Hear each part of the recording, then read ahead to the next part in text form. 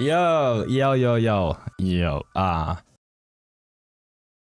Yeah. We can playing actually. We're gonna play today till Esoteric Ebb is finalized. I hope. Or we will play till I'm gonna be sleepy. I'm gonna sleep. Hey there, Helios. How was the week? How was the holiday? Too many questions from the start. Nah, was okay. Was good. Was good. Was good. Nothing extraordinary. Chill. Work. Things like that. Yeah. There's still 99% of unpacking. So yeah. And how was your? Okay. So doing some raids in the WOW.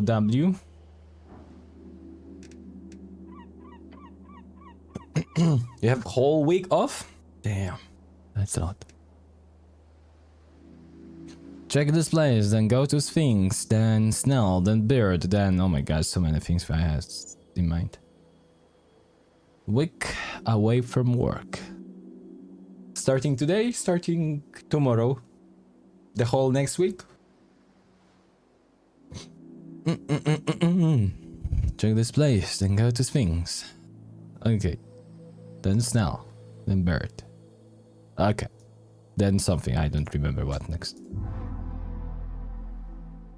Probably the house finally. The whole new... that's good. Sounds good. Bless? Ooh. You have some blessing. Blessing. Show me the blessing. Oh yeah, see the blessing. Oh, here's the blessing. You bless yourself with divine guidance for the duration. You add 1d4 to all ability checks. Amazing, actually. We didn't have a space. How's the other coping?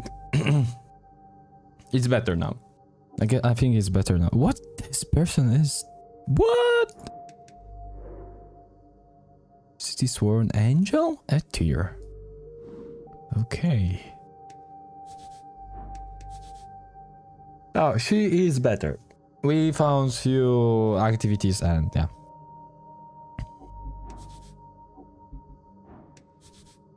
A copper calendar. Expensive. On the wall you say classic copper calendar. Most households in Norway have one. Your mom had one that would glow on birthday. It's spinning ever so slowly. The outer wheel moves one full step every day. The middle wheel moves every month, and the inner moves every year. This one seems special. It keeps track of both the seasons of Ascan, Reeds, and Vorgeni as well.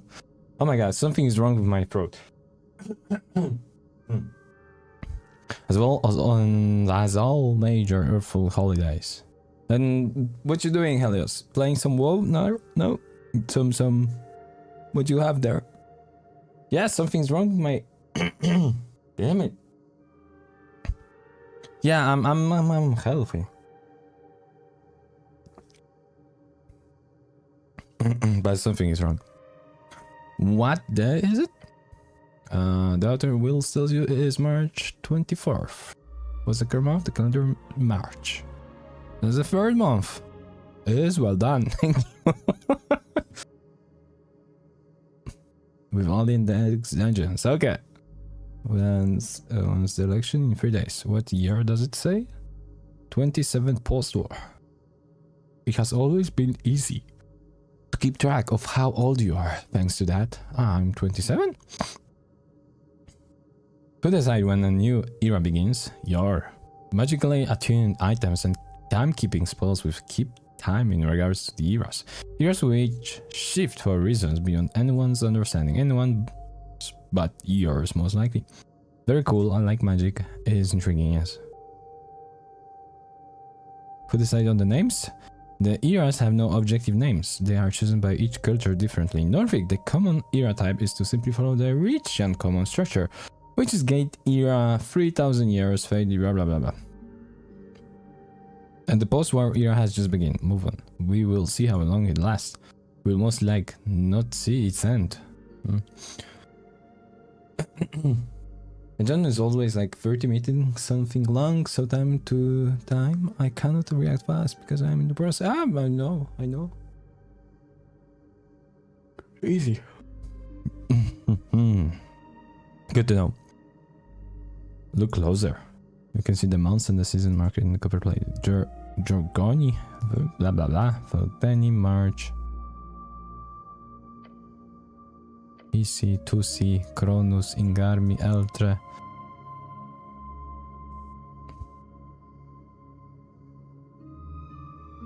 My birthday is on the 13th of Kohnyu. It is. Wisdom is mocking me. Do I have to keep track of this? It would be ridiculous. Don't worry, no one will ask you to remember the months. Alright, every month's season shift to different days. That's confusing. It is. But don't worry, you have never left Azkaban in your life. And you never will. Thank you. Good, neat. Okay, good, neat. Look at the marking that says Founding of Norvik. The calendar says 468 Arcane. The Arcane era was 511 years. Since it is currently the 27th year of the post-war era, that means Norvik was founded 70 years ago. It probably will not reach 100. Don't say that. Don't ever say that. Earth's City will live for 1,000 years, you blue nav. Legends? Oh, they're fighting. Keep telling yourself that. If the Arcanists could not reach more than half a millennia, the city has no chance in all the hells. That, you feel, is guaranteed. Check out holidays. Earth passing? Today your god died. Earth passing. Blah blah. Giant crown. Well, I'm gonna go through those because we want to have more experience. And thank you, bye. Groove shrine to the one and only Earth.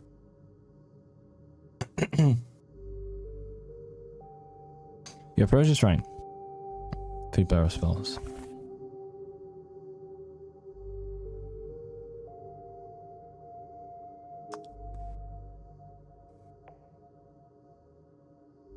This is like Crusader's mantle until the spell ends or moves with you, center on you, while the in encounter you announced that. That's a lot. So I'm gonna keep that. And etc. Knock? Yeah, knock was useful. Maybe protection. Speak with animals. Attack. This one. This one. Yeah, so maybe not this first. No. Nah. Let's have some utility spells.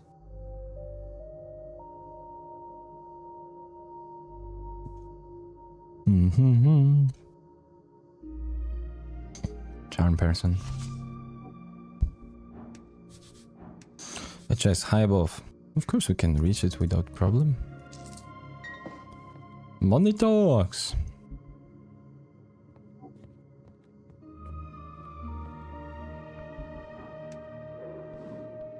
Was this person yesterday? Damn it. Angel. Cold, stern, glorious. She follows orders, the type of orders that grant eternal fulfillment. There is a sadness in her existence, broken wings, stuck among lesser beings. What does she seek? When an angel falls, she ceases to exist. She is transformed. This creature does not seek redemption or emancipation. Come on. She seeks purpose. The porcelain inspector does not turn to face you as you approach. She appears to focus on her work, a series of floating pieces of paper with her many eyes. Hi there, I'm the cleric. Who are you? I'm Edir, she states to you. Yeah? Her mouth does not move. There's nothing left to prove. You are the cleric. Telepathic communication. Not really an introduction, more of a checklist of ethic. Speak with this ethereal creature is unnerving. That's many eyes? No. I saw you last night, right? Actually, I don't remember. Yes. Whoa, careful around this one. She's a charmer. Yeah.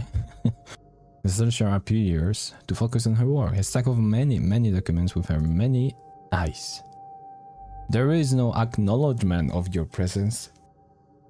In her many eyes. She is avoiding eye contact in an effort to avoid conversation. None of them are looking at you? What are the odds? I'm busy. Busy with what? Notes. You need help? I do not require assistance, cleric. Okay, I'm gonna ask about the earth. Nope. You clench. The angel's person causing you to shake. The body does not hold. It cannot stand her overwhelming aura of divinity. Could be that she's a hot woman. Or the divine aura. Either or, really. Shake and also shiver. Cleric, I'm busy. Move on. You must try again later. This is important.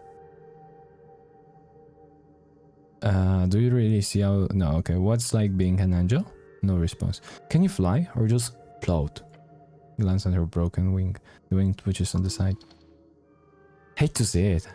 It'd be like if you broke all the fingers on one hand or lost your pouch. You have the impulse to touch the wing. Maybe you can mend it? Make it work again? Do not. Really, don't. I'm not going to touch it. Don't touch it. Whistle? Whistle. The Celestia does not even look at you despite having so many eyes. Looking around her messy quarters, you live like this? Some of her eyes actually turn to stare at you. Your room at home is much worse. Yeah, but she's an angel. There's probably a higher standard involved. This mess is a sign that she's an introduced worker, Cleary. Yes, Clary, this is my base. Cool, it's cozy. She doesn't respond. She does not seem to care about your comment. Can you cast spells? She just keeps working. Most Celestials have innate magical abilities. Do you really see out of all those eyes on the halo? Or her eyes focus on you for 1 second? You feel it, deep in your bones. I can't just ask her about Earth, right? That depends. Do you think she would respect you for daring to ask such a question? No, that sounds horrific. Okay.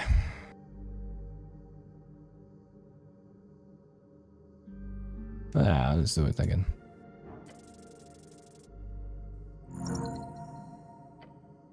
You clench, you pause unnecessary bodily functions, and some necessary ones, like breathing. Then you focus on the goal.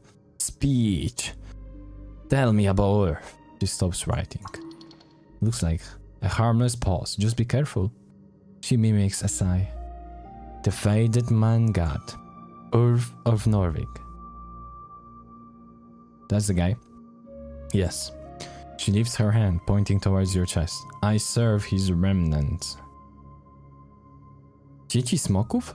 Why the hell do I see Polish here?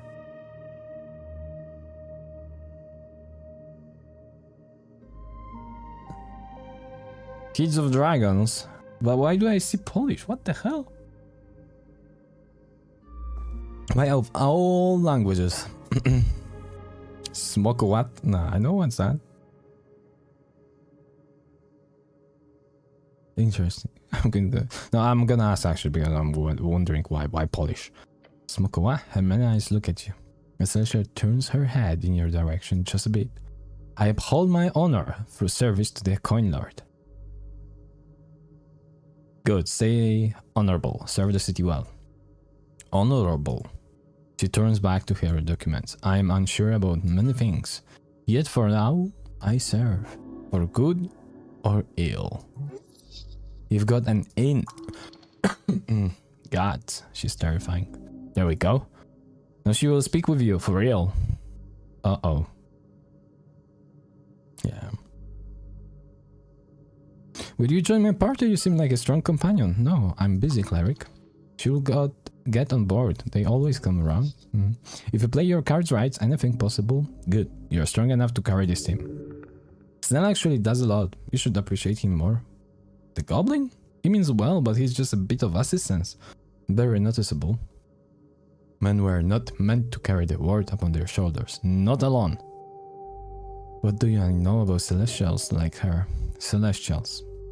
A gathering term for creatures born out of an end from the good plains. There are many such creatures scattered across the coast.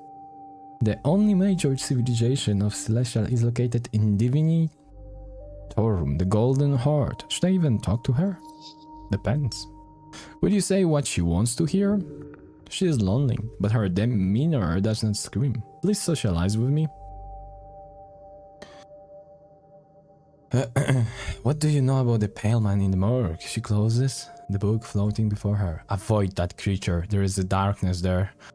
Her halo spins erratically for a moment. I've been told to not interfere, both with the mortician and his helpers.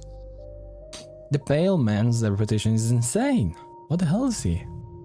Something is certainly off about him. Did he have something to do with the tea shop? Not likely. Why? Visken has been a presence here for almost 4 decades, to my knowledge. During all this time, he has never caused any issues. Beyond that, Visken is also in tight cooperation with the Halfway Bridge tribe. Since they are the main drivers in this investigation, it would be strange if Visken was behind it. Although, if you find any evidence towards his involvement, let me know. Like a lot of dialogue, actually. Helpers? Mercenaries, creatures who roam below, dark spirits. They're unofficially sanctioned. None oppose their presence, for Visken keeps them in line. Huh? Another reason not to get in Visken's way. Do not engage them unless forced. Oh, but he seems like such a normal guy. Avoid Visken. Why is he? At best, he is a weak arcanist. At worst, he is a powerful arcanist. Amazing. A true arcanist would be fascinating. It is not impossible to imagine.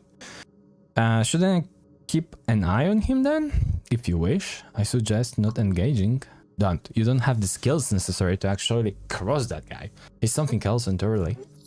Maybe if you play your cards right, you can get something out of it? Okay, good info. Thanks. She opens her book again. Do not engage. That is my advice. What do you think about goblins? What information do you require?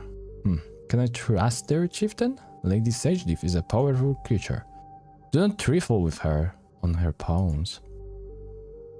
Her behavior is clean and highly acceptable. However, she does meddle in dark actions when needed. She looks at you for a few seconds. Perform your duties and leave. That is my advice. She is smart. Avoiding gangs like that, this is the only decent way of preservation. They'll chew you up and spit you out. If preservation is your only goal, you must raise your sights. You can do great things in the dark side of the law, if you're careful, of course. What do goblins do here, just in general? The goblins perform manual labor such as militia duty, construction, various public services may deliver, and many defensive perimeters in the city below. Over the last decade, they have taken up near all such posts on Torsad. They are also overrepresented in crime statistics and are several times more likely to join and form crime syndicates than the general human or dwarven populace all across the city. This appears to be primarily due to the segregated housing areas, lack of access to higher paying jobs, and general cultural elements. The goblins are a trouble yet slowly integrating part Norvik, from what I have observed. Feel awkward? It appears to be a highly politicized topic. I apologize if I made you uncomfortable. The goblins are troublesome indeed. Lady Sagediff has clearly cleaned up Tolstad, but most of your other encounters with goblins have been rather unpleasant. It's goblins. They're gonna do what goblins do. How are they, you know, as people here on Tolstad? Weak-willed and powerless as individuals, a creature that survives through a reliance on the group and on greater creatures. Thanks for sharing. Her eyes glance on you. I would describe humans the same way. She's calling you weak? No, okay, yeah, right. Like you're much better. No, I'm not. But I do not see it as a negative. Warmth her soul opens. Humility and trust are important traits in all for all. Yes, her words ring true. Guess she's a softie after all. Huh? The angel got some weird views. That's what I think. What else? I have some other non-goblin questions. You have a cool armor. Thank you. She's welcome. She appreciates your appreciation. I know I'm very generous. She just keeps working. Do you sit here all day or what? No, cleric. That's fine. You're not only sitting, just kind of floating. That is correct. Score! When the coin lord does not require my services, I tend to the archives from dawn to dusk normally. Then I perform a patrol as is described in my service contract. A good service to the city. Can I come with you on the patrol? No, cleric. You're unable to fly, and I am unable to carry you. Her? Carry you? The thought immediately causes you to steer. Okay, my guy, relax. No, stay hot on the money. You've got this. So you stay here all day, then you go all night? Yes, I work, cleric. Her kind do not require sleep. Sounds boring?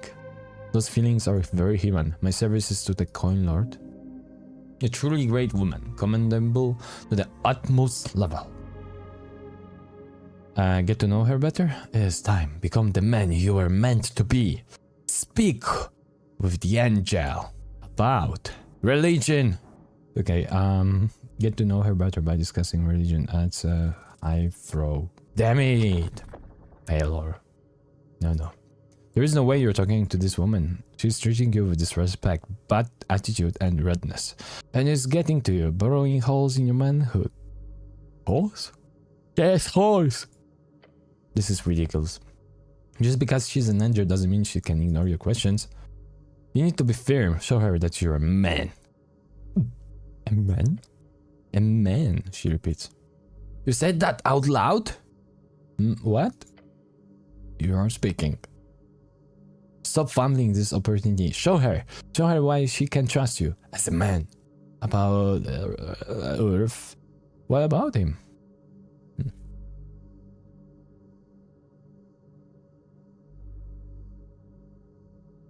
Tell me about him. I need to know more. Please tell me. No, cleric. She was quiet for a bit, studying you. I'm busy. Maybe later I can speak in detail. You can feel her pity. It hurts. 10 damage! Your inner heart quivered at her words. She has power. Just nod and hold back tears. She nods. Have a good day. So, we're gonna do this again.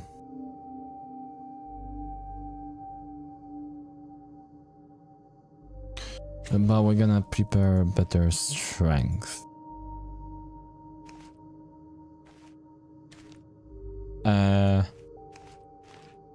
Guys, this is new. This is after patch. They added this. Nice. This shows you it's not working perfectly. Give me a moment. I have a phone call.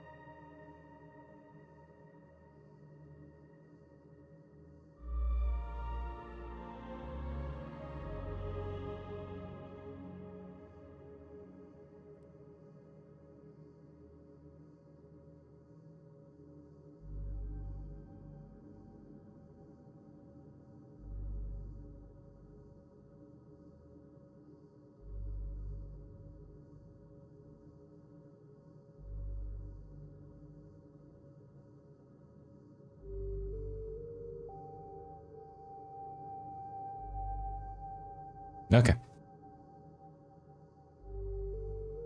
Back. So let's prepare for the strength test. That's probably not Earthfolk. Oh, maybe?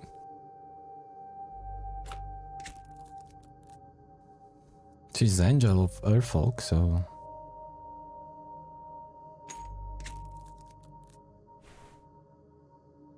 Capital are righteous.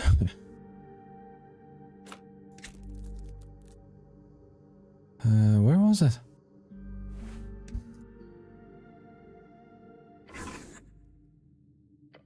Ahoy, hoy! El ahoy?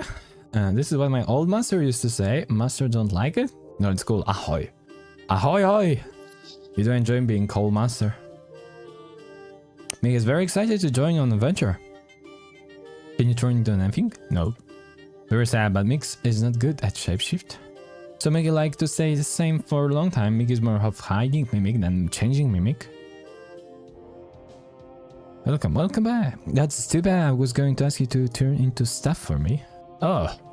Then Mick will train. Mick will work hard so Mick can be useful. In future, not now. You keeping eye out for traps and stuff? Yes, master. Mick how underground good. Mick will warn in time for traps. Sweet. Might be creepy to have a monster around your neck, but it gives you a bit of a heads up. To any trap being triggered, it will at least give you a decent advantage. Just trust it too much, yeah? How long have you been lived in the city below? Like a couple of years? Or... Mick not sure. Time is fast when hiding, very fast. And Mick was never taught human way of keeping time. So Mick not know what year is. Hope master is not disappointed. That's all for now, Mick. I had a feeling that there was a... Mick is with. Mick is ready. No. Okay.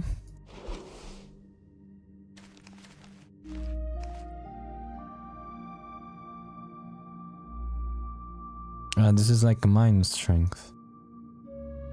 This is plus strength.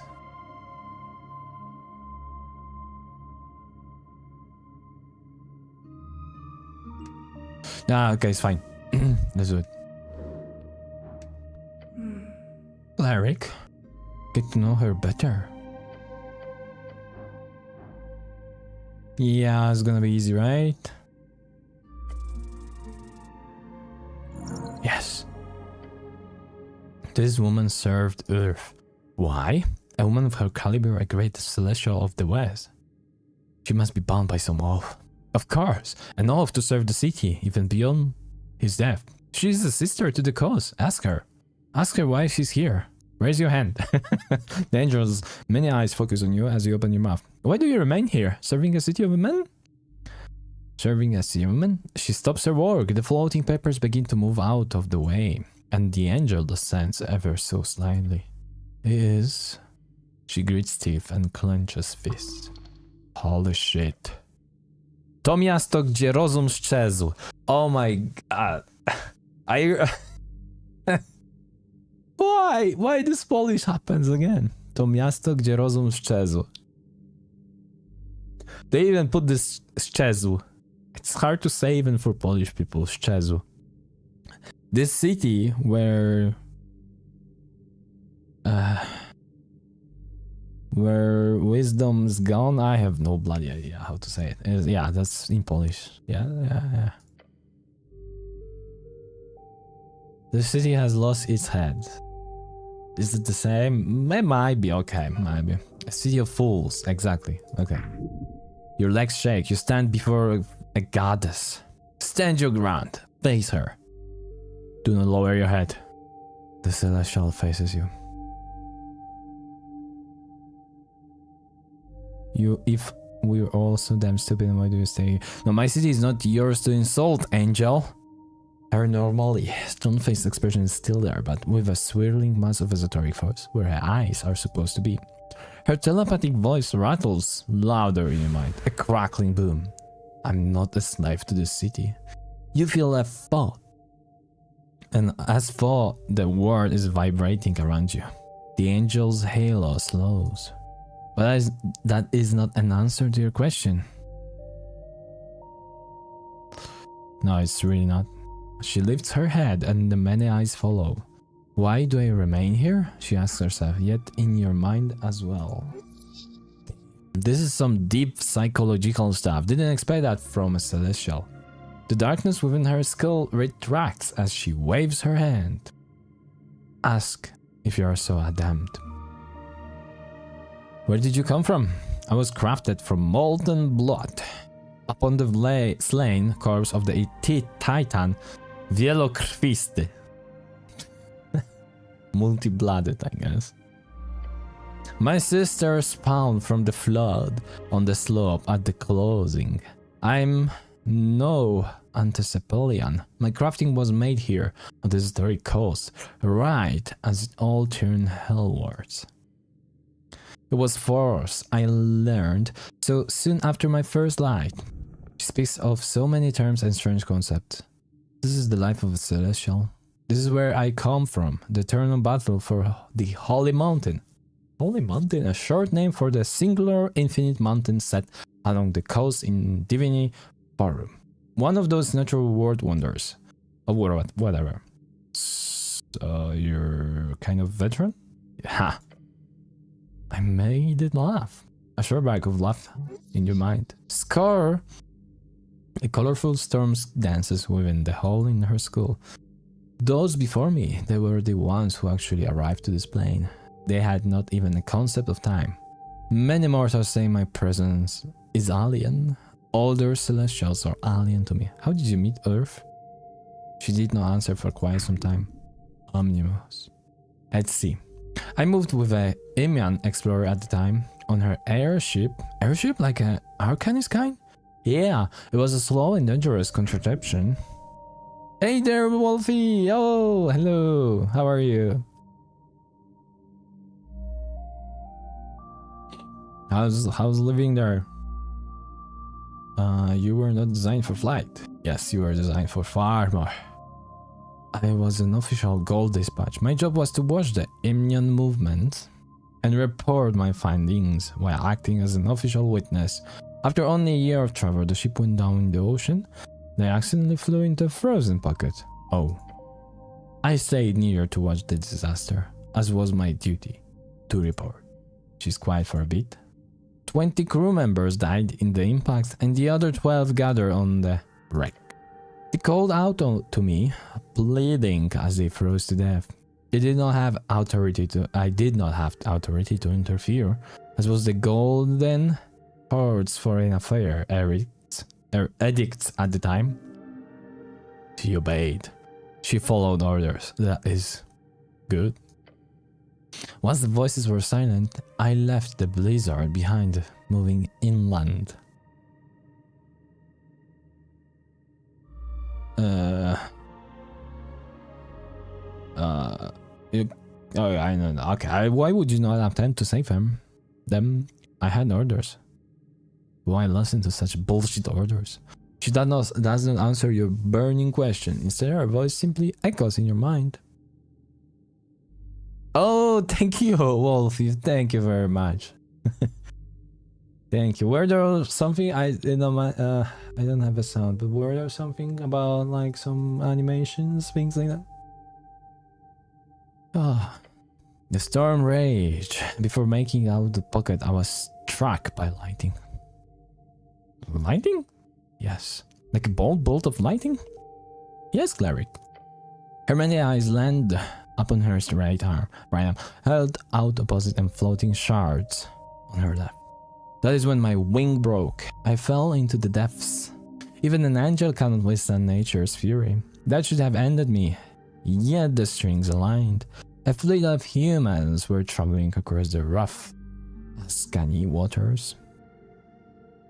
Earth. The human god saved me. That is how I met him. I did not join him in his struggle with the low creature of Dzikie Ziemie. You're Ascani. It's Polish. Better now that you guys are here. Life is crazy, but we're getting through. How is the move? Only happy vacation time. Don't worry about interrupting your game vibe. Gonna do some housework, so I'll just enjoy game stream while I work. Obviously, yes. Always my pleasure. Move is fine. Like 99% still, but yeah. But yeah, it's like 99% since a week.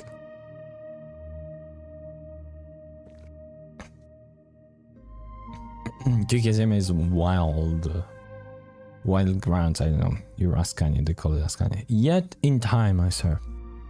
What was Earth like? You know. You have your tales.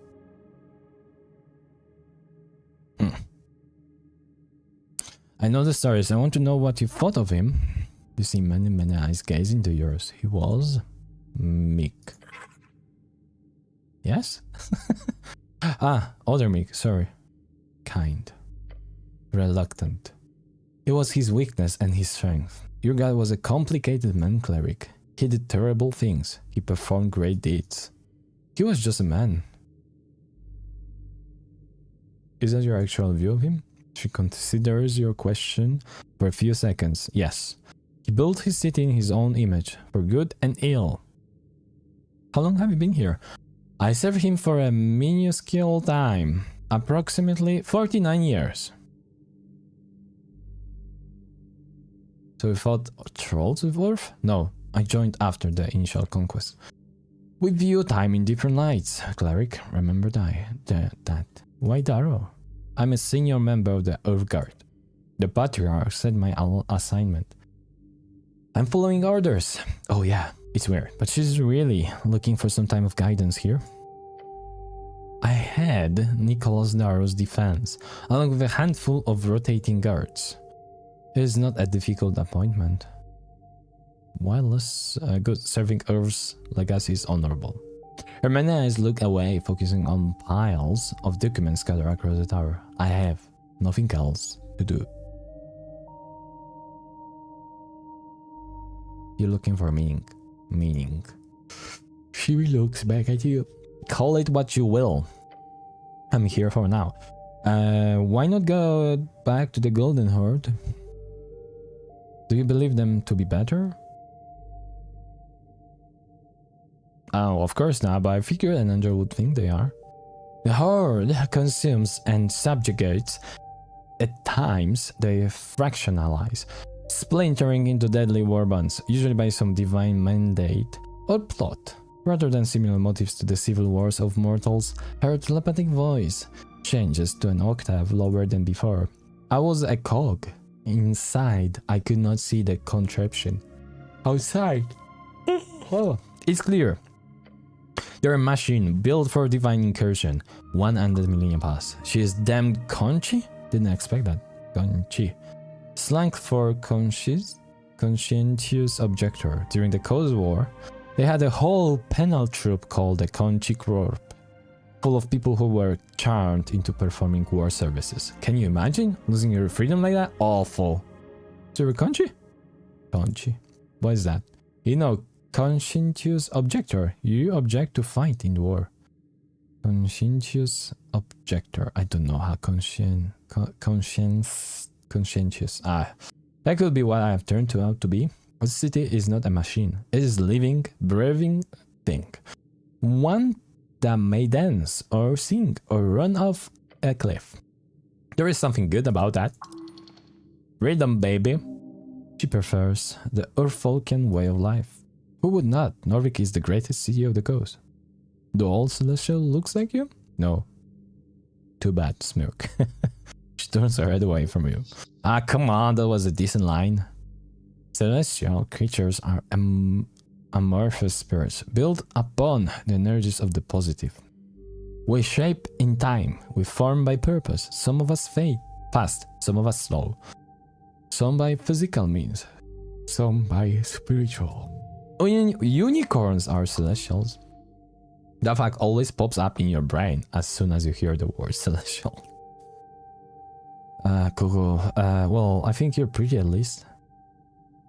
Not a single one of her many rotating eyes meets your gaze. Ouch. Aesthetic subjectivity was not in discussion, cleric. Please refrain from using such language. She attempts to stifle your manhood. They will not succeed. Simply reiterate your position. Your action? Is she flustered? What? Did you just fluster an angel? I have the freedom to express my subjectivity as much as one. I am a man. Freedom. She considers the words carefully. You made her go all philosophical. Jeez. She's silent for a moment. Then she gives you another calm nod. I'm not sure what else to ask. You have not inquired about assistance. Assistance? The tea shop. Oh, right, I forgot. You forgot about the tea shop? It's the only reason you're here. It's your job, man. Don't fuck up this paycheck, too. She descends slightly. You can almost look at her without bending your neck all the way back. This incident is to be investigated entirely of your own accord, cleric. I will not interfere. However, my duties include keeping watch over the ruins. Miasto Głębi. That's not how you put the... Now they made a mistake. This is not Polish. We don't have such a letter. The city below. There should be like a comma thing below. The city below Miasto Głębi. Okay. Are you entering the lower parts of Norwich? I've entered the dungeons below, yes. Good. If I find the time, I will assist you, cleric, in the Undercoast path. There has been interest in the link with the dangers entering through the trail. That trail. It shall be dealt with once and for all. Glorious. Dangers? She stares at you with many eyes. I like dangers. It's my middle name, but in singular. It is not. Correct. She continues. Enemies of the state, the type that festers. There are many. You will need to be wary. Mixing many bad things come from dungeon. Always bad thing. Danger is scary. This will help. All from dark is scared of burning light. Your scarf then whispers to you, make include self in this. I will meet you there. What's that? Like a third companion? At this rate you'll have a full party in no time. She will be good support. You have a goddess on your side.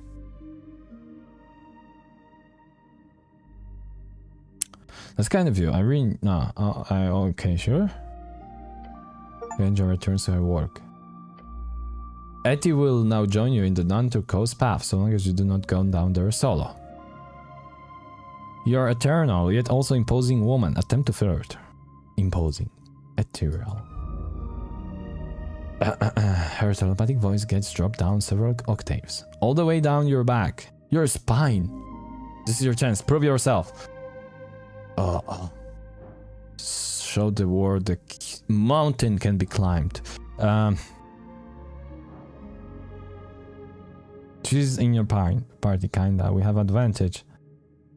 We have +5, so we need 15 on one die. Yes! We made it! This woman. She's not the type of to appreciate being talked at. Nor she is one for flattery, obviously. She's alien to you in this place. This is going to be a bit of a challenge. But I can't figure out what to say, right? I need a follow-up. You did give her some compliments, although they might not be appreciated as such. So now, regrettably, there's only one thing left to do. It's time to blast out the secret move. Oh no. Oh yes. It's time to be genuine. I hate reading this word. Genuine. This is like hard for me to read. I know the meaning, but I can't read that. Look up the angel. Her eye stares at you, waiting for whatever words you let out next. Clear your throat. You hear the telepathic voice in your head. Cleric. Scream internally now. I think you're very beautiful and I would like to talk with you more. Beauty. The voice repeats the words halfway before coming to a stop in your mind. One by one, the rotating eyes begin to look away from you, focusing on the wall, ceiling, and cluttered mess around the guard tower. Anything but you. You get her frustrated again. Good or bad, you sure have an effect on her. Now, whatever you do, do not lose your confidence. You heard me. Stand tall. I have understood you, cleric. Her cold expression does not change, but the rotating halo of eyes begin to spin faster and faster. Oh? However, there is work to be done. You are busy as well. That's true, but the halo comes to a stop. Let us reconvene. We shall reconvene, cleric. Reconvene? Wait, that means you're convening. Get all... Okay, we're convening? One of our many eyes turned back to you. We are convening. This is it. You have done it. You have become the convenienter. What the hell? We're convening. Wonderful. Simple marvelous. You've got her right in your pouch of holding after the election. Her eyes fall back on her papers. Focus on the tea shop, cleric. Is that some kind of promise? That wasn't so bad, eh? Sometimes you just gotta take a risk like that. Put it all on the line. Women dig that. Jesus goes lording hills. That was intense. The contents of your stomach are pushing up. Keep it in, damn it. You know, now you can relax. Go, do whatever you were doing before. Be glad. Be joyful. For you have risen to the occasion. Your father would be proud. Have a good day, Etir. Reconvene, regroup? Is that the same meaning? I have no bloody idea what that means. We are convening. I don't have the bloody idea what was I saying. Where do I put the coffee?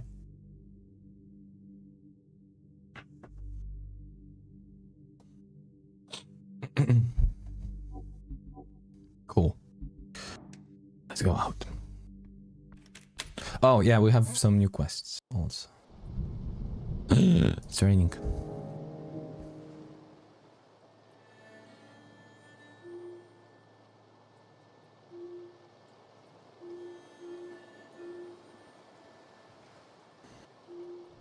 Ah, here's the choose feat. Oh yeah, yesterday we were supposed to... yeah, come back to... Okay. Too many feet... No, wait a second. Ah, this is for God. For God. So those are like we have and... Okay. There's still some quests we haven't even found, but like whatever. This Darren is not existing anywhere anyway, so... Well... We're supposed to go to this bird lady.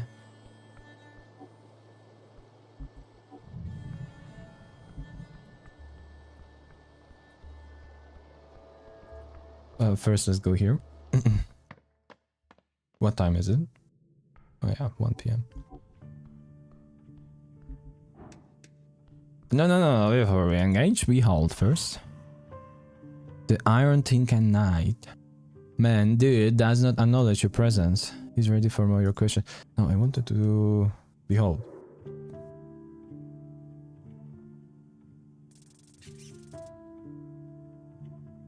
Why? Okay, he's off duty, but whatever duty it is, it's everlasting.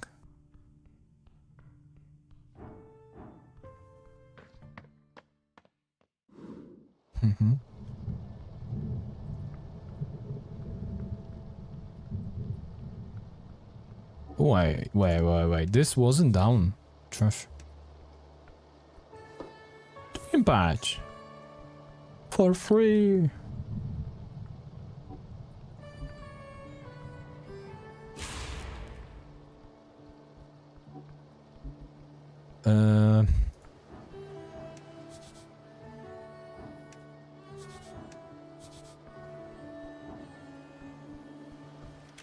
Yeah, we entered.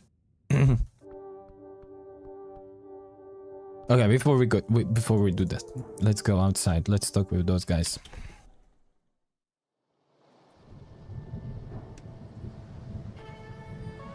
I told you they don't open till the door, and you don't even bring a robe. It's egg and puri. Oh, what the hell?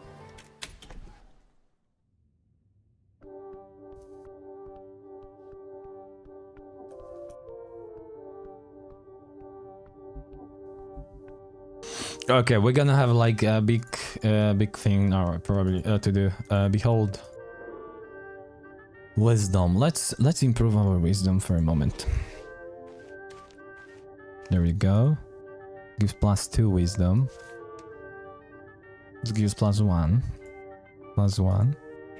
This weapon also gives wisdom.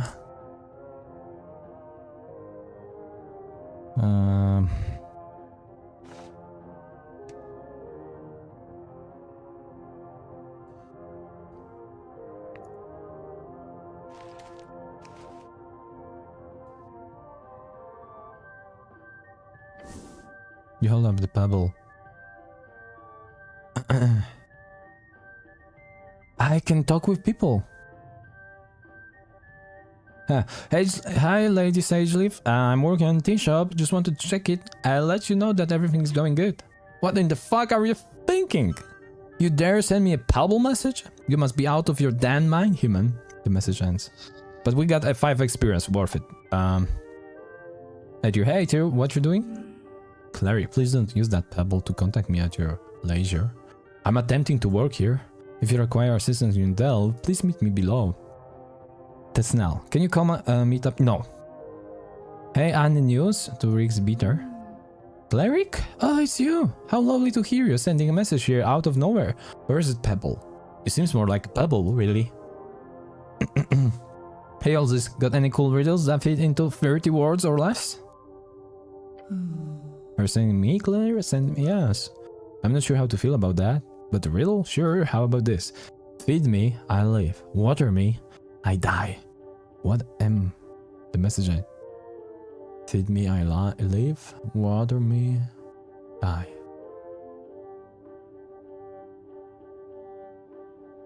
I am so bad. I have 30 word limit cut on right at the end. And the answer is, yes, you know it. Plants, no, because they... life, no. The sun... doesn't match, no. Fire, yes. Suddenly you hear Ozzy's voice in your mind again. Sorry, run out there, sending you now. The answer is fire, as I'm sure you figure it out. I have to say, sending is not an ideal way to hand out her sending ends. You feel it. The roaring rage of Gino's things feeling out her frustrations. And failing to keep in under the word limit, you can now reply. Yeah, I guess fire, then. I kinda like it, and thanks for the little. Your reply ends. Visken. It's the cleric. I'm just calling to let you know I've got a pebble of sending. Cool, huh? Very cool. Short and sweet.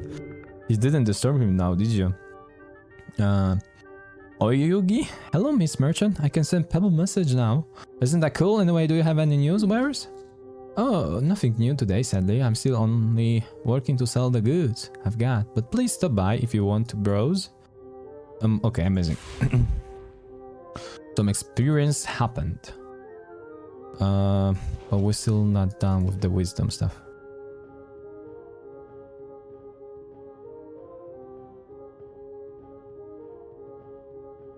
Let's take this one. This also gives wisdom. And looks cool.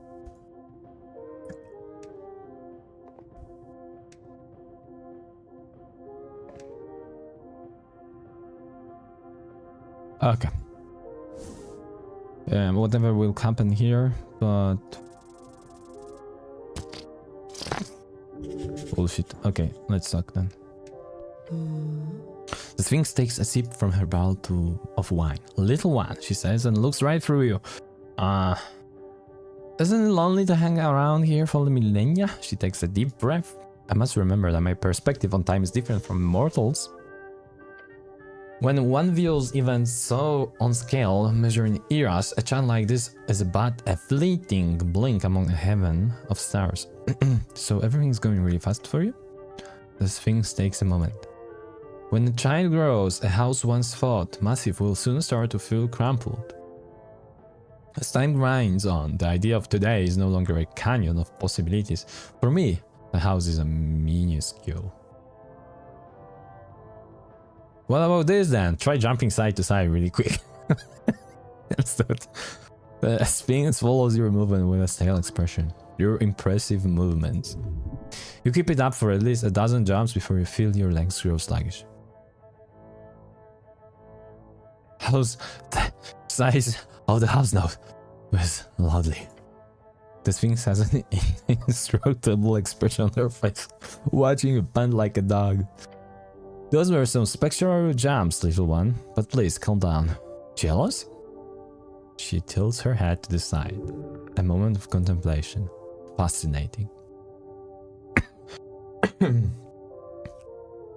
So there's no dude Sphinx in your life then? Her expression changes subtly. I have found that when this question is put to me, despite my vast age, despite my demeanor, despite everything, the inquirer is not referring to a companionship. She taps a claw. You wish to speak of reproduction, little one?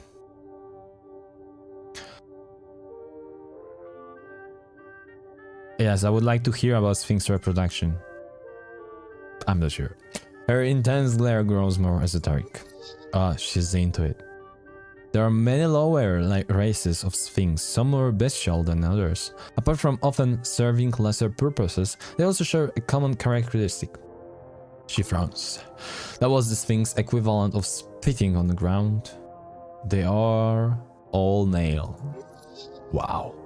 Man Sphinxes literally ain't shit. I'm male, nothing wrong with that. She looks you up and down. Nothing is a very strong word in this case. Each of these degenerate sphinxi then naturally crave the companionship of my kind. For a genosphinx to lower herself to their level, it is simply unthinkable. Then how?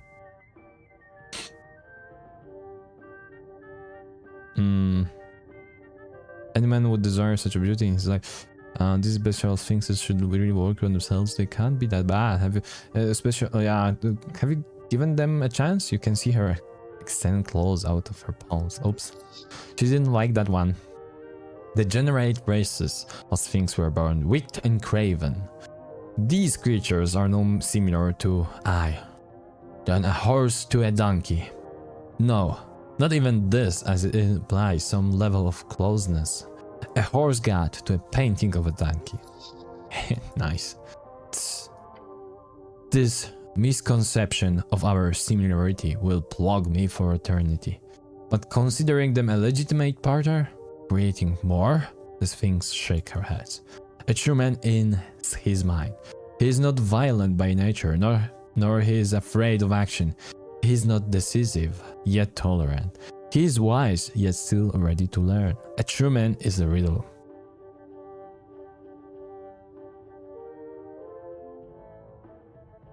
Good on you for stopping them from reproducing, making the world better one sexless day at a time. What the hell is with this answer? I'm gonna go this. Sure. Unfortunately, they do live all too long and terrible lives. However, there is a more civilized sphinx. Apart from my own kind, of course. The glow in her eyes intensifies. The Androsphinx, a beautiful, powerful servant of the gods. Few inhabit this coast of ours, yet those that do. Her voice dries off. Are indescribable hot? She snaps her gaze back to you. They are, like all men, insufferable, prideful. I'm sensing story here. There's always story. Every bias is brought from perspective after all. She takes a sip from her barrel and leans her head on palm. Hear my tale. Oh my god, okay, I should not have picked it. During the early days when the gates stood open, one winter long ago I was tasked to guard a passage on the border of an empire you will never know. That empire's goddess sent an Androsphinx to guard the very same passage. His name was Trembelem. Our meeting was by chance and by fate. Sounds romantic. An optimistic viewpoint, but I will admit that, at first I shared those aspirations. Trem was a gallant specimen. He spoke with an air of grandeur and purpose. It was easy to spend hours in his companion, days, then months. though we became increasingly physical in our relations. Our conversations steadily became more stale. After years of sharing a layer, I sensed a bitter tone knowing its way into every interaction between us. He would berate my every action. He would go on month-long hunting trips and come back empty-handed. Uh-oh. He would end every philosophical discussion or debate, even those we had with visitors, with snarky comments.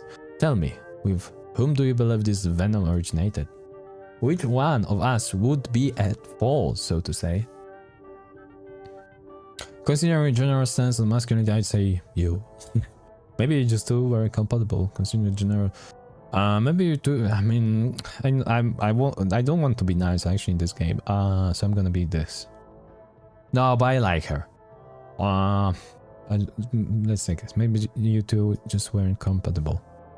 An understatement. I pushed for him to tell me where this irritable act of his came from. After many long arguments, he relented. Guess what Trem confessed me to be the cause of his toxic behavior. He was bored. It's not a sex thing, is it? I don't know. He was bored. It's not a sex thing. Yeah. She smirks. That was never an issue. Don't picture it. Sphinxes must be highly virile creatures. Good to know. She takes a big gulp from her wine barrel. He said I was arrogant. That I could never be wrong. That I was stubborn. Well, don't say that out loud. Well. She gives an evil blue glare. It took time for me to truly understand why he would say such things. Eventually I figured it out. Trem was intimidated by me.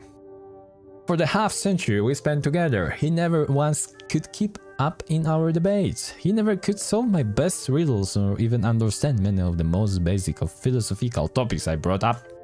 I never had a problem with this at all. It was endearing to watch him struggle. I never would have assumed such a magnificent man would succumb to the lowest of sin.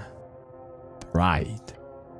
Trem could not stand to be outmatched, at least not in the long run. So we parted ways, as amicable as could be given the circumstances. That was my first mission here on this yours realm. You should have let him win every once in a while. Perhaps I should have. Yet in my mind I assumed, wrongly so, that I would not be forced to treat the great Androsphinx of Riram like a middling infant. The Sphinx glared at you. You've annoyed her quite a bit with your comments. I have a feeling you and Tremblam would get along quite nicely.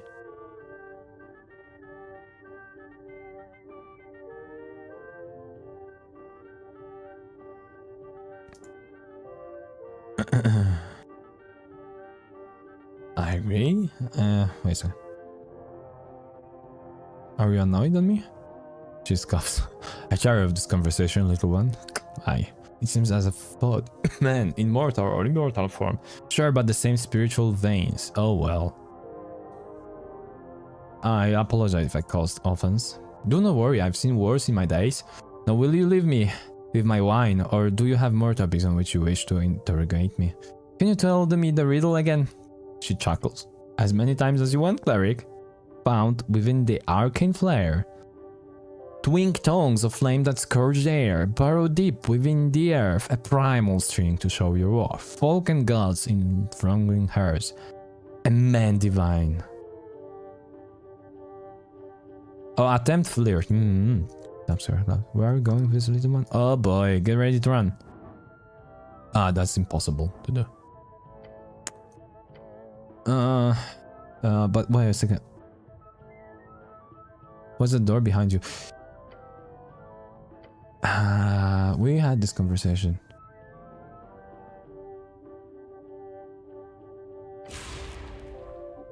I'm not sure. She wanted us to come here. I think. Is that... Yeah. The drunk sphinx in the drunk sphinx has offered you another riddle. If you solve it, you will gain... Are you up to challenge? Some type of action, something beyond the scope of a simple dialogue. I have no bloody idea. Okay, let's try to understand that.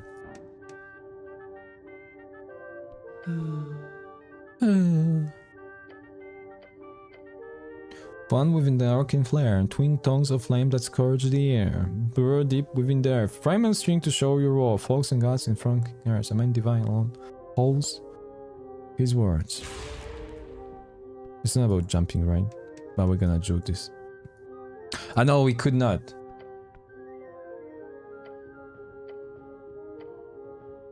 Jump. Did you? Just jump. That's way too dangerous. Make it homesick. This is nice. Then just drop into the darkness.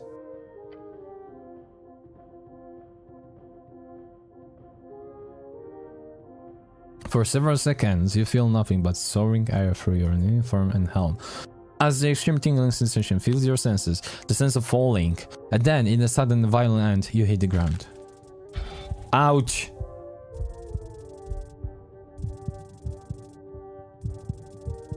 Yes, we're gonna live. A cracking of bones. You lie in the dark. Huh?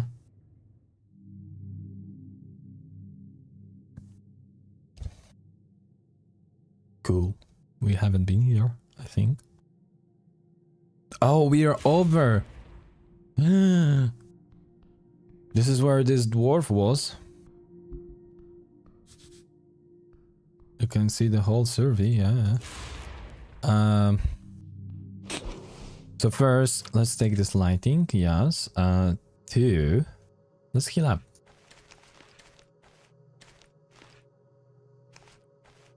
Consumables. Clericals?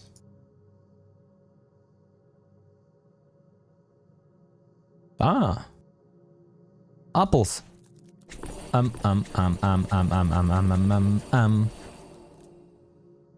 Maybe also Cardum thread, because why not? Oh. Let's see. Shall we call for snare?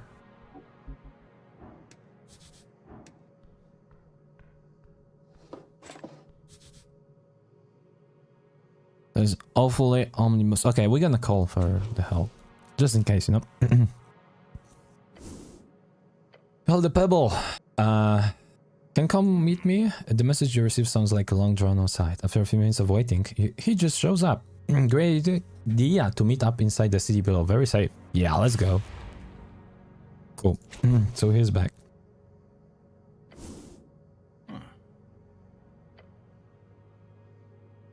Etir, will you join? No.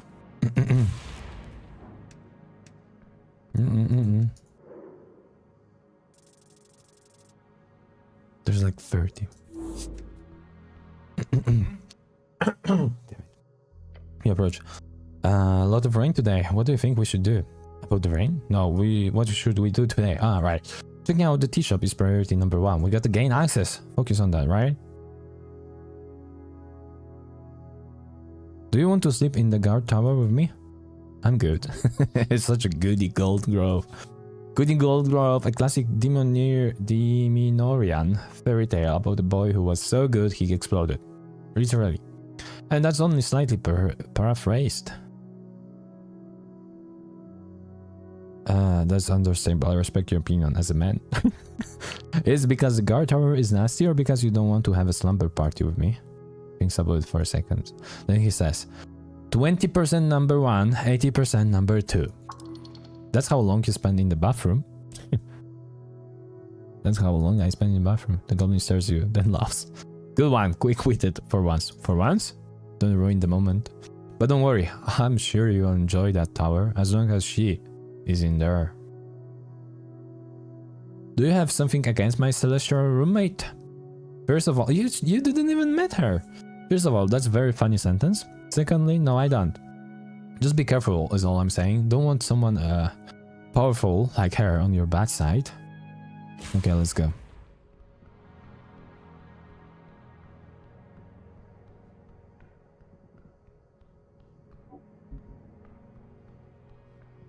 Slowly new place. Northern cover, the city below the city. Is this a living house? This is the house with the like a chicken house. Oh, the last rat. We have them all.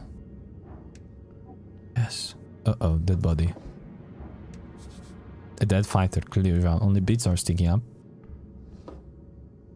Potion of supreme healing. Amazing. What? What? The water is moving strangely here. I don't want to touch it yet.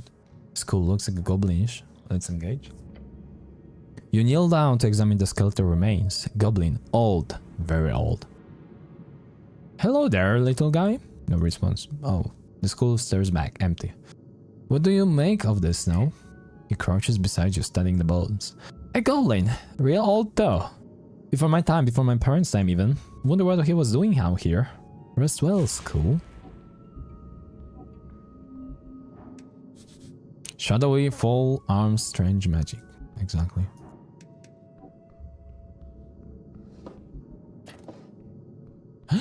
Here's the door. Then we know the door. Yay! Yeah, this is the basic basement, the city below thing. So what's this? Lisa's freelancing Hungarian divination. Shadowy full arms, strange magic. Let's engage with that. Yeah. That's a pair of giant omnibus dark chicken legs. So it is a chicken. They are not giant size and doesn't look like a chicken. They are large size, possibly huge. Claws dressed in the shadows. You find yourself standing between the legs of the strange wooden hut. They move, the long razor-sharp claws tapping the stone. Their surface nothing but darkness of some fool spell. Creepy. Nice. Pet it. You give the right leg a few pats, and it doesn't seem to react in any meaningful way. Hey there, Claw. It doesn't respond. You can't talk, I assume. No reply. Anything I can do for you? Does not seem so. Not now. You think we should do something with this? The goblin looks at you, then to Esoteric Shadow. No. I would prefer not to be pierced by that thing. Pussy. Okay, go ahead then. He gives you a bow. Antagonize the sword for claws magical chicken hut. You fucking bastard. Uh-oh. No matter what you do here, you will hurt. Oh, damn it. Okay, muster up the courage to kick one of the chicken legs. Yes! It is foolish. It is doomed. But you are in control of your own flesh. Unfortunately, kick the chicken leg. As your boot hits the side of the leg, you... Oh gods. What happened? You were kicked. What happened? The chicken leg kicked ya. You got kicked. Cleric, are you okay? Maybe I shouldn't say okay, but... Are you dying? What happened? Oh gods, I'm just gonna check under your helmet. See if you've got your hands still on. Questions are good. Slap his hand away. Get your hands off me, goblin. Okay, gee, calm down. You quickly get up and dust yourself off. A tip? Don't kick at giant chicken legs. Again, they are not giant size. They're large size. Possibly huge. Can we go now? Yes. Now we can.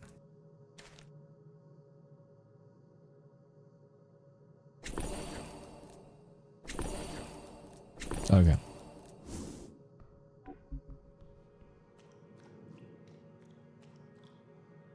We are alive. And let's engage with this.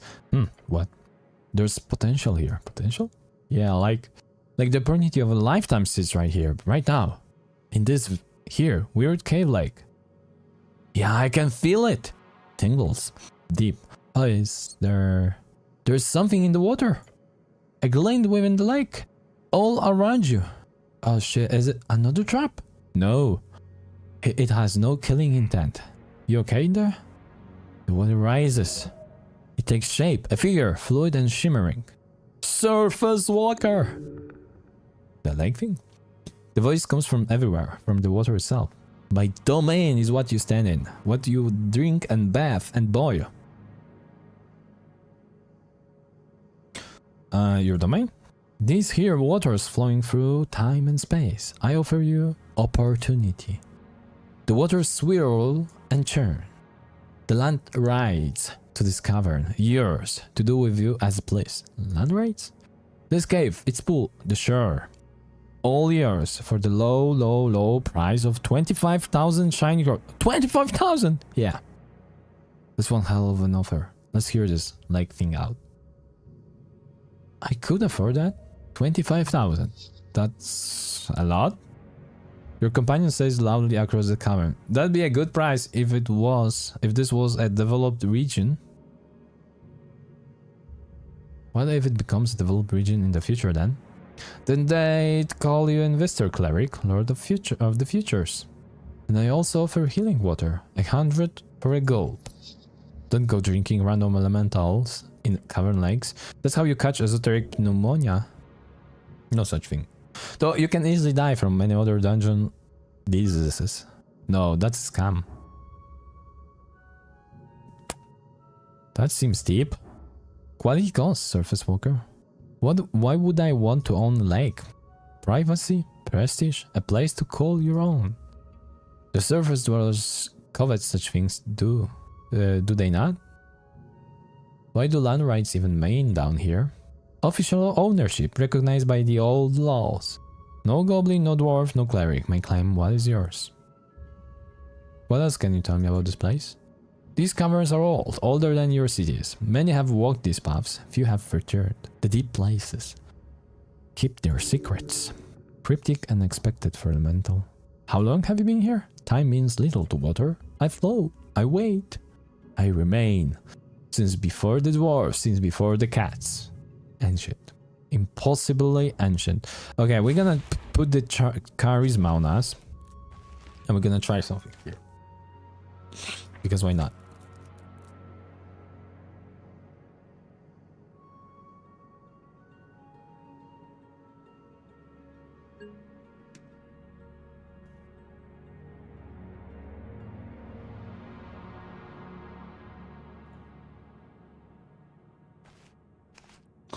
Which one? This one gives little more things. Let's go this.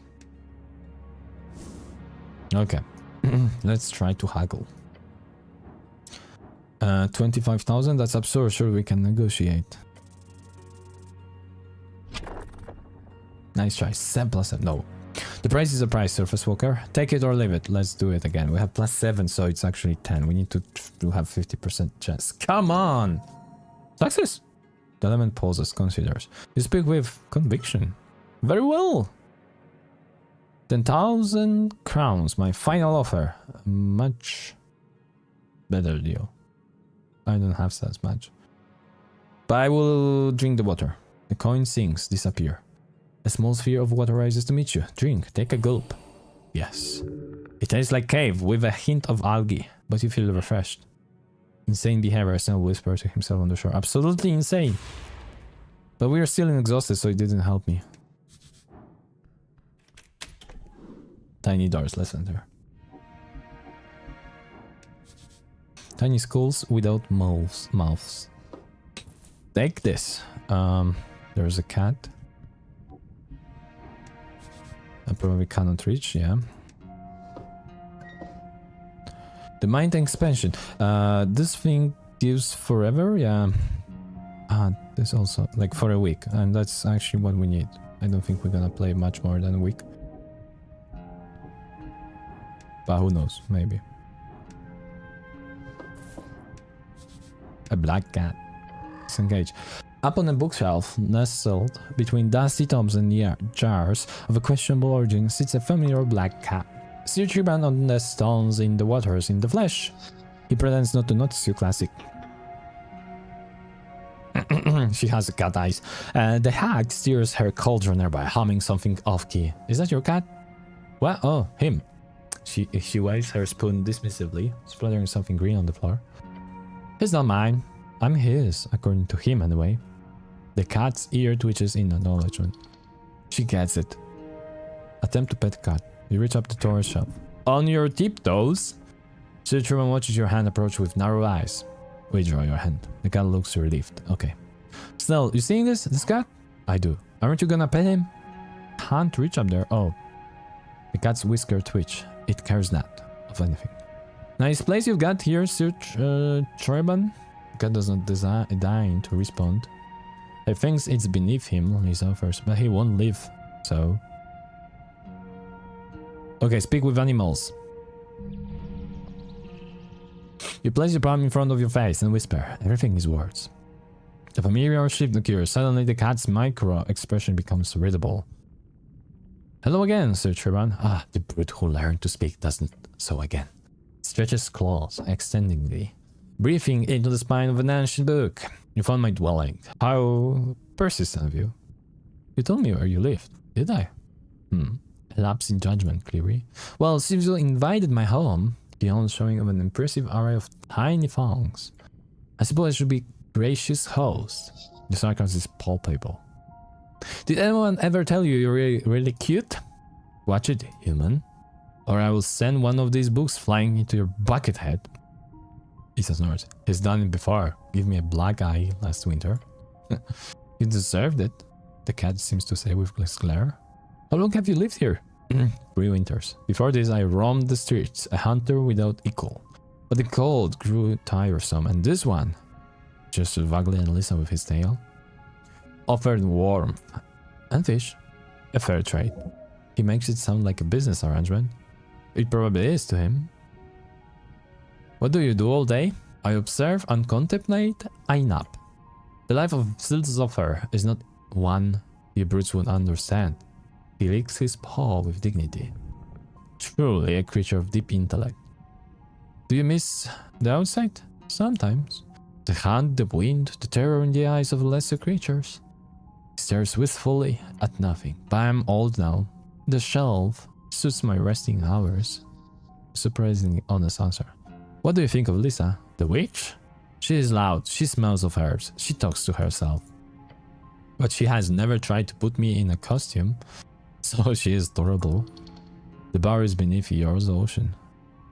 Any wisdom for a weary traveler? Yes. Looks at you with his dark eyes. Never trust a dog. Profound. They are idiots, every single one. I see. You do, finally. Have you remember anything else about the fire? No. And I do not wish to. That night disturbed my sleep for weeks. He shudders, fur bristling slightly. Perhaps he knows something useful about the city. Okay, we're gonna do a throw, and we've succeeded.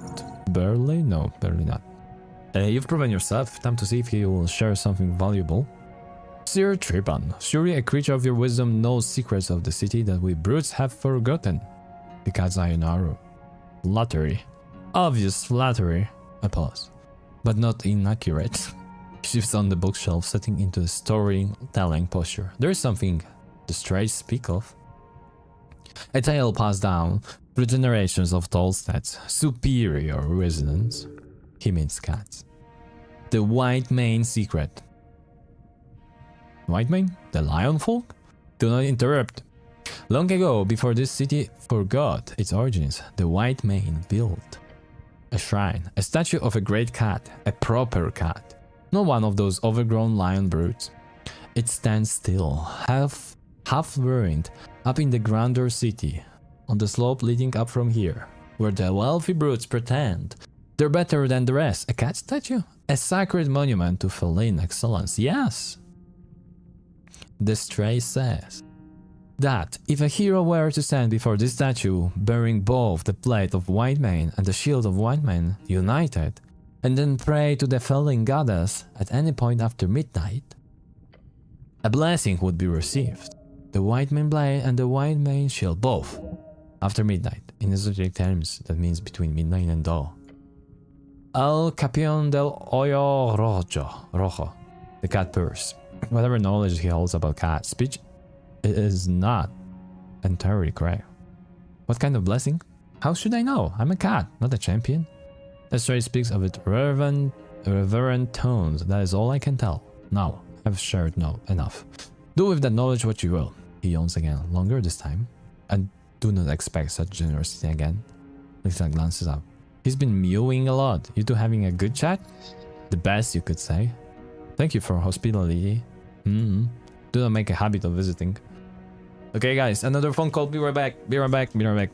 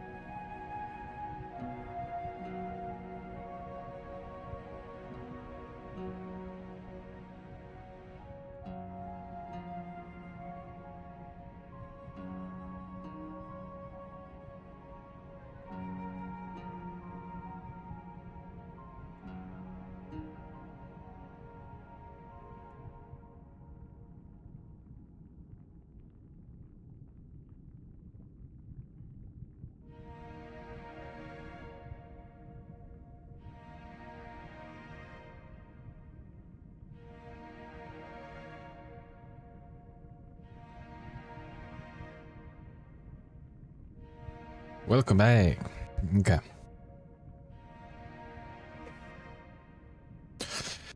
Yeah. So, what do I want to do? There's anything here? No. Okay, I will review. What's up with the lady?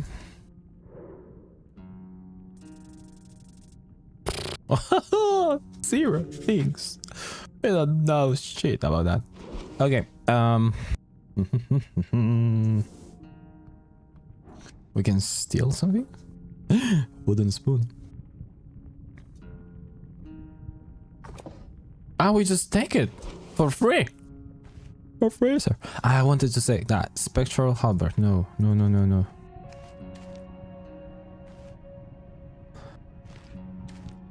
We don't have any shield.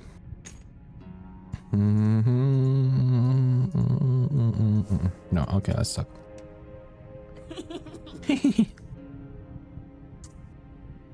The scent of something acidic hits you when the girl tosses cats of a red fruit into the cauldron. You have not seen those fruits before. There must be some type of undercoat of delicacy. Massive and juicy. Yay, hey, reach me the thistle, will ya?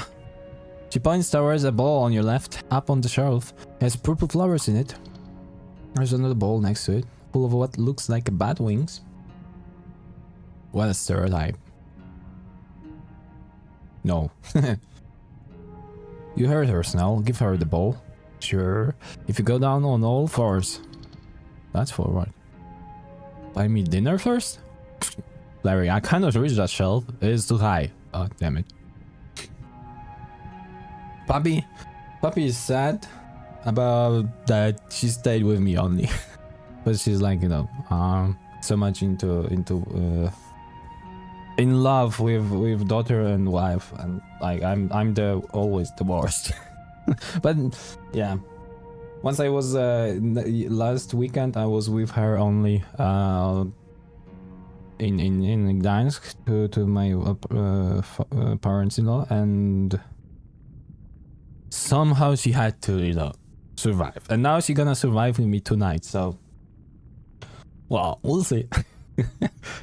Yeah, it's gonna be fine. It just like it gives her some time to actually acknowledge that we are alone.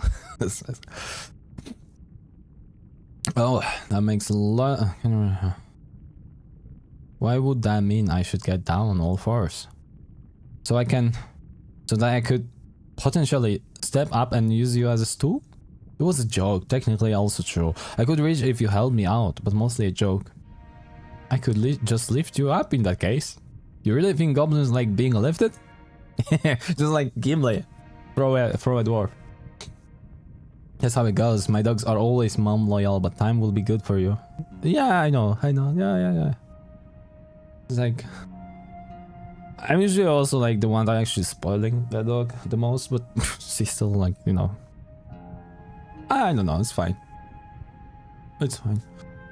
She's just doing some, like, now she's not, but like when they left, when I came back, she was like, you know, in front of the entrance doors, and like, you know, just like squeaking a little. But yeah, Puppy knows who is the real.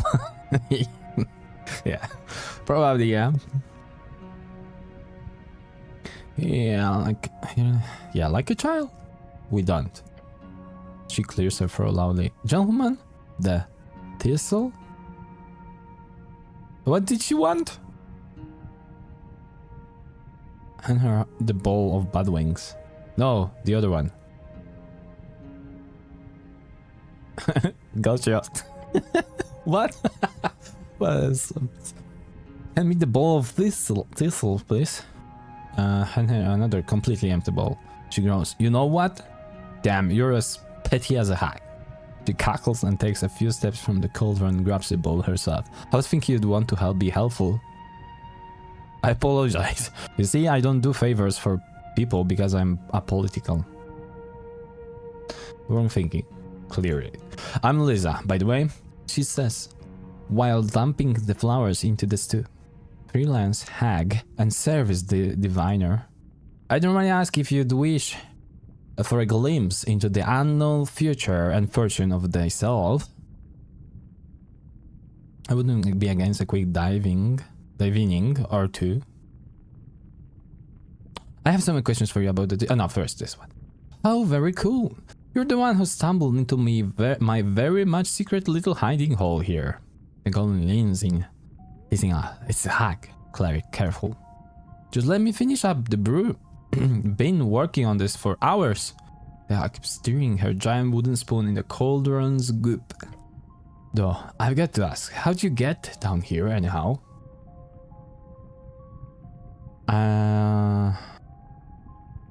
That's a secret. Hold a finger to the front of your hand. Yeah. How mysterious. She scolds and nods her head towards the goblin. Your friend here. Halfways? Yep.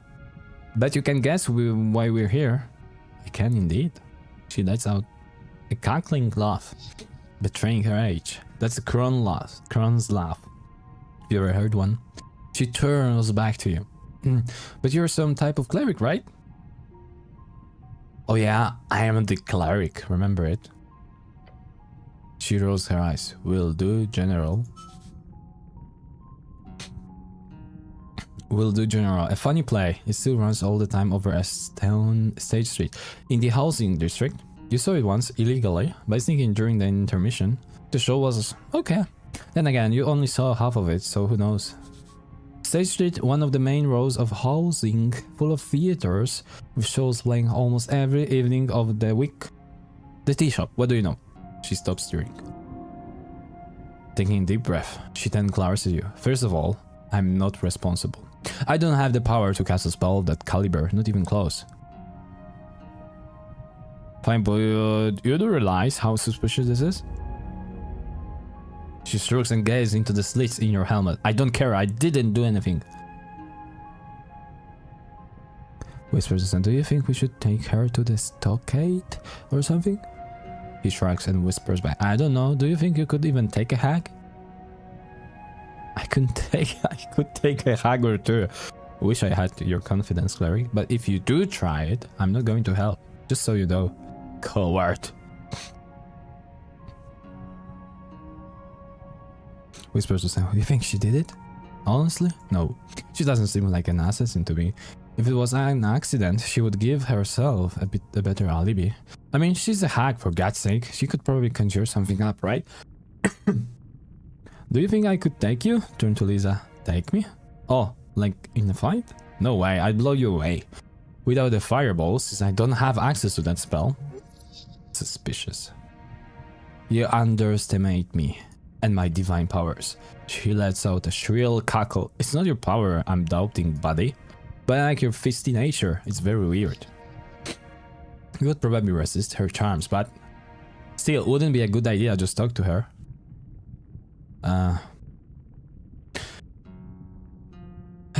Fine, we'll get as much info as we can and leave.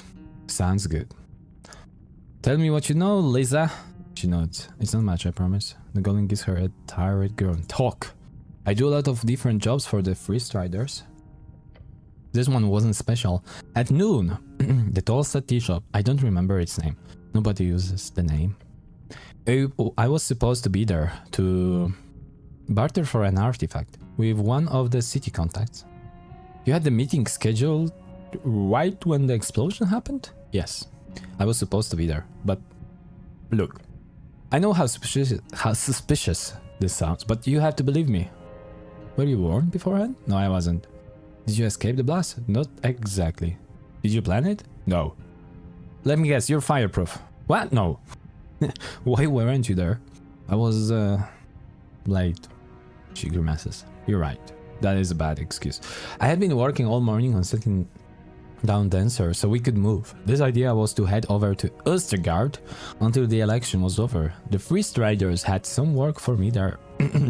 Östergard, one of 3 unofficial districts in Norway. Basically anything on the inland side of the river that's not part of the North Wall. A mostly domestic district filled with both cheap, tightly stacked housing and a handful of mansions and towers. But I overslept, and then I overestimated how long it'd take to pack up. Thurston can be a bit grumpy when I'm reducing her. And then I forgot to check my watch and I was running late. I was right at the crossing when I heard a fireball and felt the rumble. And it was a fireball, I'm certain. That sound, I couldn't identify it from miles away. The goblin grumps. It happens, but that's damn convenient. Yes, I know. Why'd you hide then? She stares you in silence. The girl folds her arms and then averts her gaze. I know what I am. Either someone was out to get me, get the goods, or... She clenched her jaw. Or there'd be a chance I'd get blamed for it. Hags aren't exactly the most popular in this part. Any parts, really. So, I went to Rick's. I've got a key to the Sphinx, so I slipped down the well, set up Dancer, and figure I just hang out here for a while until it all blew over. Not the first time I've gone into hiding, mind you. You do realize how... Yes. It's suspicious as all hells. I'm clear suspect, but I'm telling you, I didn't do it. This is no hack. It's just about a young girl caught in trouble. I was supposed to die, then and there. For some reason I didn't.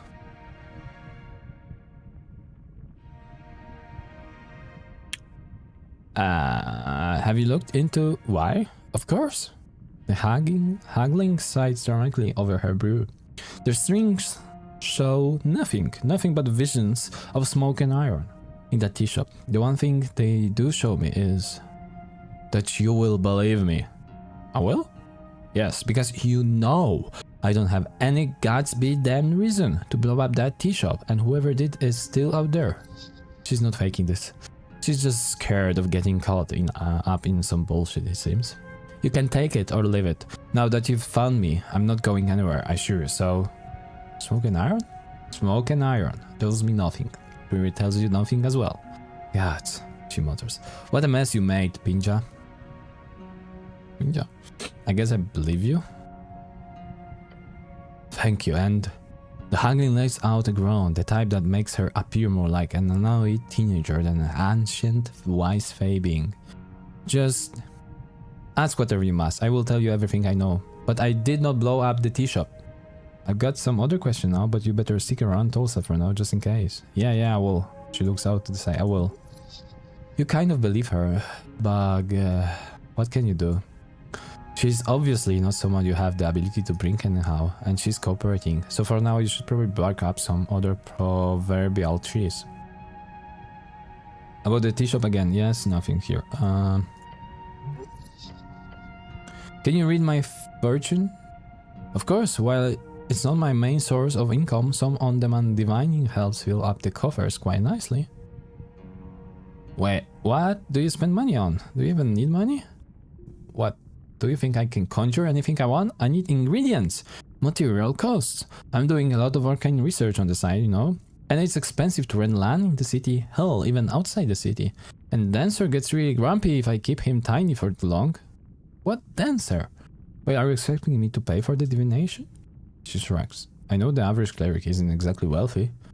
Normally, the component cost of a divination is 100 crowns, so I charge upwards of 300. Not too bad. I've seen witches charge upwards of 1,000. Material component costs for spells are fixed to a certain point. That means most currencies that contain a certain amount of precious material can be used directly for component costs and are not affected by inflation or deflation. I couldn't afford that. She chuckles and emptied a pouch of coins on a nearby table. Don't worry, it's on the house. Truly kind of her, a good lady. You could get one too, little buddy, if you please, she says and winks at Snell. No, thanks. I'm good.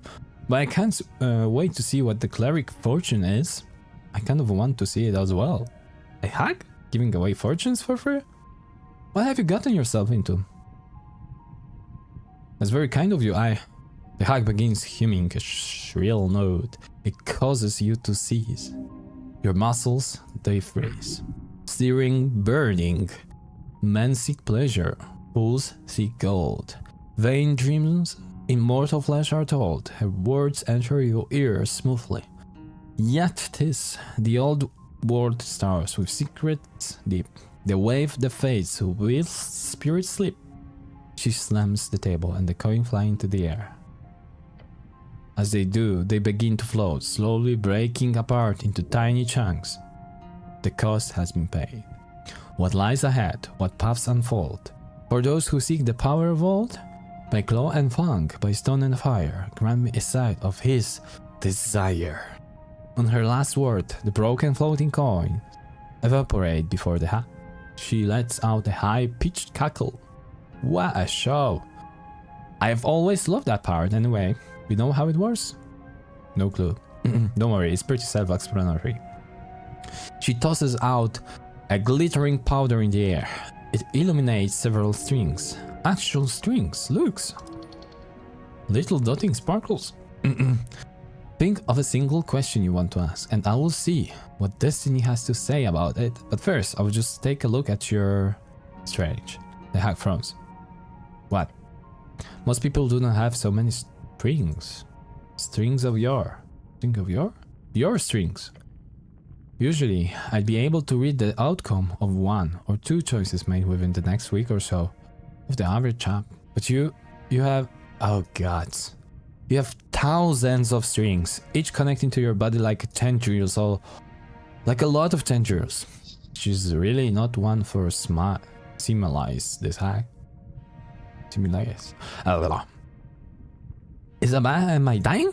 No, it's more like I haven't read a cleric in a long while, but this is clearly she stares wide-eyed at the strings before her in the air. This is divine connection. You're blessed, buddy. Nice, thanks, Earth. Have you experienced any esoteric events in the city lately? Yes. This might be why. The haggling scoffs. Not sure how good of an answer I'll be able to decipher when your destiny is all tangled and frizzy like this, but I will try. Have your question be something specific? Like, ask for the outcome of a goal or event or activity. The closer in time, the better the answer. So, what do you want to ask Destiny, buddy?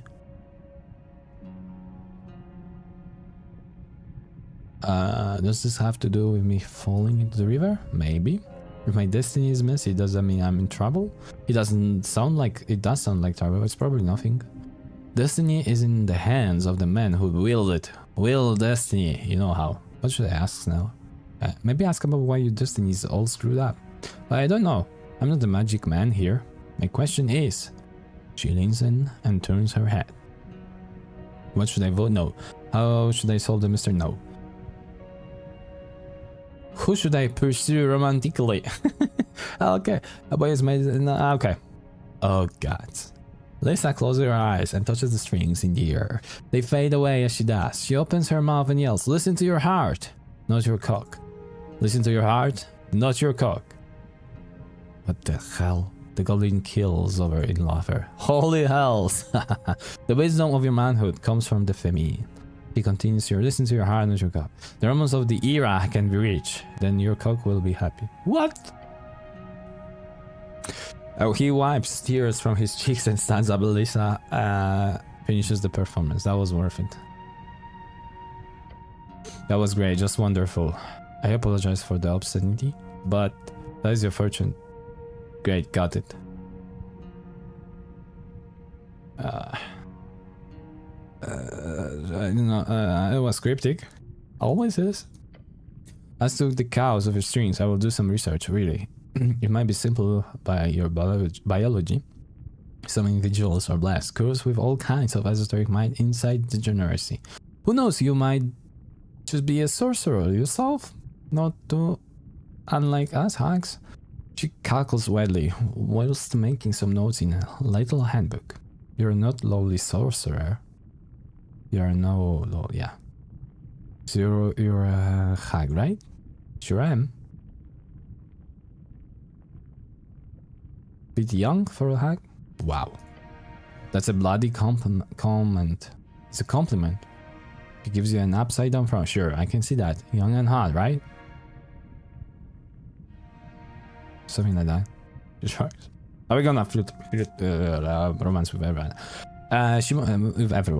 She mutters to herself. I suppose there is a general obsession among mortals to value off. Since death is so oppressively looming on the horizon. Hold on, are you immortal? Functionally, sure. MHR was a dirty business. Her voice suddenly sounded much older. But now I'm free. A freelancer. A free strider. She cackles. I'll live for a few centuries further, surely. The esoteric and willed and primary powers keeping hags together is not well understood as leeches or vampires or elves. Maybe I will see 3 eras in my time, if I'm unlucky. So hags are... what's the difference between a hag and a witch? A witch is a woman whom insecure men do not wish to call a wizard. Okay.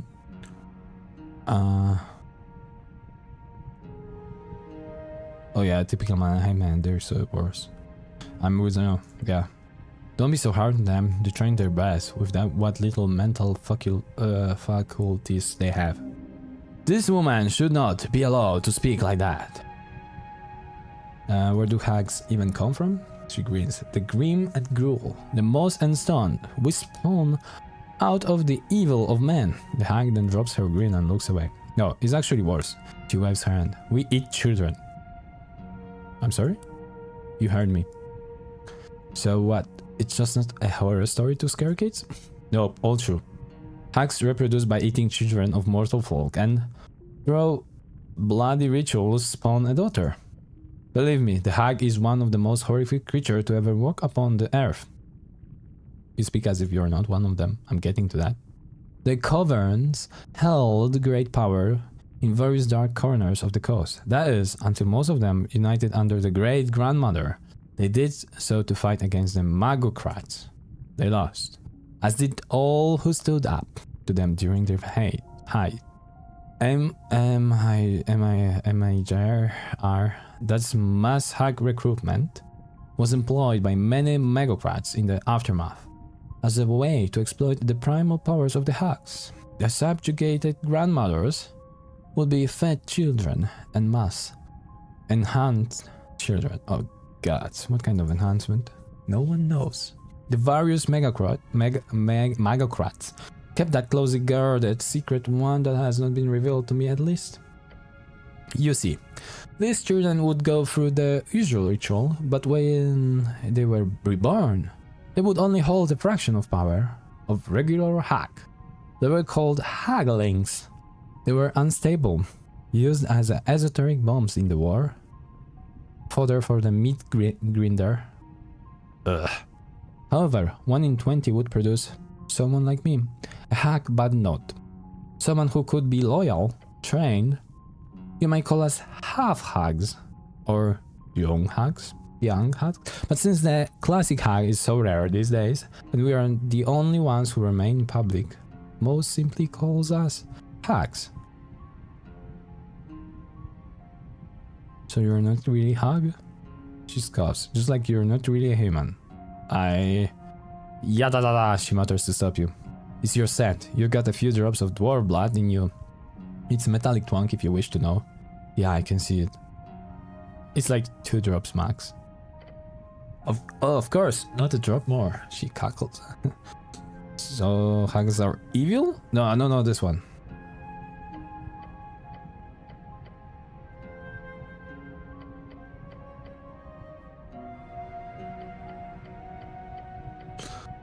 Where were we?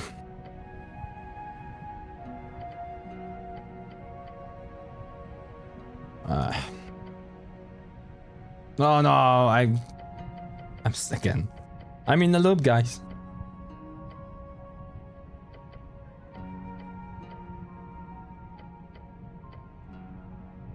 So hags are evil? Yes. She gives you a bright smile. I'm practically an evil bitch of a hag. Naturally too. Selfish, pretty, vengeful. A creature of a spite and contempt. Corrupting all that is good. You don't see that bad. I'm good at containing myself, yes. I have some other stuff I want to talk about. Tell me about the divination magic of yours. Divination is not your strong suit. However, there is a logic at hand here, one you could untangle. The divination school of magic is the esoteric art of reading your string. Either to make deductions about the present or assumptions about the future.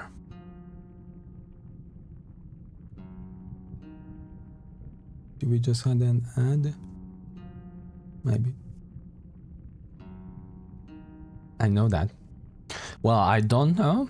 I'm not sure an expert The average cleric's know-how in occurring spellcasting, her gaze lowers down, her bright eyes widening as she stares into the soup goop. Legend says, yours realm is a bit special though. What do you mean? Like, she looks for her wooden spoon to stir the pot, only to sigh. And in absence. From anticipatorial knowledge to extraplanetary excursion, it is clear you made our world a bit different. If you believe those legends, then magic is supposed to be channeled through webs. Interconnected ley lines spun into the fabric of each material plane. Here, our ley lines are more likely bumps, nodes, not so connected as much as they, well, bump into each other. They're not nodes though, they're strings. Indeed, she cackles. The practical outcome of this is, if you trust the accounts of our Kohnyus who apparently went on an excursion to other worlds, quite simply that. While divination is powerful and difficult, some would argue the most difficult to learn. I'm not tooting my own horn there. It's really tricky. I'm a fast learner, so confident. The haggling tosses some tiny bones out there over the cauldron. They fall, then don't. You see them floating in place above the surface of the sludge, she cackles. Perhaps you would like to attempt it yourself? Yes, let's do it. Good, a cleric would naturally find this very easy. I could also offer a bit of a bargain, if you're interested. I'm in need of some resources, and I imagine you might be able to get your hands on some. That sounds like a quest. Yes. Not exactly an epic quest, you could call it a minor quest perhaps? I needed 5 apples, 3 swamp extract, 2 cardamom treats, and a mole pie. Pronto.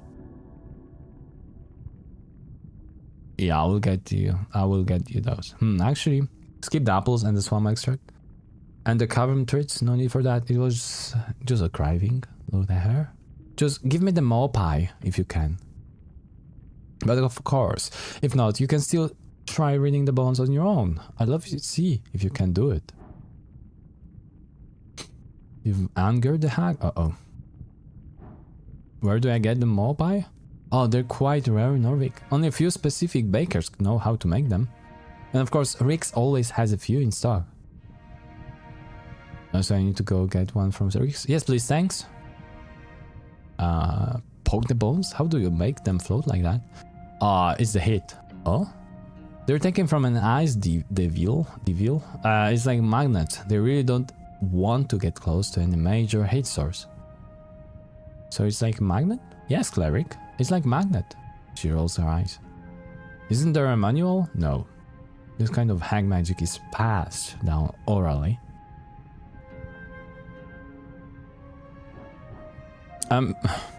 We can attempt. 20 will be success, right? You lean and stare at them. They had landed in a very specific order and shape, and you have no idea what it means. Can't I like feel the magic and just figure it out? More or less, but you're not feeling it right now. So what should I make something up? That would be for the best, I suppose. Look at the hag and nod. It's something to do with love, isn't it? That would be a bad omen. Perhaps it's not your time. Figure out the mechanics. Of course, it didn't help. It must have something to do with the esoteric nature of the bones. A dead animal? Necromancy? No. It's divination. Of course there's no necromancy involved. That would be ridiculous. No, this has to do with the strings. But to see them, you must concentrate. How? Logically, it would be the same as any other esoteric event you've examined. Simply focus. Yeah, but how? Just do it. Do what? Stop thinking. That's rich coming from you. Fine, you will have to do this later then. Having troubles, little man?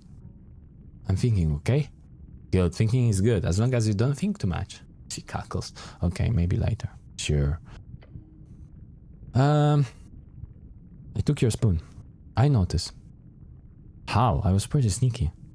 For starters, it's not here anymore.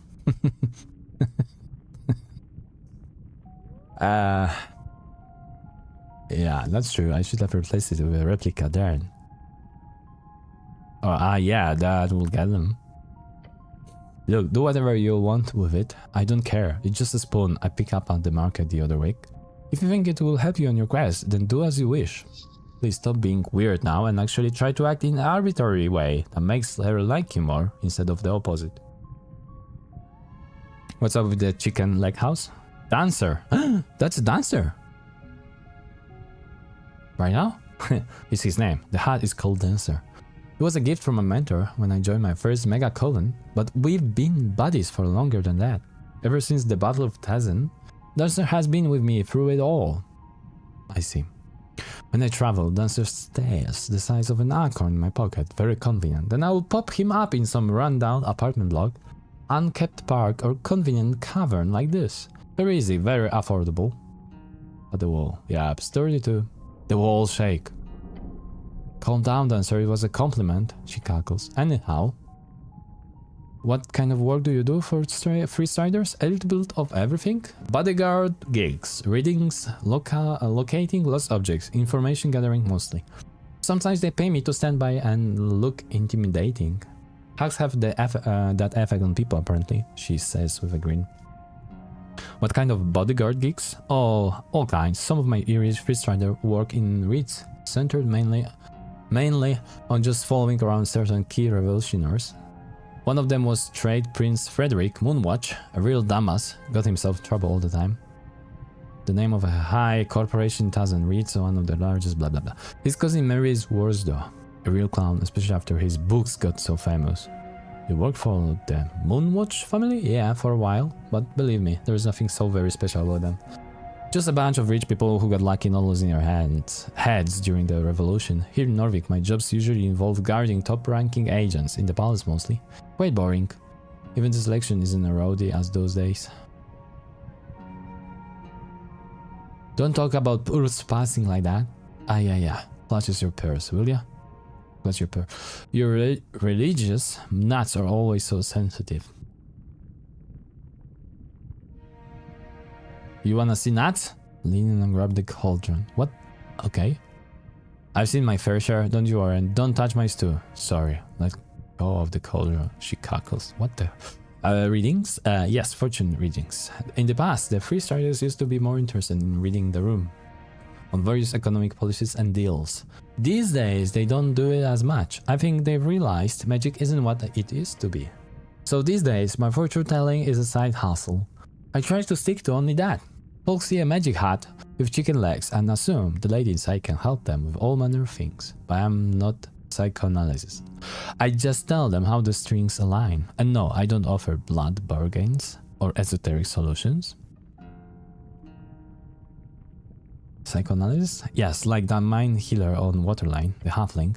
He visited a few times when I was stationed on top of the AR. Strange fellow, I like him. So no custom down here, assume? Correct, it's very empty in the city below. Unless you count monsters. I had to slay a Hulk horror to clear out this cavern. The young Hulk horrors are very cute though. Maybe I should tame one of them. Could do for a greater familiar. Anyway, I'm rambling. Serious spy? I like that. She grins. I like that title. The freestriders tell me not to use it for obvious reasons, but yes, I like that. Creepy. Have you located anything cool? Some ancient artifact? Not really.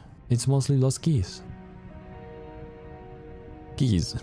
Although a while back, they used to bring me along on expeditions into the city below and have me locate a bunch of old cat or snail artifacts with fancy names like Hauchinitak and Reburaha. What the?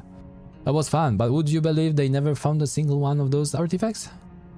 So you got paid for going around and telling them, nope, it's not here? Yep. And boy, did I get paid well. She looks delightfully content. That's all about the freestriders. That's all for now. Thank you. Bye. A lot of talking with you.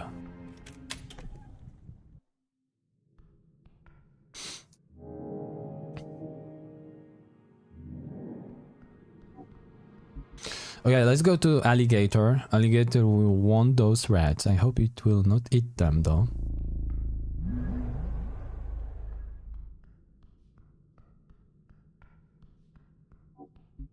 And then we're gonna go through the quests. This one will, of course, probably, it will give us something.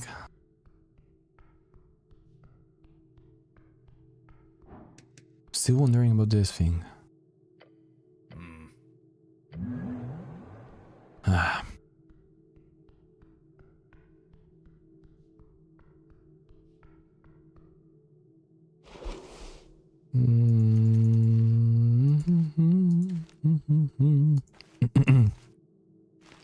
Where's this? Oh, there's this trinket here.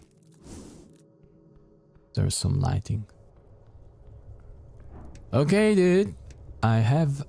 Ah, you're fully explored. I have captured all the rats, Great, and them to the monster. Great did not ask. As the beast speaks, the rats rush from your grasp. One. Lost red rat. After, lost green rat. Another, lost black rat. The 5 rats immediately rush to crawl all over and around the beast. Wait, that's why you were running around talking to rats? Look, they really like you, Mr. Crocodile. The beast stares at the 5 happy rats. Kraid does not care, but it does remind Kraid. The hulking monster grabs something from behind the crate. A decapitated head, that of a massive bird-like creature. He tosses it to you. Basilisk trophy? What the? That smell. The scent is strong. That can't be good for your image. How manly. Local catch? Yes. Gravity chicken got caught. Kraid ate all, but Cleric can have trophy. Kraid offer assistance. Gravity chicken? Now Kraid will feast with many gay rats. Make them grow big and strong. Gay, an old term for happy. Is that so? You don't think he's using that word correctly? Is it okay if I have a chat with your rats? Kraid has no problem with intra-species fraternization. Cleric speaks if Cleric wishes. Great, I will do that. Kraid doesn't focus on you, no, the rats are on him. Okay, let's do this. Yeah? You cast a spell and suddenly the squeaking becomes clear. 5 distinct voices, all talking once. And if we break those chains, the workers' paradise will be right around the corner. You fool! Giving in to foreign ideology will destroy everything we have built. Can we all just be friends? Friends. Wait a second. Lazy fingers. How naive. If you just let the market decide, we wouldn't need any of this. The rats are debating. Ha! Passionately. Oh no. Clear your throats. The debate stops. 5 tiny heads snaps towards you. Oh, the human!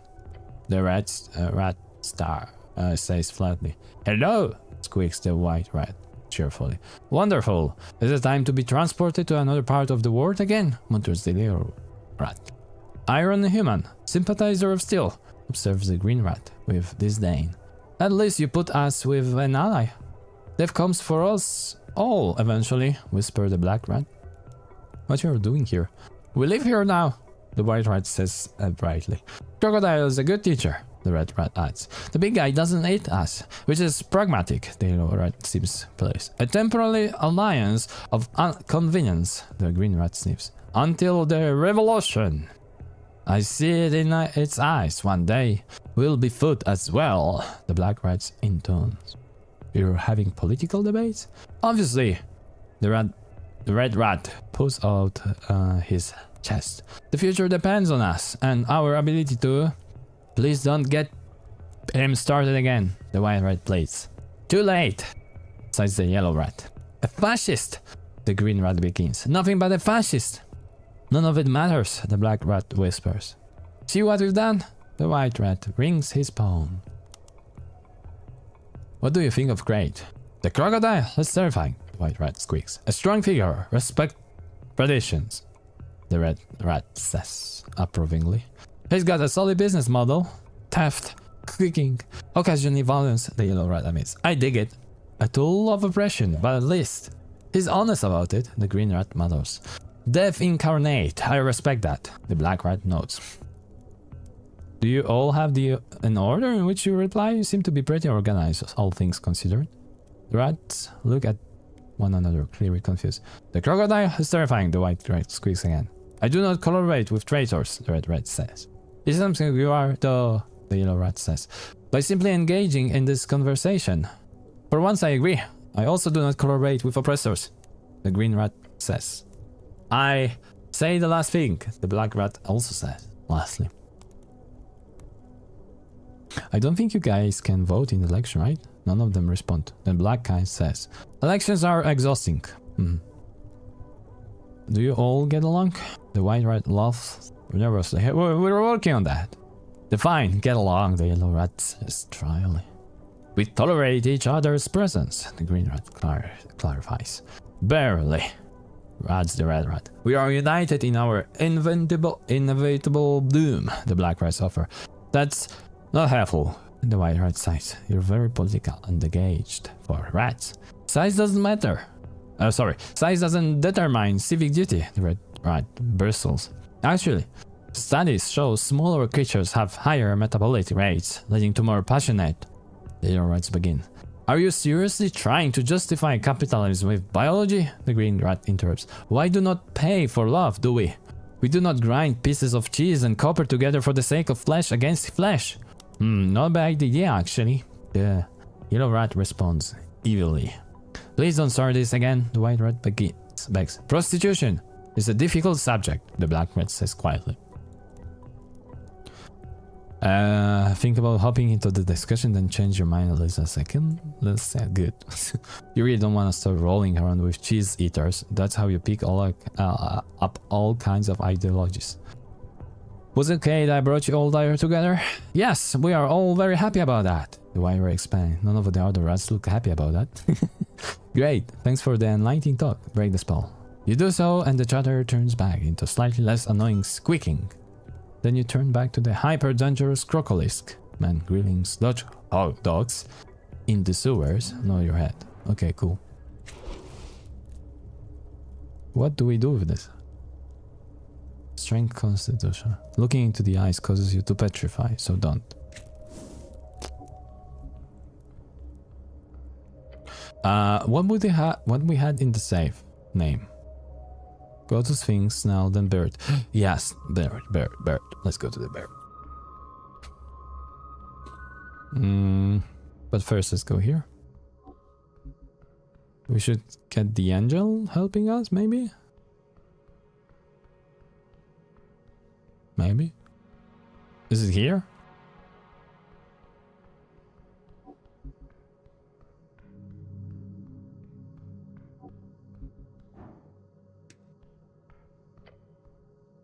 Prepare spells. No. I'm not sure if we are in the place where we're supposed to be.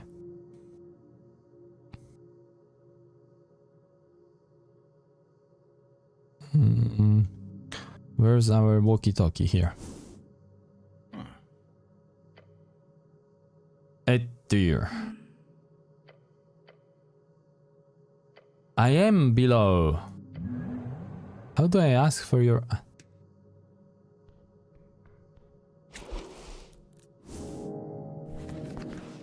South caverns, sewers. I'm no longer sure. North caverns, sewers.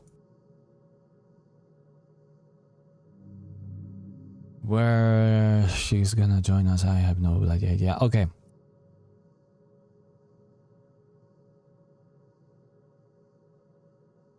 Let's go here. No, it wasn't here. Let's go here. Guild Warehouse. Yep.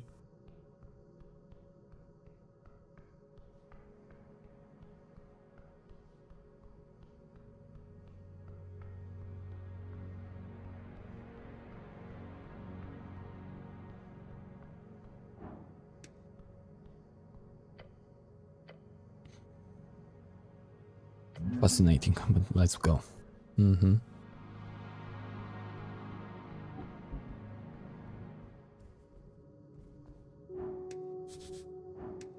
Take this.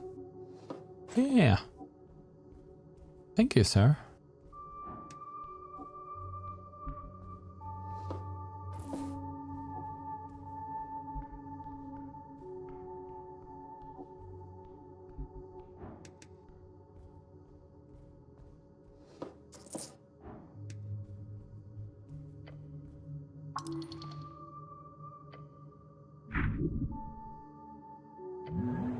Yeah, we've been talking with that.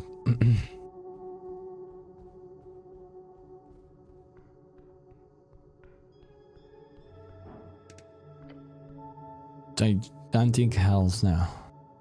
We can talk with that now, yeah. A deep clicking emanates from the hail snail as the spell's exert tinkle fades. A clicking that slowly transforms into sentence. Little guy, you are friend? Yes, I'm a friend. Friend. The snail's muttering echoes through the cavern. I am Rick. Lord Rick now. You stand before a solemn soul. Solemn soul? Why? I'm trapped.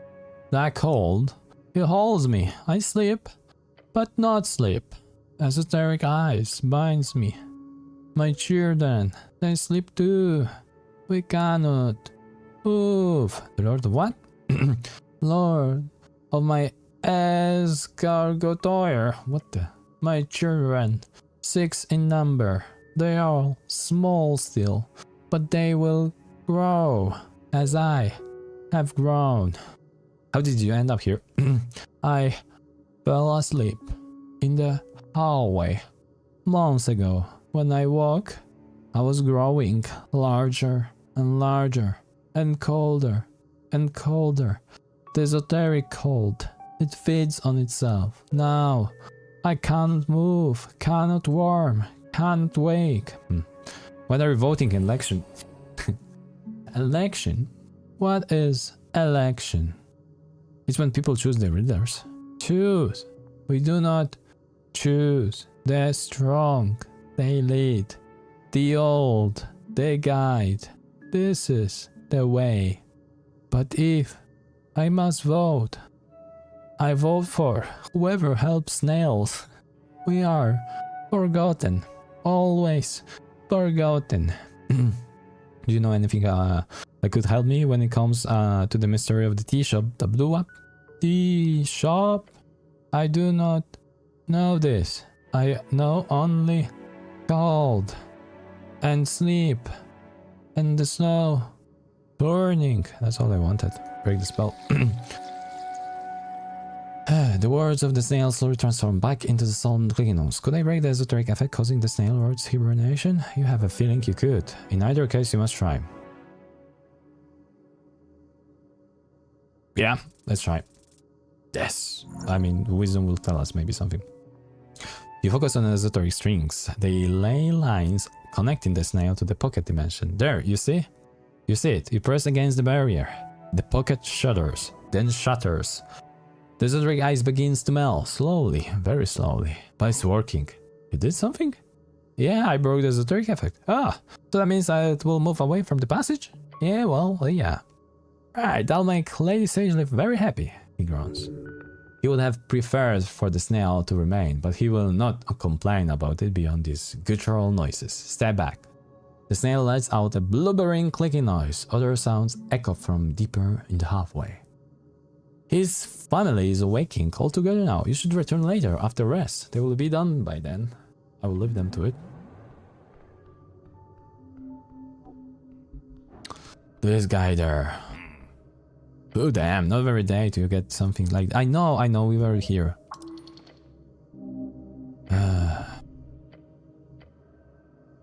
Yeah, esoteric pocket. We know. The thing is, last time they had some. Okay, let's do a short rest.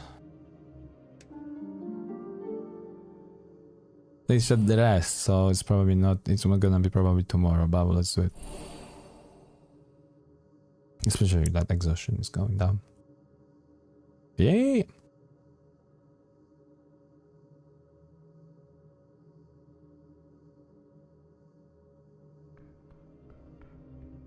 The snail is gone. What the? Anyway, I don't know when the save was. The goblins are reclaiming the tunnel east. It's gotten real hot down there. Why can't I talk? Why? That didn't help me anyhow. You approach your companion.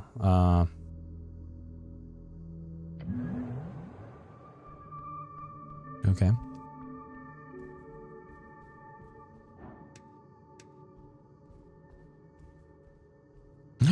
There is a snail. Fun. Almost 20. Chaotic evil. Oh, I got +1. Ogres, hobgoblins, and trolls. The bugbear stands among them all as the chargers of the Ascani Wilds.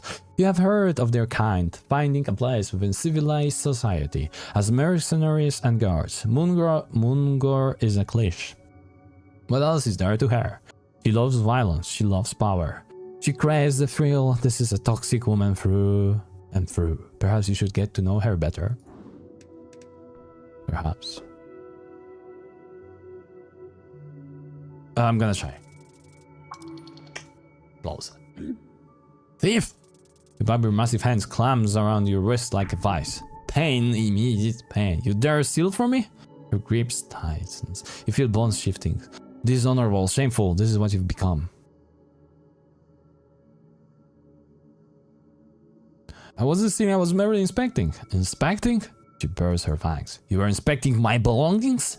I saw you reach forward, grab, and then attempt to pull this right in front of my face. She pulls you close enough to smell her breath. Meat, old meat. I should break your fingers. Oh gods. One by one. Mungur. Maybe we can... Silence, runner! Snell shut his mouth. You defeated the robber, you defeated the scholar. Do it then, break them. Ha! You meet her gaze, unflinching. Second pass. Her grip does not loosen. She releases you with a shove. You have a spine, thief, I will give you that. But if I catch you again... She throws a claw across her throat. Message received. She returns to her post, eyeing you with disgust. Why am I lying? You will get back at her for this. Her and her sexy arms. What does it mean? Sex. Survival mechanism of all mortal folk. Sex? Sex fun! Do not test me again, human. Not in back way. But why am I lying? Okay, now we're gonna try to... do something. You attempt to filter? Do not look like it, human. I am. Yes, that's why. What are you attempting here? She's lost smoking. Some type of courtship? You're a fool. Okay, I'll do that. Yeah, good luck. Okay, so we need to prove ourselves. Unfortunately, probably we did not. Anyway, the big snail. We can take some stuff. Thank you. You stand in the roots chamber. Lord Reck has moved here with his family. Several smaller hail snails cluster around the massive patriarch. The air is cold, frigid even. As you approach, the great snail's eye stalks focus on you. A clicking sound, both faint and loud at once. Count the smaller snail? You count them carefully. 5. No, 6 smaller hail snails.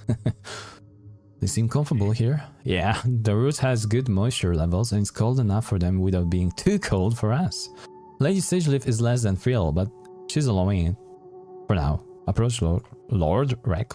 You step closer to the massive snail. The smaller ones purr slightly. The clicking intensifies. A greeting, perhaps. Have a good one, Lord Reck. And that's all? Okay. So many quests. Too many.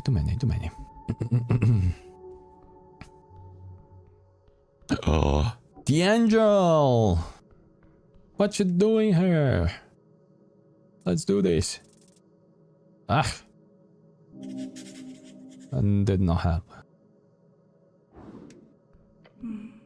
The person spectre. Her voice is like the jungle cleric. Snell. Yo! The goblin shoots her finger. Before quickly raising it and taking a step back. Excuse me. He's shy. No. Hello, Etier. Hello. Her halo spins slightly of her head. Its eyes gazing up and below. It changes. Miasto Gwenbin is a constant flux.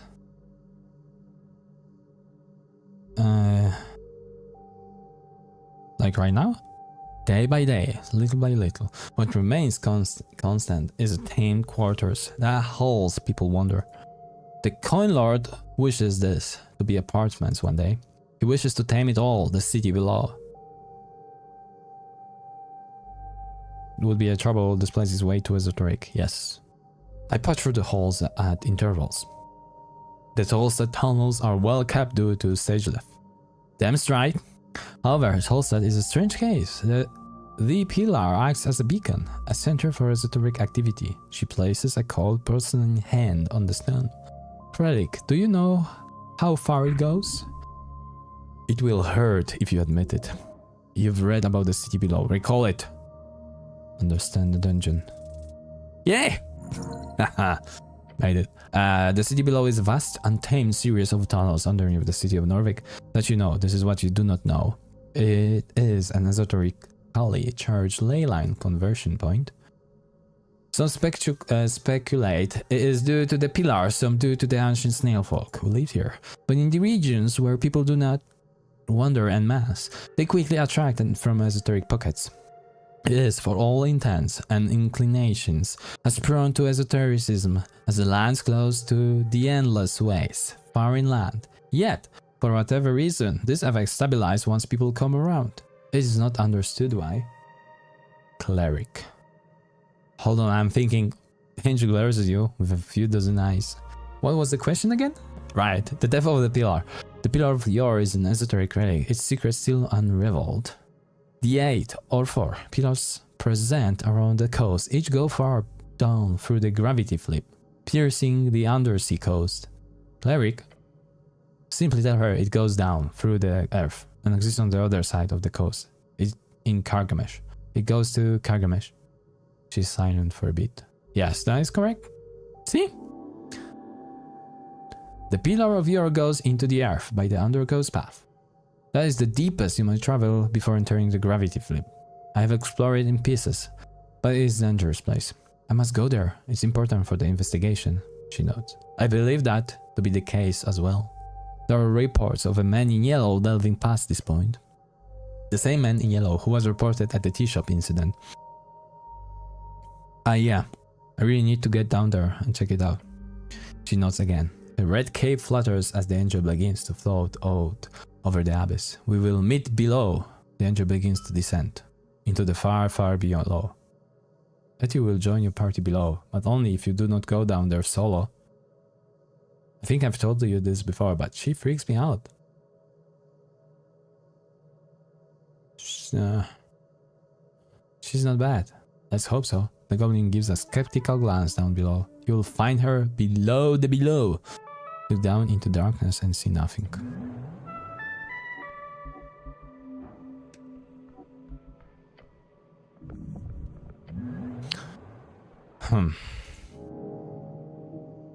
Why those quests are not like...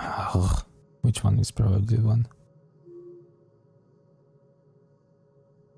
This is Lisa, this is Freelance Hag. Star... Frank, no. I have never found it. Okay.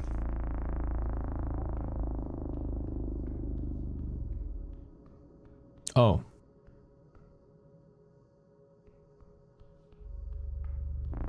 So we're here now. No. What about this? I've been here. Time to go do somewhere and see you when I get back. If you're still here. I'm gonna be long probably. Yeah. See you. Have fun with errands.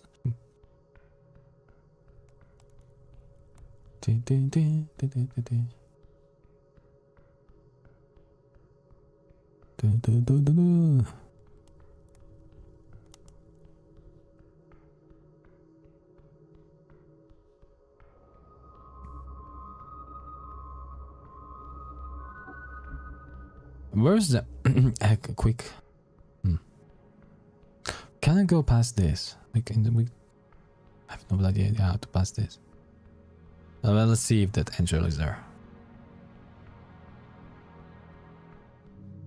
Maybe we'll appear once we're gonna talk, but this is... Nah, this is something different. Hello? This thing is very weird. A lion school. There was something with the lion school, right? There was something.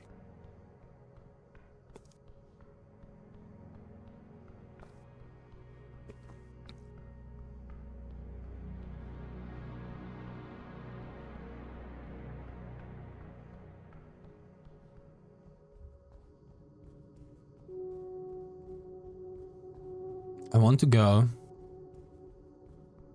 to Sage Leaf. How do I go to Sage Leaf from here? I'm walking in circles. Right side? No. Well, we can go here. There's a path from here.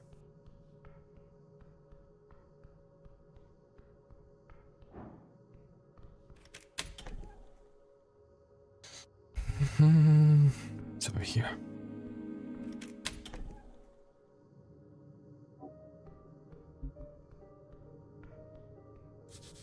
Whiskey and Lich House must be located with these walls, just a bit further up. Yes.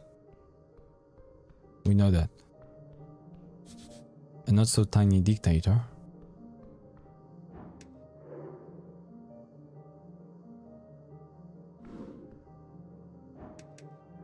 Maybe we're gonna have a lag. No, we don't.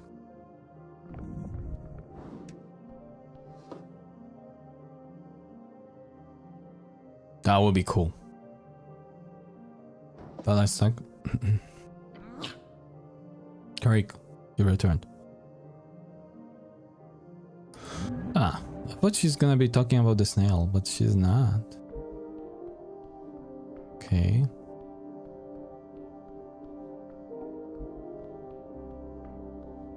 About the mushroom lady. Human? Also nothing.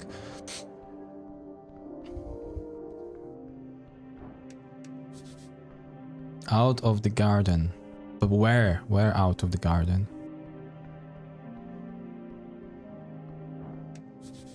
Tunnel to the river. Actually... yeah, let's go to the river.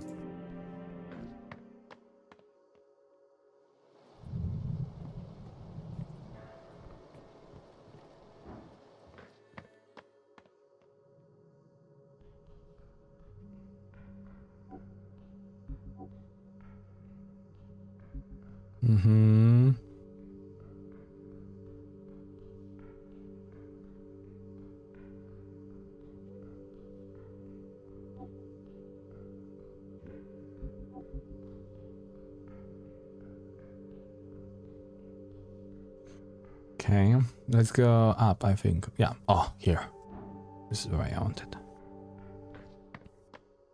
We need also to find... well, we need to find a few things.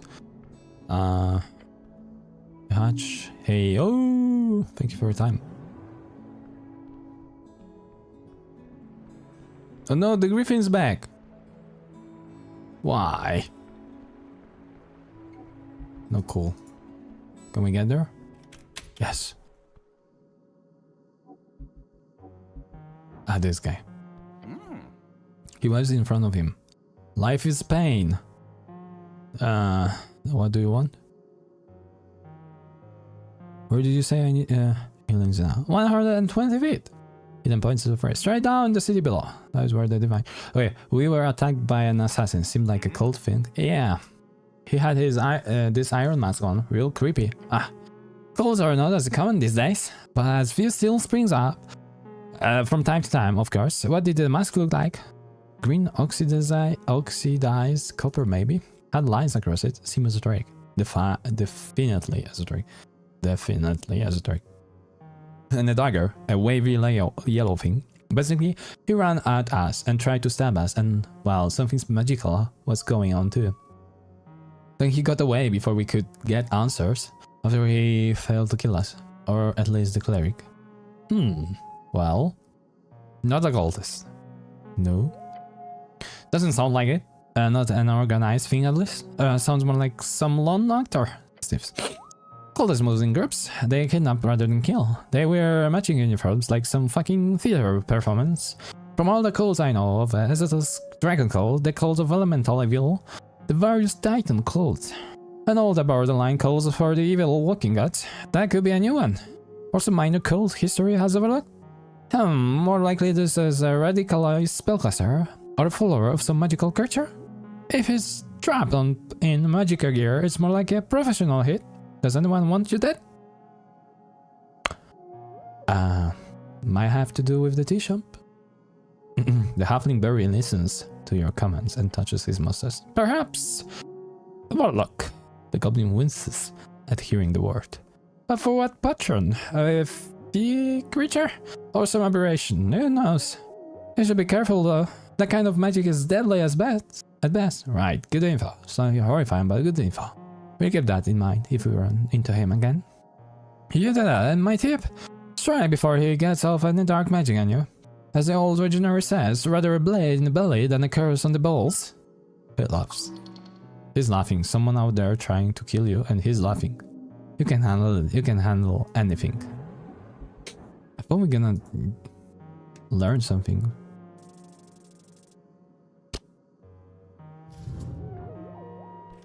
But no. Okay. Free trade.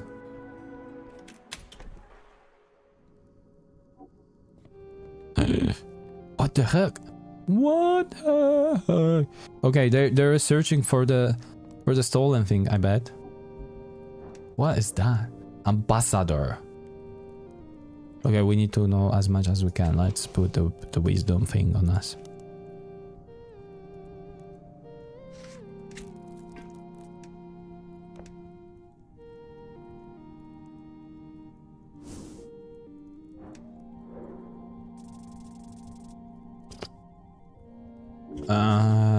Celestial delight blinds you. Even among celestials, this creature is powerful. It seems out of place. Why would an ambassador of the Golden Horde be here? Why would this creature of such a great and bright force even be here? It doesn't make any sense. It's gonna see me? Yeah.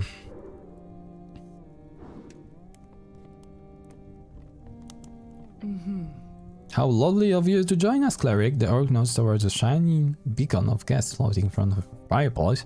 You should speak with him. Okay. Okay. Let's do it. Entering the AR Trading Company greets you with a blinding sight. A celestial being, rough in radiant light. Ah, cleric, arriving exactly when I need you. This is the ambassador of the Golden Horde. The light reaches out to you as a voice forms in your mind. Do not fear the light. Ours do not disalign. You are safe. Your legs turns to jelly. This whole be not afraid business is sort of counterproductive, really. Do the proper greeting, title, and bow your head. Oh God, save me. Trust me, this is what we wish. The light flutters. Snow stands behind you, clearly uncomfortable. Careful, cleric. Beside the light stands a woman draped in red. Lady Chamber. The light reaches towards her. She bows her head to it. Yes, Ambassador. She begins to leave for the door, but on the way she throws you a stern glance. Watch yourself, cleric, for the light watches you. Once the ambassador's servant leaves, Vera lifts her chin, squinting. So, we've been talking about some new projects on Water Lane. I mentioned how you helped getting the AFEs out to local entrepreneurs, and we know who you are, Ragn and Snow. The voice interrupts Vera, who immediately goes silent. The goblin jolts at the mention of his name in his mind. He dares not to look at the light. Dude Snell, see? We're famous. Ambassador Light then turns to your companion. A goblin in service of the Dragon of Tolstad. You tread a clean path. You lead the front during the Ice Bay Point Operation Ice Bay Point, the eastern point of the Palace District, the third largest port in Norwich. You stabilized the WBT, a city below expansion project on your first year of service. A goblin going against the grain to get results. You have been noticed. Looks Snell. Snell attempts to glare at the light. He's sweating. Thanks for noticing. The light grows closer to you. You are special, Ragn. An exception. The whole places attention on exceptions. This is what we do. Oh, miss. Just squint at the light? Yeah, that sounds like that. You are the only registered cleric in the city who is not listed in the party of Norvik. That's just because they didn't like you. A bureaucratic mess. You have a history of political violence. You have an innate talent for esoteric arts. That was a false report. You did not enact any violence. The violence was enacted upon you by any out-of-guard soldier. You have shown support for Christian ideologies in public writing multiple times. Yeah, your patriarch did not like that. No one bit. Yeah, they only keep you around because you're still useful. Otherwise, with all this bullshit hanging about, you'd be gone a long time ago. You're an anomaly, Ragn. What you have done here with Agent Vera shows more proof of that. Stop looking for me. I don't like you Golden Horde people. Larry. Perhaps you will reconsider. We don't like him. We like the angel, and the angel had to just escape, I think. The Golden Horde wishes to extend a bond of service to you. You and Snell. A bond? He mutters behind. What do I get in return? A fair question, Ragn. The Golden Horde offers many opportunities for outside contractors. Addressed through the Ascani Ridge Trading Company, we would be very interested in building this potential relationship.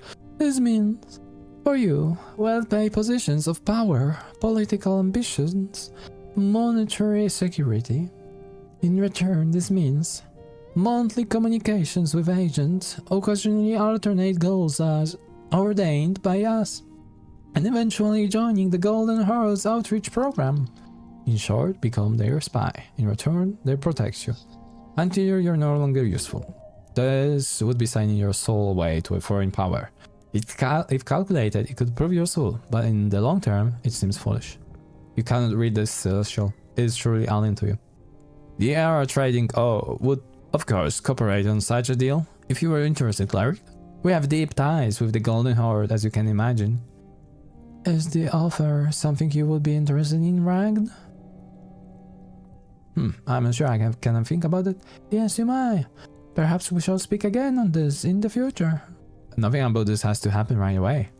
His response has been recorded. That is what we needed. We shall leave this for now. And while we are here, the offer is also extended to Snell. Do you hold any interest in this deal? His eyes dart too. I can consider it. Your consideration has been recorded. Looks at Snell. He shrugs. Thank you. Now to move on. Several AEFAs have been signed on Tulstad. That is good work, Agent Vera. Like I mentioned, the cleric's effort was integral to this success, and we will continue in the coming days post-election. This is satisfactory. Yeah, I gave out those contracts to a bunch of people. Oh yeah, we heard back from several of them. As to the content of these contracts, I have been informed of some changes. Changes? Her sense changes. She didn't like that. Uh-oh. What changes? Currently, the Accord has a big incentive for rich investors. We wish to expand that to include those of the Golden Horde. I believe we spoke about this at This AFEA also includes several loopholes and problematic elements that could interfere with the Golden Horde's current and future blockades. The clanlands. Yeah, among others. If local business were able to trade freely via land as well as sea, the regions and states the Golden Horde deems sanctioned involve more serious cases as the clanland conflict, as well as lesser situations of targeted tariffs, then we cannot move forward. This issue has been brought forth already with your own owners. Expect several errata in the near future. It would have been good to see these comments before the election, as discussed. I apologize for the tardiness, but I assure you, this issue is entirely the fault of the Ascani Ridge Trading Company. Ha! This guy just said, I'm sorry, but everything is actually your fault to her face. These celestials are hilarious. You. The rage. Agent Vera, this is above you. Above her rank? She clears her throat and straightens her outfit. Of course, Ambassador. Thank you for the heads up. The light turns back to you. The Golden Horde is very interested in seeing economic prosperity in your city, Ragn, so they can use us as slave labor. Agent Vera nods looking like she's going to explode. The first step towards that is handling the Clanlands.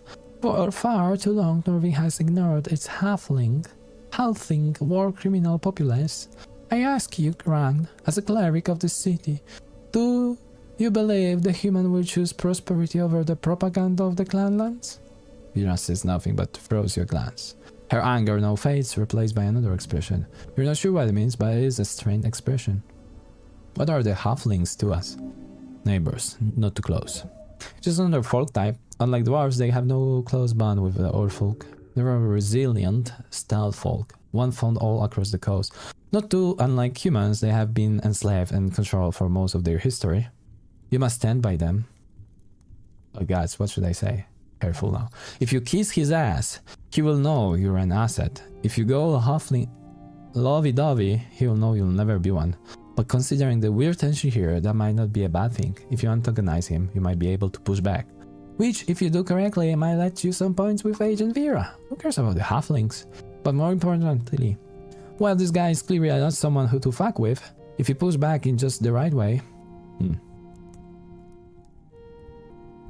My city does not involve itself in foreign conflicts. We will simply seek prosperity and avoid propaganda. The light perceives you. The golden line is set. Uh-oh. Halflings have shown themselves unable to accept this fact. We set the line to protect them, to create a lasting peace. Since they refuse to comply with our reasonable demands, I hope you understand our most peaceful methods of handling their terrorism is through sanctions. The light turns back to Vera. Agent Vera, you have been a valuable asset for many years, yet I sense frustration in you. That is not acceptable. She glares at the light. You will make certain the Kohnyu Ridge Trading Company fully complies with the AEFA erratum. It is a matter of Golden Horde security. It is not negotiable. It will be your highest priority as of now. Vera looks defeated. The orc is beaten. This is tense. Horrific. This celestial wields enormous power in those words of his. Both the Free Striders and this monster can go fall through every hell in the book. Focus. The light guy is fast and precise, but you know that he's bullshitting. It's instinct. Catch him on it, for the revolution stands up him first, then do it.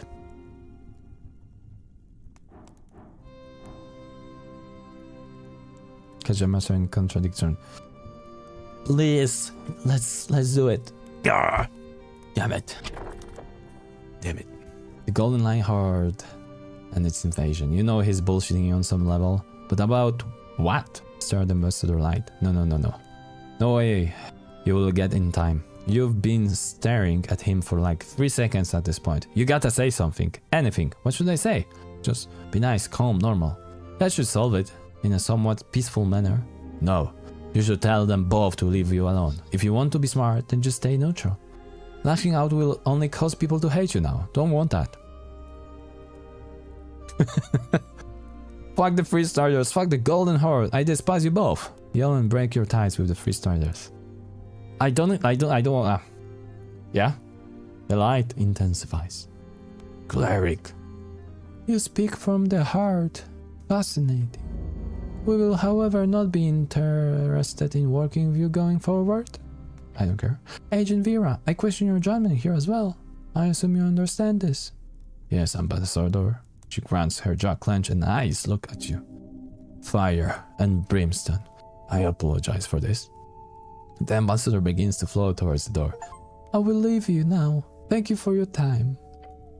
The radiant light being opens the door via some type of telekinesis and flows out onto the streets of Waterline. Vera stands up, walking over to the fireplace, leaning against the brick wall. Gods, I thought you would have a bit more tact. I don't want anything to do with this. Obviously. She slams her clenched fist into the wall. Not so hard to cause any self-harm, but hard enough to make sound. An act of frustration. Please, leave, cleric. Now. Maybe I should leave? No, don't get...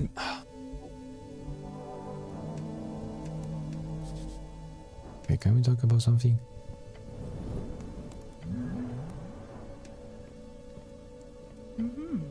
Cleric, I'm working late today, so you can see. Can I... Nothing I see. Well, good day. You're not getting back from this. You idiot. Oh, well. Whatever. But can we... No, we can't. We cannot do that. Still closed. And it will be closed forever and ever. Did we finish this quest? Yeah! Capital Dominion. This is done. Let's see. And so here we are. At the end of a long time line of divine tyrants and feudal lords. Feel like...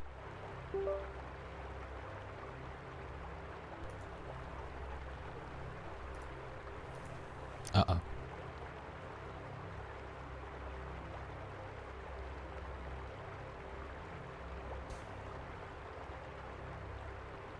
Only glass? Yeah, I'm sorry. But the big one. The big glass. Feels like being at the end of history itself, taking a dive into a chasm of hope. That's liberalism, baby. What is liberalism? And how? A bunch of stuff, personal freedom, the right to climb the ladder. Free trade is a part of it, letting people and no, we don't want to go there. I'm not a fan. Yeah, say that as much as you want. You're still living in a free strider world. Not that your thoughts have a real impact on the city. Unless you get back to writing first. Writing? No. So we're turning free striders no matter what? Basically, free strider is the future. That much is clear. What you saw happen in that fancy room between Vera and her glowing guests, that's going to be the main conflict going forward. Not some scuffle with Asgard of student or rigid bureaucratic bureaucrats grasping to hold on their mansions. No, the future obstacles are out there. As freestylerism crisps across the coast, there will be a lot of powers ready to meet it. Both head-on, but also in more sinister ways. As shown by the Golden Horde, they're clearly trying to co-opt the whole thing. The Golden Horde's courage upon the coast, they should all be affected. Is done. Yep. Look, in an ideal world, yeah, that'd be swell. Ritz is in a precarious position, believe it or not. It will all be too easy for the liberal wanderer dreams to collapse in on itself. With enemies on all sides, within and without, you need to band together with your fellow freestylers and fight back. Or, if that doesn't work, grab what you can while the grabbing good. Then jump out the window in a blaze of glory. Wait, so... Hells yeah. No. That sounds like it could collapse at any second. And somehow, over these past 50-something years of crazy radical freestylerism, that just hasn't happened. You remember how freestylerism was born, right? Yeah, duh. Skip the political exposition. Point is, an invisible hand of the mark is guiding us. Term coined by Eric Smith. Yeah, okay, blah. You. This tale you have heard so many times. A modern myth as the old keep being stripped away. Freestylerism. An unstoppable force charging across the coast. You must arm yourself against the storm quickly before you are crushed between the waves. Look, let's be real here. There are 100 different ideologies with 1,000 different interpretations and branches. Out of all of them, Western freestylerism is probably the most powerful at the moment. You shouldn't throw all your eggs in the proverbial bag of holding, but it certainly won't hurt to move a bit closer underneath the yellow banner. So, if you got all of those fierce forces pushing you in all kinds of directions, maybe try being a bit of a immovable object? One that's sitting squarely in the good graces of your new region overlords. Seriously, if even the apolitical boogeyman can agree to lean freestyler, you really can't go wrong, can you? Let's pick one of those. Yeah, you do that. Remember to think like a capitalist, which means you choose whatever works best for you. I have no bloody... Okay. I should go with... Okay, I'm gonna check what's that. Because we could ask for that, and I'd skip. Unstoppable force. I just want to know what they do.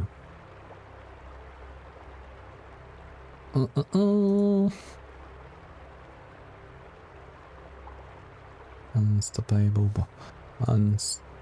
Oh, there we go. So, unstoppable force alters ability score modifiers on weapons. Positive modifiers are increased by 1, and negative modifiers are decreased by 1. Okay. Invisible hand, advantage on all triple checks, and immovable object. Your dexterity modifier also adds to your haggle discounts in shop, stacking with charisma.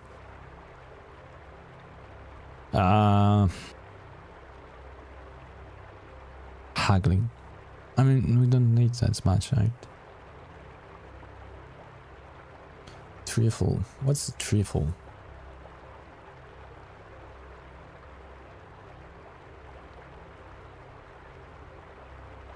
Okay, so it's like on the small checks. It does not matter. I guess I will pick unstoppable first. Yeah. Stand tall against the eastern torrent. You will need it. Stop thinking about free story dance for now. So now, our weapon... before we need to pick it actually.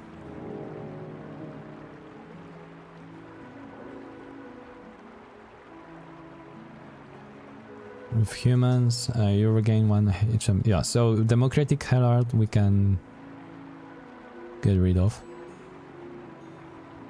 Or go like this. Cool, so our weapon, yes, modified. Awesome, this is so cool. Okay guys, we're gonna have a longer break. Let's just level up before that. Because I need to go with the dog.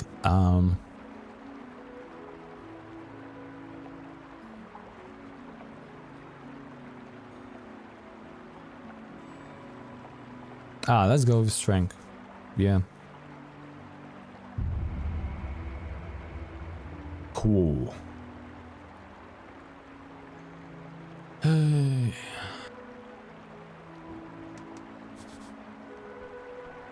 We're gonna need to go again through the ceiling. We're gonna need to do something with this griffon, but we're gonna do this after the break. So see ya in, I don't know, 10 minutes. Gonna be longer, maybe. Yeah, like 10 minutes, maybe 15. Be right back, guys.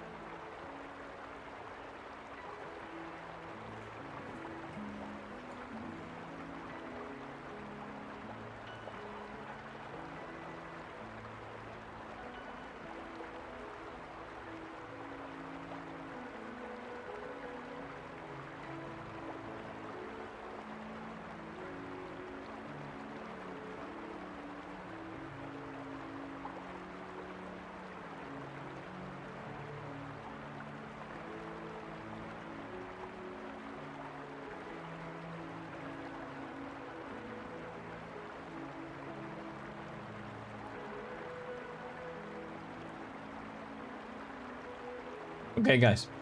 I'm back. Gee, there are ticks in my neighborhood because we were going back from the walk, and there was a freaking tick walking on her head. Thankfully, that wasn't like yet in the skin, so I just like and then kill it. But come on, I hate ticks. I mean, everybody hates ticks, right?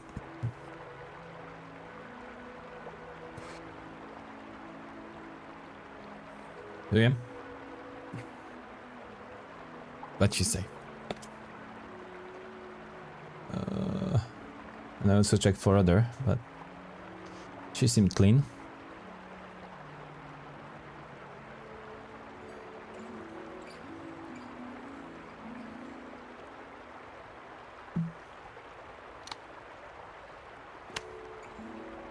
How can I try, like, you know, how believable is that this cola doesn't have a freaking caffeine? Maybe caffeine, no, but 0 sugar, 0 calories. It's like, it actually says that it has 1 calorie, so they're lying.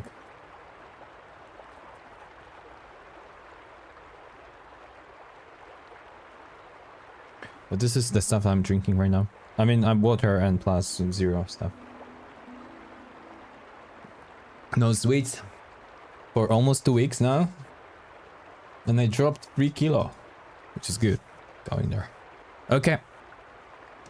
Let's continue. Let's wake up the griffin.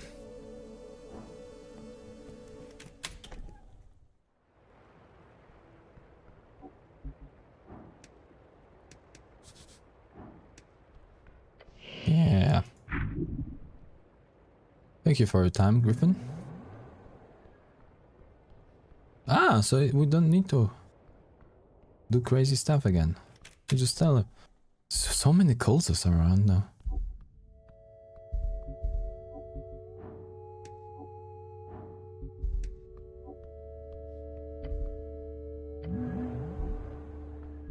Okay, let's engage. You approach one of the melee arches. Why is there a rhythm? Yeah, we know. So you hear that noise? I do. Points at the side of grate. It shows you a strange expression. You know that face well? Constipation, most likely.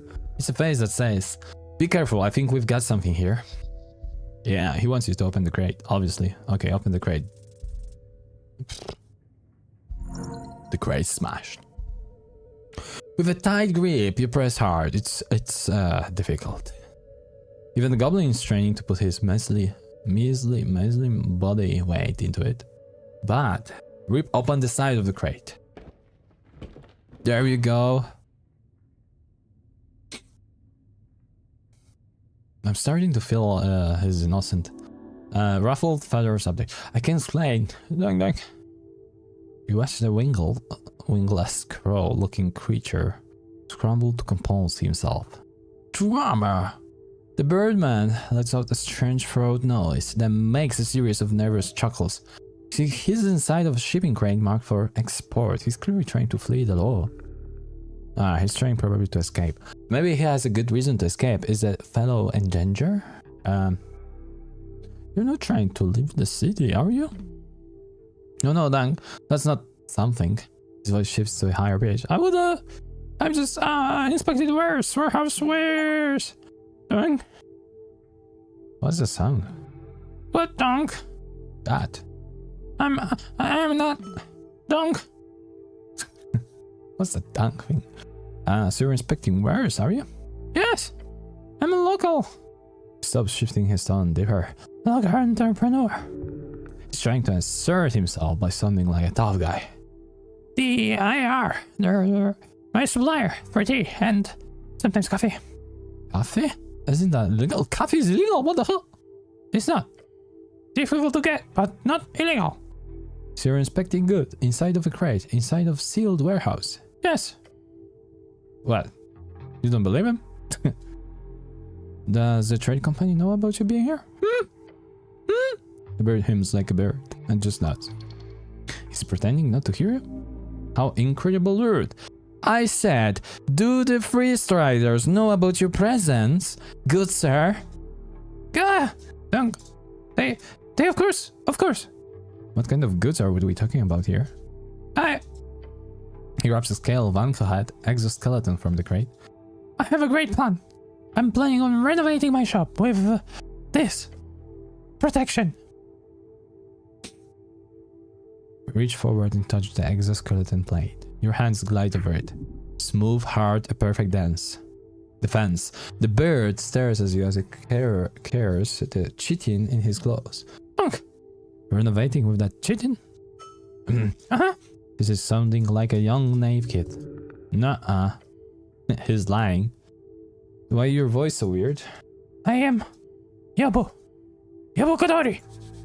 Yabu Kadori, a bird folk that all other bird folk despise. They got no wings and have no speak by copying others. A very impressive, albeit cursed ability. The voice leaves the bird's throat like a drum on fire. Are you mocking me? No, the bird says and makes a cross with his non-winged arms. Never. Yabu, with no voice of our own, you know. Have you tried speaking normally? He pauses for a moment and glares at you. Then he gestures towards his throat. Curse! Oh, curse! I have no chance. Why do I have a feeling I shouldn't cast Charm Person? Because your Charm Person makes him treat you like a friend. And this bird doesn't treat his friends with truth. Sadly you don't have time to go prepare it. I don't have a Charm Person, I do have. Are you aware that your tea shop has exploded? What?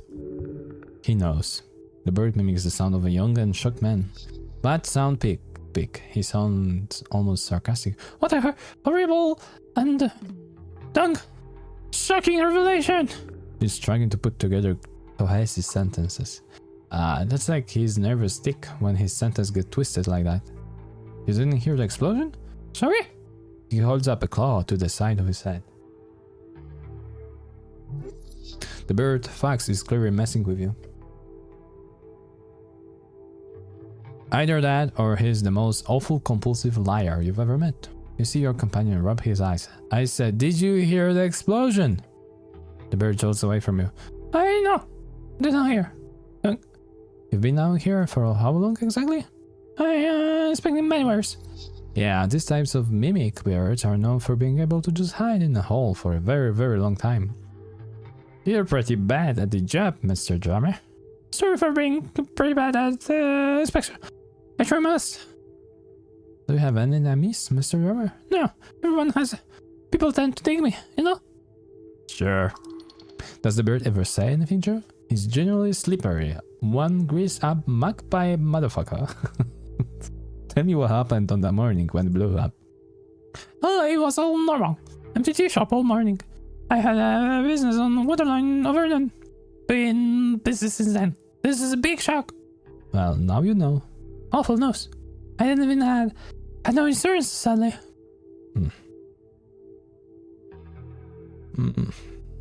That's for the best, otherwise I'd say you blew it up yourself. You heard the bird let out a hearty laugh. No worries, I'll get back on my feet, always do.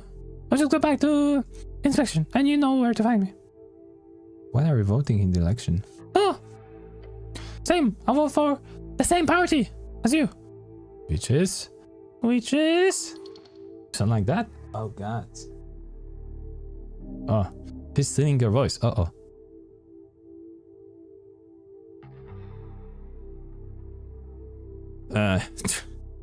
Which is?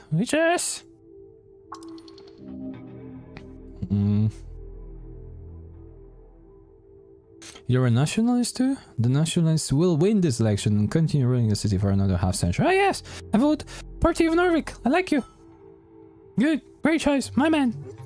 You get a feeling he probably uses that sound every time someone tries to talk politics with him at this tea shop. What a genius. You should learn from him. He's kissing your ass. You don't need that. So should I threaten this guy or something else? A push is all he needs. Then he will spill the truth. He sure talks a lot for someone without the voice, but he sucks at lying. The bird's pretty quick. You gotta catch up if you want to find a way to twist the reality out of him. Beware. Failure here will mean debasing yourself.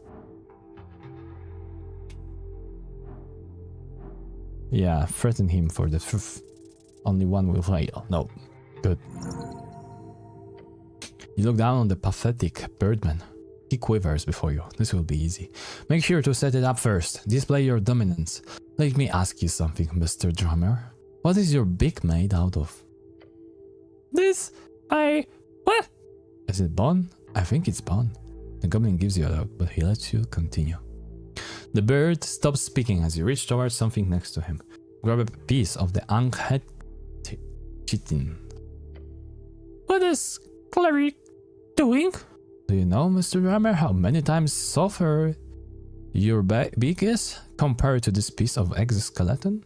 Me neither. Snap it in half. You can see the weak bird's beak drop, his eyes fixated on the now broken piece of insect in your hands. You glance to your side, spotting the goblin with an impressed grin on his face. Who blew up the tea shop, Mr. Drummer? Okay. The birdman spits twice with the voice of a shrill woman. I'll tell you everything. Start talking, then. I'm running a business on the side. Import-export. Smuggling. How is it relevant to explosion? Priest Riders, my supplier. They set up meeting on that day. I left the tea shop behind. Went to check on wares. That's true. Wait, did you know beforehand that it was going to explode? No. I was in the warehouse. I hear explosion. Then I hear Priest Riders talking about it upstairs. So I hide in here, waiting for a boat to get away from HWBT and the Priest Riders and the rest of this bloody mess. Now, the HWBT didn't know about the smuggling stuff, right? Not to my knowledge, no. God damn it. This sounds entirely like Freestarter extension. Typical. Why you're afraid of HWBT? They will give me punished if they found out my little secret. No? Possibly. The old lady won't take kindly to having smuggling operation going on right under her nose. How are the Freestarters connected with this? They set it up. They set me up. I had access to the secret tunnel under the temple. They forced me. I had to. Tell me about this meeting. It was, He seems to stop for a moment, contemplating his next mimicry carefully. At noon, information broke over a foreign woman. She was selling something to Freestarters. She was in a tea shop when I left. Tell me more. I do not know much. The voice he's mimicking displays way more confidence than his body language admits. I didn't know her name, and she would hang out with the dwarves sometimes. Dwarves, eh? You should go have a chat with them about that. Who was she meeting with? Freestarter freelancer. The hag. She wanted to go there. The hag, Lisa. He starts flipping his arms as he had wings. That's it. The hag, she did it. She blew up my tea shop. Typical. He says, imitating Snell's voice and giving him a nod. Don't do that. But he's right.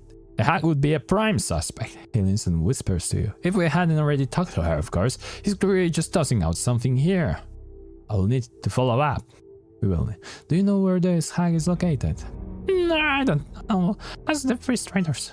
That's all I know. Where do you store those smuggled goods? In secret tunnel. Snell's. And how do I gain access to the secret tunnel?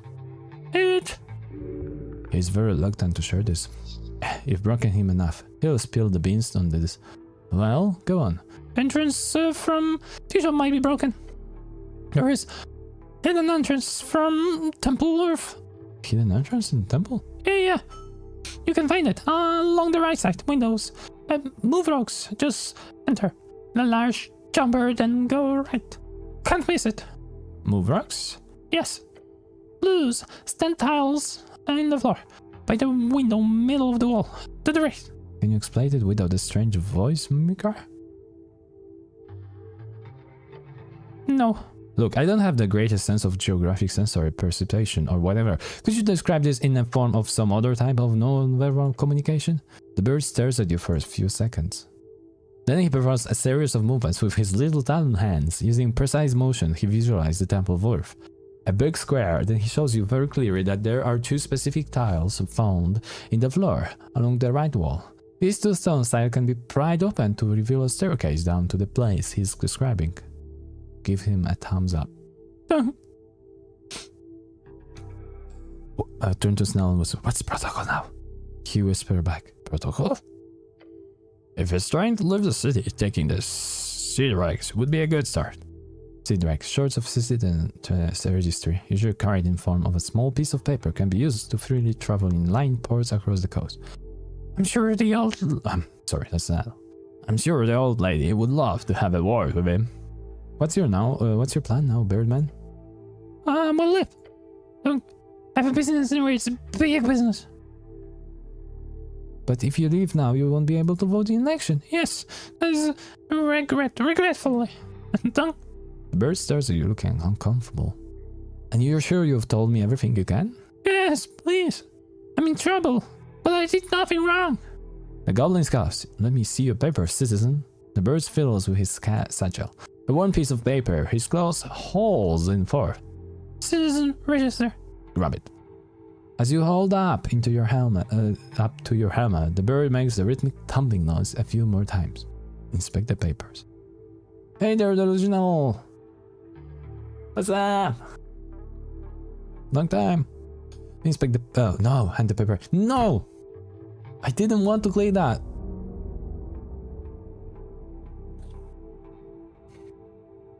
I didn't want... I misclicked. Whatever. Oh, thank you. He nervously glances towards the exit. Look to Snell. He just shrugs. Should I contain this guy? It would take time to do so. Your gut tells you no. Boring. Tossing him in the stockade does seem like a good choice. The great prison. You can go. Thank you. The voice sounds grateful. Since you are so kind. He hands you another note from his satchel. There's a series of numbers on it. Hidden safe. In my office. That is a combination. Feel free to take all of the shit you want. Contents. I will not return to this establishment. Thank you for your service. The birdsman starts to shuffle towards the stairs. Good luck out there, Mr. Drummer. Without stopping you, hear him mutter out in a shrill voice. You too, Lyric? As the bird leaves the warehouse, you hear a faint rhythmic sound follow him out. Dunk. I wonder what he'll do. Is it okay to have him running around? Not like I've got in jail to toss him in. Well, I mean, you do, but then you'd have to go to do that. Sounds like a pain just to catch lying bird. Going all the way to the stockade, to do all the paperwork and document all the evidence. It would take a full day if you're unlucky. You fine with me letting him have these papers? Your choice. Sageleaf will be pissed either way. Now at least she might not have to deal with him anymore. I'll handle the fallout, always do. Slang for negative consequence. You believe anything he said? Sure. I'm certain he believes he's a victim here. I'm inclined to say the same, somewhat. And he did not blow up the tea shop. Not with that smuggling stuff going on. We need to check out the tea shop properly, ASAP. I'll check up on that info broker. Means as soon as possible. Still in modern slang. Also popular brewery in the Log District called Arnold's Sleepy Armageddon Place. And that's not a joke. She had a connection with the Asgulls in the tea shop. She also had a meeting with the Free Striders. Feels like she's a string connecting every fucking party in the city. What a fucking mess. Cool, let's go. Toss the peppers to the snow. Okay, I think we did that a lot here. Yes, we do this. Take a route.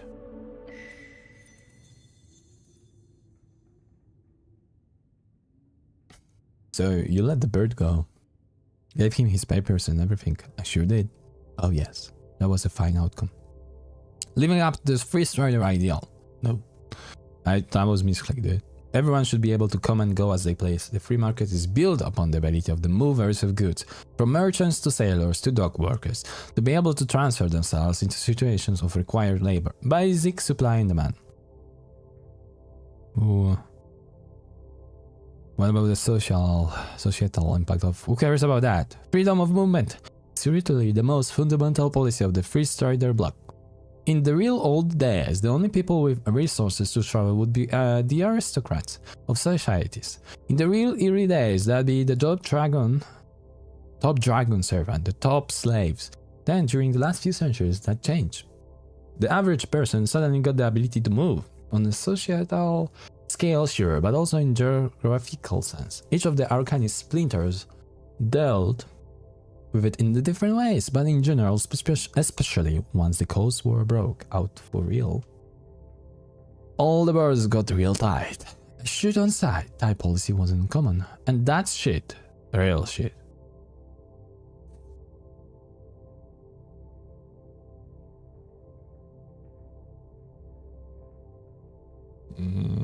That was overkill, but we should have some type of border control, right? No. All of it is bad. Let's go over the facts here. The number one cause of starvation, poverty, and economically related suffering in a general lack of prosperity. Historically, it's understandable why peasants and kings, or early arcanists, didn't really get this, because they just didn't have any reference point. If things were always terrible, you wouldn't even know what good is, right? Then comes industry, mass production, both esoteric stuff, access to free food, heating services, teleportation, and the fundamentals. Textile factories, metal refining, and transportation, all of it giving way to an unprecedented amount of prosperity for everyone. It's like cheating in the economy. Everybody gets rich all of a sudden, even the old aristocrats. So then you have the question of nation states, of borders. You can make an argument that freedom of movement goes against certain ideals of nationalism, sure. You can't completely lock your own people away from others. You can't stay out of global trade, you lose that authoritarian touch. In return, you get a super magical economical boost, one that helps everyone. You know those Askas that hate free stories so much?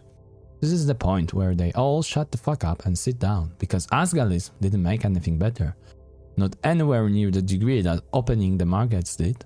And locking down your borders, not allowing trade, people, labor, goods, and service to flow at the behest of the benevolent invisible hand, that's literally like arbitrarily making your people, all your people, objectively less wealthy and probably a lot hungrier. Just for some dumb ego trip. Thus, immigration is fucking great, and anyone who disagrees is a fucking idiot.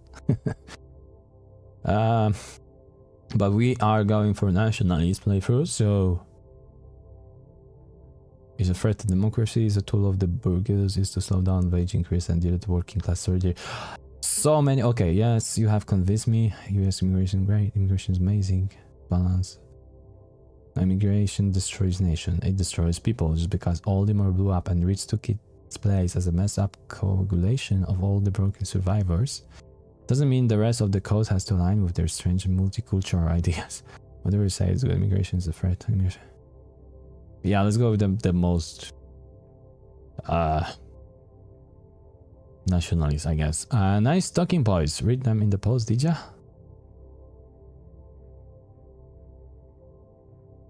I am the cleric of Norvik. Of course, I stand by my city no matter what. Yeah. The old power will obviously want you to think like this. Scary immigrants sneaking through your ports.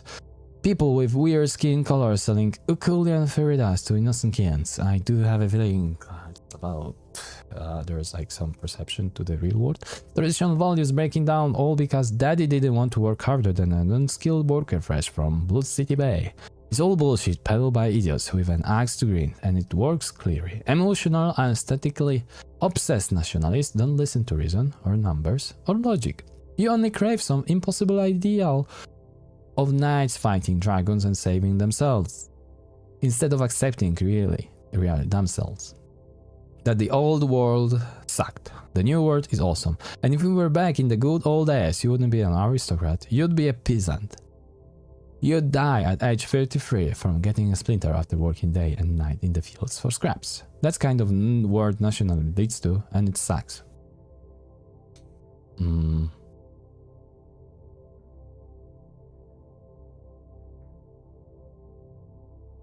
The reign is the madness of uncrowned capitalism, does not equal going back to feudalism.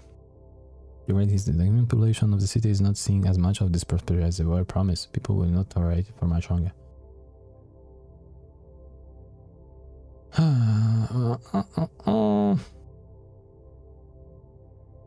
I would. I mean, no, okay, we're not taking something that makes sense. We're taking something that. But what? Actually, I don't know.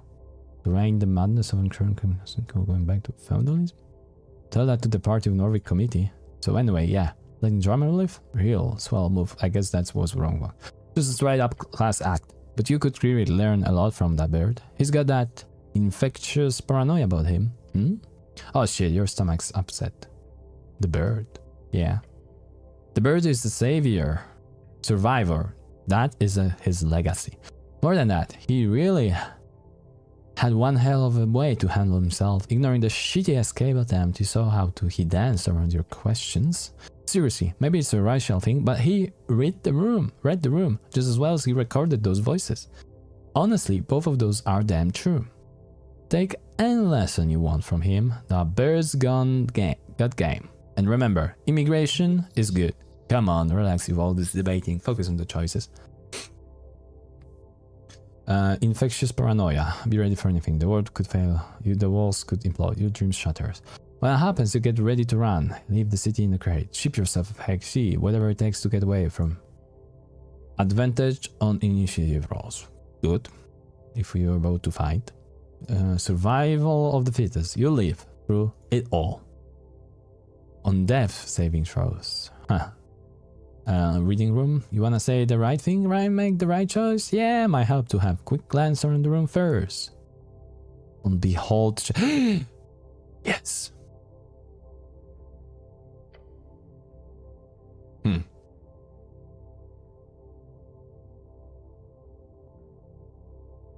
So initiative is important, but we are pretty good with dexterity. Let's take a reading there. Great, no excuses now. Time to understand people so you can control them, like sheep. Stop thinking about this. Now leave. Cool. This is only, we're gonna activate it whenever we need to activate it. Deep.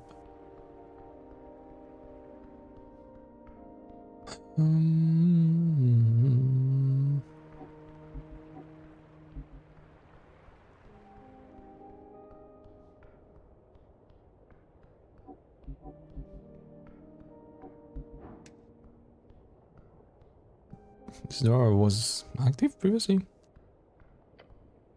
The approach of many doors of human. Dumps at the rest. Snow watches your move closer. What you're looking at? Nothing. Are you calling me nothing? It's not that deep. Knock on the door. You rap against the solid wall. A very solid, very rhythmic. Wait. One passes as it does. Then the sound of heavy latches sling. It's flung open. Beyond the frame you see a human male. Mid-30s, his short hair ruffled, his cloak wrapped around him like a makeshift... Oh god, no. Are you that intimidating? You see the tears form in his eyes as he leans forward, pleading. What happened to him? How awful. He thinks you're here to deliver terrible news. Calm down, no one is hurt. Oh, thanks the gods. He rushes in to give you a big hug. How lovely to share an embrace with a fellow man. This sure makes me glad. He takes a step back, whipping half-formed tears from his cheek. I'm Manius. I must have jumped to conclusions here. Yeah, sorry about that. We're here to investigate the tea shop. Yeah, what he said. Oh, this generic human male looks around him. I'm afraid I'm not at liberty to disclose any information to the local militia. That is what you are, no? A cleric of the local militia? Just a red man. Yeah, see, Octavio, he's a busy man, but he's directly instructing me that in this case, there are ever any inquiries, they will have to go through official channels, even for his inner circle. That's very suspicious. I'm sorry, I swear to you. We have all the legalities in orders. I have diplomatic immunity. That's what it's called. Your companion gives you a raised eyebrow toward the fucking ceiling type look. And the yellow team sure knows how to play the game. Diplomatic immunity? Yes. Who are you exactly? I am Manius, as I said. I am a freestrider and member of the Kohnyu Reach Trading Company. I work for the first-in-command guild agent of Tolstad. I'm afraid I cannot offer anything more than that.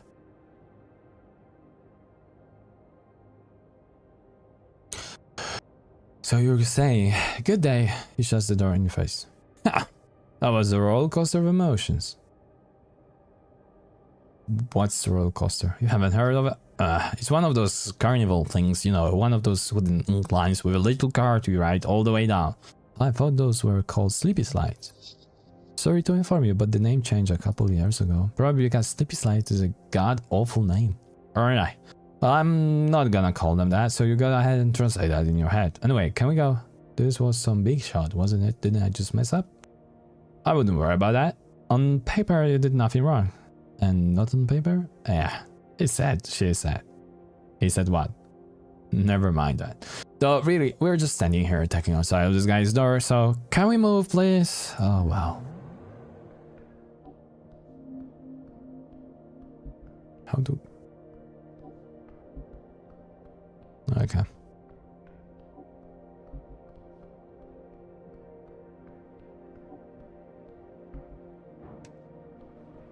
Oh, we can talk with that?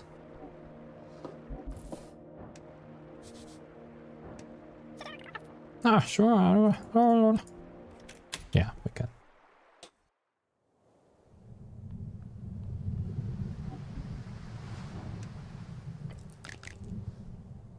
Have we been talking with this? I don't think so. Which you can secure the tiny sound that turns into a squeaky noise. Hi there, big fella. What's like being crap? It's great. What do you think I like about being crap? Maybe we should like... It's great. See with your hands. He snips his pincers. A happy crab. What's your name? I'm Cremate City. Cool name. Thanks. Do you have any information for me? Oh, yes, I do. Did you know that there's an abundance of worms on the riverbank this time of year? There always is. It's causing me to gain a few pounds. The ladies will love it. Oh, we've got ourselves a lover club. And not even the bad kind. As for now, break the spells. Hope you had a retrieving combo. Now we can go. Yeah, that was worth it.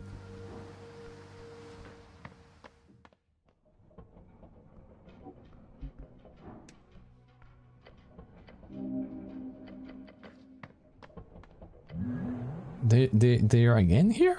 Wait a second, why are you here again? Hey.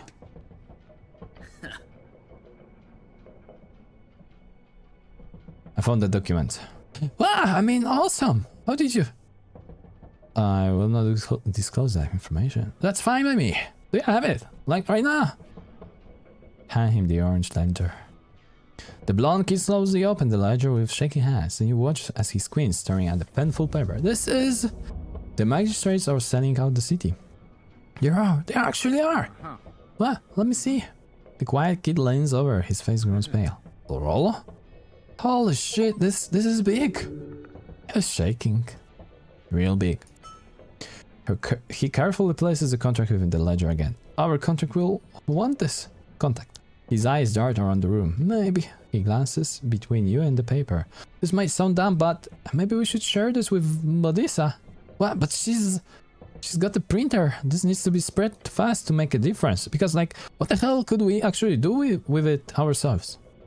The field guy will know what to do with it, right? Sure, but... He's nervous about this. He seeks approval. Not sure I trust the contact with this. What should we do? God, this is a damn mess. The blonde kid takes a deep breath. Modissa could go crazy, but at the same time, if we hand it over to the contact, we don't know what the hell it would do.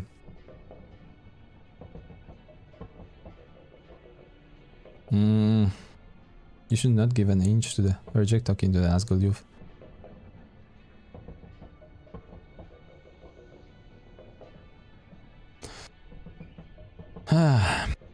Asgalist... Are Asgalist nationalists? Right.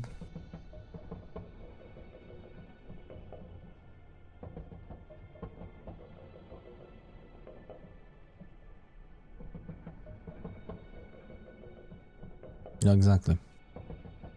You should give you should not give an inch to the Asgals. Your contact is the safest best. He gives you a stern expression. No, I guess you're right. They wouldn't want to cooperate anyhow, and they do have a destructive ideology. The blonde boy nods and looks to his friends. The Norwegian resistance is against Asgal and Freestriders' influence in the city. Both. Straightens out his posture. Above the river, there's documents for our contact. Thank you again, cleric. Your service to the city, to the resistance, has been invaluable. I have some questions. Big screen, not just me. Weird choice. It's very normal. Awful clan name. I have two uncles named the same. Sure, what do we say? Where did you grow up? Over on Wall Street. Cool place. No, really, it was too cramped. We lived in an apartment right at the river.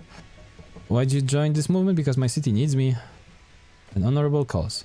What does your father think of you being this movement? Considering he's dead, I don't think he cares too much. What about your mother? Yeah, I'll ask her if she comes home this month. Looks at me and my brother alone, okay? It's fine. We both right. Work. Alright, no more personal crisis. Yeah. Don't you guys have a job? We were doing important work here. You're all employed? They're awfully quiet. I'm actually, I work on a water line on some days. Yeah, whatever. I don't care. I can recommend you boys into the Earth Guard. Oh. What? The blonde kid looks at you with confused darting. Has not sunk in yet. Yeah, you'll get fast track into training. The kid starts muttering to himself. Intense fear suddenly washes over him. But that's point at the kid who keeps casting cantrips. And you could be a cleric one day. Blanky Boy begins to speak, but stops himself. He realizes you're correct, and he appears frightened over the possibility. They have some paper and write them an official recommendation each. They look soon as you hand over the papers to them. Are you serious? Earthguard? Isn't that clerics? Lots of different Earthguard. From street watchers to equestrians. You'd make a great wall enforcer, big guy. Oh, wall enforcers? Like with armor? Our guard members train to defend the walls of the city. Well, I thought only nobles could be equestrians. Members train in horsemanship, sometimes referred to as the Knights of Norvik. No, they changed that. Read about it in the paper, though being a street watcher seems like a bit of a shit job. Street watcher, the most basic type of Argus Magpie trainer. They are led by top watchers. High-ranking Guard. Okay. As a friend speak, the blonde kid looks his recommendation is the belief. In this belief. So this is more bodies into the machine. Careful, if you put them into the system, they won't get a chance to continue this resistance. Of course, if you fail, they might reject the whole idea. Want to get rid of them? Just appeal to their dreams.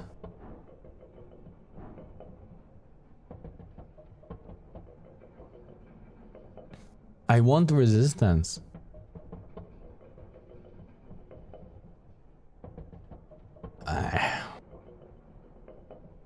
Okay. Job, take it. He nods. I will think about it. We all win. Thanks, cleric, Lord Cleric. He bows his head. That's all for now. Thank you, citizen.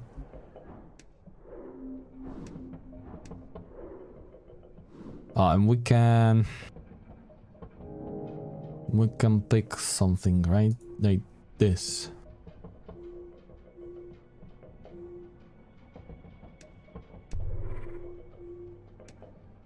Yep, reading the room.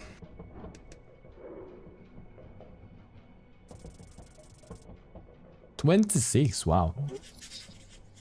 No, what if he is stop thinking such things before? No, he won't. In the very rest of times, this kid will be the first one to lean up on his brothers. He's learned to eat that ego of his when he has to. That's good. A man is made by the toil of his peers. Nothing more, nothing less.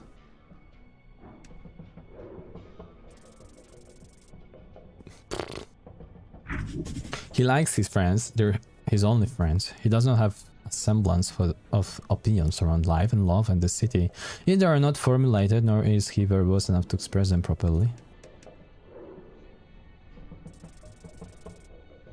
Ay. Almost. Wait. You see that? Stress cube. Why?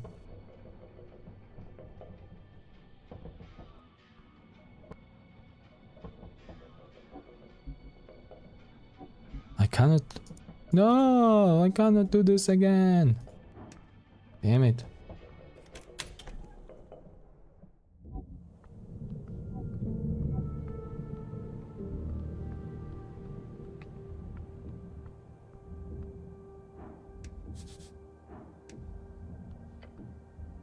Looking out over the ledge towards the rolling blaze, you see them spinning as per usual, except one of them there's something sad. You see a rod, a fancy thing decorated.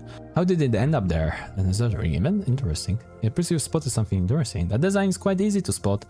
Among the mass-produced arcane era magic items is an immovable rod. What are you looking at? There it is, indeed. An immovable rod? Yes. Are they rare? No, uncommon. Can be useful. You could die, yes. Okay, so let's take dexterity of like higher.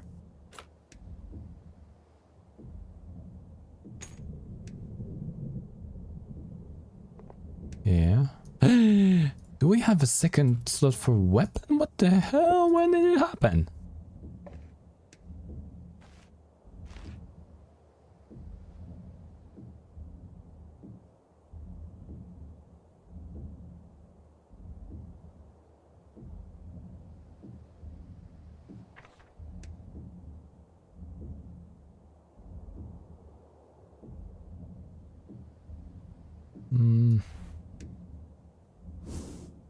Okay, let's do it. Yeah, won't want you to fail, so I have an advantage. Easy peasy. You reach out, leaning as far as you can. Oh, for God's sake. The goblin grabs out to your skirt. Uniform, he grabs onto your uniform. Balance on the edge, and you get it. It's hard wooden frame with fancy iron set pieces on each end. Along the handle is a button, however it appears firmly pressed down on. It's an immovable rod. I've seen one of those before. I don't think it's supposed to move though, right? Investigate it. A quick swipe of your hand reveals its magical nature. The tingle, however, this item is clearly broken. Broken? How? Try giving it to the goblin. Hand it over. The goblin grabs the rod. Let's go. Let go. As you do, the goblin holds it alone. Yeah. It's really light. It's esoteric, really. Try tossing it into the air. Okay. He tosses his hand up, and the rod does not leave his palm. What? He mutters and tries to let go of the magic item. I can't. It's like I'm glued to it. What the hell? Here, take it back. The goblin hands it over to you without problem. He looks perplexed. Try touching against the ground.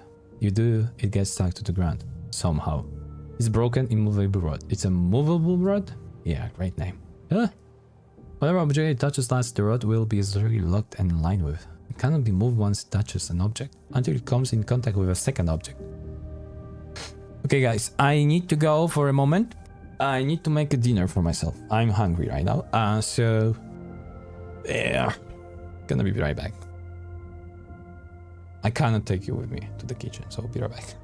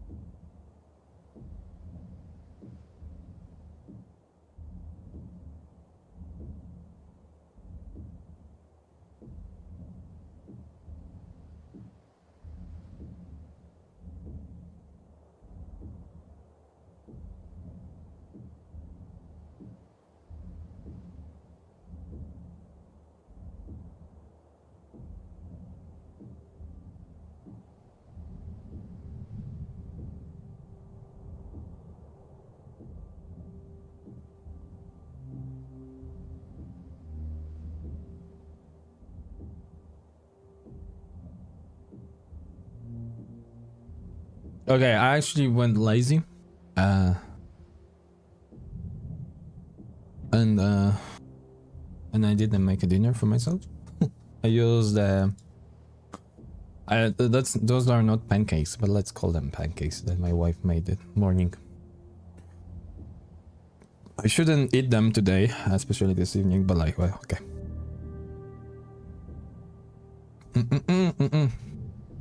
So yeah, kind of pancakes, but those are not pancakes. You do them with like with apples inside, and then you put them on a pan. So I don't know what's the name. We call it ratsuchi. So I don't know. It's like, you know, pancakes with apples inside in the dough. What constitutes as an object in this case?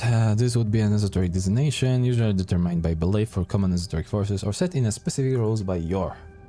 In this case, it seems to indicate a dynamic object connected via mass. Okay, Saturday, but for yourself one. Yeah, I probably not. No. I bought some cakes because we have Easter, right? And my mother will come on Monday. So I bought some those traditional cake thing. I bought. But what I'm gonna do tomorrow is actually I'm gonna sleep late probably because we're gonna end probably today late. So I'm gonna be sleeping till the late hours, and when I'm gonna wake up, I'm gonna start streaming. So yeah, I'm not planning to making Saturday cooking thing. No. To cut off your arm. The arm would be a new object. Where you need to place the arm on the ground is a new object. Is not a new object. But where you to, for example, staple the arm to the ground via pitons, then it could potentially constitute as a part of the ground, depending on how harsh the defining forces are in this particular case. Either way, there's no real use in defining those rules right now. But it would be interesting for further study at a later date. Guys, the blue one talks a lot. It is just a magical stick. Simpleton. So what can be used for? Used? Oh, nothing. It's quite literally a useless stick. Really? Well, if used very carefully, it could be a bookend. You know how it works? A cycle to one thing, and when it touches a new thing, it sticks to that instead.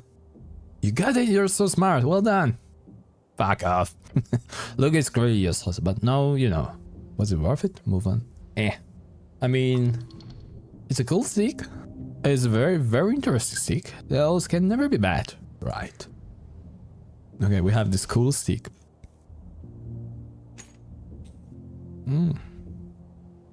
But I guess it gives dexterity, so it's not bad.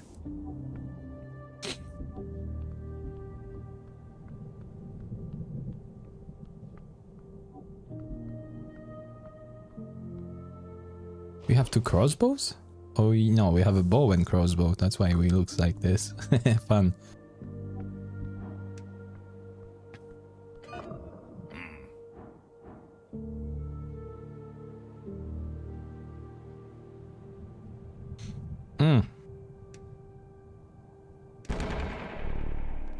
You see the words and place a palm at the center of the planks. A deep booming noise echoes out across the street. Sounds like someone hitting a drum at the bottom of a well. Not very subtle, but hey, if it works, it works. In an instant, the nails begin to jump out of the planks. They fall to the ground, one after the other, along with the wood. Your spells fade as the doorway now stands open before you. Now to complete your quest, nothing stands in your way. Snell stops covering his ears and gives you a small applause. You've got some balls, cleric, going against the Kohnyu like that. Singeleaf will be appreciative, I'm sure. Don't say anything. So just gives you a quick nod. Now let's check this place out. Beyond lies the ruined tea shop. You can smell it already. It's like you're looking at a burnt-off fireplace. The ash and cinder is all that remains. The goblin gives you a serious look. It's time, cleric. You get ready to step inside. Your body begins shivering. Keep your guard up. Get ready to run. Death. This is death. Stop muttering about death. It's making you really nervous.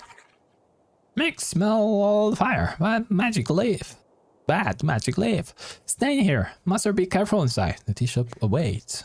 Okay, but we also have another way of entrance this place. We can also talk with them. It is you. Yes.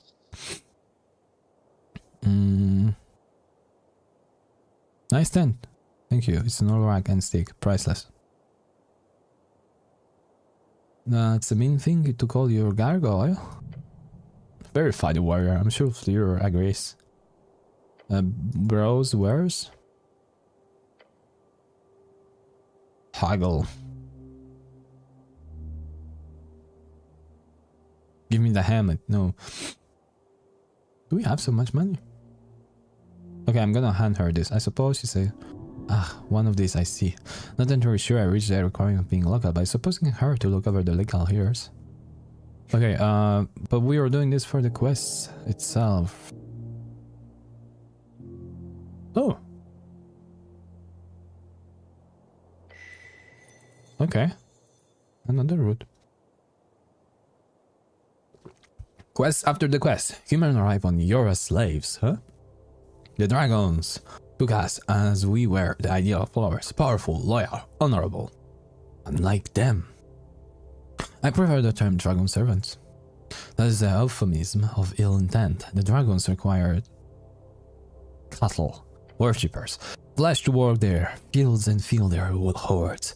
We were delivered via gates, each of us from a different world, with different myths, varying skin colors, unique cultures, all of us human. This united us. This was our strength against those filthy lizards. Today, it is imperative we do not lose that sovereignty, that macht which has been constructed tirelessly over the course of centuries. Dwarven word, meaning approximately something akin to power or control. That which was worthless, ruined by the arcanists. We lost everything, all thanks to them. An unmanageable tragedy. Dugin Dulindim showed his blade into the heart of Tisser Delnor. From that moment on, mankind relished in their dominance of old Deminor. Men built kingdoms, men received the blessing of multiple gods, more gods than most folk had ever seen in written history. Men followed wise philosopher kings, in that we grew strong. It was not until half a millennia later, after half a century of Mago conflict, that is all crumbled into dust. But you descend from those few who dissolved the carnage. You descend from Urfolk, those pure-hearted men who listened to Earth's promise of a free kingdom in Ascan and rode the waves west. Those were the men who built the Great Old. Those are the men who carry humanity to modernity, following their good, pure, strong, and eternally wise God King, Earth.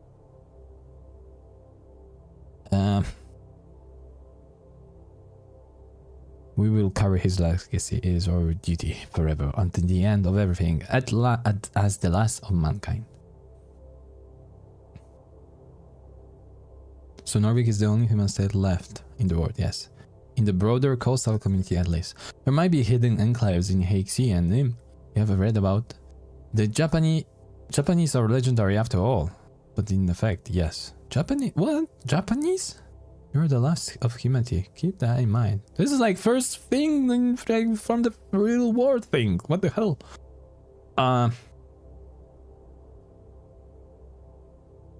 Okay, move on. Yes, think it through. Everything inside yourself, which just makes you a man, tells you that. We need to retain majority. That's the only way we can ensure control of our own destiny. Earth built a land for mankind to rule, to govern, to hold as their own. Everyone else is a visitor or a guest. We, the human people, are its owners. As such, we must hold our ground. We must bear that weight. We must defend the city. Oh, come on. You think you're some true Norwegian? You're not even fully human, you hairy fuck. The vast majority of your flesh is unfolk, to the bone. Then there's a tiny part honorable dwarf, yes.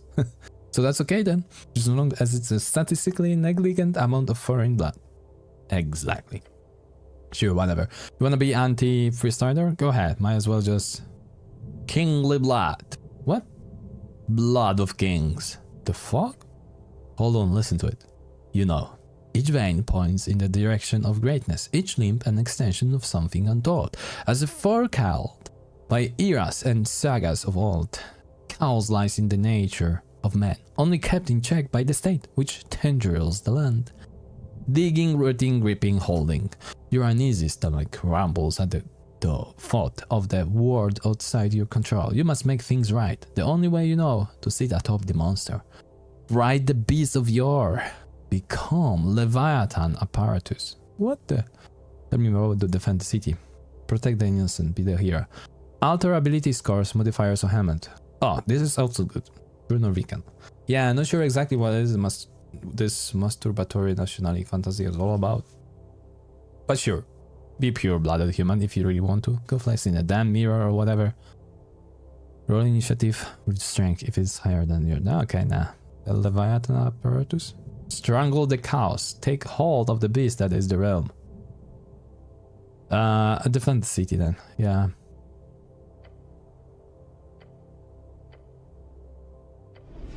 That you will, until the day you die. Stop thinking about this whole thing.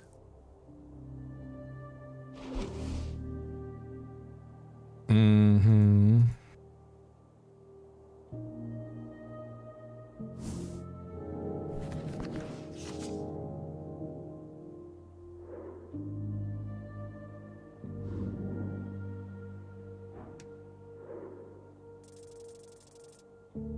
Yeah.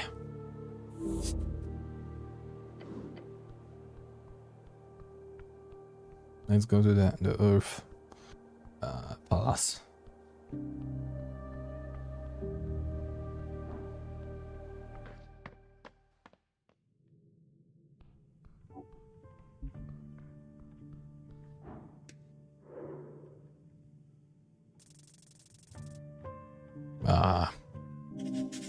The Zarnai can break you like a twig, yet he will not. He is bound by an order, but why does it not affect you?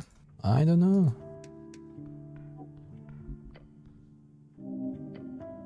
Yeah, we broke it.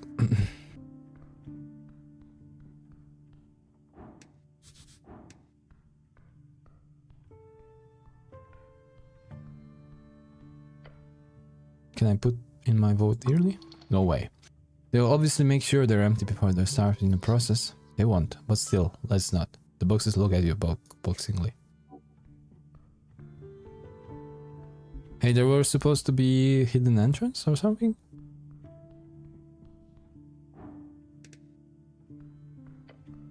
Two brick stones in copious. Two in copious. The goblin is getting between you and the stones. It's alternative, but do you have a reason for eyeing the corner? Secret rocks, Snell. Oh! He glances at them and whispers, what's the secret?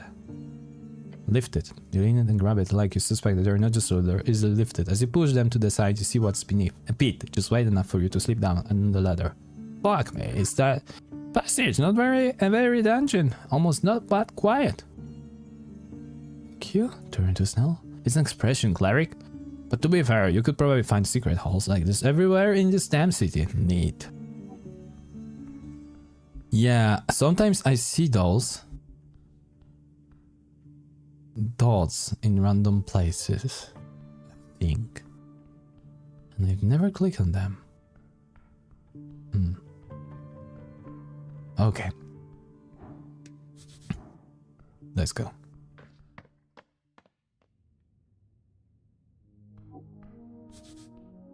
Hold on, is this tunnel connected to the tea shop? The Drake Slayer. Ooh. Okay.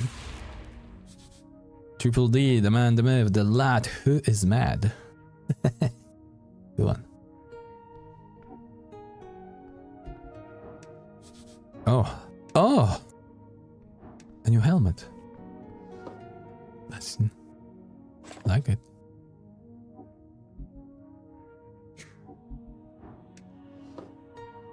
Ginger Ging? No. I mean, cool.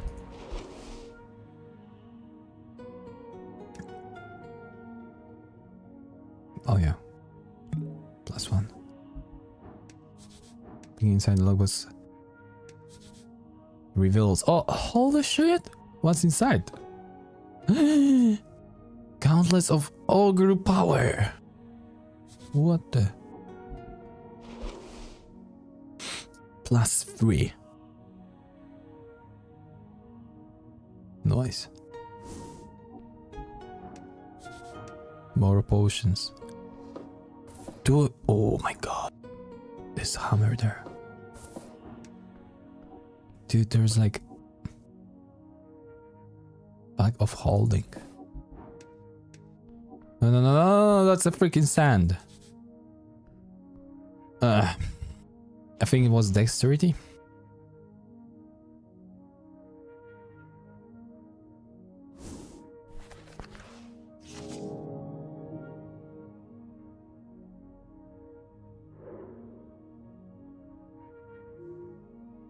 No. No. Yeah. I need to forget something. Okay, we can forget this. So now our dexterity is 24. Come on. Okay, engage. Looking inside the crate, you find a notepad. A notebook with several pages of scribbled notes. It says ledgers for smuggled goods on the front, a bit of the on the nose, perhaps. Oh, smuggling? Awesome! Check this shit out right now. So this notepad is filled with a proof of both evil action and intent. Right, it's time to break the smuggler lawfully. Look at the list labeled take a dope at first. As you start to remove it from crate, it suddenly starts to evaporate in front of you. What? Turning to magical dust in your head. Oh my god, should I? A curse.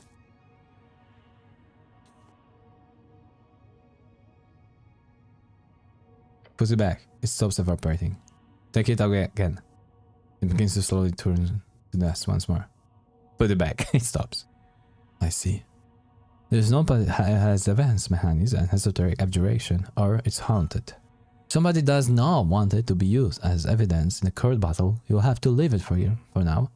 I'll send someone to take a look here later, don't worry. We'll make sure to mention that they should not move this thing, just in case. Okay, let's look at the list labeled export-import. Many terms you have never heard before, and some you have, mostly importing. Pocket bikes, a large quantity, marked as a not yet arrived and then terrible state. A number of rare potions, which various names. So, what is potion? And you spot a final mention of something called quival cartridges, although it appears not to have left the warehouse. Hey, that's the one Modissa was looking for. The Asgard girls vendor screwed this tea shop owner.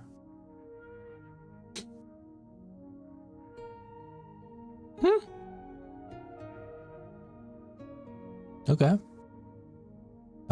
So Modissa wants the girl we just talked. But it says it didn't leave the warehouse. There, we took everything. Check out the smuggling guide. Oh, one of the early pages, you find a section labeled Smuggling Guide. He wrote a guide on his own illegal activity as a reminder on how to do it. That can actually be his voice tries off.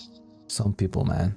Step 1. Use your connections. The rich young merchants are always good for coin. They pay hefty for simple storage.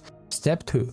Storage. Move things from warehouse to secret tunnel. Use freestrider help. Lifts up from pillar crossing. They write off missing goods as lost at sea. Step 3. Keep secret. Mix crowns with tea shop income. Fudge receipts. Avoid sage leaves handlers. Step 4. No distribution. Return to warehouse night before ship leaves. Do not sell goods yourself. Stay clean. Of course, the freestriders are involved in this. They probably set it up to begin with. Those crafty bastards, they've really got their fingers in everything. You should really consider becoming a full-time freestrider agent. They probably pay a lot better. Over your shoulder, Stanley is too reading this elaborate display of criminal incompetence. He looks less angry and more disappointed.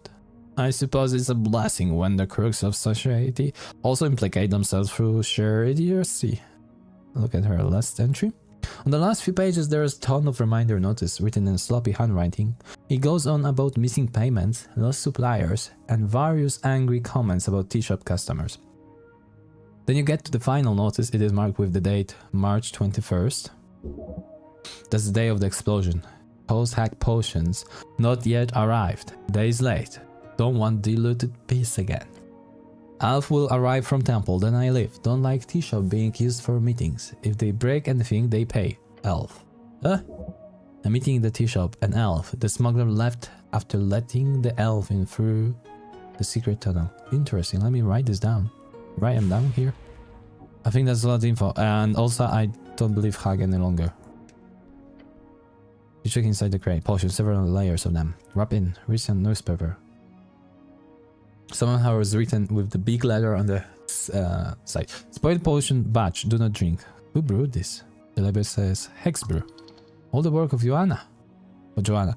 If you got into potion business, you could probably make a killing. Are they all spoiled? It appears so. Why they are all together here though makes no sense. Check the box. Nothing interesting. Except the tiny carved making of a bird on the bottom right corner.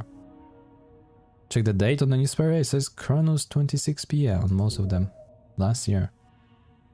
Check the clear liquid bottle with a tiny label on several clear white eyeballs inside. Lift up and hold it in your hand. The empty bottle is light and the cork is in your hand.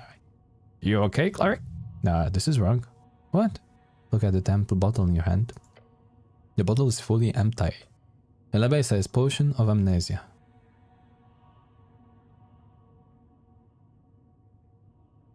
We don't have to start over, do we? Please don't say we do. That would be the worst. You drank it, but the weak spoiled potion only took away a few seconds of your memory. I see. So you're okay? I lost a few seconds there, but I'm fine otherwise. Alright. Spoiled potion. Weak effect. Let's just not drink random potions from now on. Okay? I don't want to drink. I'm just checking. Okay, I'm checking, probably like drinking. Drinking the watery with a bunch of turning fizzing red flakes floating around it. These fucking things popular with the upper class. Really bad for you though. Really? How come? Are they cursed? No, it's like, it's not like they don't work. They work fine. It shows you the label. It says potion of low body fat. It's what is called a transmutation. People use them to stay fit and healthy. But like a customized polymorph potion, they just shift around your nutritional intake. Ends up killing you slowly if you drink too many. That's why they are not illegal to import or sell here. You know a lot about this. I might have read an article about it at some point, but whatever. Let these rich folks do whatever they want to themselves, right? Except what happens is that this shit quickly gets passed along to the lower class. And what happens is that he stops himself and grows. Whatever. What else is in this box? The poor folk have a responsibility to take care of themselves as well. We shouldn't... why shouldn't they have the right to ruin their own bodies? If that's what they want. I don't know. Not drinking. Yellow bottom. The bottle is long and slender and weighs quite a bit in your hands. The label says Potion of Masculinity Femininity. Ah, a gender swapper. Those sure are popular these days. You have heard of this. They are not interesting to you. This was actually functional. You could have sold it for a couple of hundreds crowns. Expensive stuff. Oh yes, they are capital P popular. Who would want to drink this? Oh, lots of people. It's all the rage, you know, for some, it's just a thrill. Since it's stable, permanent, and painless switch, it's gotten mass-produced after the war. Still pretty expensive though. So it just switches all the stuff? Yeah, from what I've heard at least. I don't partake myself exactly, they talk about banning it a while back. But they end up just making it a requirement to register the switch if it goes beyond a few days. Too many people were using it as a quick and easy way to avoid jail time. With a regular polymorph source, you've at least got a viper. I don't want to do this. Do I want to drink it? You have thought about what it would be like to be a woman. So this is not something you have ever actively thought so. Oh, you might help you understand them better, sympathize instead of empathize with the plight of womanhood. You are confident in your bodily structure, where you have always been intrigued by women yourself. You don't wish to partake in their struggle. You're a man, you will die a man. Okay, really don't. The other potion gleam on you. Okay, so I'm really curious about that one, what I'm gonna look like.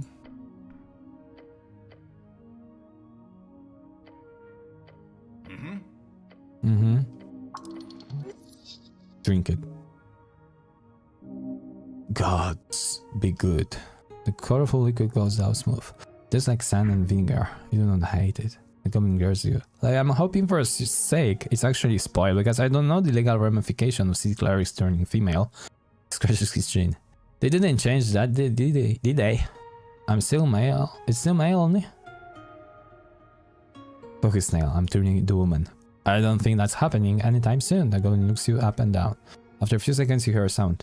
Your stomach, it squirms. Beyond that, nothing changes. Yeah, I was spoiled. Snell rises his eyes at you. Say that again? It was spoiled, Snell. Nothing happened. Wow. Your voice is that bit higher. No, it's not. Yes, it is. Well, I don't hear it. Well, I do. Most people probably won't notice. And might wear off in time. I've heard that spoiled potions can give some weird temporary effects, like rolling the dice. My voice is deep and dark, Snelly. Manly. Sure, Mr. Deepsqueak. Anyhow, I was still mentioning. This is disgrace. This isn't so bad. Okay.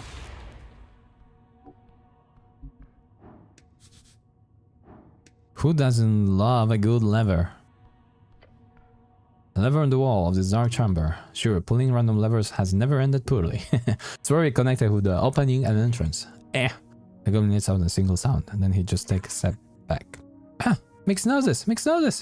Pull will lever will open secret door. That's how old master always put it. Lever equals secret door. Pull the lever. You do so, putting a fair bit of force on it. As you do, a groaning sound fills the chamber. A passage opens in the west wall. The smell of scorched wood and stones fills your nostrils. Logically, there is only one path this tunnel leads. The tea shop. Great. Just barely out of reach. Behind is a very fancy hammer. Warhammer. Cool, looks woven. Yeah, it's woven. The craftsmanship is amazing. You also see a bag of griffin fodder goodies. Quite the expensive thread. Stick your hand to be tall. I read head. Grab handful griffin fodder goodies. Reaching between the bars, you scoop up a handful of the sticky little nuggets and toss them into your pouch holding. Let us wish for the sake of everything that these nasty bits won't stink up all your other stuff. This isn't even an item, it's just mush. You're pushing mush into the pouch. This does not count as loot in any shape, way or form. You refuse to consider this loot. In any way, this is mush, not loot. You will not be able to find it in your inventory. It is anti-loot. But everything else counts as loot? This does not. Now, stop thinking about the mush. I'm good. Okay. This is weird. Adamantine. Oh, adamantine.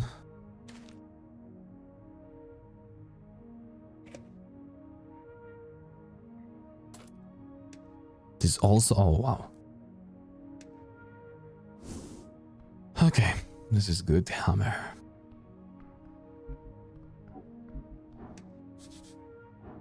Dark tunnel, omnibus.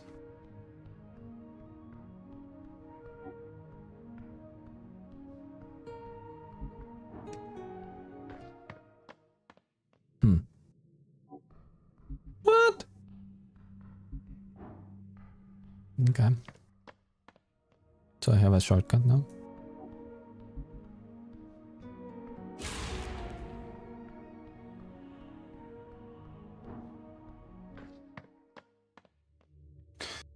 So the bird was bad in the end, I think. He was a smuggler.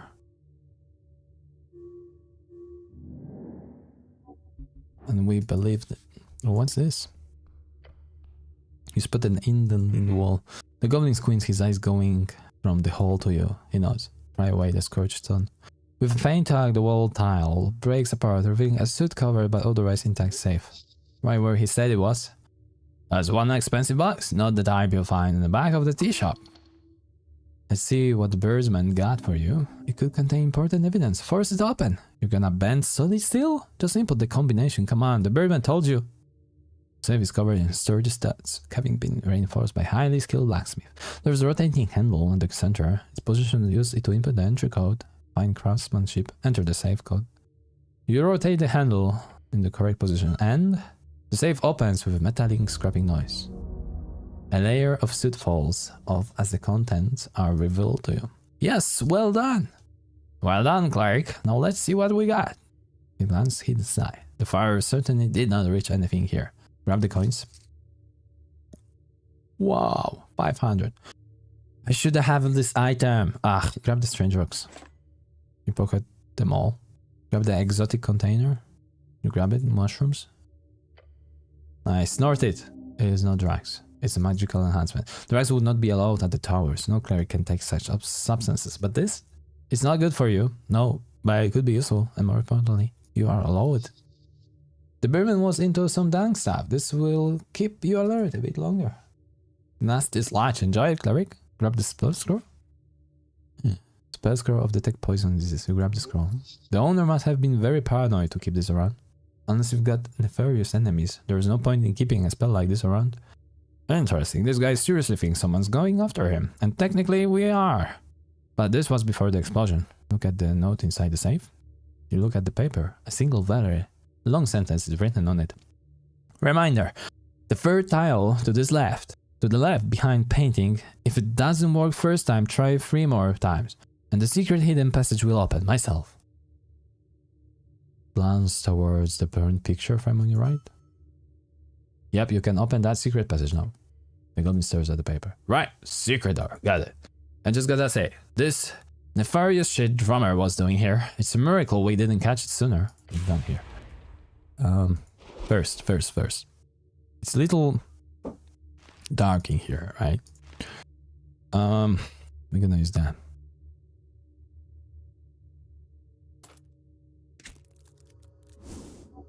Cool.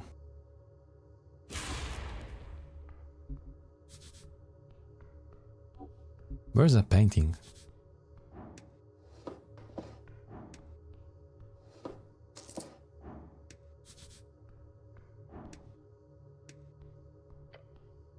Laid in the passage, the iron door has fallen off its hinges. Look at the bent corners. The bent metal like this, it takes power. An incredible high temperature might have been involved to cause this door to bend like this. And it is bent outwards, so clearly the origin point of the explosion was in the back. Mick, what do you make of this? The door is very hurt. I feel bad for the door, but magic did this. Master, be careful, whatever did this still may be here. Look at the hinges. The hinges are connected to the wall via thick iron nails. Looks like they've been ripped right off the stone. Interesting, then this was a combination of force and heat. An esoteric effect, just a spell? Alarming. Okay, try to figure out. Yay!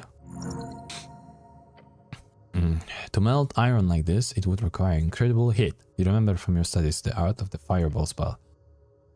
We know! But to reach degrees hot enough to summon this iron, it would have to be of a 7 level higher. More realistically, considering how the flames have forcefully escaped from the back rooms by bending the door this way, 8 or 9.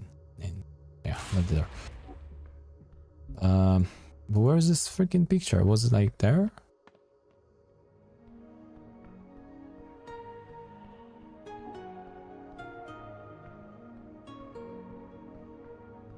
No bloody idea. They said, look at the pictures right to you.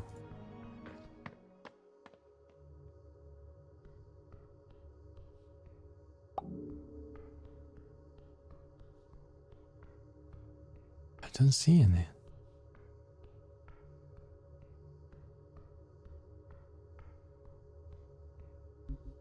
I have a feeling there's gonna be fight, so we can improve a little our strength. Because we have 2 big dexterity probably. Yeah.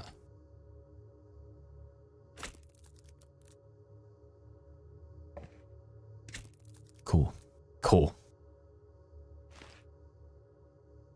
Do we have something that gives strength and dexterity? So, okay.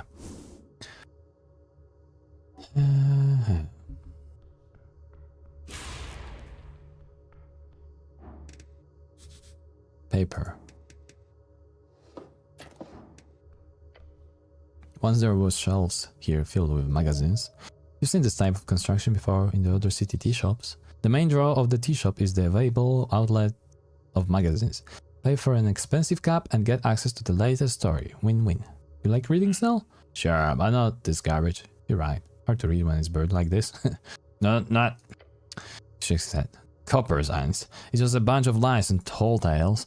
Might be fun if you want to rise your blood pressure. I agree, I hate journalists. Let's not... I mean, there's good newspaper, just give me one example. Sure, the Green Road. A newspaper focused on support of the Agricultural Party, the only major Norwegian paper printed outside of the city. Give me 10 more examples. Oh, that's fine. Thank you for indulging me. You're welcome.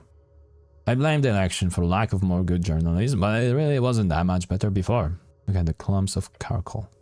Littered across the stone alcove, you see chunks of, well, charcoal. There was wood here? Is there really nothing readable left? Why would there be? Paper burns quite easily, but what if? Sure, maybe you'll find a magical fire in next paper or something. That's right, you have to take a proper look here before moving on. Great, just great. Your eyes sweep over the ashy remains. Effortless. Search for something, anything. Barely. Among the mess, you notice something solid. Moving away a small pile of burned magazines, you discover a paper completely unharmed by the flames. It's a bit dirty, but a quick shake reveals the title. The Undercommon. For fuck's sake. This paper is cursed, I tell you. We spent a fortnight fishing these boys out of the sewers last night. What kind of asshole thought a magical indestructible newspaper was a good idea? There's a faint teal-ish outline on the paper, not quite glowing in the dark, but almost. Is it any good? Glance them again. Does it? Nah, it's shit. I clicked something wrong. I didn't want to. I hate clicking buttons. This. Popular, fun.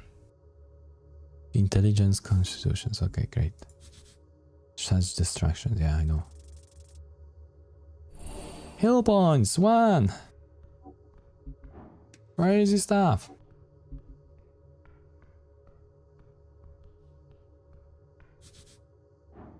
Bricks. On the floor beneath the shelf, you find a pile of broken porcelain. Damn, it's like clump, he says and cough a little. Old master had a cup like this. Sorry, what? Down at your scarf. Old master had a big collection. Of cups? Yes. Teacups? Yes. This old master of yours, curious, strange character. What do you mean? Having a lot of cups is strange. Yes.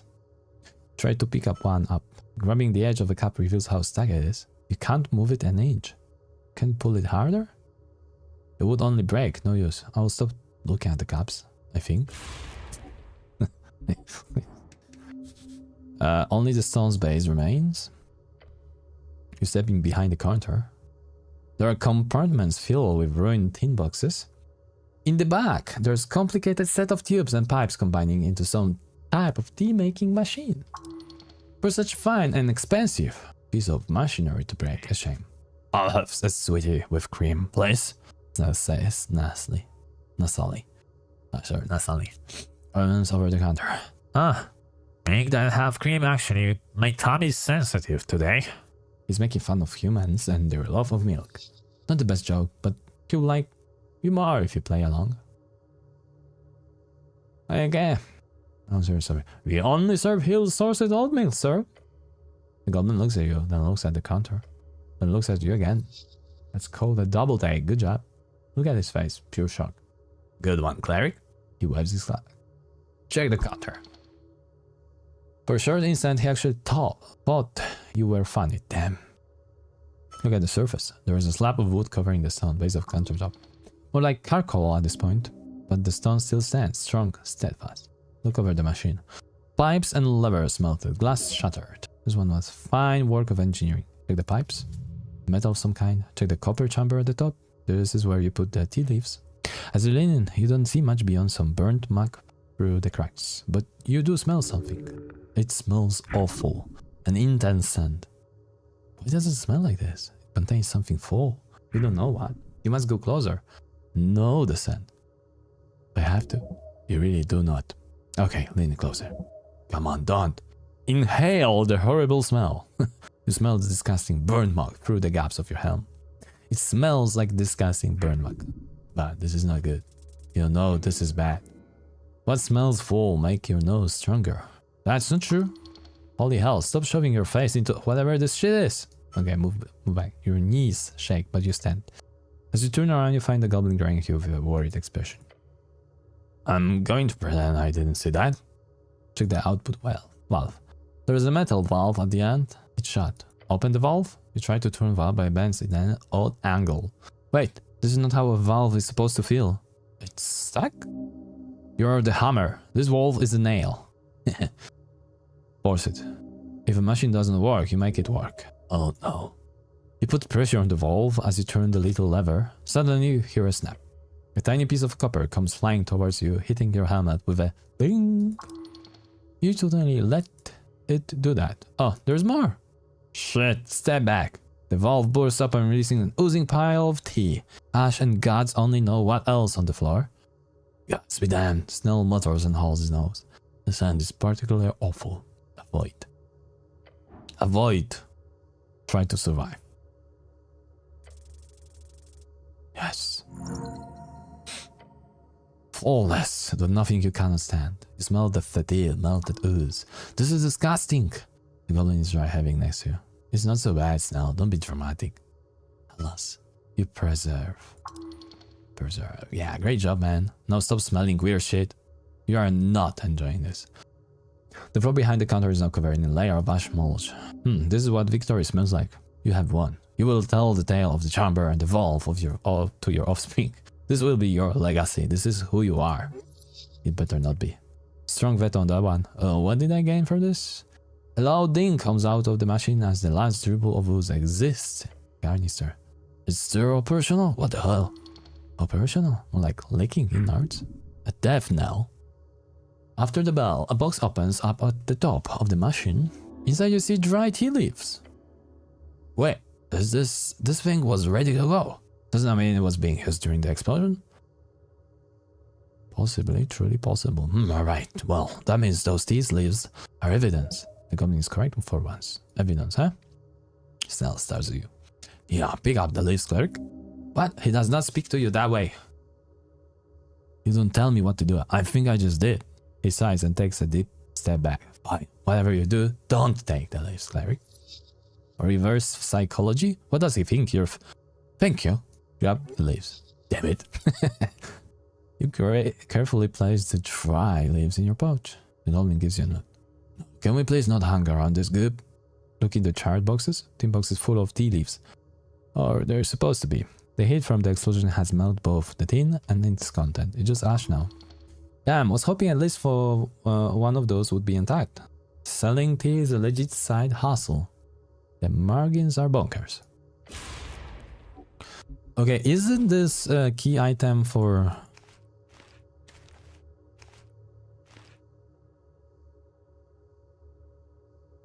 Book leaves. I think like the witch wanted that.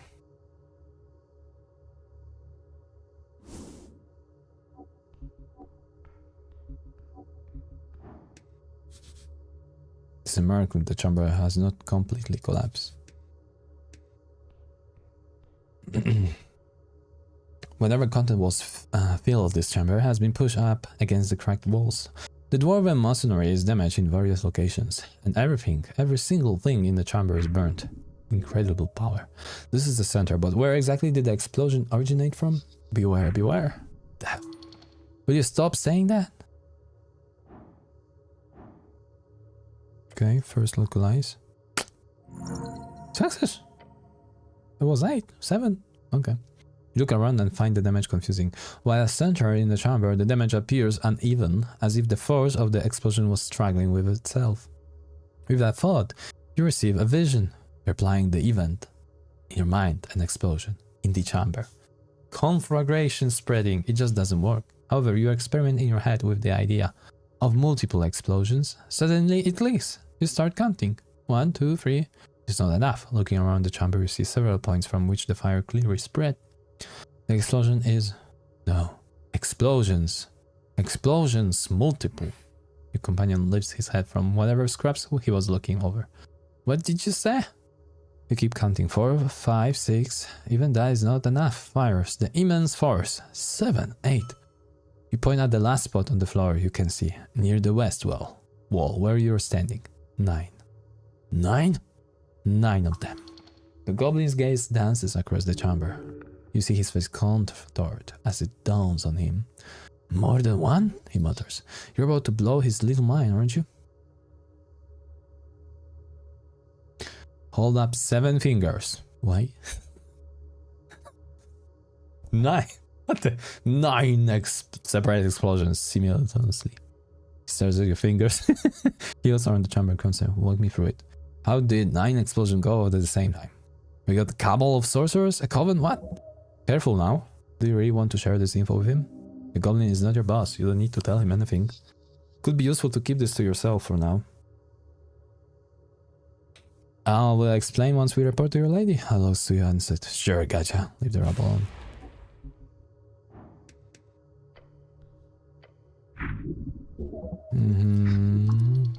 Check the debris. Nothing. Remnant of furniture. Cells, maybe chairs. Check the iron beams. Ask you and you. Relax, it's fine. Check the ceiling. Your heart beats quicker. You glance upwards, finding someone high ceiling in the chamber to be scourged by intact. Could be caused by spell. Your thoughts on this chamber cell? It's a dumb blast zone. And if you're curious, I will tell you what I think, Cleric. I think I'm very certain of this. That a very powerful fireball spell was cast right on spot. But look, I'm not expert.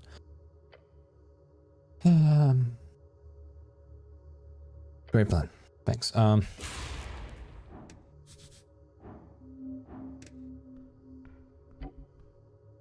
The only not disintegrated thing in the central chamber is this stone slab, just very, very cooked. A table. It was once a stone table. Now it is as scourge as the rest of the tea shop.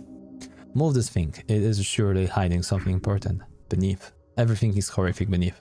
You want to flip the table? It's damn heavy, but maybe we can do it together. Once you flip tables, you shall be true brothers. Okay. We're true brothers now. You grab the thick table with your gloved hand, gripping it firmly, strongly. Snell copies your movement. On 3. On 1, 2, 3. Flip the table.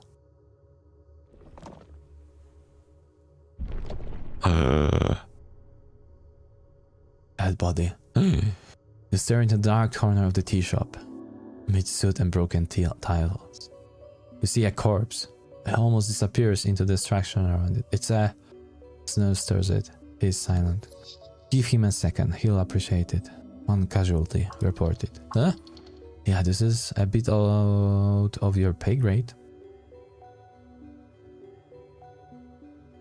Or be blessed. Snell nods slowly. Your words hang in the air. No one responds. The corpse appears completely charred. Card to you. The size is average, you think? Hard to make out anything other than silhouette. She did not deserve this end.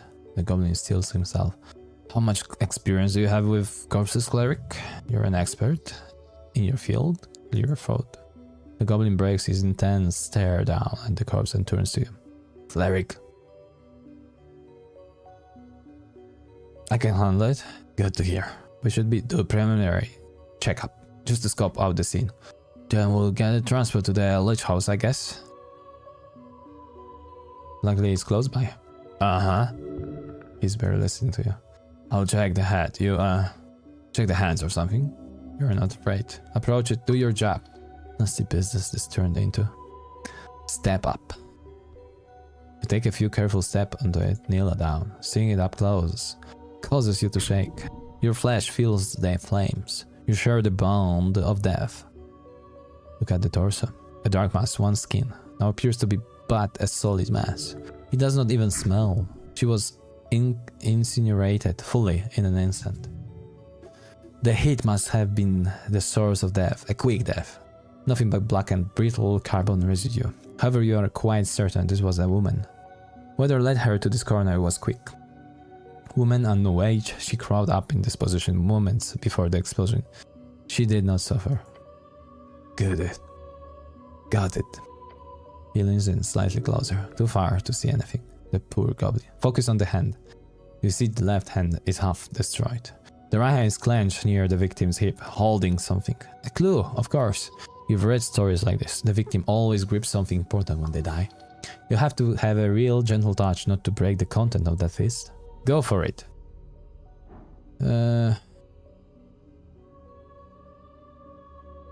Leave it for later. No, okay, let's do it. Success. Slowly and deliberately, you sneak your fingers underneath the finger. And something comes loose. A chain. A thin gold chain of parts of it. Interesting. However, the second after you see it, you watch it begin to glow, and it starts to break apart in front of your eyes. The gold chain, within seconds, turning into another pile of dust. The fuck? That was magic, right? Obviously. To you, maybe. A defense mechanism. Nothing you can deal with. Check out the head. Oh yeah. Not much to see. Fires burned off everything. While the heart beyond recognition, the skull itself is very intact. The mouth is intact. Good. And why is that good exactly? So you can have someone to talk to, of course. Speak with that. It requires an intact mouth on the corpse to successfully mimic speech. Even in this condition, the corpse should be a valid target. Do I notice anything else? A good question. Looks for distinguishing features. You do notice something interesting. The ears. Ears? Ears? I've seen ears before. Look closer. Look at the ears now. He squints. Barely there. What about them?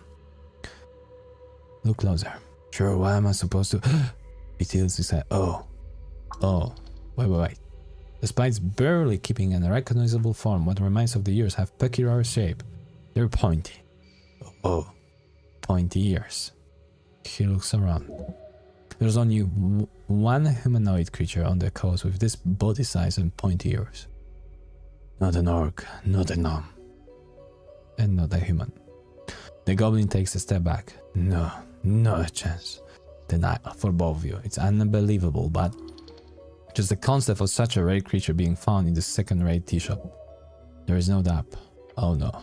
Your companion glares at the corpse. His head then slowly turns towards you. He's a damn elf.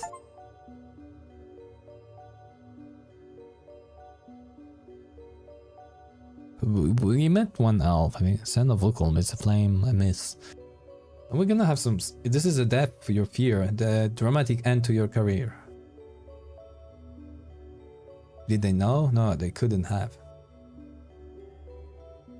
Yet you have, through no means of your own, landed in this trapped hallway of a mansion. Why is it so bad for the elf to be here? You only have one choice now. Find out exactly why this happened. Who killed the elf? Who blew up the tea shop? You feel the answer must lie below, far, far below. Okay, this is a different place.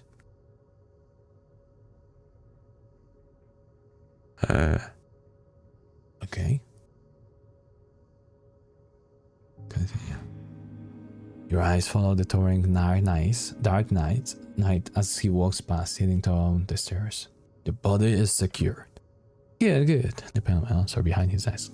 Still leans against the iron slab, his eyes fasten entirely upon the elvish corpse across the chamber. I think I expected the dwarf. Huh? The dwarf? Make a manly grunt to acknowledge him. The tea shop used to be a gathering place for the Asgulls. My first thought was on fighting, or political assassination, but an elf? There's like 3 of them in the entire city. What should I say? Discuss the quest, of course. Ask him about it, like how fucked you both are. Just speak. How bad is it? The Elim are powerful, even in Norvik. If one of their own got offed, yeah, could spell trouble for sure.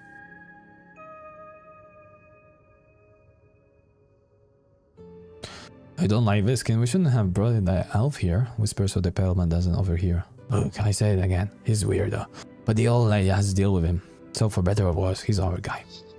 The connection here is interesting. They're both strange entities here in the strange city. Should be easy to identify an elf, right? You think? I'm guessing it will be impossible. This is above my rank. But I don't see anyone jumping at this chance, so you're still serving the old lady for now.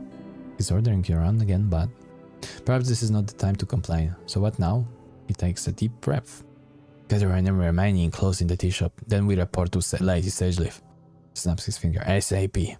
Here the pale man clears his throat across the circular chamber. Cleric, I'm finished with my report. I want to check corpse. Ah, yeah, you obviously also want to do the thing. The thing? What thing? You know, that thing. He holds up a hand to his mouth and mimics talking. What is implying? Elaborate, he groans. You know, the thing you clerics do with the corpses? What's it called? When you speak with the dead. Speak with that? Yeah, what's it called? Speak with that. He glares at you. Are you making fun of me? No, it's called speak with that. Oh, right. He closes his eyes and groans. He's embarrassed. I'm simply annoyed. Either way, nice.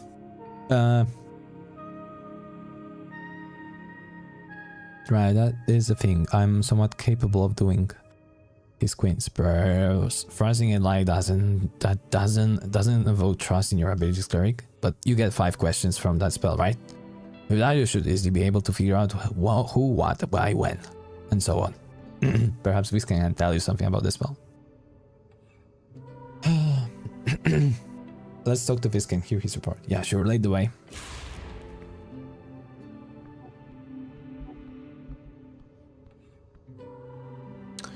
Now, before we're gonna go further,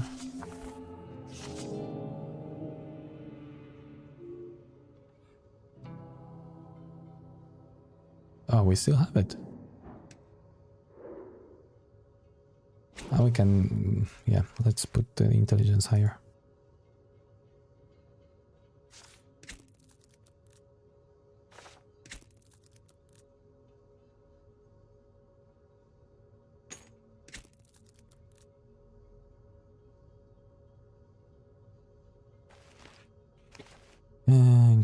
Intelligence. This already gives us intelligence.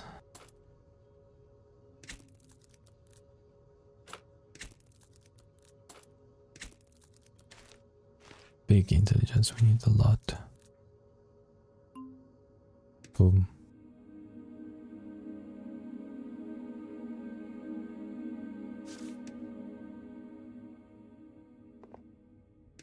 Okay, our intelligence 21. Let's do this. Come on!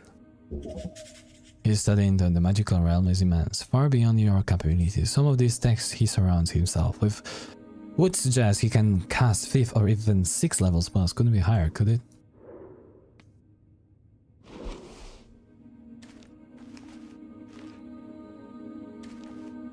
Now we're going with the dexterity. +3.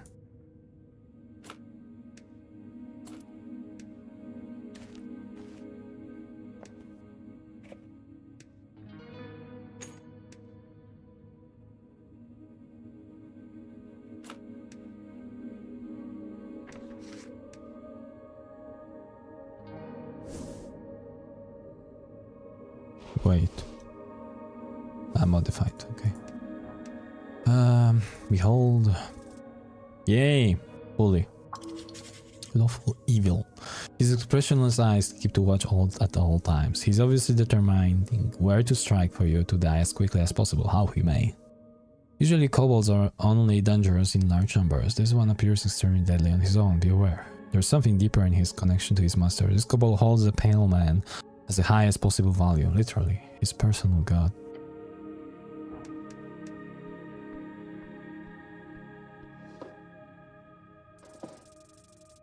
Yay! We made it. So let's drink it.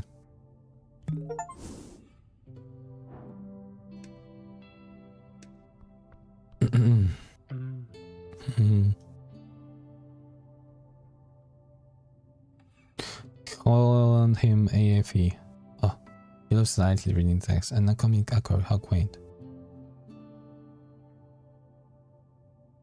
Don't sign it. Interesting. I know very well about the free way of business in the East. I have no interest in dealing with these metals unless I am forced to in event of governmental shift, which, considering you have been instructed in handling those out, is most likely exactly what is going to happen. Thus I will indeed most likely sign this in the end. He's being a bitch about it. Who cares? The future is coming, old man. You don't sound... Does he ever sound happy?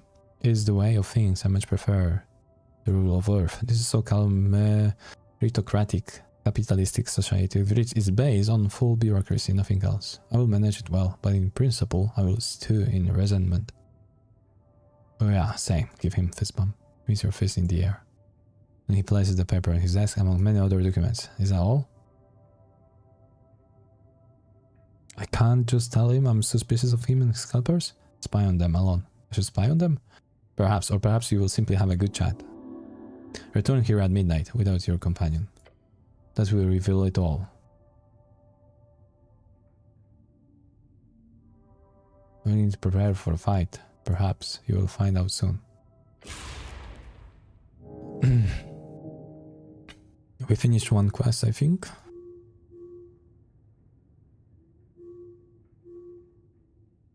Young and dumb.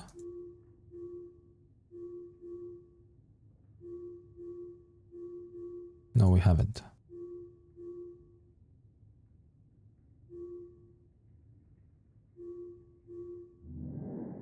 Okay, let's talk. Tell me about the dead elf. Yes, cleric, there are a few points to go over. 6 points of interest to be precise. He hands you a piece of paper with the points on them. Tell me which points you wish to go over. Oh boy, you have a control like this. The goblin groans. Don't give him choices. We'll be here forever. You should pick up the last point first, then go random. Keep on their toes. Go from 1 to 6 in order. Begin with the least interesting. That will keep you engaged and most susceptible for information gathering. Who cares? Just get through this boring place as quickly as possible. Point 6. Hands. Yes, they were quite broken when the corpse arrived here. I'm assuming she held onto something at the time of death. Did you take something out of her grasp, cleric? Maybe. Well, if you did, I would suggest keeping it in mind as a clue. It was destroyed, sadly. Ah, interesting. Yeah, you held up until that point, he nods. But for mouth intact? It is, which means you are able to speak with that cleric. I need some help with that. I will see what I can do. Next point. Point 3 just says sex. Yeah, sex. Surprisingly difficult to determine in elven folk. Sex would be nice. Not with anyone in this place though. Okay. While funny, this is probably not the best moment to attempt a joke. Oh, you're not asking me.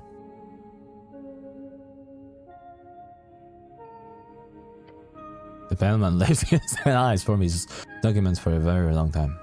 The goblin is looking away. No, Clary, I'm not. Let's continue.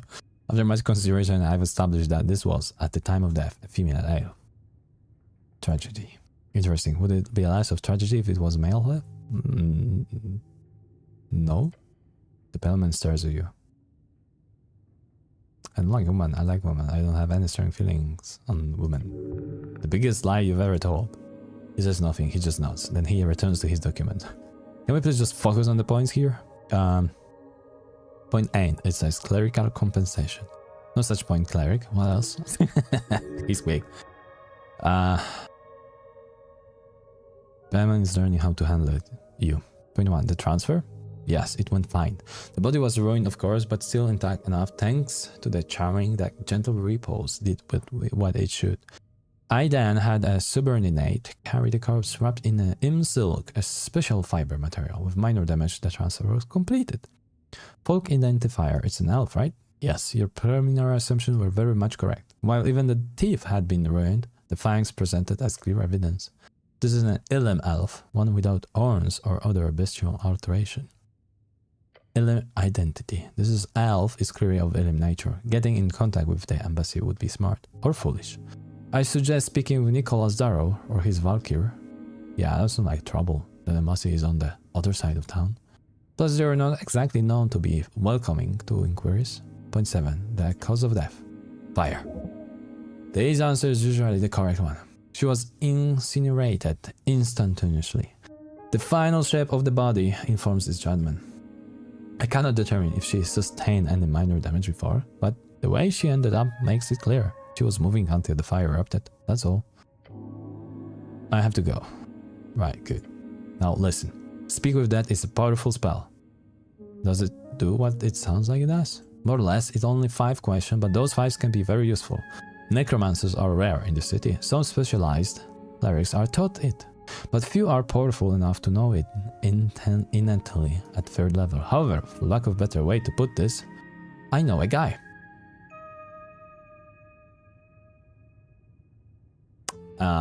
Can't I get spell from the towers? And as a low-ranking level cleric, you can't get anything higher than the 1st level.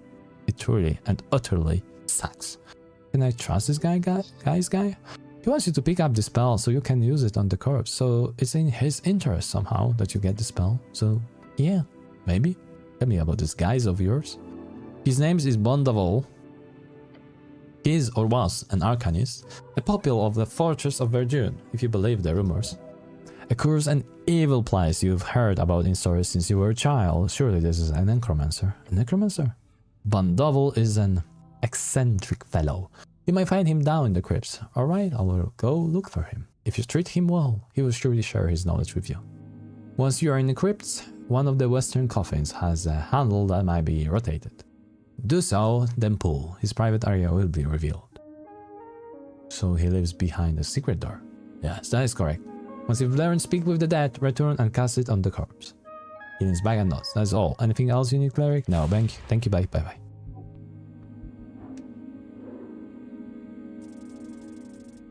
Oh, come on!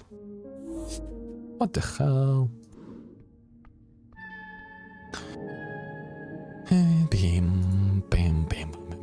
Where is the forge? Forge. No, forge. Forge. We don't have a forge, huh? Okay, let's see. I mean, we need to come here after midnight without the snow. The question is... Yeah, they're gone.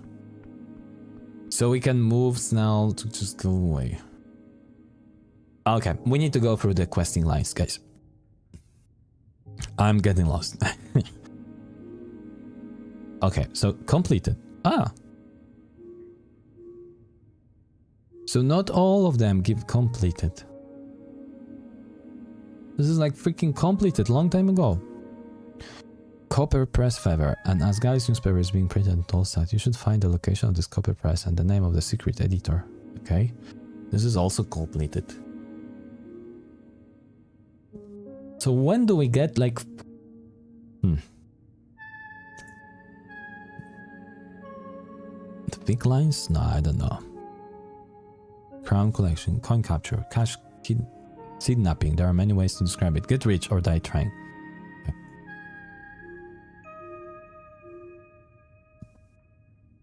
Try trekking around Waterline in the morning. What? Okay. This is shop that blew up. No. Welcome. I'll go back. So how do I make sure that those quests are done? I don't.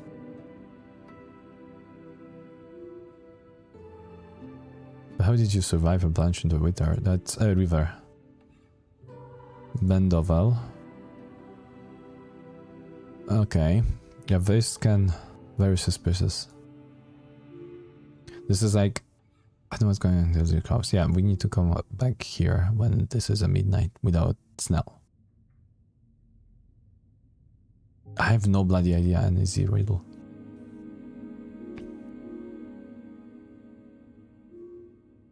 This is completed. This is completed. This is completed. You do not have permission to enter the tea shop. You need authorization from Magistrate of Tolstad. Coin Lord Dara. Oh, we never found him. Like, come on. Okay, let's go first to the tea shop once more.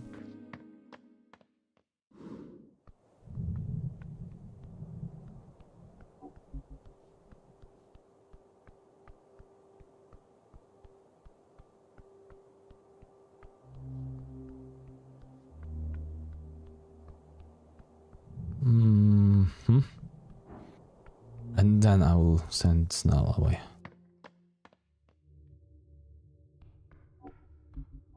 Yeah, because like here, to be sitting for customers. Along the wall you find a row of booths and the textiles are obviously rain, but the wood itself stands there interesting. Your companion squats down and checks under the tables. Yep, it's fucked down here too. Insightful. Happy to help. The goblin glances into the other booths. I'll look around, I guess. The militia hauls the whole place down, Snell says while lifting a coal-like wood piece. Especially here in the front. It's all sludge. Going to be hard finding any signs of anything. But guys always leave big signs. We'll find something. Wouldn't that be neat? He says and drops the piece. Yell if you find something. You focus on this particular booth, or what used to be. The textiles once dropped over the seating have been turned to ash and carved along with the expensive wood. Along with the water damage, the elemental forces here are intense. The stone tables remain standing for now, scorched like a dwarven architecture. Yeah, no, I'm not finding anything here. I'll check the other booth. He lifts his head and sniffs. Keep looking for now, but let's not waste too much time more here. He's ordering you around. He can't do this. The goblin is simply making conversation. Don't read into it. The crow of booths are still there, still burned to crisp. Focus on charred remains of the table. Glancing over the scorched wood, you find it's simply burned like everything else very existing. But it's wood, intact wood, relatively speaking. The militia's attempt to stop the fire splashed everything with water as well, so all the soot is just sludge. It's still quite strong, wedged along the stone bench. Put pressure on the broken brace. You lean on it, you strain, it takes some effort, but soon you can hear the wood fibers twitching. Oh, it snaps. You hold a piece of wood in your hands. Your companion gives you a confounded look. What, it wasn't ruined enough for you? Just a souvenir. Great. Bishop debris. Looking at the piece of wood, it's been infused with fiery energies. Interesting.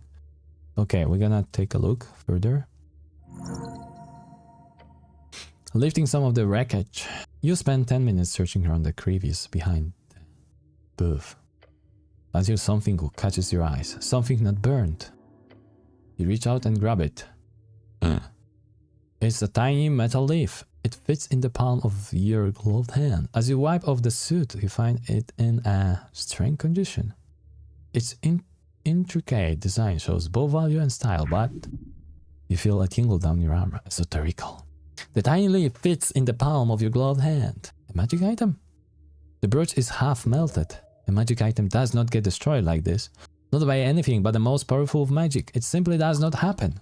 You glance over your companion. He hasn't spotted your find yet. Hey! I found... yells somewhat loudly. He jumps then gives you an angry glare. Not so loud, damn it. The goblin scoots on over you, to you, and looks at the tiny pin in your hand. Strange. Interesting. It kind of survived the fire? Bring it with. Show it to the old lady. Why would she care? Obviously she'd care. But it's not relevant. You don't think a clearly magical piece of jewelry inside of this exploded tea shop would be a relevant clue? No? Right. He looks around. Let's focus somewhere else in here. Let's stop investigating this book. Okay, show me that. Show me that. New items. This, I think it's okay. It gives minus wisdom. Advantage against elves. Nice. Still don't know where's this freaking painting, guys. Supposed to be like some freaking painting somewhere. That's not here.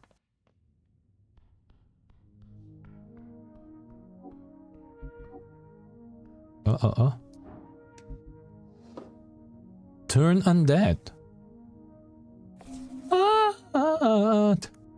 What? Turn undead. As an action, you speak a prayer censoring the undead. Each undead that can see or hear you within 30 feet of you will be turned for 1 minute or until they can undead. If it's... See, but like... there wasn't... This freaking thing. I don't know why some secrets are very visible. Are not visible actually.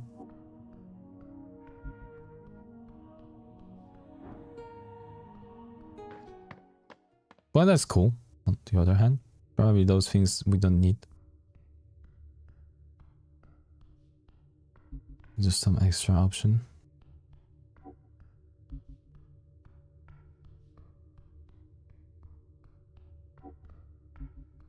I wonder if we need to click tab to see those.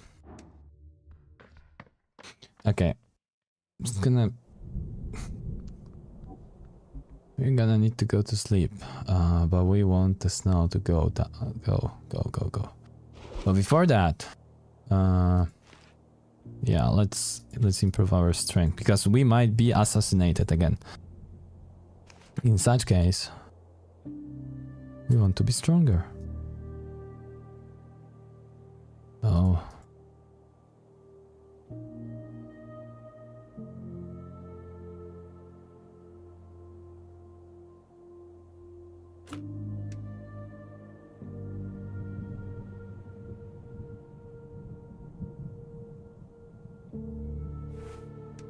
Could be higher.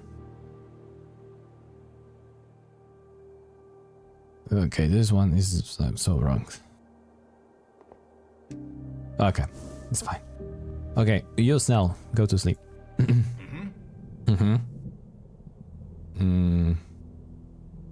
Go solo. And leave you here by yourself? Yes, go. I'm the cleric. He hides. I am tired. I'm going home. See you tomorrow, cleric. Okay, great. It's always good to tell I'm cleric again. Gives a lot of experience.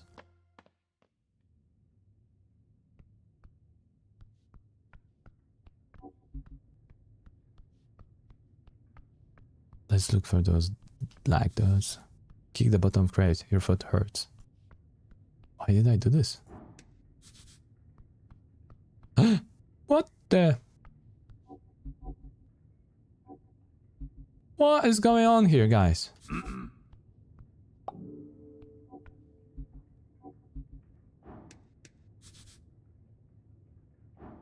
Okay, magic items belonging to the deceased.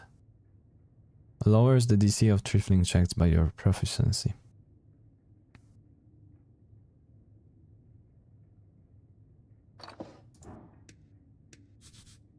The dead elf. How did they move the corpse? The so-called duck. But real man. Take a closer look. Moving the lich house caused some minor scars. Nothing major. There's a gentle ripple of scars. Okay. So, yeah, well, busted. Right, feels great anticipation. So we have soldier. Cleric, speak to master now. We have alligator even here. Why am I standing on the middle of that? That's a trap. Good evening, cleric. Pleasant words belie his annoyance. We're having a meeting. Crocodile, Dark Knight, Kobold, Goblin. What the fuck? Is this an ambush?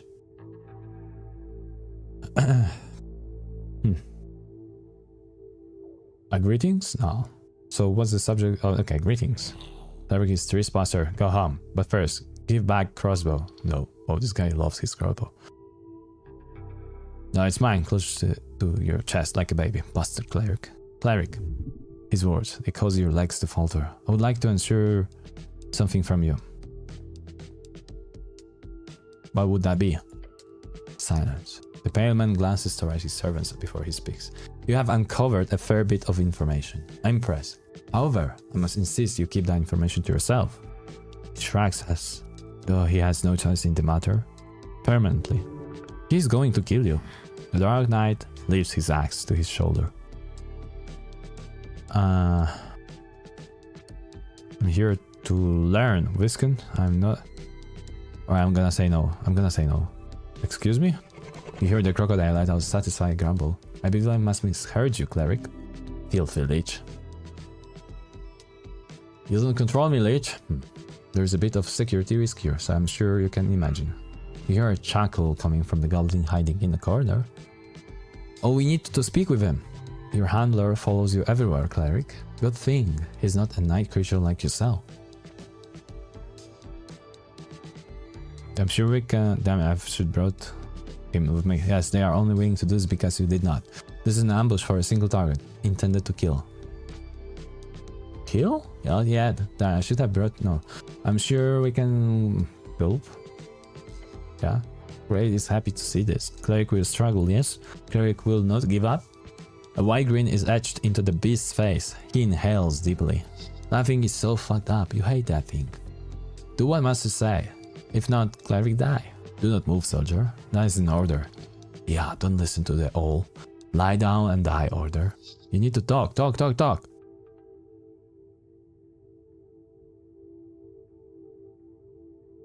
You think you're all gathered. I won't have to hunt you down one by one. Yeah, sounds cool. Good. Grace ready for blood. He loves you. Okay, no, I get it. You're funny. The wretched goblin takes a step closer. I will enjoy skinning you alive, you filthy human. The goblin lets out an insane, shivering chuckle. No. The skin needs to be attached. The assassins are not good company, even by your standards. You're aware of that. Thank you. Cleric gets what's coming to cleric. Attack. Tell me, are you involved with the tea shop explosion? Of course not, cleric. It has been an annoyance, however. Then you want me to deal with it?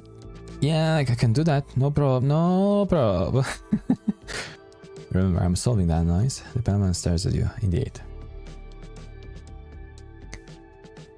You're smart, right? You know, threatening me won't help you. With unerring deliberation, his face arrives at a faint smile. Perhaps. These are your evil minions, Visken? They are my associates. We're business then. You know us, my faithful companion. Master! The Dag is Force incarnate and my enforcer. Dark Knight bows his head. Russ is a reliable mercenary and a quick, silent killer. Yeah, that's right. Finally, Kraid is not only brutal strong, but he is one of the greater hunters of our age. Hey Slayer, what's up? Kraid is also proficient, chef. Deluge tilts his head, of course. Are they all undead? No, but some of them are. Visken stares at you blankly.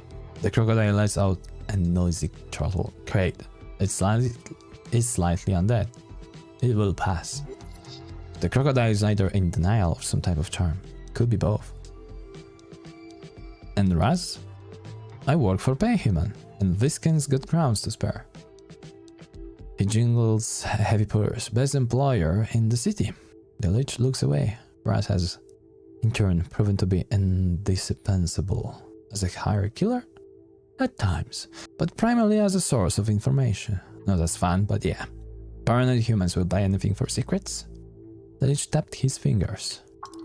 That does sound like good work. Is the Cobble undead? No, Us is a life servant until us die.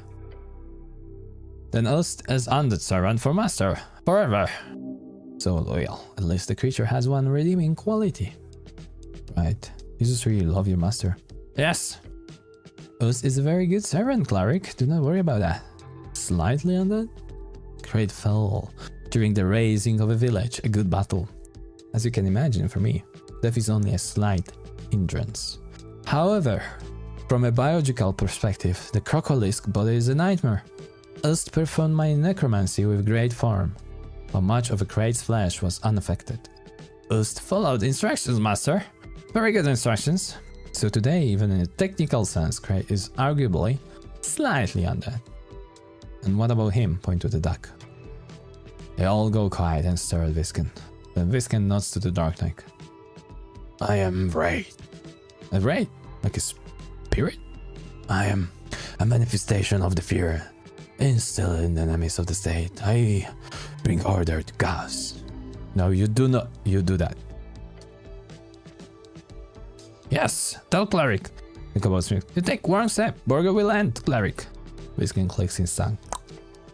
The kobold stops smiling. His normally unfeeling face ends up in a sort of terrified skull. They all go quiet and look to their master. Borgo? As in legendary paladin Borgo Daro? Interesting. The wizard must have stolen the corpse. You resurrected Borgo Daro? Of course not, cleric. This is another Borgo. Deflection. He's lying straight up. Let me explain. At one point, they each had code names. Unfortunately, they were not found to be too practical. The duck is one of the code names, so perhaps we can move on from this. Well, who come up with that code name? It's awful. An awkward silence upon the chamber. Visken raises one finger. I did. The duck? What was the plan? To send him on a lot of bread-eating missions? The payman stares at you. He lets the silence stick in the air. What were the other code names? Oost was the hand, Ras was the eye, Ray was the rage. Not really sticking to the theme, huh? It was an attempt. Ray liked the rage.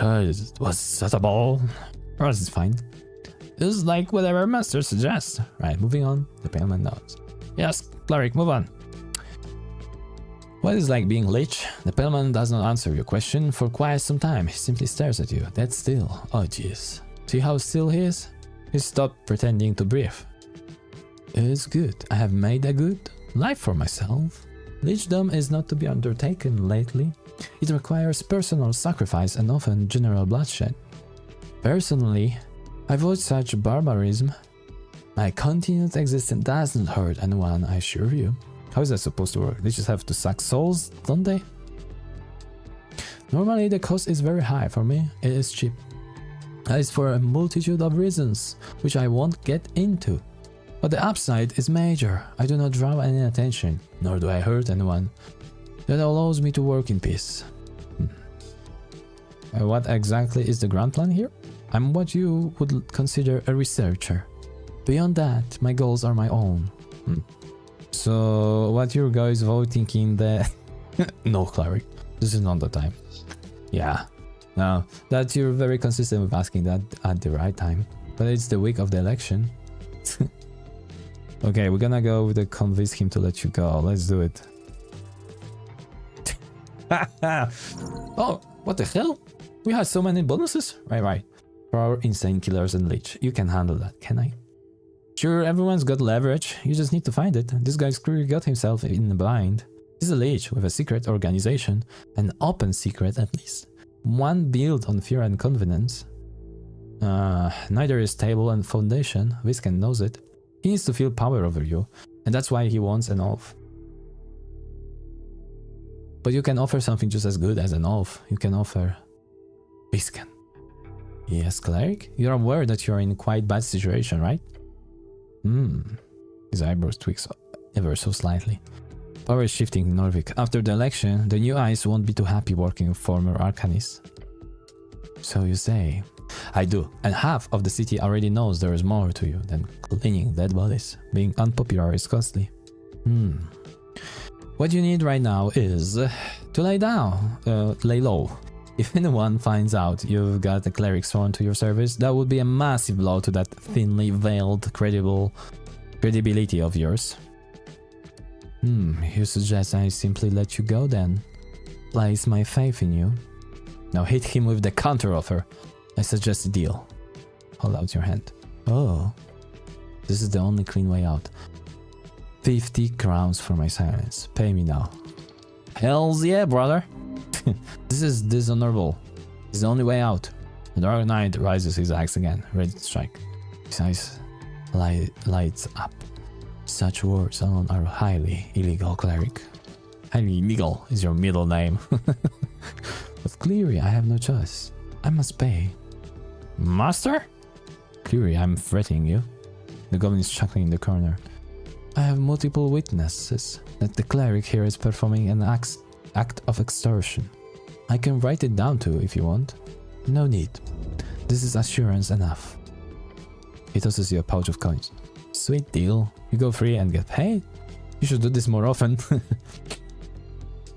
You know what? Make it 100. You know what? Make it 100. Oh, but Clary, I have already bribed you.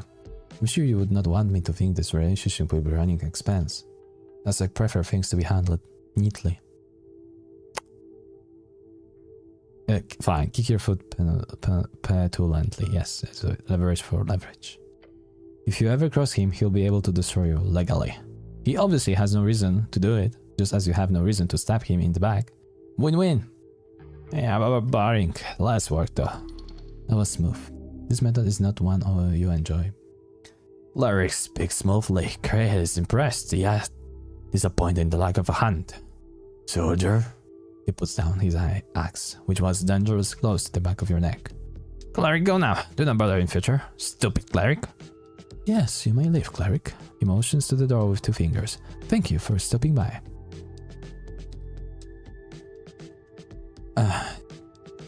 Are you sure I can go? Nah, happy doing business with you. As always, cleric. None of his facial muscles move even an inch. Stare at his helpers nervously. The crocodile gives you a shit-eating grin. The Dark Knight stares at you silently from the darkness under his helm. The wretched goblin takes out his pipe and stuffs it with leaves. The kobold looks around as you glance at him. Well, what is cleric waiting for? Get lost. Okay, right, okay, see you around. Leave as it was all just a dream. As you take a few stumbling steps away, the helpers begin to leave as well. You need rest. Stumble away. And they went. Okay, can we talk about what just happened? Do you ever sleep? No. Ah, I see. I do not require bodily function as such. If you do not mind, I have documentation to handle. It didn't work, this guy, eh? Okay, let's go to sleep.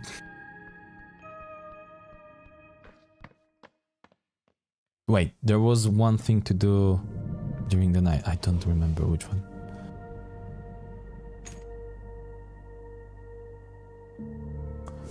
Questing. Maybe we can try to find it. Mobile. I have no idea.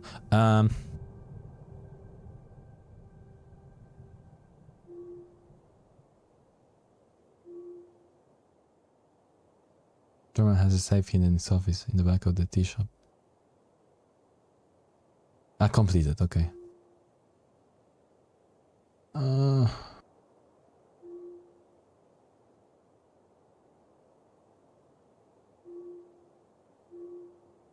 Propose no. 8 year. No. Completed.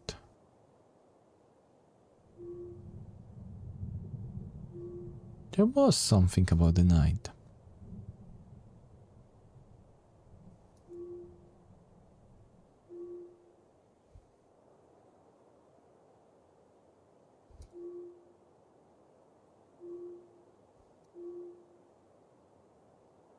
This one is we can take a route. Okay.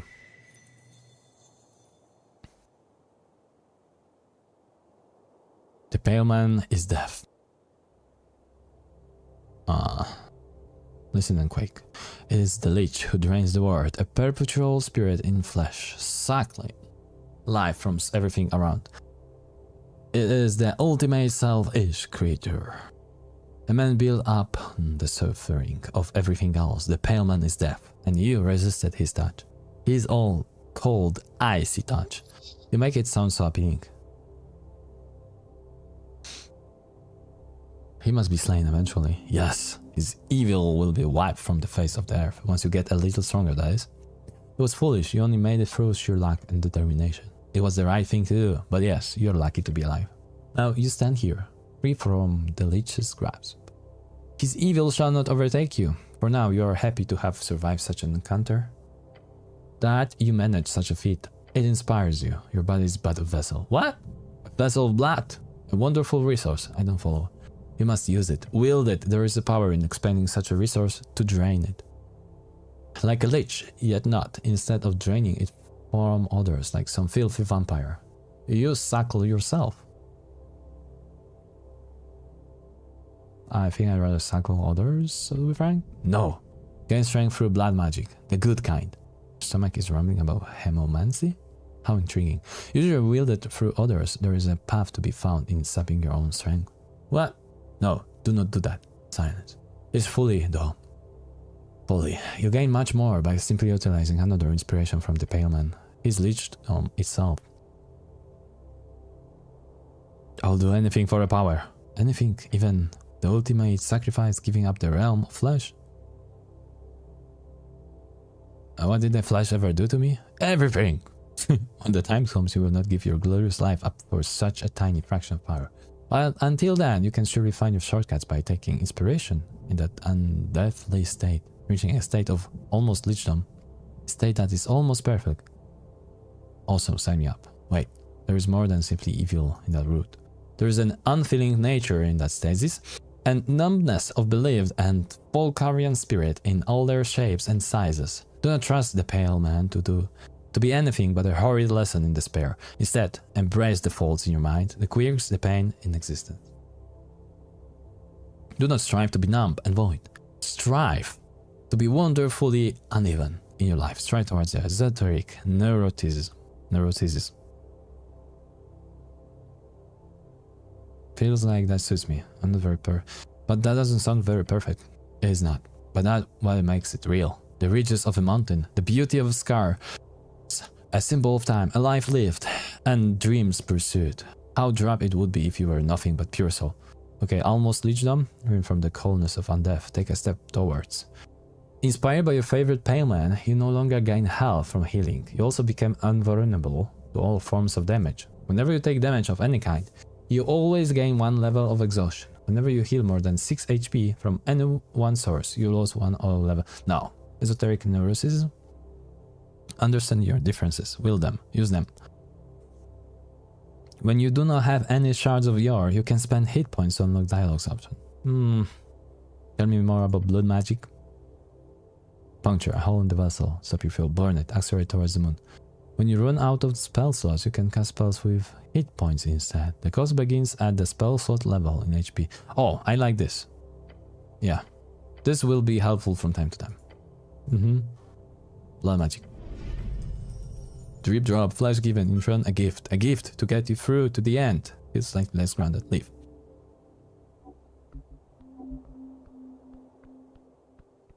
Are we gonna be attacked? Assassination attempt will happen? Who knows?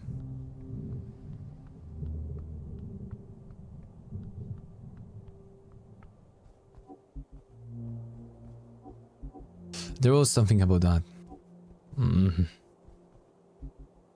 But what was that?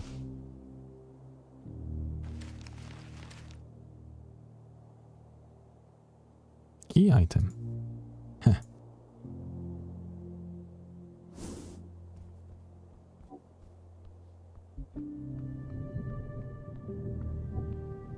I haven't spoken with this Darrow. I have no bloody idea where the freaking Darrow is. Hey. Oh, where's the angel?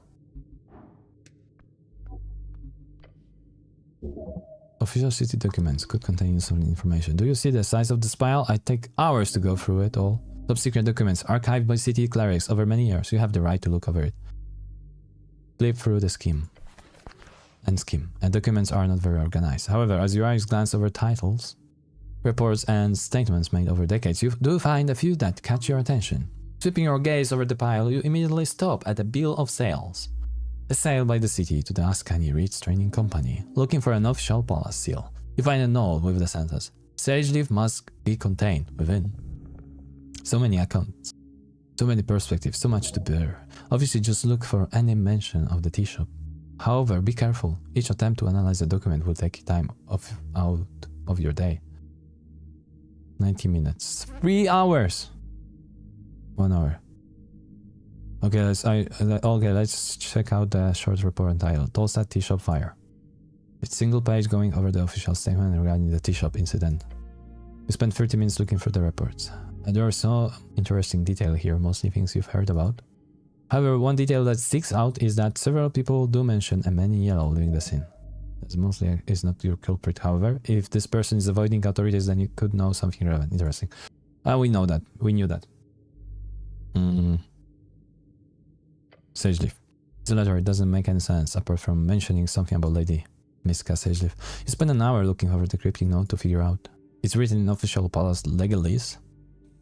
You don't understand much, except the fact that the letter appears to contain some kind of instructions for the local Ulfgard, though Sageleaf, to take over control of many of the facilities on Tolstad. Is dated for about 20 years ago. But it also clearly warns the Ulfgard of not letting Sageleaf out of this area of confinement. Her people are not allowed to work in other parts of the city. It's as if they gave her part of Tolstad as prison. You're not sure how this will help, but it does feel like it could be helpful when dealing with the goblins in the future. Not sure if I was supposed to know this information, but now I do. The city is hiding something about the Goblin Chieftain, that's for sure. The one simply calls, Asgals. It's a large number of documents detailing, we're spending whole day, not a night here. Asgal movement. You spend an hour and a half looking through the quiet crypt details into the lives on a handful of Asgal members. You read a few that appears relevant. Alphos, exiled, born in Visca on the 12th of Cronus. Forson, but whatever, one of the... Modisa. Oh, Modisa, human, born in Norvik. 18 years old. No known guild affiliation. There is a list of over a dozen offenses on her record, and she has been arrested several times between the ages of 12 and 18. Huh? It's terrible that the archives contain such information on these people. But having now read it, you do have more of an understanding of them all. Perhaps you can use it for good. See me, Xerba. Absolutely, for your own good. You wonder who keeps these records. Must be some freelance investigators hired by the city. Clerics do not perform dirty work like this. It has to be some filthy rogue. Don't call yourself filthy. That shit's just rude. A bit invasive, but this could be useful. Quiet, if you ever have the unfortunate fate to deal with Asgars again. 3 hours. It's gonna be almost 9. Then we're gonna be sleeping till 5. Okay, let's do it. There's thousands of receipts and numbers. You're not going to get through this in this amount of time. I'll take hours. You spend 3 fucking hours checking the numbers, both to understand them and to see if there's anything useful. Eventually you come to an understanding. These are parts of an old investigation to the Scani Reeds. Trading Company. When they first established themselves decades ago. They're looking into crooks, good. And how the Ulfgar were tasked in keeping them in check until... yeah. A lot of these receipts are faked. You can tell by terrible copy-paste job they've done on some of the dates and specifications. They're not even attempting to hide it. I smell bribes. Probably to hide some dirty goods or to move dirty funds into taxable capital. What's interesting is that the Ulfgar clearly didn't have the resources to keep up. Wouldn't be surprising if the defunding of the Ulfgar on Tolstad was directly connected to this one investigation. Could be useful info. Maybe talk to your way into pockets of free riders. Just don't use it too overtly. Don't want to don't want those lovely capitalists on your bad side. I do want to. That's very good information. If the free riders are as corrupt as they seem, this could be exactly what you need to gain advantage. Okay. Dawn. I know it's a freaking dawn. We have 6 points of exhaustion, which means we cannot do any cool rolls.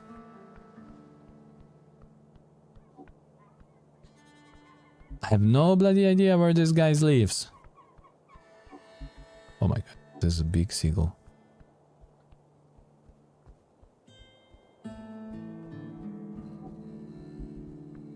Where is Darrow? Why we cannot find Darrow ever? Is Darrow over there? Do we need to go like somehow with this? Maybe we do. Okay, next time. I mean the next day. Let's go sleep.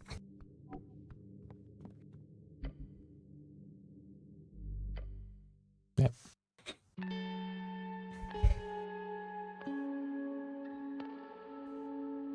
You close your eyes to begin the desperate plea for sleep.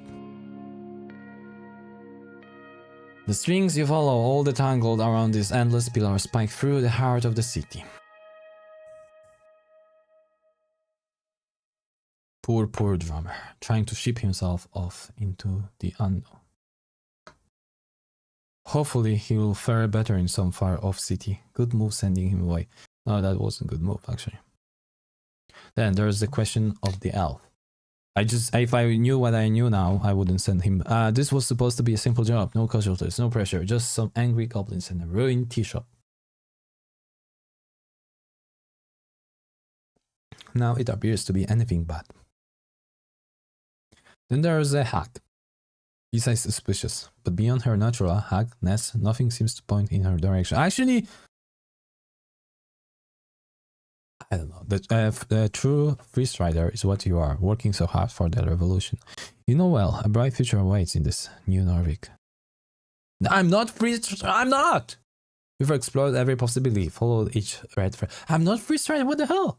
Except one, the man in yellow. You're Frank, son of Frank. A whisper tells you tomorrow you will find him in a corner of the city below. Tomorrow, actually the same day, you realize it clearly, lying here, past hallway of fire. That is the final place to look. Hallway. Is this your last night on Tolset? Is this your last night alive? As the sun rises over your beloved city, you know one thing true. It's freaking afternoon. The truth lies below the below.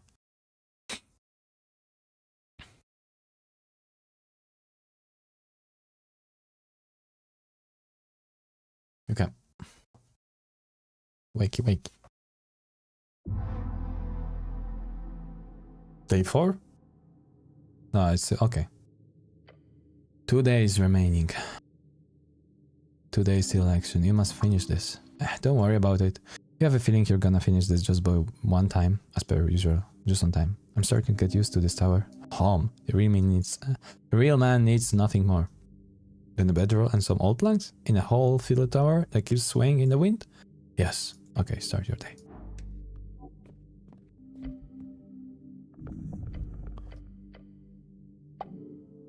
Okay, let's talk.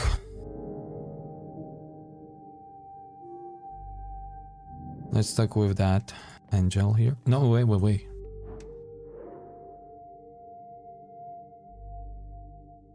We have 2 dices, yeah, cool. Yay! 28. And here does not need to be here. Something binds her to Earth. To Norvik. And it is not esoteric, not in any sense of the word. It must be difficult being to live between words like she does. Perhaps one day she will understand his words. Cleric? Okay, we don't have anything new here. Okay, so let's try to jump over the branches. I have no better idea.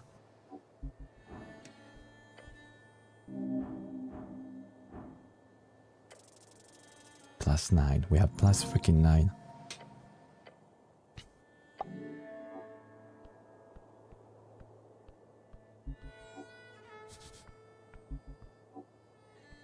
How much of a dig Darrow is? Yeah, cool, but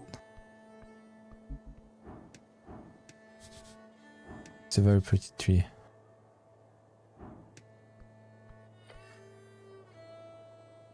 Okay. Seen anything suspicious lately? The tree doesn't respond. Goodbye, tree. But wait a second, what's the difference between those?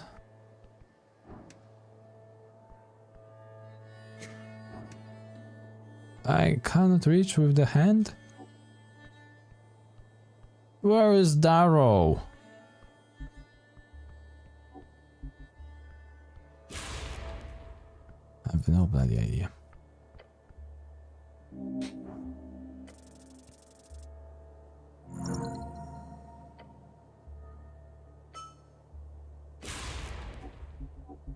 Let's go for Snell.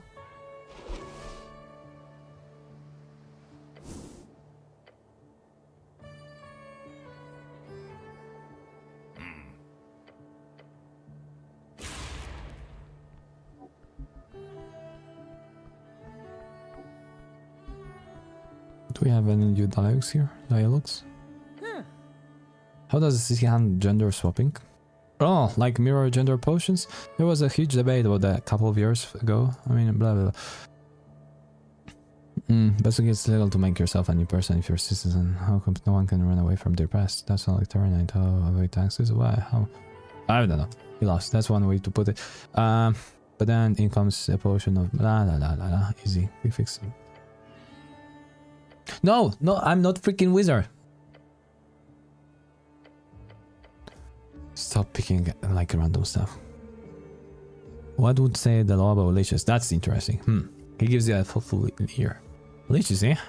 Yeah, there's some history there. Obviously, before the Bone Purge, there used to be a handful of leeches hired to manage undead production facilities. That was, what, 15 years ago? After that, the undead, including leeches, are not allowed to on Norwegian turf, but it's just between you and me, there are still undead hanging around, trust me. The undead must be purged. Yeah, might be the case. Possibly. Powerful magic items? Like what? Generally speaking, magic items are classified under the same stuff as a regular spell. That is cantrip, tire. Okay. Ask him about the other stuff. You have any magic items? Sure, got an ink pot that never runs out, got some of those nifty papers that fly whoever you think that when you toss it out of a window. What about magical weapons? I mean, Norway is pretty libertarian on the weapon front. That is compared to some cities around the coast. What about potions? Ah yeah, that's a great question. Blah blah blah. Not interested. What about the necklace of fireballs? What can you tell me about it? Ah! Famous magic items, or infamous. Just to be clear, he says, clearing his throat. I'm not in any way connected to the imp that started the Coast War. But man, did that guy steer some shit, legendary shit.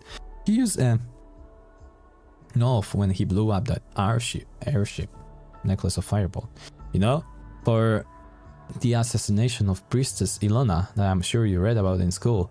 Ah, Nov is what we in the business call necklace of fireball. Lots of places in Reeds have specific laws regarding Novs. Arcanis left a ton behind after the war. Whenever a cache is uncovered, you inevitably get a bunch of Novs circulating the coast. What laws does Nurvik have about Novs? None. They're not common in Ascan.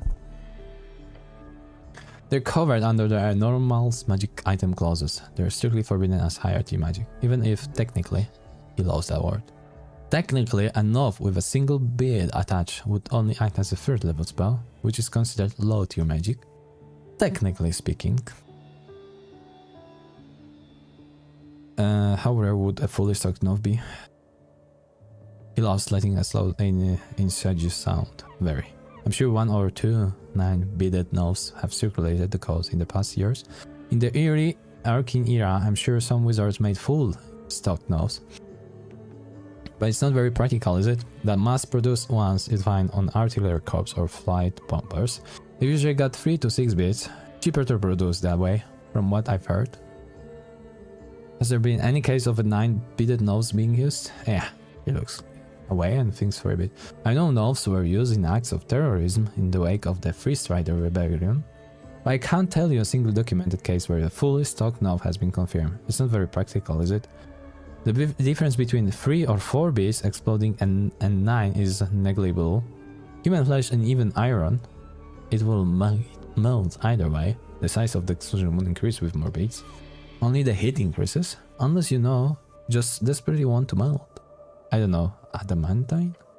No reason to trigger them all at the same time. What spell level would be a full explosion? 11? Yeah, ridiculous number. The Arcanists sure did some wacky shit with spells over 9th.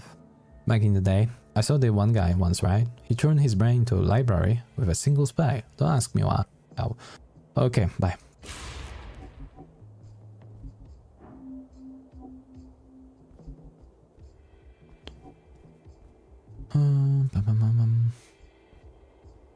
We should go to goblins, right? But let's talk first here, maybe.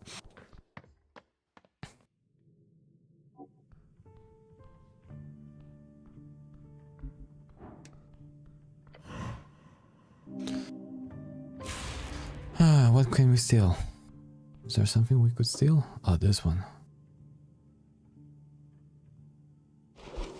Okay, we will try.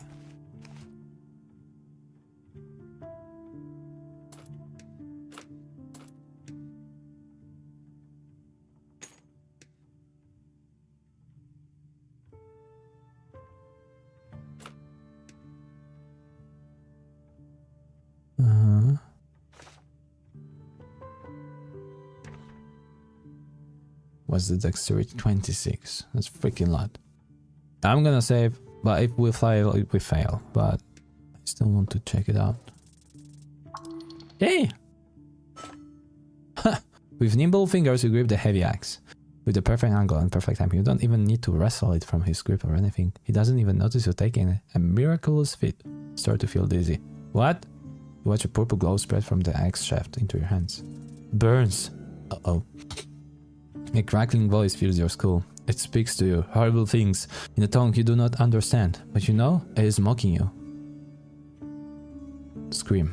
The body falters, but life remains. Lost caretaker? What was that? Out of the inky darkness you see an iron hand. It snatches the axe away from you. Caretaker does not serve you, soldier. It never will. What was the caretaker?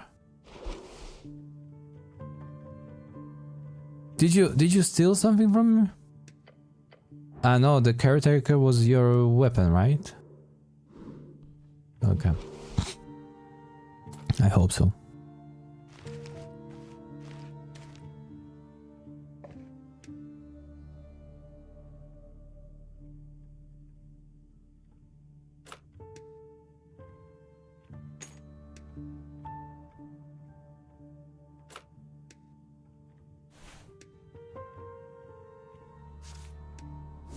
Okay, now we're gonna make sure that this behold's gonna work.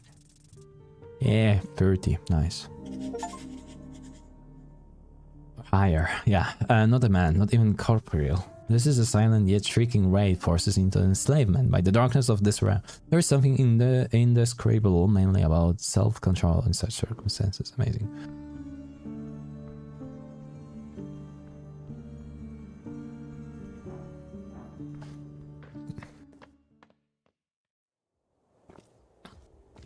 Did we find him?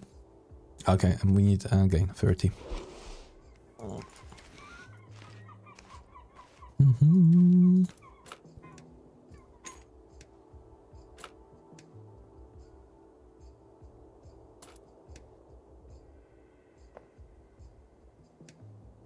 Oh.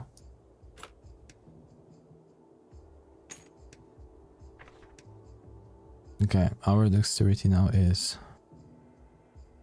24, it's lower, but okay.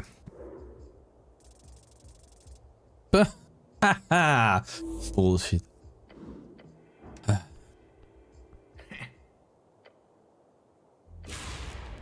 Until 2 days of election, yeah, let's talk about that. Yeah, we've got today and tomorrow to finish this up, so what should we focus on today? Good question, we have a few clues, if you ask me. The local Asgals did hang out at the tea shop quite a lot. They could very well know something about our unfortunate elf. Maybe we should try to make contact. I know they've got some members living in the halls. Time to go knock on some doors. Rather loudly. You do that, I'll be back up.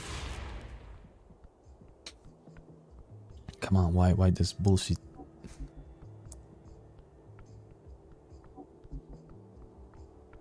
That was horrible throw.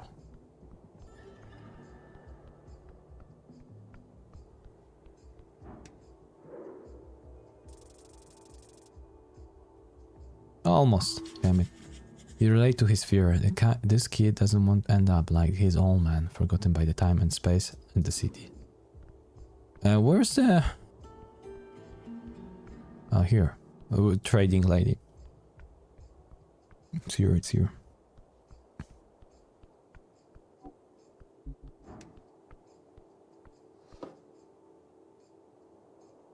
Okay, now we need to decide what we want to steal. Armored.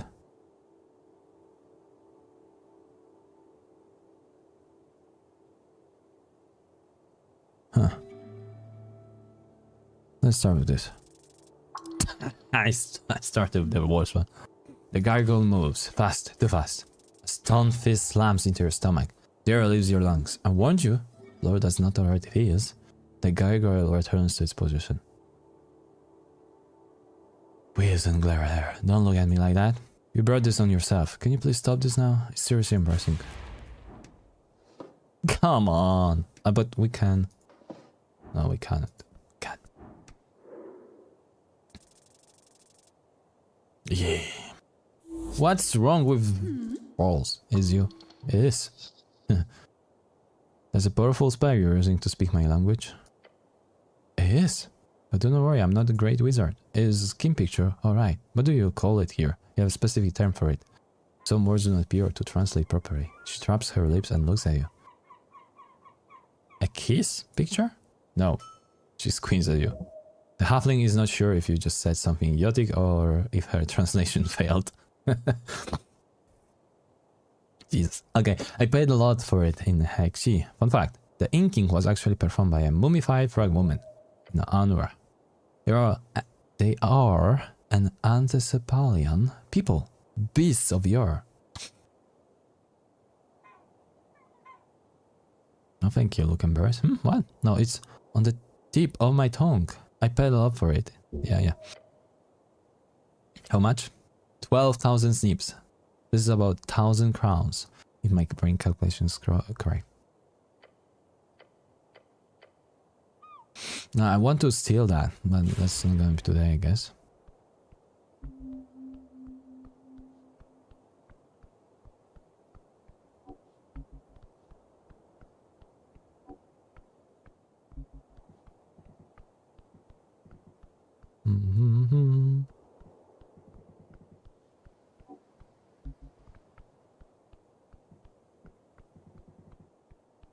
Are you moving with me?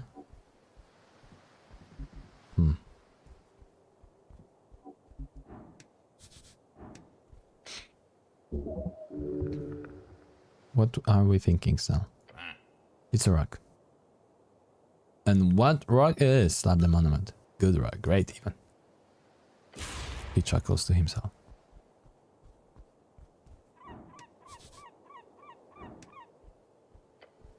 He looked down the pipe. Crawl inside. Hey Snow, check it out for me. Huh? Check out what exactly? The hole, go inside. You seriously think that? He stammers and points at the pipe. He laughs. You do that yourself. I'll help kick you if you get stuck. The goblin does not want to go inside the pipe because it's disgusting. Come on, Snow. It's the only way we'll ever solve this mystery. No. Both me crawling into the shit pipe and that it would somehow solve the mystery. Idea rejected. Fine, I'll do that myself if you're going to be such a craven about it. You get down on your knees in the dirt and put your helmed face into the entrance of the pipe. You can't seem to get further without immense force.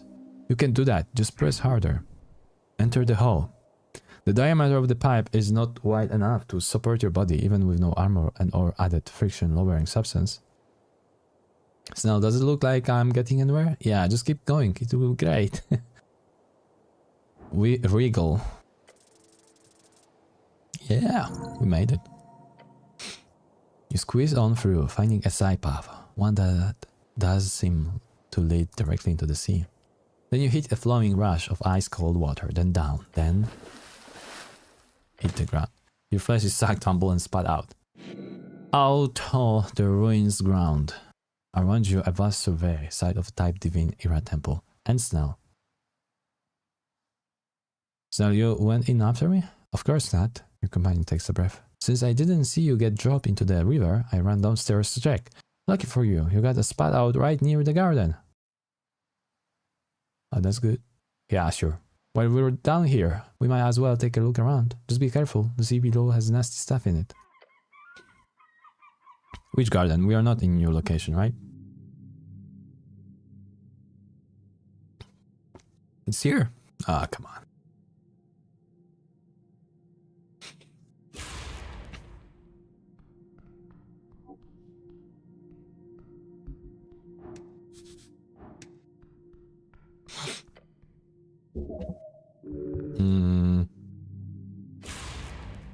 It's out of date, this one. Ah, there are the pipes. Cool.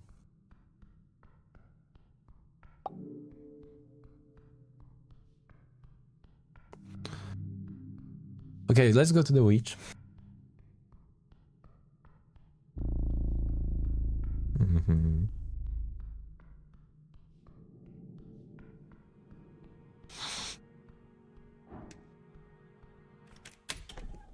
I think there was something to do with her now. It's getting a bit late. Can I sleep with you? Yeah, stares at you for several seconds. Oh! No, what? Why would you ever ask that? So elbows you. It doesn't mean it like that, I promise. Look over towards her cozy bed. This avoids your gaze. You mean just sleeping? Still, no, you weird person. My bed is mine. Only me and Sir Triban get to sleep here, obviously. Your companion turns to you and he says, "Stop that. It's not okay. Damn it. About the divination magic, you could teach me." She tosses the tiny bones out, making them float over the soup once more. We're gonna do this, but we need to... wisdom. Yeah, we need to bring up the wisdom.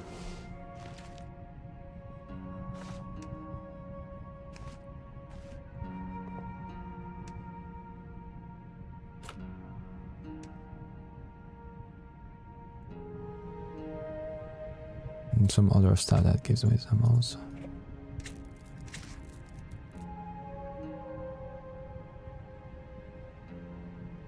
Bag of holding. Be careful, you don't know what's inside. Okay, examine it. You grab the bag and look into the void within. It's light, very light. What you find here is a very popular and extremely useful magic item. A bag of holding. I have already a pouch of holding. This is redundant. Yeah. What's interesting is whoever left this behind could definitely have stored a bunch of cool stuff inside. It could be anything. Expensive magic items, a message from lost people and their culture, the doom of our existence, fancy clothes. Oh yes.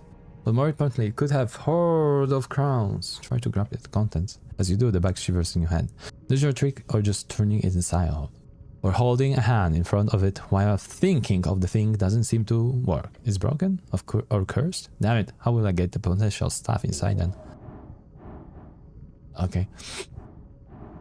The smartest move would be examine the bag closer.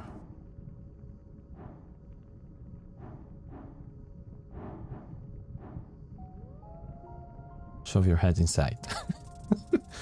Damn it! The last thing you hear about before is not saying something about health and safety. Then you shove your head into the bag, and inside you see darkness. Look around. Nothing. Except coldness. Aight.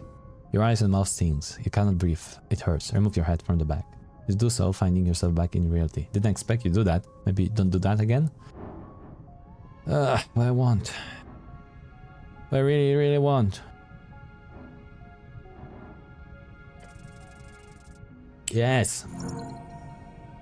Carefully stick your hand inside the bag. With some finesse, you feel around the rim of the void within. And there, you feel it. Pull something out of it. Ah. Jar of pixie dust. Sweet. Time to party. Oh, so we're gonna get items for each of those tests? Boo. Show your arm saying or nothing at all. Something sticks to me. Pull your arm out. Okay. I'm gonna put the note in the back. Okay, no. I mean, we're not doing anything more.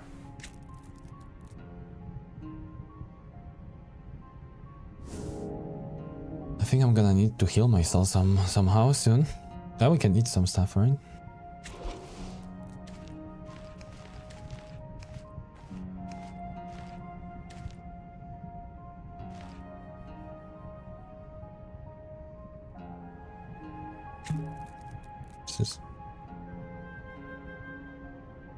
Potion of healing, potion of supreme healing. No.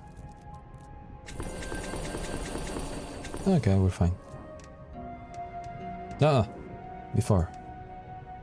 Wisdom, yeah, good. We improved the wisdom somehow. Barefoot through the evil means of esoteric reproduction. This is a hag. Haggling, in fact, not quite so horrible and full as a true hag, but that is not always a betterment. If anything, they might even end up in more positions of power due to their nature, not being so completely evil. This one has lived a wild life. You can see it in her eyes. Then the years spent in the service, the dream of a greater life, the bodies left in her wake. This haggling has nothing but a desperate love for life and freedom at this point. Let her have it. Yep, let wisdom.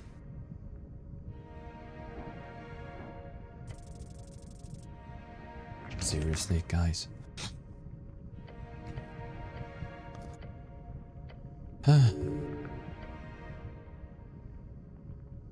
I think it says we're getting bad weather. I suppose at some point we will. Perhaps this is not your time. Oh, do this again. Thank you. You stare at the bones, but nothing. No insight necessary understanding. They're just bones. Unless, close your eyes. Now reach forward above them. Reach forward to the strings. You see or feel strings. They tangle around the bones connecting with you and the hag. Yes, agree. Far above the bones, the strings appear to fade away, but they are far. That is fate. The bones raid into the strings. Will and woe. Oh yes. Open your eyes. You're met by the sight of a hagling doing a little dance. That's it. You can see it. Not many can learn so easily, cleric. I'm impressed. Did something happen? What did I do? You got the vibes, that's what. He hands you a piece of turned paper with instructions. Read the title out loud. Augury. It's not true divination, but it is of the divination school. Casting it allows you to see an outcome in the near future. You will either receive a will or a woe. A good or bad outcome? Yeah. So, you will know with a bit of more certainty what your next action will result in. Of course, it sucks getting a woo. That means you will mostly like screw up your next activity. But I suggest just getting out of the way in that case. Biting the bullet, so to speak. I will try it out, thanks for guiding me. No troubles, just fun to see you touching the esoteric here. Make sure to read the instructions properly so you don't mess up with a bad reading, okay? Okay. I don't need that knuckle bones or... Nah, this is just the fell tire method, my personal favorite. You could do it with anything somewhat weird and or fancy. Some people like cards, others throw darts. I know this one guy who would cut the heads of chickens and have them run around a little makeshift arena. I think I've heard of the guy. What? Very sure it was in the papers. Cool friend, yes. I believe he set up shop in the Virgin somewhere. Terrible person. I hope he's dead by now. Anyhow, just flip a few coins or something, that will roll fine. Now, if you don't mind, I've got some stuff to handle here. So unless you want me to make a wand for you, are we done here? Can you make me a wand? Besides, that wasn't the real offer, you know, but...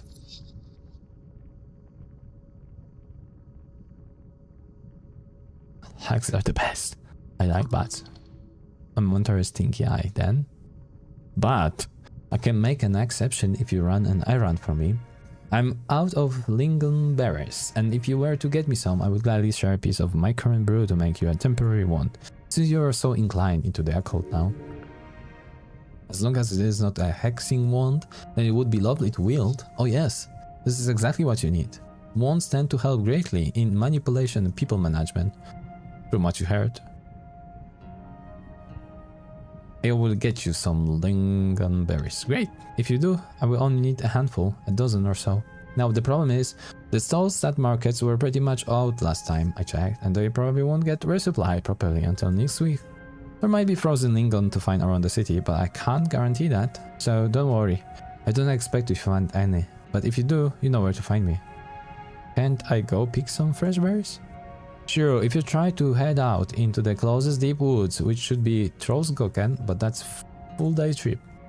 A small forest somewhere. Other than that, well, closest here would be Upper Hollow Reach. I could find that. Where is it? It's below Cleric. Very dangerous. I do not recommend it. But if you do, there should be hidden pathways all over the place leading down there. I don't know any here in the Tolstad tunnels, but I'm sure you could find one. No, good luck. She cackles. But wait, isn't this a quest? Eh, fetch. So I can mark it down as a quest or anything? The haggling roosts around her. The babbling cauldrons is the only sound you hear for a few moments. No, I feel this is more of a non-official thing, if that's alright with you. You get it. If it's called a quest, then there's a bunch of city rules that goes into it. But if she calls it a task and asks you to just go pick some lingonberries if you have time, then it will be a whole another legal ballpark. But do go find some lingonberries if you have time. No, not yet. Okay.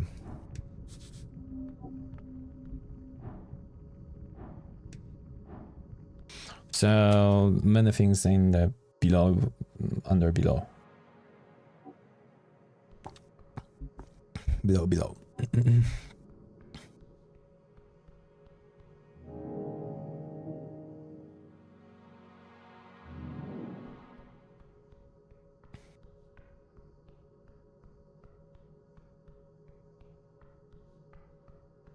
We have a new spell, right?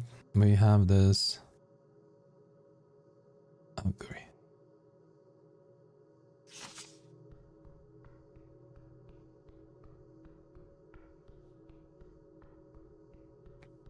Speak with the dead. We're gonna probably speak with, hopefully, them.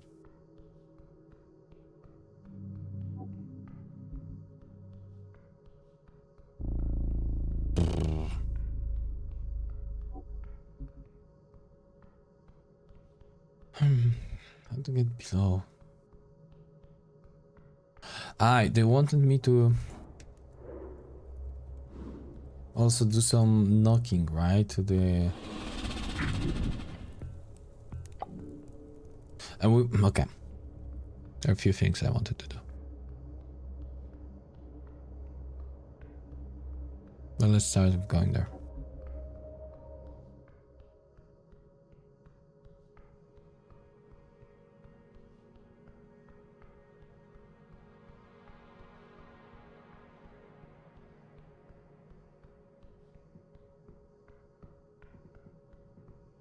This is, whatever. Okay, so here's probably again nothing.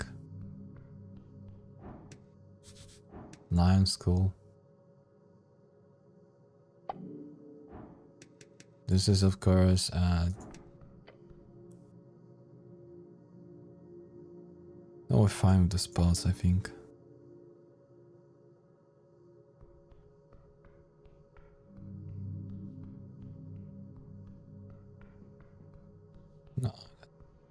No, okay, let's go. I don't need the protection. Let's change something. I wish that the spells wouldn't reset fully here. Anyway, charm person, comprehended languages. Speak with animals. Knock.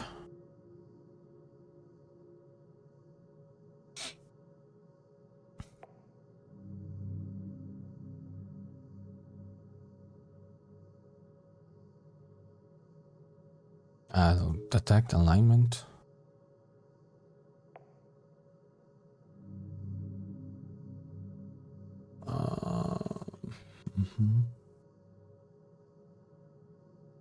What's the Crusader's mantle?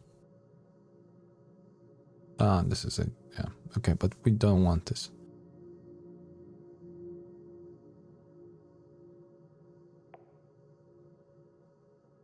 Yeah, I'll take that. Oh, I will still have one thing.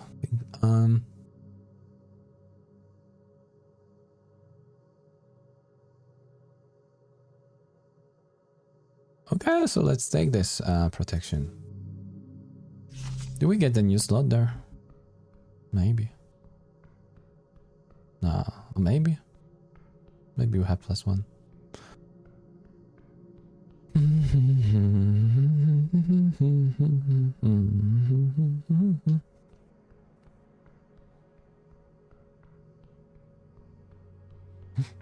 What the hell? Okay, what you doing here? Wisdom. Do we have a big wisdom here? Yeah, we have pretty good one.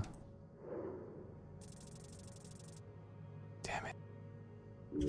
That's something. Anthropolyan, a creature who has ancient before this world was created. What stands before you is no ambassador. This is a close servant of an outer power. That is why your body recalls even when the light appears to signal nothing but be not afraid to your senses.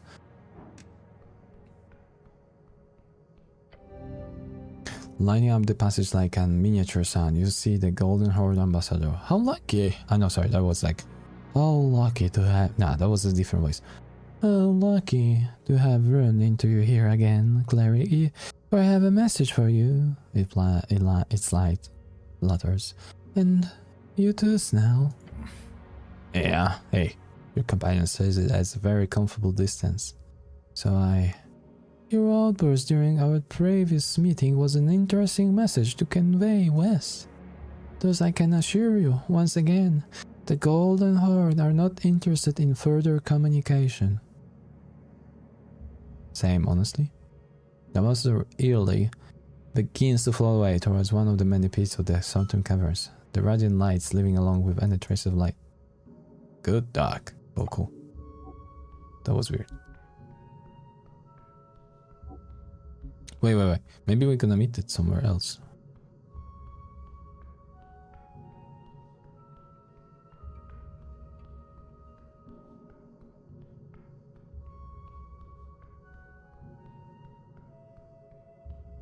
Maybe one over here? No, I didn't. Okay. That was weird.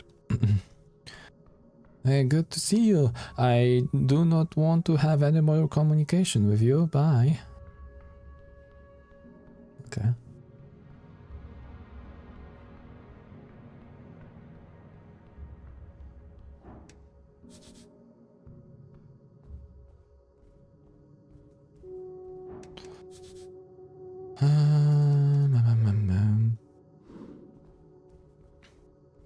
There's nothing new we can do here, right?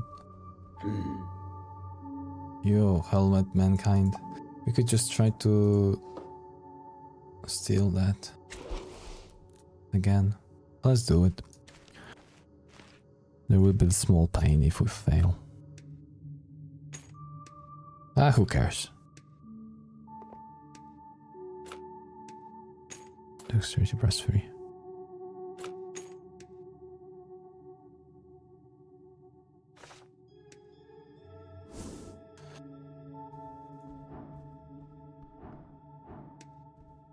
Unless there's gonna be some... Ah, no, there was. It was not. 19. Yes! Wooden shield. A wood shield. Strength. Charisma. I stole your wood shield. I've realized that. She looks mad. Understandable. You're not gonna punch me or something? Maybe bite? For now, my allegiance to Lady Sagely forbids me from crushing your bones. I recommend not trying your luck any further. Good luck, neat. Okay. I guess I'm gonna have a problem to have a romance with her. Anyway.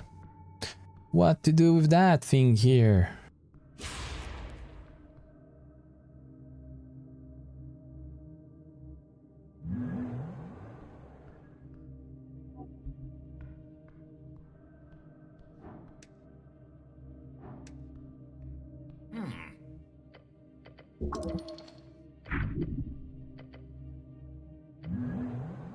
Nah, there's nothing we can do about that. Unless there's something hidden here. No, we cannot even get there. So there was such a good item there, I think. As far as I remember. Okay, let's go to the Lady Sageleaf.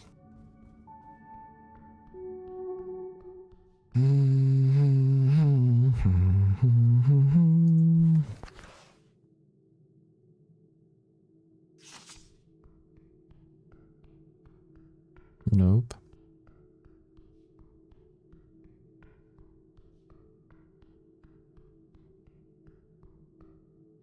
Also nope.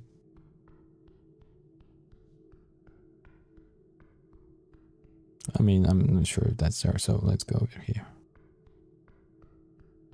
Unless... Dude, can we go down there? No. Still don't know how to go below. And maybe I'm blind.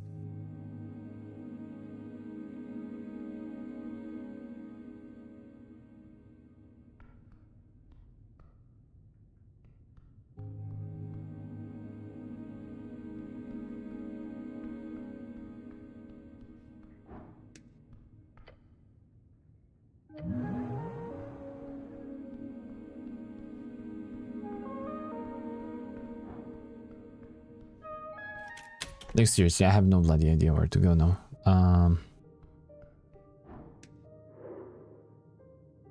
Okay, wisdom. We need to improve the no. First, we're gonna steal something, maybe. This one. Yay!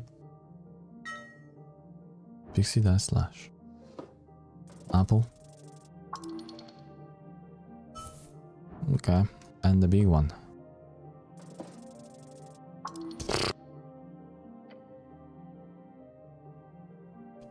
Rooting around the flask next to you. Prone, you catch something above an eye, a side eye. Cleric. Sense of deep dread permeates your soul. You feel afraid, so afraid your soul leaves your body. I'm sorry, I didn't mean to. Please forgive me, don't kill me. Apple of her hair, right? Whatever is you're playing at cease. Ceasing, yes, mom. She stares you down until you've taken a step back from her front. You leave for now. Oof. Can we heal? Do we have a healing? No, we don't.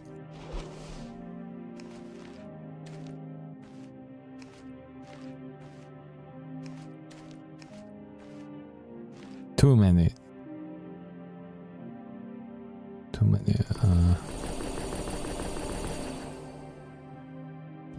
Clicks. Okay. Engage. Do we throw? No. No, there's like 20, 30. We should have a plus. It wouldn't help, but yeah. About the tea shop. Well, her eyes focus in on you, and the room seems to shrink. Go on, cleric. Snow takes a deep breath next to you. There was a dead elf. She lifts her head and gives you a cold expression. Do you have an identity? The corpse, it's an elf. She slumps in her throne, pondering for a moment. Headache into migraine. She groans. Elves, Elim obviously, made their forest burn for bringing such cows to my streets. Her word strikes fear into your spine. Yes, anything new to report? Perhaps something actually useful? A brooch survived the flames. I want to say about okay. A brooch? Show me now. No, I know. She gives Snell an angry glance before ordering you again. Give it here. No, I like it. She clicks her tongue and snarls. You can have it back. So quickly snatches it from you and hands it over to the lady. He then turns to you and throws out his arms. The gestures perfectly spelling out the phrase. What the fuck? The lady inspects the leaf in her tiny hands. She senses its esoteric nature. Tacky, typically elven, and magical. Her eyes lift, landing on you, yet also ruined. Must have gotten really hot in there. If this brooch was indeed destroyed by this inferno, then the origin of that fire must have been magical.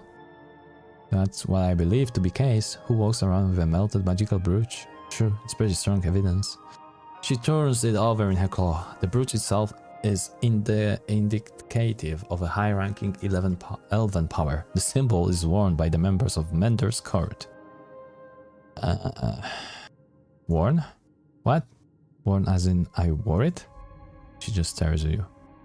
But not I rather the elves. Her expression grows annoyed. There is a tension in the air. Symbol? The fullest symbol in Ascan, the mending tree, the mender. Elim!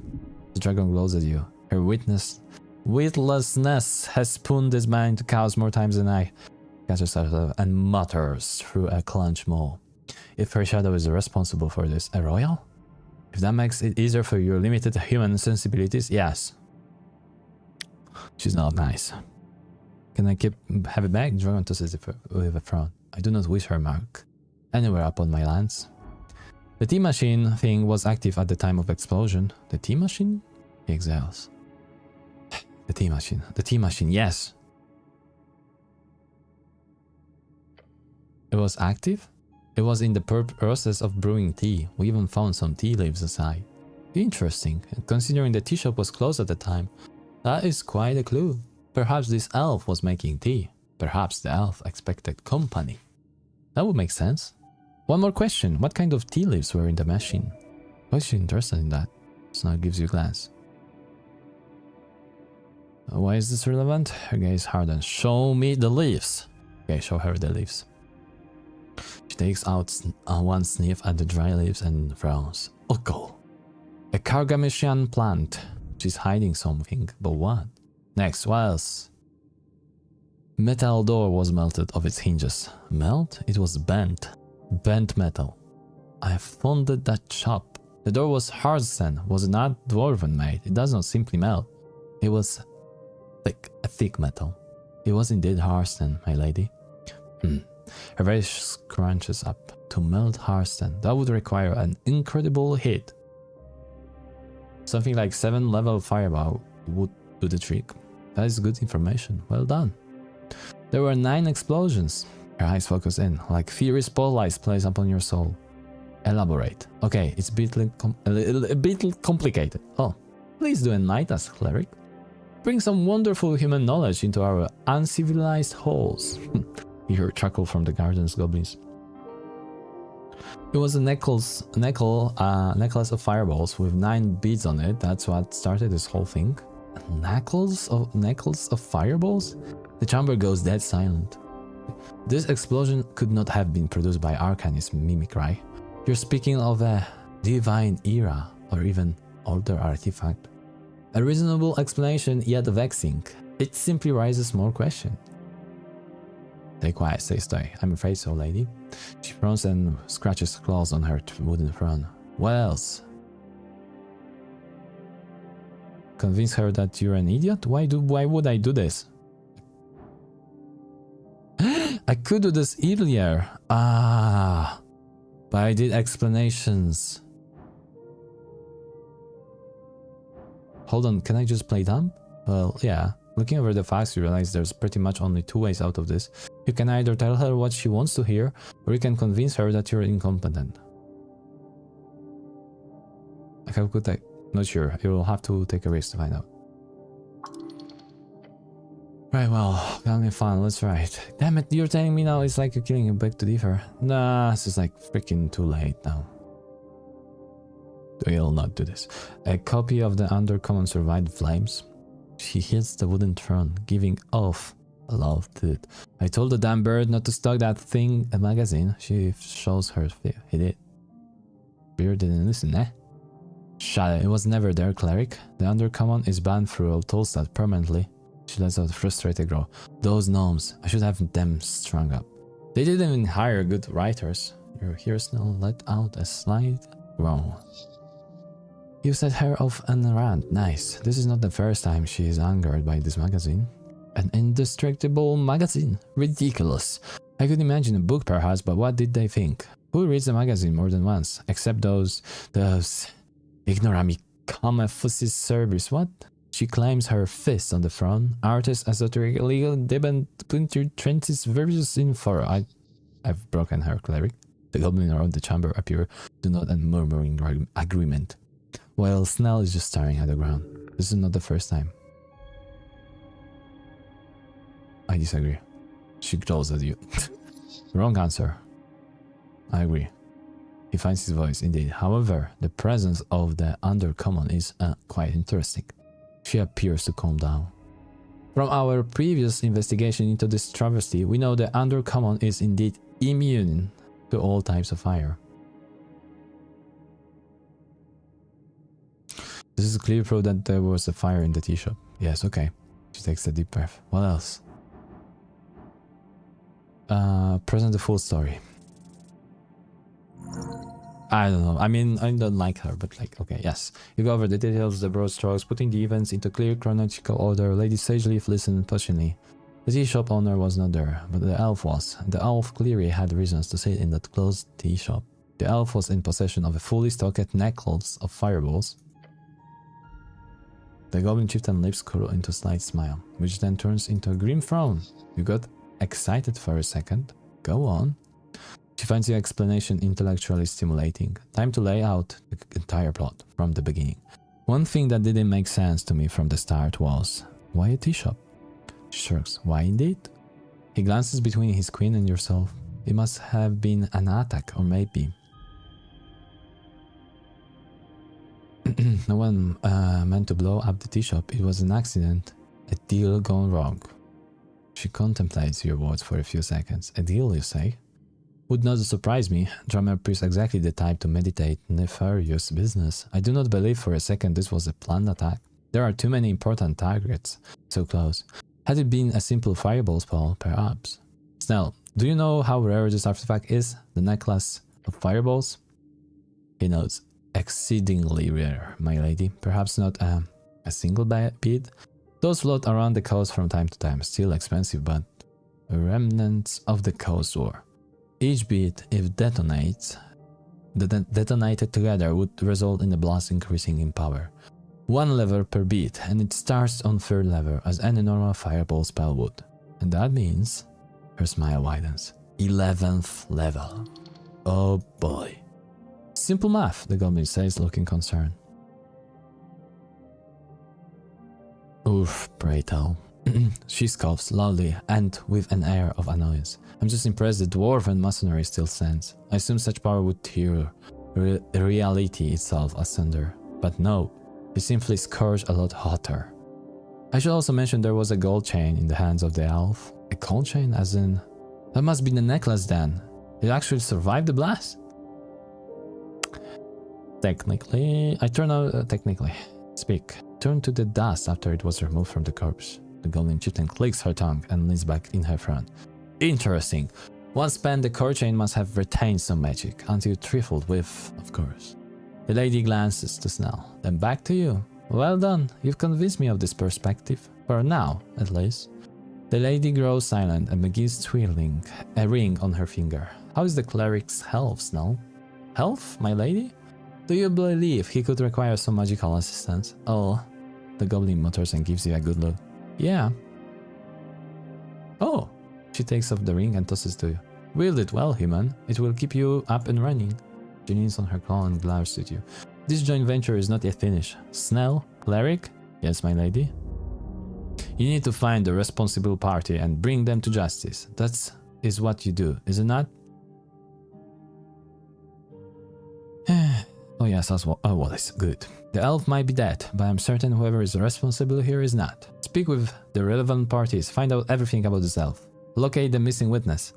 This Frank, son of Frank, dressed in yellow, fake name or not, if he can't be found, you must do it. And then there's the question of the poor fool drummer, of course. You have until the election, cleric. Time. Be quick about it. Time is running thin. I spoke with drummer. He was hiding in the warehouse. Did you know? And what did the bird say? She glances at Snell. We discovered an illegal smuggling operation, my lady. What? The bird couldn't have run it himself, could he? There was an undisclosed hidden safe space connected with the tea shop. Drummer used it as a storage space for the freestriders.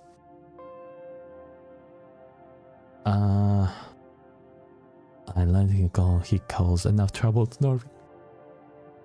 Yeah, my bad. That was not your call to make, cleric.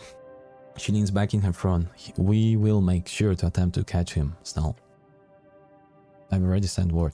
The thing is, I've learned how he's smuggling just after meeting him. That's the problem. Well, do your best. Do our best. Of course you will. At the very least, the bird was found, and this adds to the holy picture.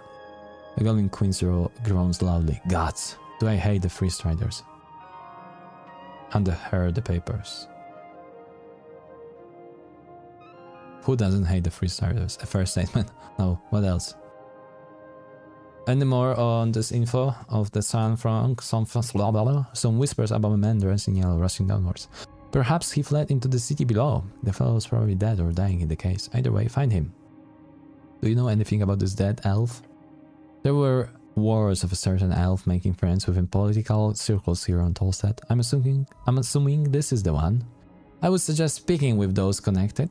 The Asgals for their involvement with the tea shop, Visken for the post-mortem, and of course the corpse itself, that you should be able to handle. What? There was handing the paper. I just want to do this. Hand the paper. Here, take care of him. She snatches them quickly and tosses them to the side of the front. Good, that will make things easier. You serve well, cleric. Okay, that's all. I'm here to report some things? No, I was joking.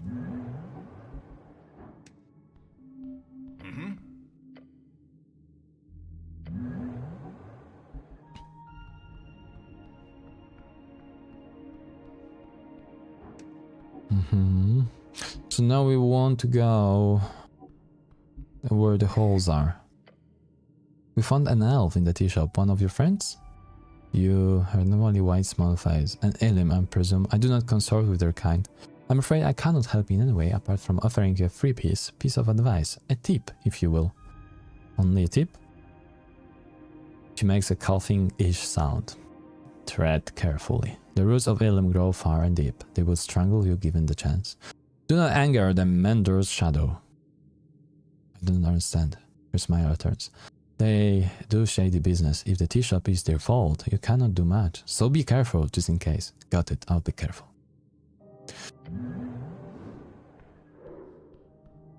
Uh-oh. Something falls fermenting here.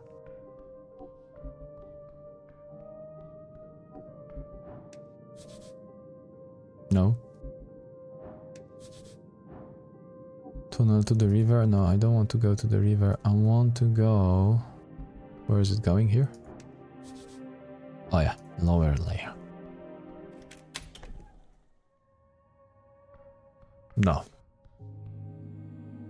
Okay. I'm not sure where we want to go now. And this is cool, by the way. Questing tree. This is done, right? Take a root.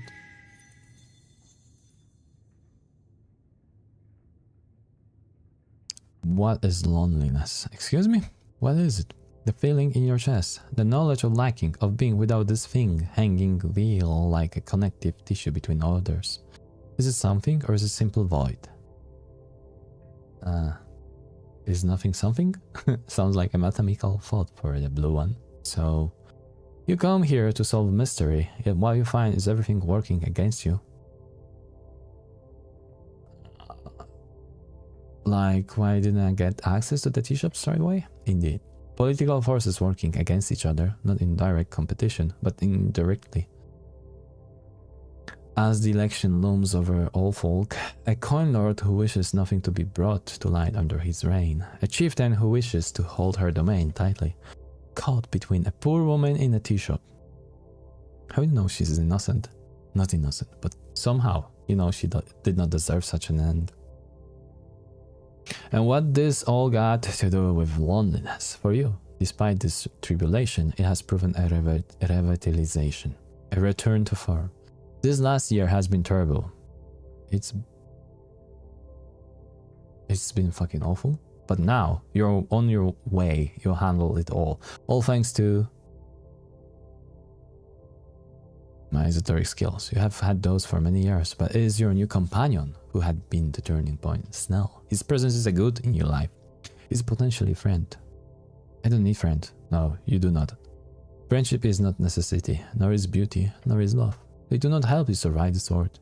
Rather, each of those things give value to survival. So the empty hole in your chest does not open as wide as at the end of your next quest. When the silence of your tower office or room at Mom's apartment does not engulf you quite so suddenly and hastily. Remember that feeling. But then you can ask yourself another question. What is tea, really? Are you shifting topic? Really? Again? A warm liquid filtered through leaves of various distinguished plants, only to be served to free-spirited, youthful folk of common cloth, a drink of the post-war era. And the then drink... Oh yeah, finish rate. Cool, that was long one, dude. That was long one. Any good loot? And this youth they sound like idiotic. Some of them are lost, yes, but that does not full make. You set the center of Norvik, in the middle of the chilled river Tarna, sits a fortress. One feel blah blah blah.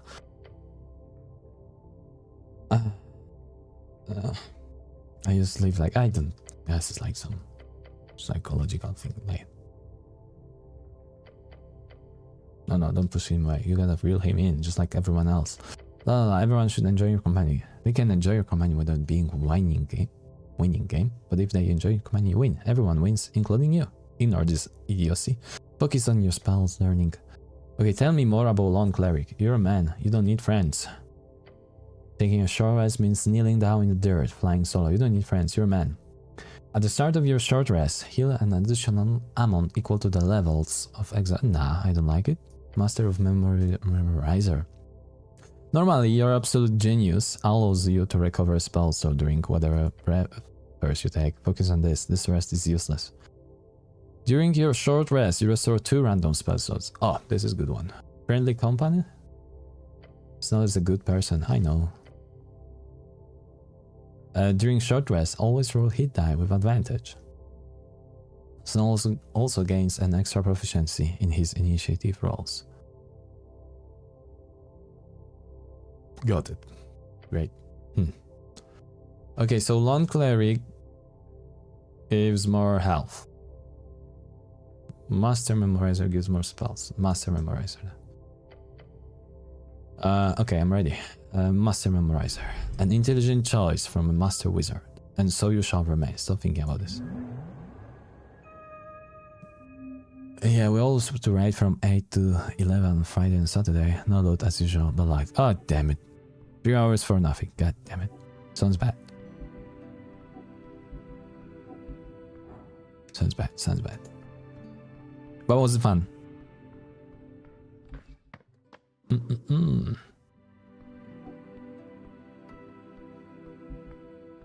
Who am I supposed to talk with again? They all want me to go below the below. I have no bloody idea how to get there. I know. Easy, chill.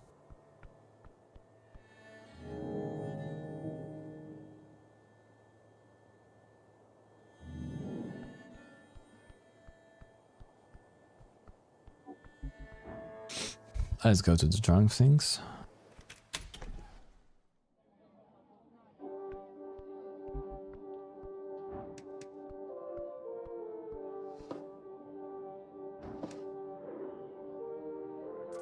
No, I did not. Okay. Oh, 26. Noise.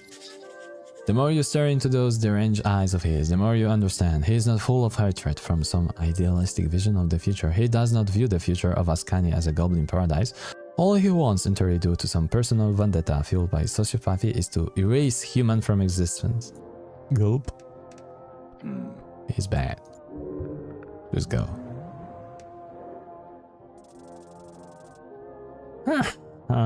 This didn't help. Leave the gnome. Okay. No. Oh. Her. Dude.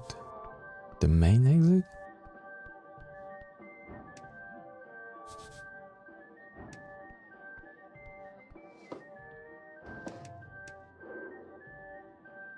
Okay, let's pump the wisdom.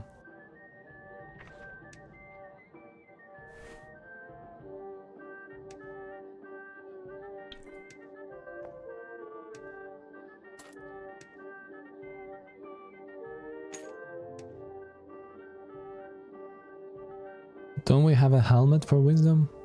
Yeah, we do. Oh, it just gives minus wisdom. So no. And the big roll. Come on, give me something good.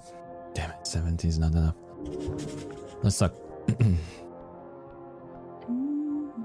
Let her play. Leave on her. Why? I wanted to speak with you. Okay, dexterity again. This changing things like. But then again. I don't have to do this, but I want. This gives free dexterity.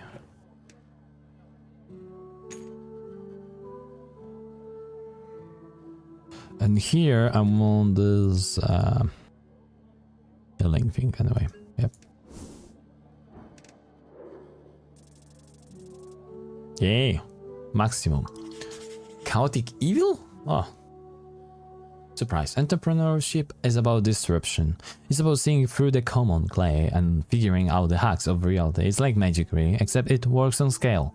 This woman has found several holes in the city purse. Over the years she's run factories, founded startups, dealt with city corporations, guild deals, and now she's a tavern proprietor, a highly accomplished woman, the type of to flourish in the free strider future. Her backstory aside, this tiefling finds meaning in the crowns, in capital, the power and respect she finds in this new world is everything she did not have as a child. Here, she is the boss and in full control until she isn't. What can we steal? We did. Ha! And we're gonna steal also the money. Ha! Good.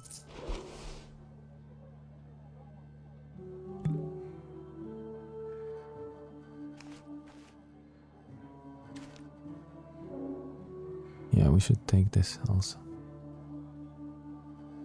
Okay, let's talk with her now. Cleric. I'm looking for a hack. Here's my violence. Most folks steer clear of such creatures, but you wait in the danger, don't you? She's avoiding the topic. It has to do with the tea shop. Oh! She avoided your question like a convo queen. The awkwardness, you feel your bones shivering. Best method, just give her some silence. She'll keep talking. Just stare at her. She fidgets and looks around. It takes approximately 3.5 seconds for her to confess. Okay, fine, I might know something. But I also might not, you know? She's playing games, I'm playing all... Guys, gonna grab something to eat and be right back.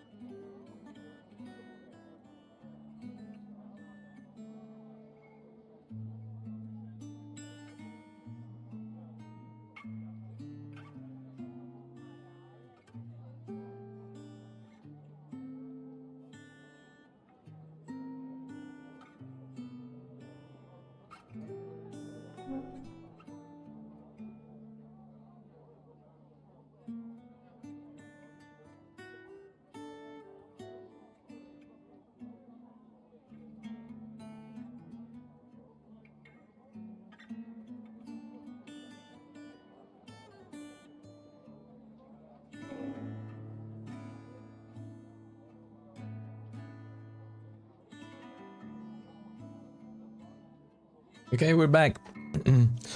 Okay, we're playing games. Okay, we're gonna do this. Yeah. Oh my gosh. Okay, it was a good choice. Yep, we're talking about emotional bond here. Deep bond. With who? She's protecting a friend, but she's also kind of tired of it. She won't sacrifice too much for it. So just go ahead and convince her that you'll help, that you'll clean up all this mess. Hey, friend lady. Fiend lady. Call me Rix. Rix, someone is trying to kill the hack, maybe. Rix, I'm here to help. Your friend is in big trouble. No, Rix, the hack is involved in the tea shop explosion. I need to talk to her. That's not good. How do I find her, Rix? She looks down behind the curtain, biting her lower lip. She's contemplating the situation. Rix. Stay silent. You hear her loud, a deep sigh. This is a big decision. I promised her, but... God damn it. I'm delivering food for her, right? I head down the well in the back. If you speak the words slow as snail before jumping in, it will cast a feather fall on you. Now you tell me. Thank you, Rix. Noah, I can say thank you after you fix this damn mess. She's not the type you to hold up like that. And don't tell her I let you into her secret cave, right? She winks. Contain yourself, woman. Do you know anything about an elf on Tolstad? An elf? On Tolstad? You go up the hill, you might find some. Near the Elysian embassy, obviously. In the Palace district. But here, not. I found that elf in the tea shop. She stares at you. Don't just say that shit, it's sensitive information. You, what? You hear a groan coming from Snell. She looks around, her eyes wide open. She's making sure no one else heard. Fiercely, someone actually died in the tea shop? And it was an elf? Come on, the cleric's tired. He says things. She tries to keep herself from taking too loudly, but it's really difficult. You can sense her fear. I can't discuss details. I get it. It's the business. You see the gears turning behind her bright eyes. You've given her the most valuable asset on the coast. Juicy info. This might bite you in the ass later. Oh, she'll be very appreciative. Or... Alright, another topic. Leave. Okay. I mean... Yeah. Whatever. His expertise in the city below is not for nothing. You should keep him close. He'll be real useful if you ever wanna get info that freelance dungeoneering business. Seriously, there's a lot of money in that. Craig of Norway, have a drink, are you? Wait, no, your cleric doesn't drink. Darn, we'll have it. Yeah, I haven't been using that. Yeah, again, it doesn't quite work right, but if you play around it, you will be able to get something useful. This thing, we haven't been used that at all. Unless it's only for fighting. A highly dysfunctional piglet is supposed to point towards the nearest secret. Maybe we should wear it always. Fake wall or something where other dungeon goodies are hidden. So we can just like go and scan maybe stuff? I don't know.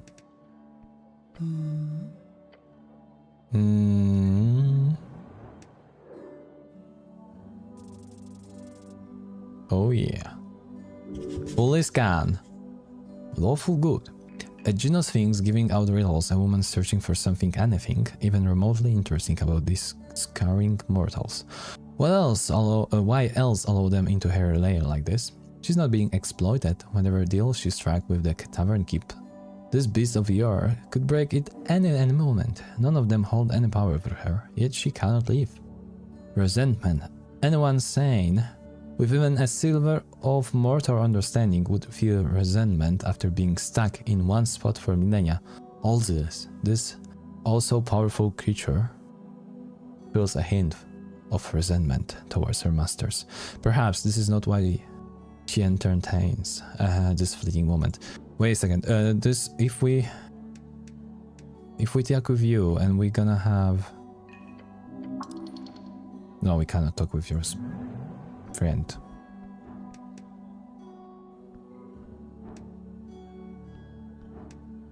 Seriously? Okay, take the big long. Yeah, take this. Yay! Barely, but made it. Oh, easy. Okay, so we have this potion that gives intelligence.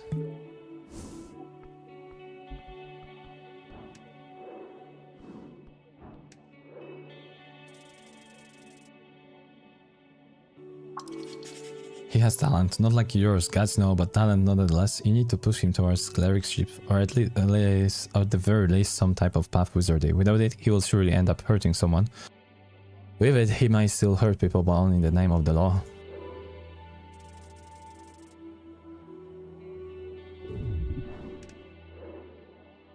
Okay. He glares at you.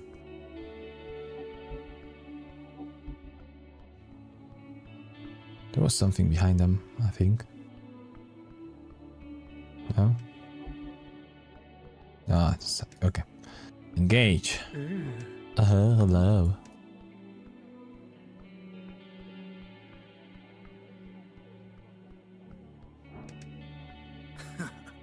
An angel, really? She wasn't weird. She had eyes, like glowing eyes, but actually eyes. And she wasn't floating? She wasn't floating, not always.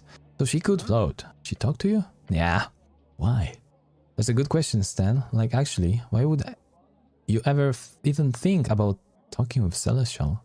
Hello, boys. I'm not. Keep listening. The lanky boy snaps his finger and a bit of a spark appears. Let me start from the beginning, okay? Rollo crossed his arms. Go ahead.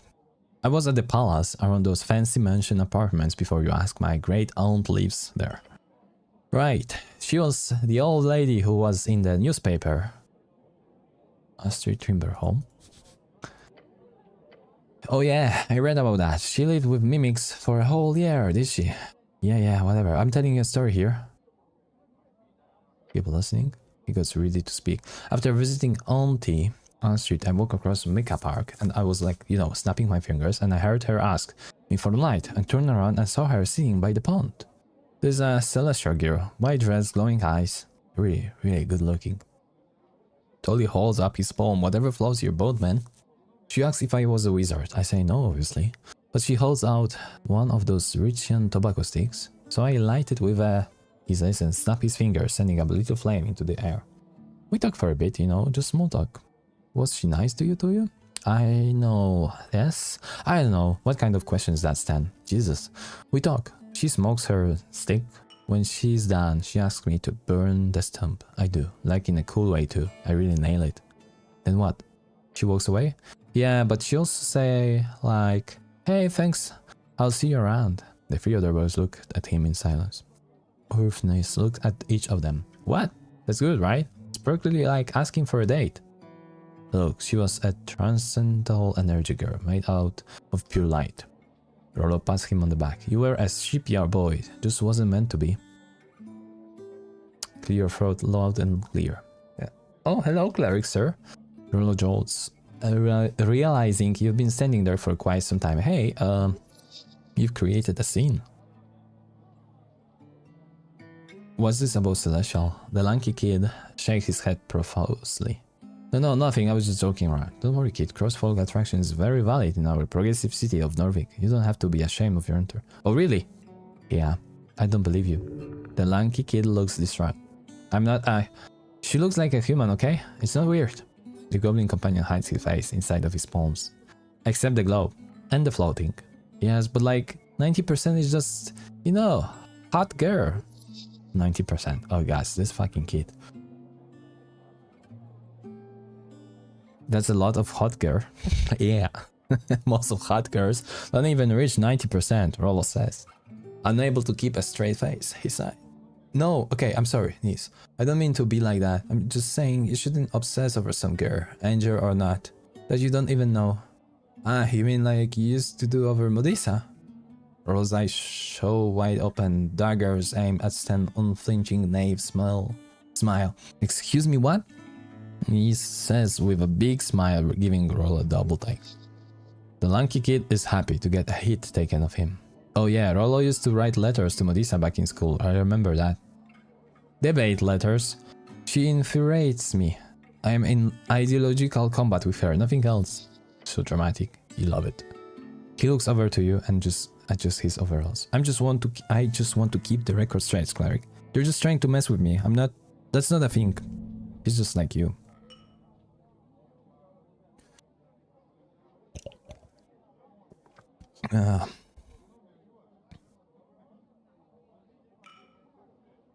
Hells yeah, kid. Hold up your fist for a bump. I'm also scared of women.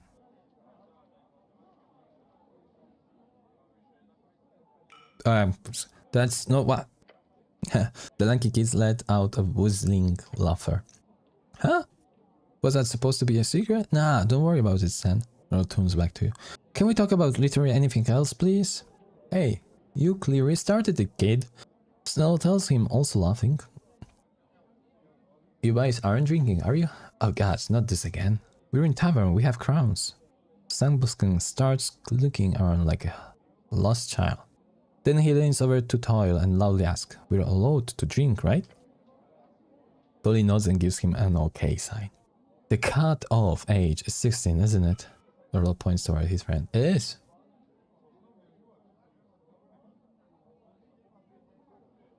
Is it? It is. What are we gonna do? Throw us out? The boys laugh nervously. Urf did make sure anyone 16 or older would be allowed to be served alcohol in any establishment in Norwich. Originally, he wanted to make a full-on ban, however, for obvious reason. Nah, keep drinking, I'm cool with it. Alright, cool. He looks up to his body, they all shrug. Cool. I have some personal questions for you boys. Personal? Can we do it in a rapid fire fashion? We kind of want to get back to having fun. No? Okay, fine, rapid fire question, here we go again. The boys seem to brace themselves. Where do you live, boys? Around. I live in Northern housing. I don't care.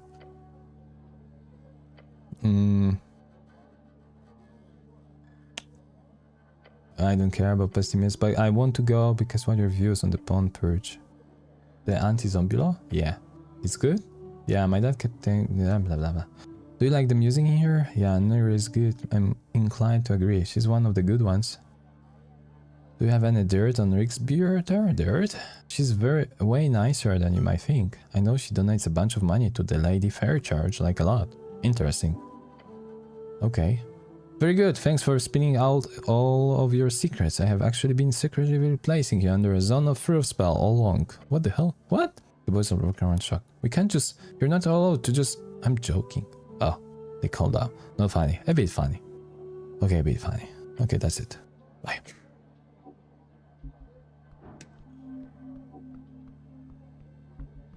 Hey. No, but we don't need anything. Okay, so... Talk with you.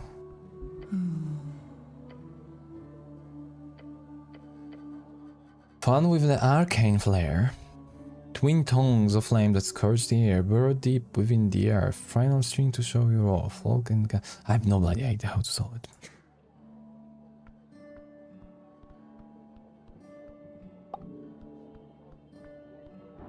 Okay, let's go down. Maybe we're gonna find something. Approach the old world. Try. And very deep. Yes, we know. Slow as snail. Jump. This is still careful. Yes, I know. Jump. You sure about that? Of course, now I can feel the magic of the well. Right, magic well, esoteric fall. Jump, just jump. Damn it!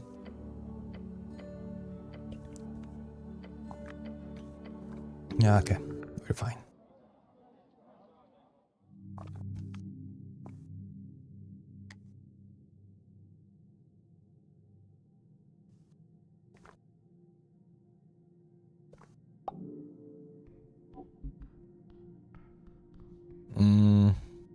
Okay, so we have this pickaxe. Maybe we're gonna find something hidden. Or maybe with the pickaxe we need to go to this... how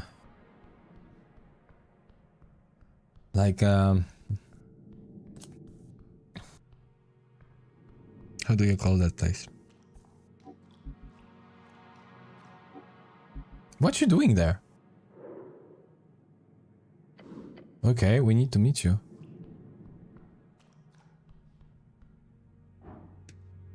Just in a moment. What was that person there?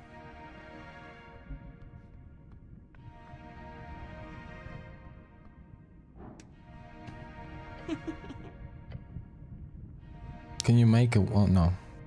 She will not be able.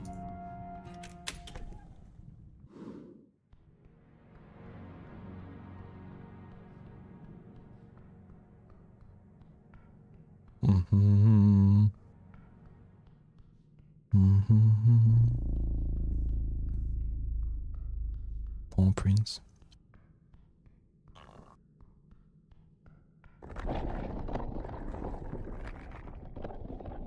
Wait a second, where this guy is?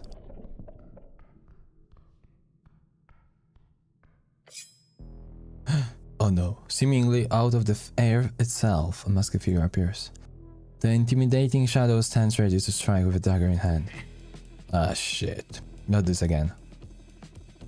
That's an assassin! His eye falls on the dagger and his immediately reaches for his sling. Oh, it's happening! Let's go! Okay, first this one. Nice. We're gonna start first, right? Yeah. You spring into motion, prepared to act. The assassin tends to use the distance between you to their advantage. Throw something at him. Anything. Look, you obviously have to get closer. There's an hex. You know what hex now? Maybe you can't see it, but there's little shadow worms crawling all over you. Anyway, focus, get the bastard.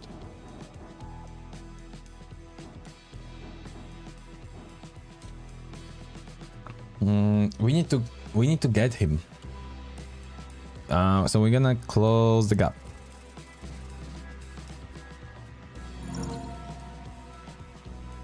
You run towards the masked one, using all your energy to get closer. The assassin tumbles backwards quickly, but not quickly enough. You're in striking distance. This will make the fight a lot easier. Snell whips his link with practical fire and launches a stun. The assassin flips backwards trying to dodge it, but it connects nonetheless with a sickening sound. The sound of a brittle branch breaking. The masked figure head tilts at you suddenly. A flick of the wrist, a quick motion with the hands, and the dark energy surrounds you, but only in your mind. A hex. You will take constant damage from this typical warlock spell. You feel a deep unease permeate your bones just as an assassin hurls a blast of sickly energy. But you are close enough to see him preparing the blast, and you duck. It arcs over you harmlessly. Playtime is over. You cannot allow some filthy sneak to kill you. You're in danger. You're close enough to act. Stare at the assassin. That's enough. That's perfect. What are you going to do? Consider no. Disarm him. Seriously? Like, oh. You take a step forward and clumsily swipe the assassin dagger. Seriously, like, oh my, +7 and The masked one adjusts his wrist slightly and you grab the blade itself. Cleric, you've been hexed! Yells the goblin, wailing another stun. The stun misses the masked one.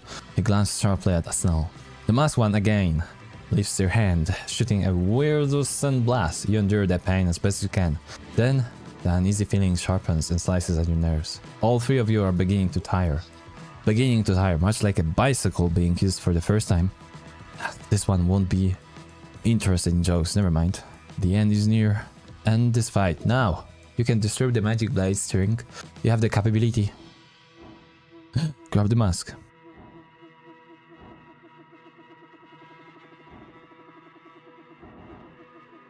No, this is the easiest one. Thank you. Success. You feign low, then reach out suddenly with both hands and connect with the mask. You give it a yank and it peels away from the assassin fang and tumbles to the ground. No! You see the assassin face for a moment. His face? Her face! You're just hey, what the hell's? She scolds and says, "Fuck you." Then, in an instant, the mask is returned onto her face, like a materializing mist. What? You hear a crunching sound from assassin's mouth, and suddenly she shrinks to a tenth of her size. Buster bit down on something? A dirst spell. The pipe! She's going for the pipe! Try to catch her. You reach, but your body fails you. The tiny little assassin hops into the pipe, stare in shock. You feel disappointed. Fear for the future. General confusion. Really. Look. Snow pointed towards the stairs behind you. They go down, far down.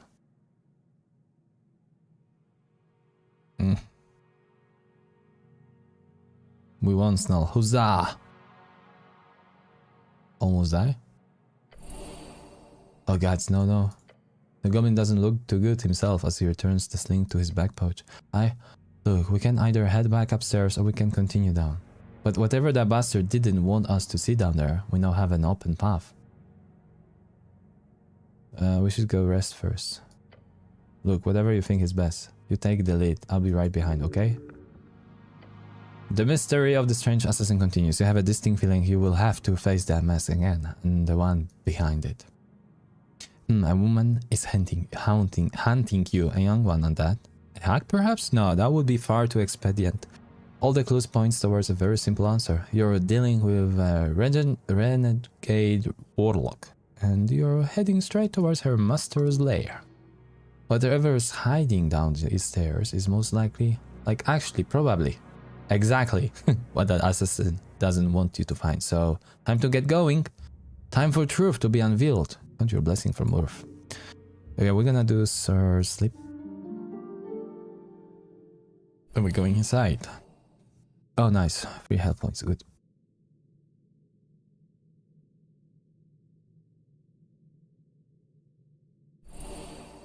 Good. So in the end, I have no bloody idea what helped. I mean, I'm gonna go there, but I still want to check this pickaxe everywhere. Everywhere, guys.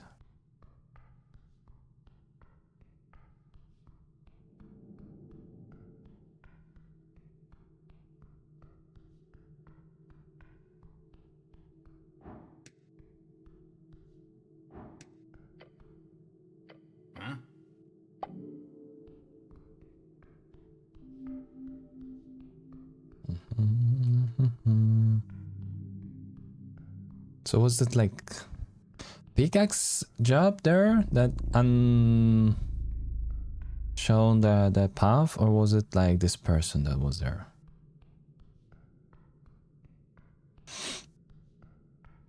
Okay, let's go down. We still have the other place. Okay, let's go there first. Because once we're gonna go down, there's gonna be... I don't know if we're gonna get back.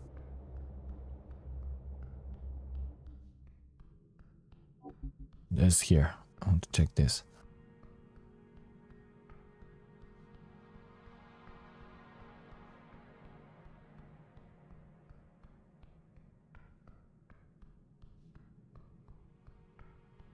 Nothing.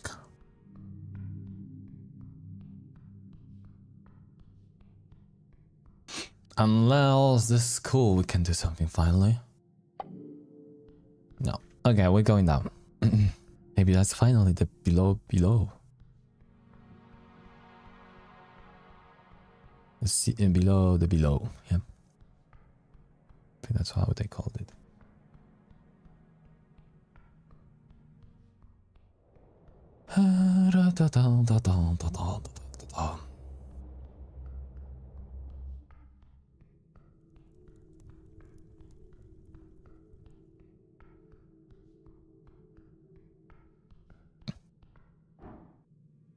Okay.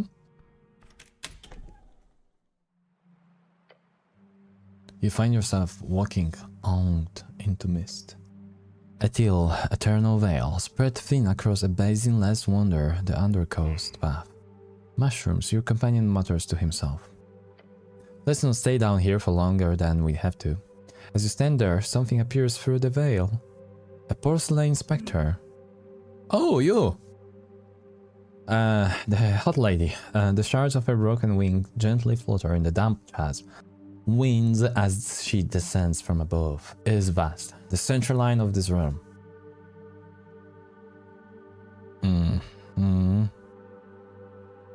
Lovely to see you again, Lady Angel. You too, human man. Was that a joke? The angel spins around in the air and places a hand on her sword. Niechaj boskie wichry poniosą naszą wyprawę. Yeah, the Polish angel. But they still don't know how to write the A with a comma. I have no idea. Yeah, wait, what is this mistake? The upper hall which shall be explored. Yeah, it's not actually saying that.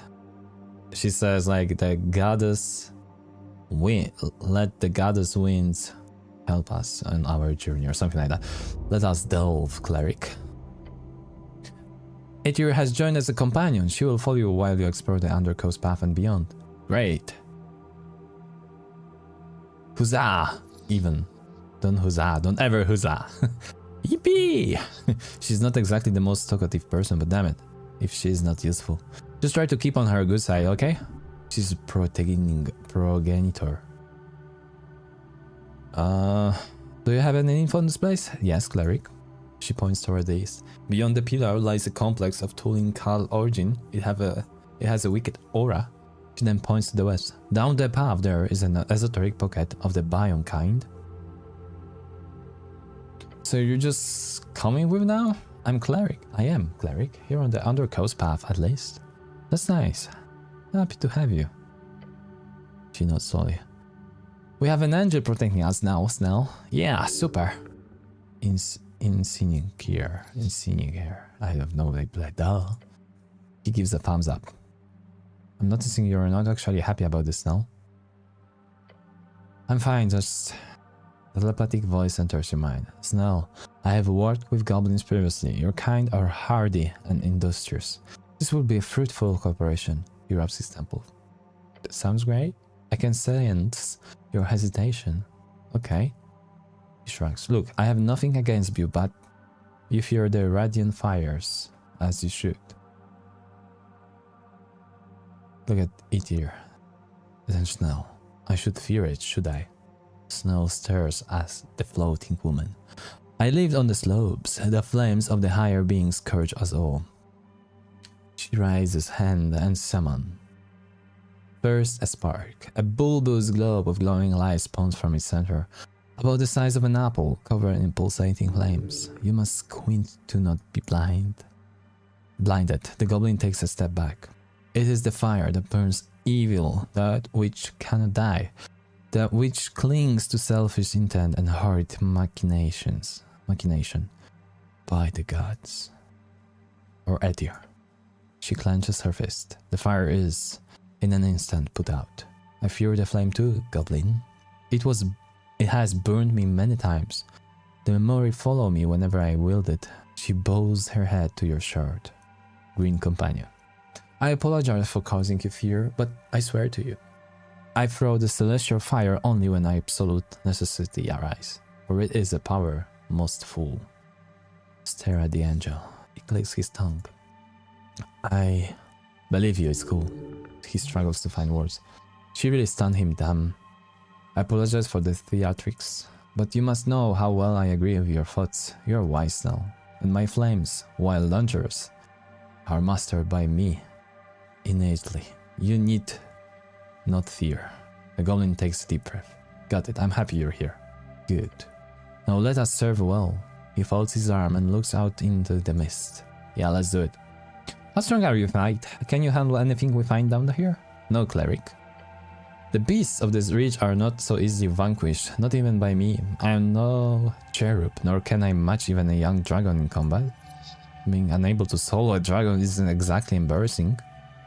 For my flames are small, and my strength is equal only to that of the greatest of mortal fighters, though I'm practiced with the blade. With it, you might consider me a credible asset in battle. She's strong, stronger than you, but not so powerful to be boring. Good. Darn. Could use her to clear the place otherwise. So in short, be careful still, or you will get eaten by something before she can save you. This angel holds in her an incredible force, however, she is not a spellcaster. As such, she is, in relative terms, no match for your true potential. Okay, let's head out. Let's talk.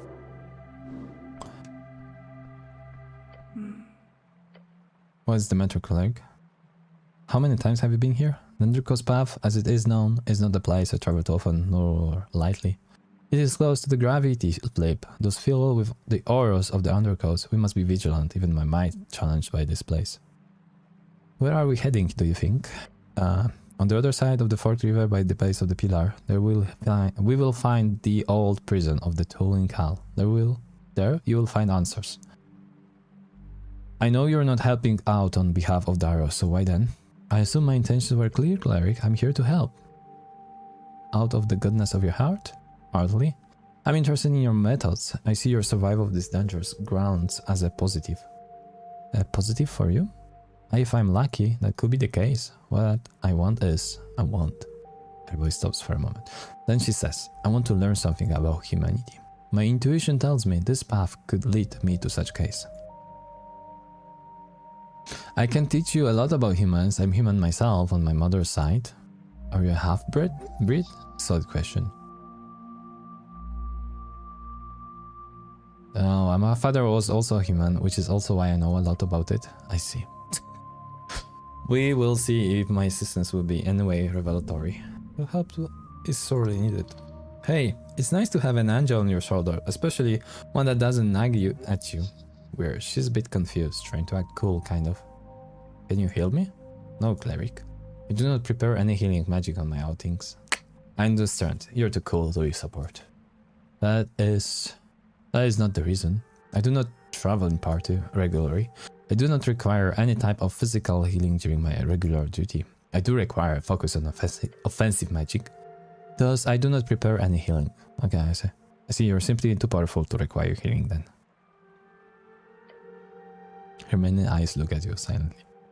How long have you been living in the guard tower? Not long, only 5 years.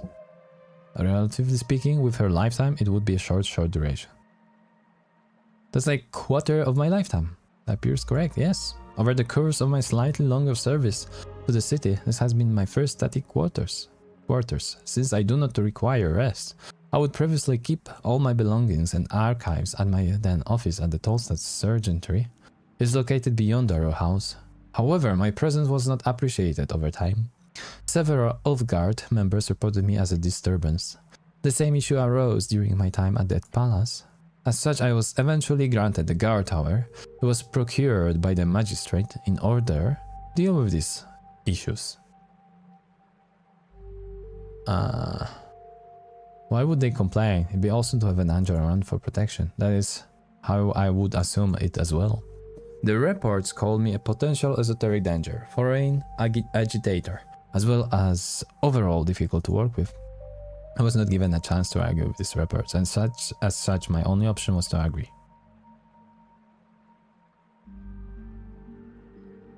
It's for the best, you're too exotic to simply mix in after all. I will not argue with that. In the days of Earth, there was another level of respect to be had. That I miss. Those days will come back again, I'm sure of it. Her eyes takes in your words, even with her body language cold and distant. Then she says in that monotone telepathic voice, what else, Claire? Let's keep going. Okay, cool.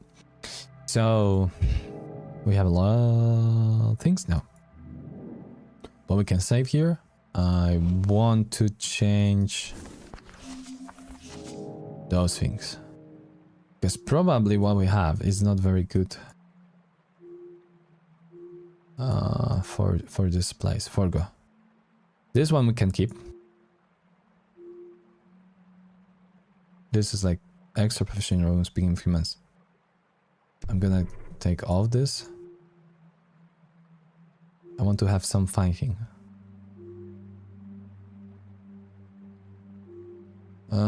Extra money, no.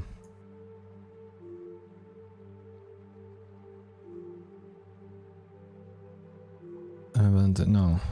Your healing spells now. When you turn out of spells, you can... Seriously, we don't have anything else here? I thought I have some fighting ones.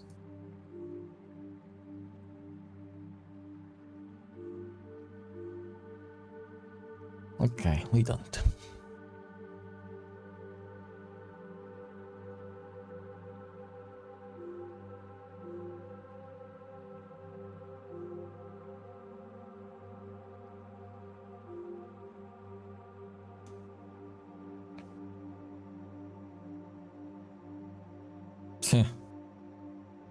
So where was that? Okay, let's take it nationalist again. I can't equip that until... Ah, I cannot take it again. Okay. That's weird. Okay, let's take this one.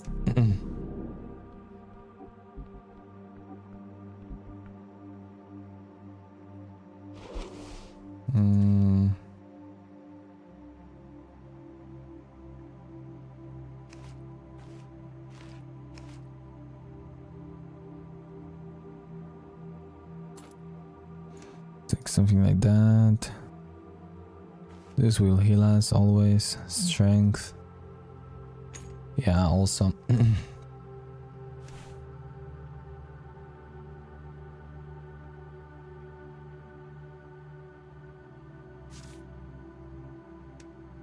Okay. I think that's fine.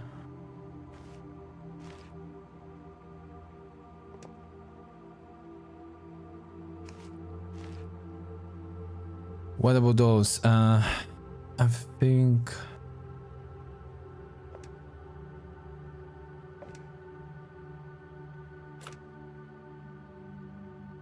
Advantage against elves.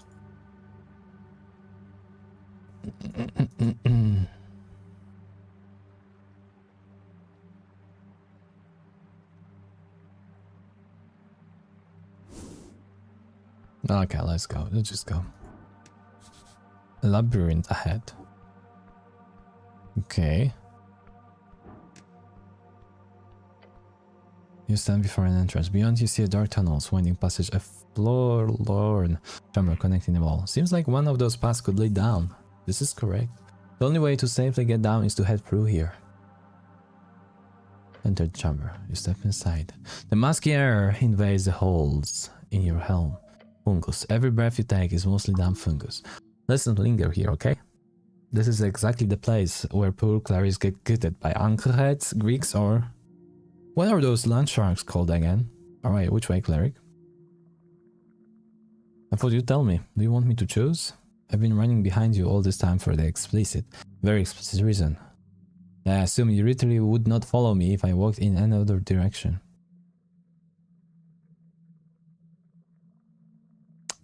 This is good, true. Okay, well, now pick a direction. Go through the fallen hallways, go down into rough cavern, go through the tunnels above. Fallen hallways, you move into collapsed hallway, stepping over trouble. This is like the game that you play, you know, the mug. I don't remember how you call those games, the text games. Watch your step. The floor isn't even treacherous. Stone debris everywhere, ancient construction, fallen terrain. A clicking sound echoes from the walls. Oh, fuck. Move! Before you can make another sound, the floor gives away beneath a pressure light. Blades swing down from the ceiling. Dodge. We will not have a problem with that.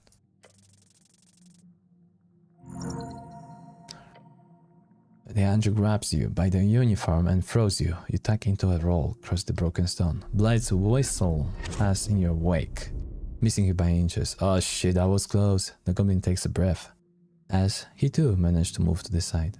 You pick yourself up, breathing hard. The passage ahead is clear now. The trap spent. You find yourself in a low-ceilinged chamber. Water drips from somewhere above. The sound echoes in the enclosed space. I think we're close. The goblin is correct. You can see light filtering in from a passage ahead. The exit! However, there is another path, descending into darkness. Burial grounds. Okay, let's explore that large chamber before we leave. You want to go down there? Of course you do. If you think it will help, fine. Be wary if you do, cleric. There is a dev there. A tomb dev. I didn't... Okay, you descend there. The air grows colder, still rotten. Walk through the cracked entrance. The doorway appears to have been sealed for millennia. Yes, actual millennia. A recent seismic shift must have broken the seal. Your footsteps splash in shallow water. It pools on the floor, ankle deep. The chamber is vast. Columns of carved stone rise into shadow, snail motifs, spirals. Yep, this is a tomb. Tons of bones all around. His voice a burly whisper. Don't take too long. And there, in the center, an altar. Upon it rests a mummified corpse. Look closer. No human. A snail. A giant snail. Careful. Its shell is crystallized, preserved. The body itself is wrapped in ancient cloth, covered in strange runes.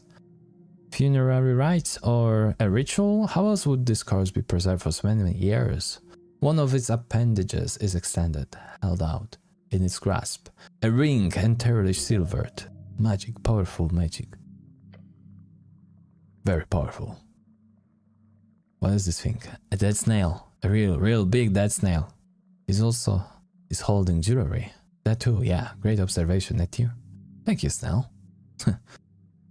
Look around the chamber. Your eyes scan the space. Other snake corpses. A whole congregation of the dead. Congregation. That was sacred to them. A place of reverence. Examine the ring more closely. You step forward. The water ripples around your feet. The craftsmanship is exquisite. Ancient artistry. Make a decision here. You stare at it. So, are you going to take it? Eddie watches the waterlogged chamber carefully. Take the ring. You reach out. Your gauntlet closes around the ring. You pull. Ring of Spellstorm. Oh yeah, it slides free from the mummified grass. For a moment, nothing happens. A magical ring. Put it on. You will find out what it does. Worth of 7 undead guardians. Sorry, what? That's a powerful item, cleric. The goblin wipes sweat from his brow. Let's get out of here before something else wakes up. Something moves. Eh? All around you. Ah, shit. From the shadows, from alcoves, from beneath the water, they rise. Skeletons. Their bones ancient and yellowed, covered in barnacles and coral. Run! Shit, they're already surrounding you. You are trapped. There's only one.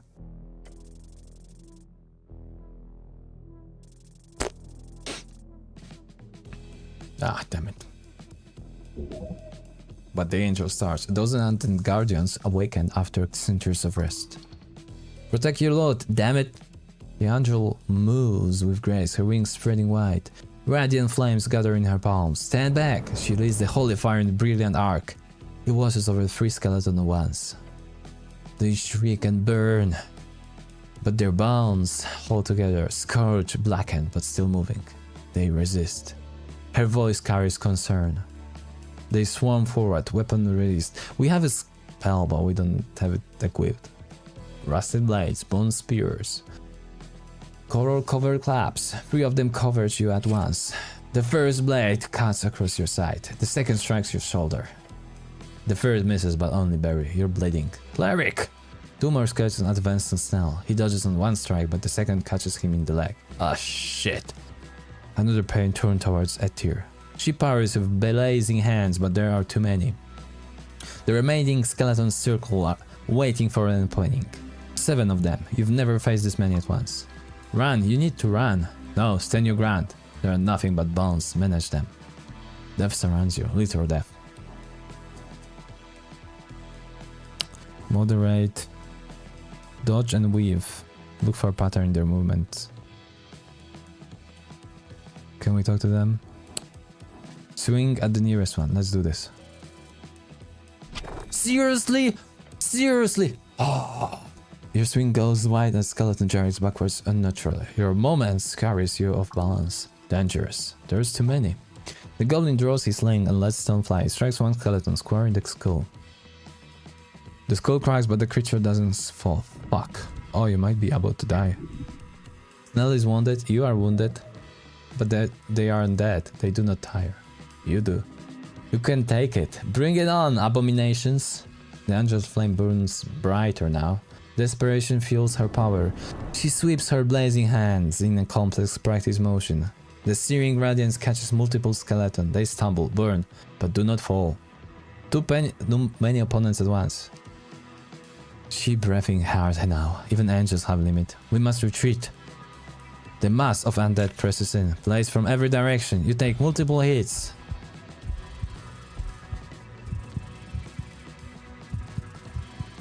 Ah, oof. Your life. Pain blood. Aether deflects 2 strikes meant for you with her burning hands, but she takes a blow to her side in the process. Hang on! 1 more push, you can end this. You need to end this or run. Think. Use your esoteric might. Think fast. I don't have this esoteric might. Charge through them. Now. You lower your shoulder and charge. Your armored body crashes into the cluster of skeletons. Bones fly. They scatter like bowling pins. Two of them don't get back up. Yeah! But 5 remain and they're closing in again. This isn't working. I've got an idea. The goblin rushes forward, sliding between skeletal legs. He emerges behind them and kicks one hard in the spine. He stumbles forward, knocking in 2 others.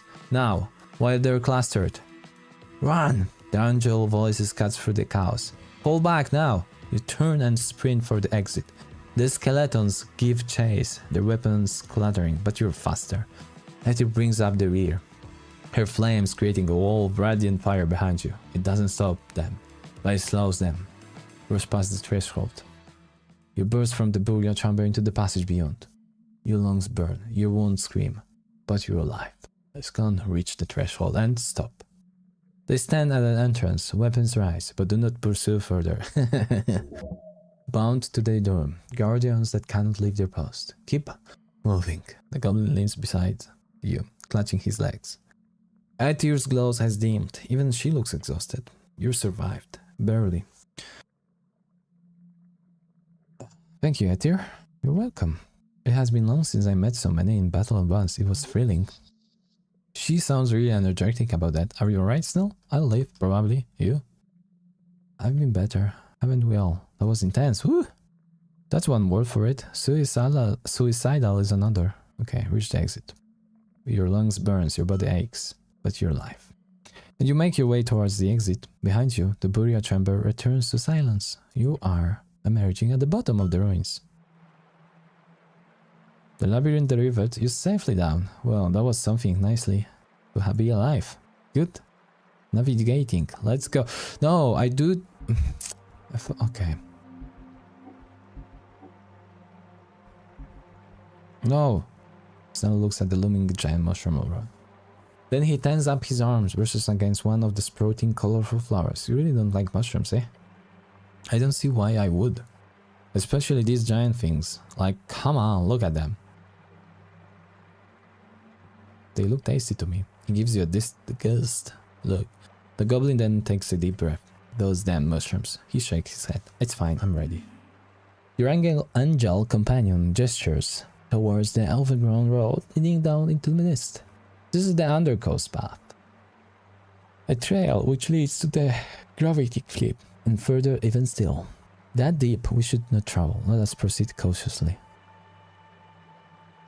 No, then continue down. No. Before we anything to do,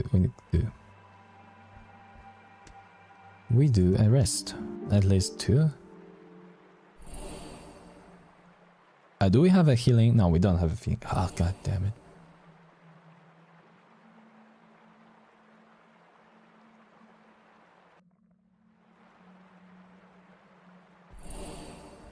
That healing sucked.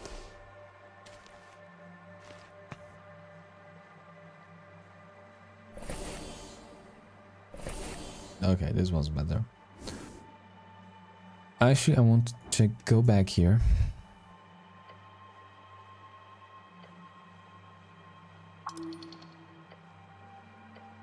You are emerging to the top, yeah. But the thing is...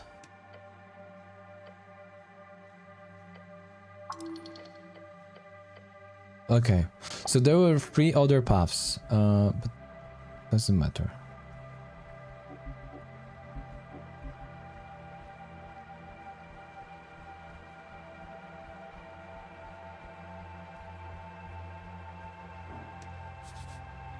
An old shield, a really old shield.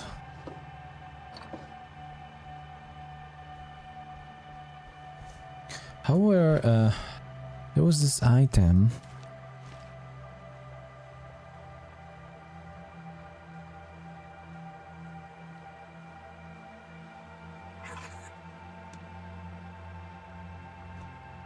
I think we could use Meek though.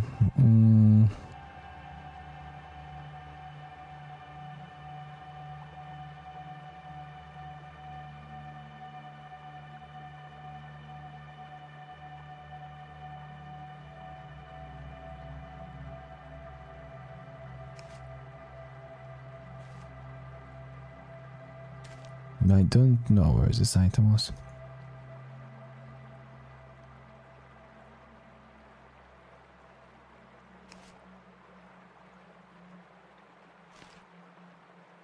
I'm looking for...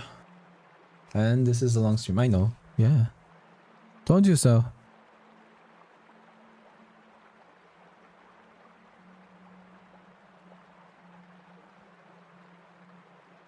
I'm looking for the thing that helps us can be used to cast spells? What does it mean? Oh, my expand charges cast spells. So wait a second. No, I didn't see that. Is this the compensation for the week? Kinda. Yeah. Now, I was hoping that we're gonna beat this game. But I don't know if we're gonna. I'm still not sleepy, but yeah, I'm probably not gonna survive till the end. We had this thing. Oh, that was Druidcraft. Yeah, exactly. This is the thing. Engage. Shimmy me. Talk with them.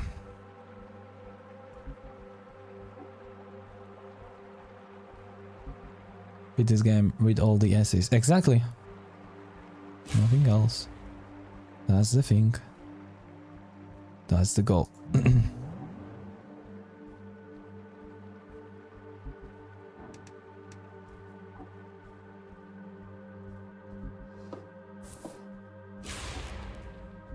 What's that? An aged WBT apple crate. Must have washed down here. 8 apples, nice.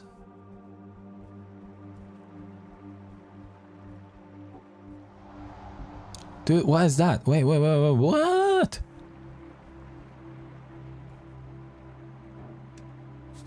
Something frozen here.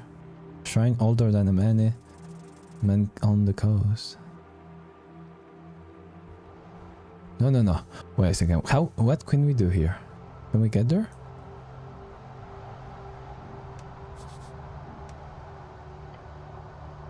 Oh. The blizzard rages around you. Wow, this is like some kind of esoteric event. Obviously. Shield your eyes. Your goblin companion holds up an arm to protect his vision. Apricots. Yeah, a lot of apricots. Don't stay this long this thing too long, cleric. Cold bites into cracks in your armor. Your flesh turning stale. Snell is correct. This temperature is unfortunate for mortal flesh. The angel falls gently amidst the raging snow. She appears unaffected by the cold. He rubs his exposed arms. God damn it, this esoteric bullshit. Look around. You squint barely, noticing the thing in front of you. Midst frozen moss and ruins, the shape is vaguely humanoid, a small creature. A mushroom thing. A man's cold here. Frozen skin, slow. Goblins glaring at you. Try to move it. You grab onto the icy surface of the thing, but you cannot. Not heavy, but stern. What is that, Snell? No clue. Some fungoid? A fungal folk, yes. It appears to have gotten stuck in the esoteric pocket. She doesn't indeed spell it out for you. Either way, he says, well, shuddering, if you stick around here for any longer, I will go stand outside the freezing esoteric sphere, okay? Little goblin, afraid of getting cold. As you should. Poke at it. It doesn't move, but it's solidly frozen. And cold to your touch. Okay, I should go. So, this is esoteric event. We can have... there's a trinket, I believe. That helps.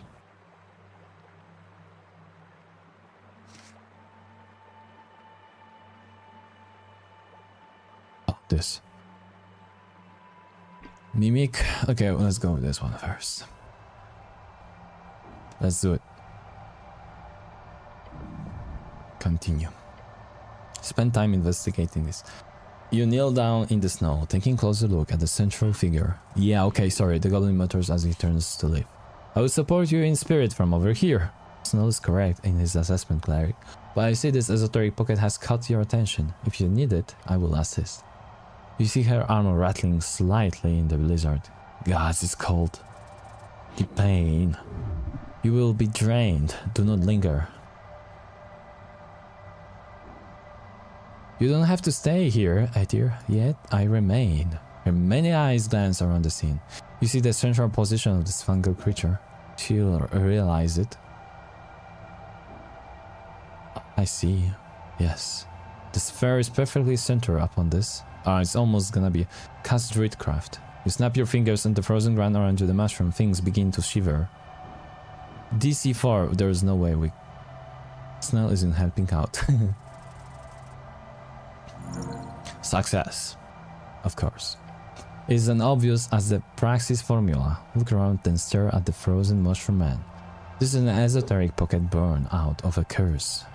The creature is cursed. A freezing curse? It could very well have been a simple cold spell that reacted with the primal strings of the area. Either way, yes, a freezing curse. Who cast the spell? Could be a rogue spellcaster or the fungal creature found a spell scroll and misfired it. But more realistically, an ice shard caused it. Why is it a biome pocket then? Esoteric pockets are created through chaotic interactions. Wizards have attempted to control them for eras, wield them. If you figure out why this particular interaction spawned a biome pocket and not a one-rule pocket or a spawn pocket, then you will be greater arcanist than all those who came before. How do I break it? Hit. Oh. Yes, it's quite simple. This pocket is clearly unstable, and focus entirely on this mushroom and creature. Simply hit it up a bit and the pocket will fail. That simple? Yes. Hitting up a fellow creature to save it, a truly romantic idea. The red one means romantic in the classical sense, not the modernist sense. You hope at least. You'll hurt yourself real good if you do that. But hey, you do you. Just don't complain if you wake up with a cold tomorrow. The chill. It burns already. Hug him to break the curse? Dramaturgy. Just use dramaturgy. You fill your throat with the words of God. Cold and dark, be gone from thee. Your voice trembles the very earth. Then you sense a warming glow amidst the cold. Bit by bit, the mushroom shivers and twitches, then moves. Then there was something that I wasn't able to read. Oh, it's moving! Damn it, I supposed to hug it. An esoteric tingle. Ah! You blink and it's gone. The heat you brought to it causes the esoteric cold to cease. The blizzard suddenly stops, in the blink of an eye, as if the aggressive snowstorm was but an illusion. There is, the end of the pocket. Well done. You've done a great service here. You have turned off the blizzard. Just a bit strange to do, even for you.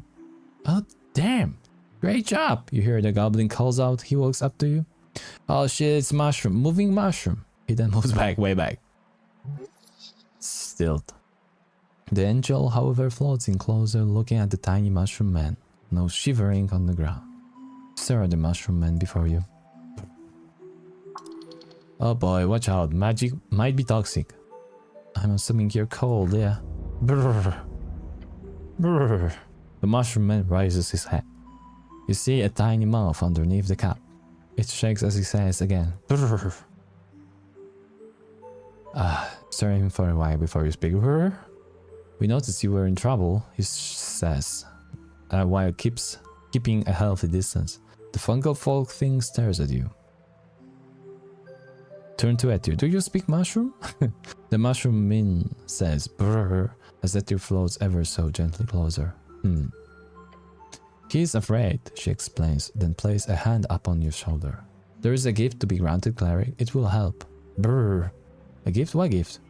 She moves back and does not say anything. We have this, like, spell for talking with them. Brrr. Are you able to speak normally? Brrr. That's a no then. Oh, you are? Brrr. We? The goblin points at you. Sorry, the cleric here was the one who helped you out. There. You happy? Such a sensitive goblin, really. Brrr. Oh, right. You're scared of mushrooms. I'm not. Not scared per se. Per chance. You cannot just say per chance. The goblins attempt.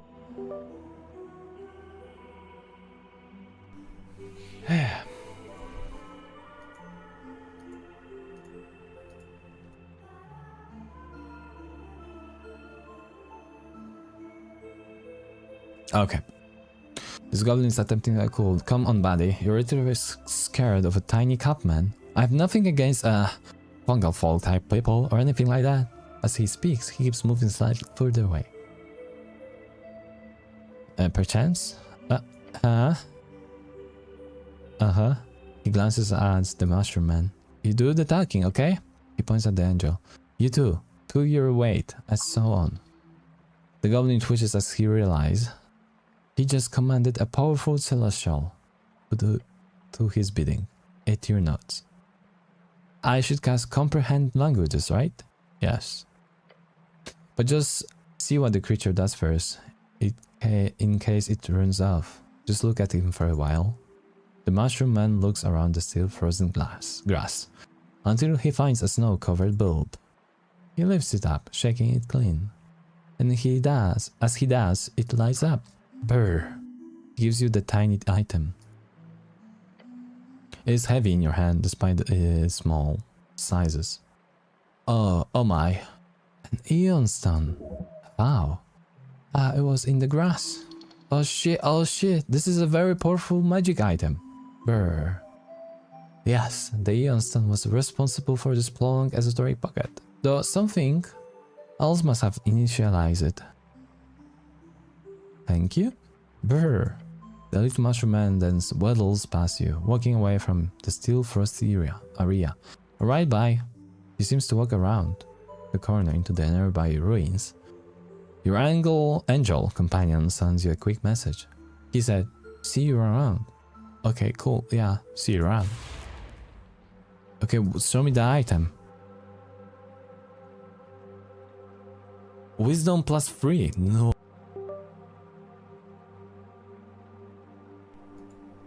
I hate the mic.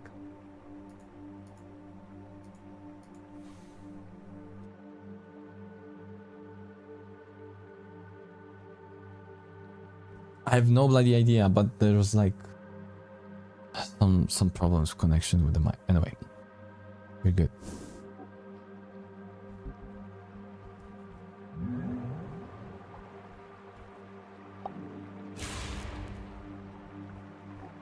Oh. What's that? And first, can we talk with an... Oh, there is a big mushroom. No, this is the mushroom. What's that? A nasty shrine. Good enough. Good enough for what? Changing spells. I got something like it's complicated. Blah, blah, blah, blah. I'm done. Pray. Contemplate the Sphinx riddle. She does this for fun. You are not the first to complete it. If you do, it will unveil something great, but the answer is not in dialogue. You will have to cast magic to show your prose. But like, what magic? There was like, contemplate the celestial altar. Contemplate woman? Oh, come on, finish your prayer.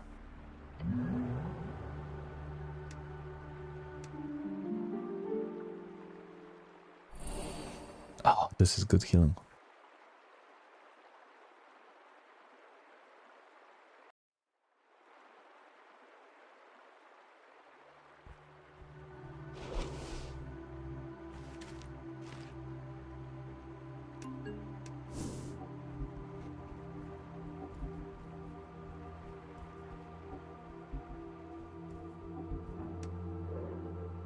Brr. Okay, good enough. Oh, 17 was max. Brr. The vibration he gives of his language with magic, you could communicate better. This is the scout of the deeper crevices of the earth, a creature said to keep an eye of the horrors of the icy rage. The mushroom man greets you with a slight tilt of his large cap. He then rattles out a quiet noise from his mouth, while Snell keeps his distance. Brr. Okay, we're gonna cast Comprehend Languages. The twitching and rattling coming out of his mouth gradually morphs into something else more tangible. A word. Sup. Hello there. I saw a spell. You are good at singular manipulation. The words are slightly garbled through the magic. Okay, you must get better at this. I'm Coco Lora no mono mono rosa. I'm sorry, can you repeat that? Try to fix the spell. You're unsure if this is a spell or simply a fungal thing. He shakes his head. You may call me Brr. That is what meat walkers like yourself say. Although it would be a little different from what me calling you Chosho, or that is what your speech sound like to me. But it is convenient, we do not parley with you often. Parley. So a name based on the sound will do. Meatwalkers? Sorry, I ramble. I want to thank you for saving me from the curse of Gurgalash. I owe you my life, he bows his cap. Do you have crowns? The mushroom man stares at you for a moment but until he seems to understand. Money? Yes, no. Yes, no? I do not carry your money. Sorry. Damn it.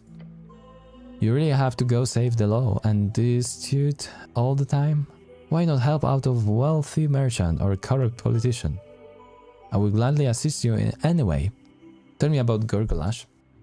Gurgalash, the Aska King. A horrid word, a curse word. He is a bane upon the shadowy depths, the murky fungal valley. That is my home. I bet a beast with no care for balance or primal love. So he's a bad guy? He's the worst. For decades he has roamed the Great Tunnel and it splits, taking what he wants. All old trolls do. A troll! Yes, across the river. That's bad. He nods his cap several times. The troll spread his frozen curse wherever he goes. Fortune favor us, for he is without his tribe, but once he was driven from the surface... Oh, he was driven from the surface. By one of your people, yes. Do not worry, we do not hold you responsible for the actions of a monster. If your Vatar had to slay his tribe, then the tribe would have eventually spread down here either way. But to even face Gurgalash alone is not a quest I take on lightly. A quest? Get very intrigued. I'm here to make sure the troll does not descend into the fungal valley, but in my attempts to scout I made a mistake and was ambushed. I do not remember much, but the troll most certainly caught me with a bolt of ice. How it triggers such an esoteric effect, I know not. We must vanquish this troll. The mushroom man looks around nervously. That would be beyond my dreams, friend. If you do that, your name will be written on the walls of the valley itself.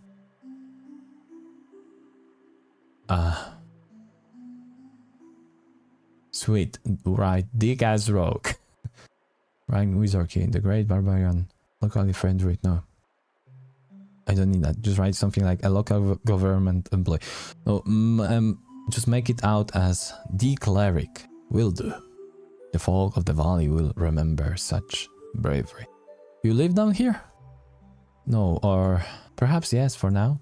My quest has brought me far, but I will eventually return to the fungal valley. But I do not wish to permanently live here. In Upper Hollow Reach. It is a landscape filled with far too many horrors for my taste. So this is Upper Hollow Reach. Yes, it is. It's the region underneath your city, yes. Not many of my kind live here, for clear reasons. You have family down in the fungal valley?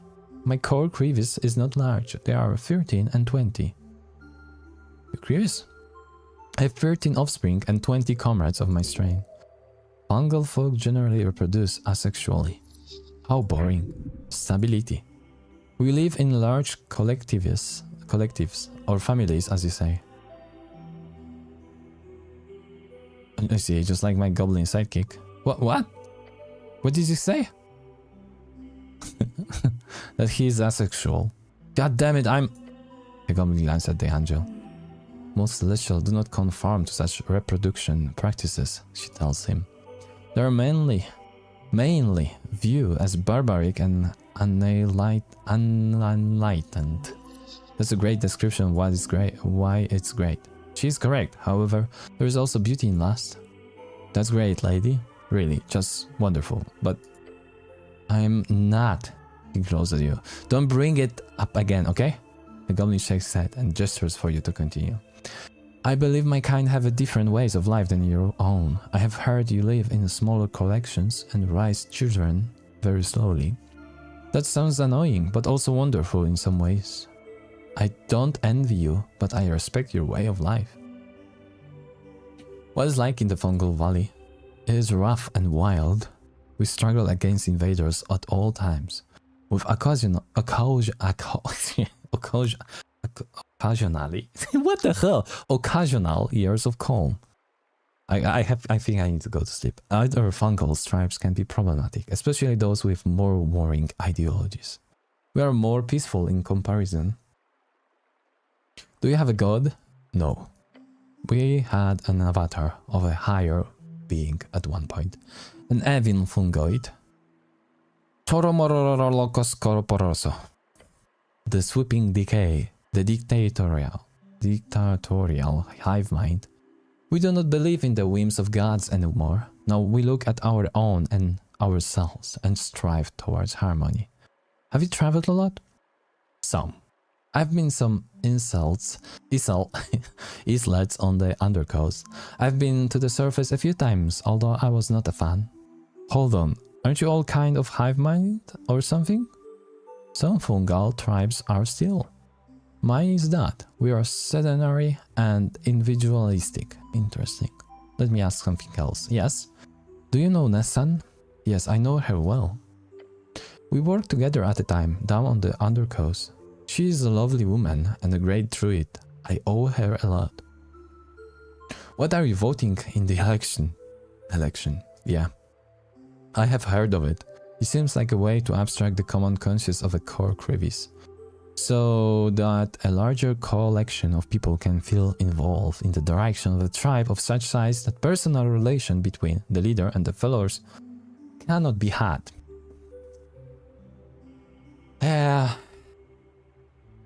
It's mostly an illusion. No, it's most about organization efficiency in system that grow too complex. Mushroom tips his head. Yep. I cannot read. Wanna know what I'm voting for? Okay, nationalists. I'm not sure of the implication of this. Fair.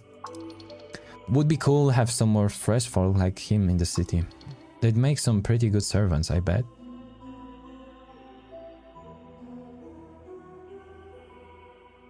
You should also vote. Everyone should vote. I should vote? You invite outsiders to vote in an election for your own sovereignty? When you put it that way, the halfways had trouble getting enough voting cards, but you invite the first mushroom guy you see to vote? Love to see it. Burr nods a bit and looks to the path leading up towards the city below. It has been long since I visited above. Was this threat down here has been dealt with, then yes, I will come see this election. It will be an interesting excursion. Thank you for the invitation. Okay, that's all. Mushroom Man. Why did we invite him? I have no bloody idea. Fungus, lovely. Oh, nice.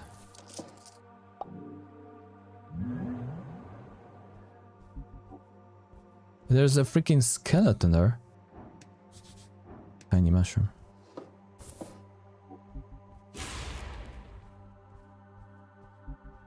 This is a big mushroom then.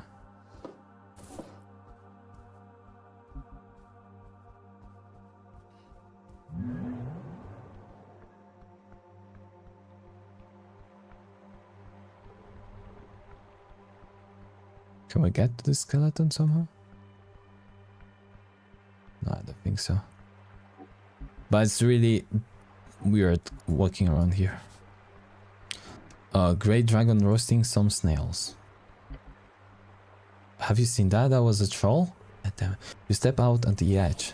The vast undersea chasm greets you. It's still mist-looking inviting. Look beyond the mist. We'll look at the wall first. On it, you see a colorful depiction of a battle. Snails versus a dragon. Snails with a sword. What the hell is going on? The red scales, the many colored flames. This is Azut, the wild dragon who claimed this land for his own. Lovely artwork, must be esoterically scratched in or something. If it survived all this time in this musty place, can you? Be as it is? Listen to her. I see you. Meet Eomestra. Oh, I would like, maybe later. I would like to. Okay. Step away from the edge. Okay, okay. Constitution. Constitution. We need to put the Constitution high.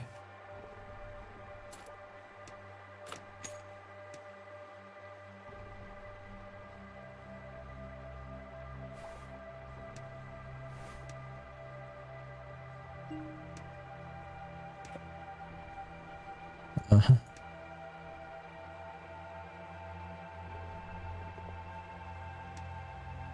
Okay, okay, okay. Let's do it again.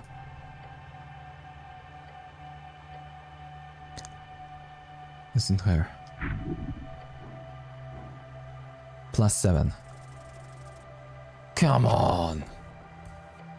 Overwhelming. A force not unlike a hot iron brand meets your senses. Bright, unruly, unreal. It pierces your mind, and I'm almost dead. Gone. Then it grows soft.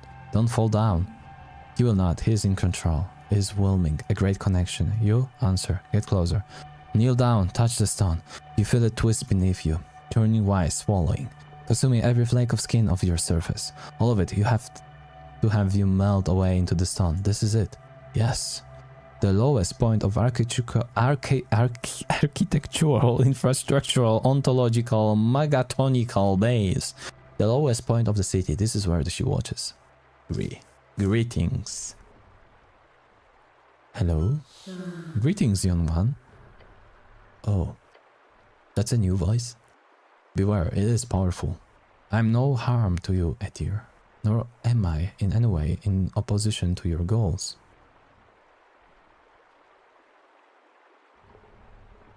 That's ominous way to start a conversation. I should be more clear then. I ask nothing of you, nothing but a word. But that's something. Something? A word is something. You're a semantic man.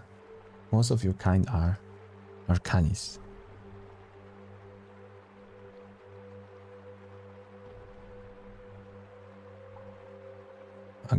No. Don't call me that, it's rude. I see. But you look like one. Through the strings. I wish to see you. Close and near. For you are being watched by one such ignorant flame. Yet I know not why. Look over your shoulder. The voice turns into vast wind, soaring across the misty chats. Then it forms once more into words.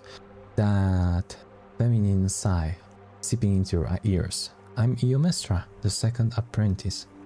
I hold no sovereignty over these lands, nor do I wish to uphold any divine delusions. I'm a ghost, trapped in stone, bound by duty. What is your duty?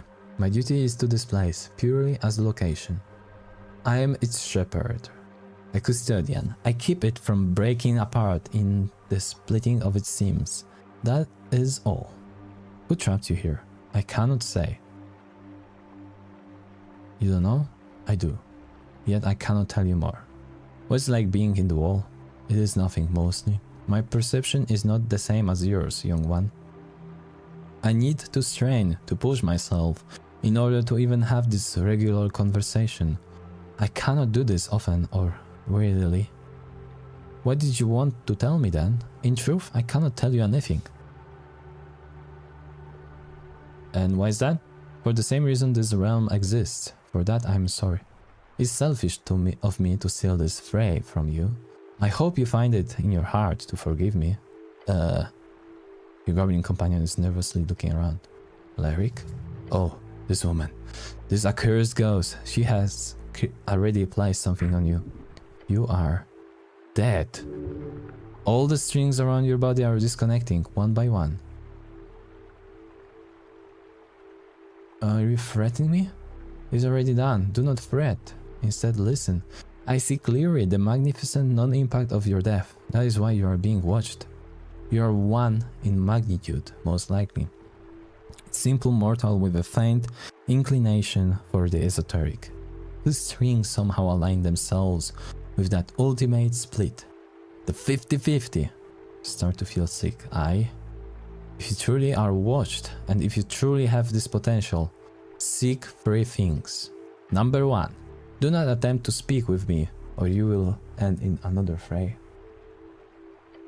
Number 2. Attempt. Instead of to speak the keywords for the hidden cache within this mural of Ezut, this will remove the power stone, disallowing this conversation from ever taking place.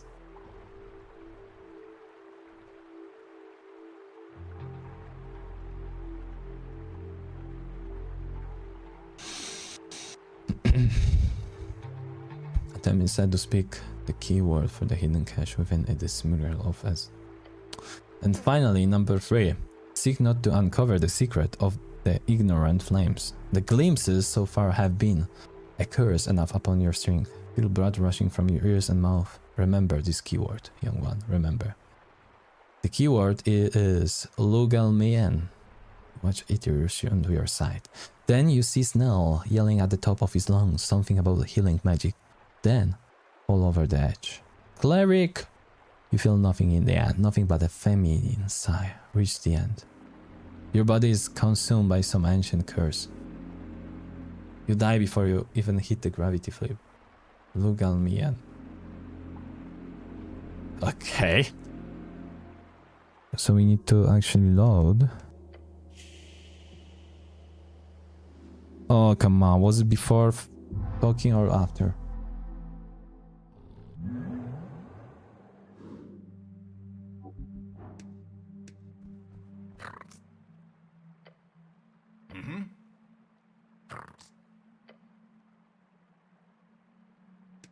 It was, oh my gosh.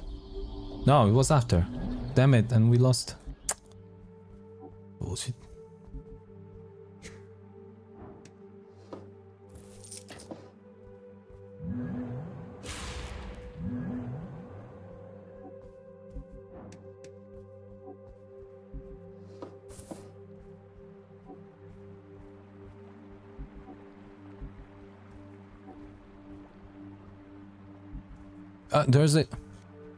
There's a yellow guy.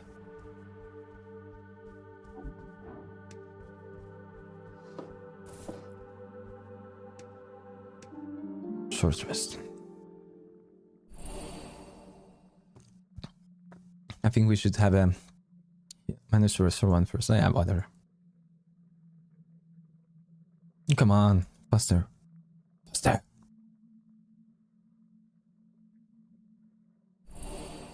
Only 1 hit point, nice. Or actually not. Yeah, there's a freaking troll there. Okay, so we should not speak with that. Luminelele. Oh yeah, the wall beneath you. Huh? Yes. Look at the man. Oh, actually, now this is new. As the sound leaves your lips, the wall beneath you appears to react. Leaning out to see it better, you see a glimpse of light growing from the center of the mural, right at the heart of the drake. What's the light? A cache hidden within the mural. Secrets! Unlock via ancient snail tongue. Unlock something secret. Oh cool. From the depths, slowly rising, a stone, plainly glowing, floating towards you. As it approaches, you sense the air around it. It tingles! The stone arrives right in front of you. Grab it. You touch the intense magic item with your gloved hand. It's obvious. This is the Eon Stone, an intensely legendary magic item. Neat. Interesting find. It must be an item led by the Tulin. They were mass-produced during the Coast War though, so many of them are used to power industries these days, meaning it's worth a fortune if you could manage to sell it. And exactly easy to find that kind of buyer, not when you're a city official. Shit. The tower will not allow you to keep it either, but for now it is yours. Whatever whispers you heard in the wall are now gone. As you stand there on the ledge, you hear is the silence of the chasm beneath, and the snoring of the troll behind you. Troll? Troll where? You should try looking to the north, but do not worry, it appears to be asleep. Did I know the passphrase? Yep, does appear peculiar. It could simply be a esoteric effect, your essence interacting with that. Or there's something much more magical happening. Yeah, nice find. Yeah, there's a freaking troll, guys. They have a cave troll.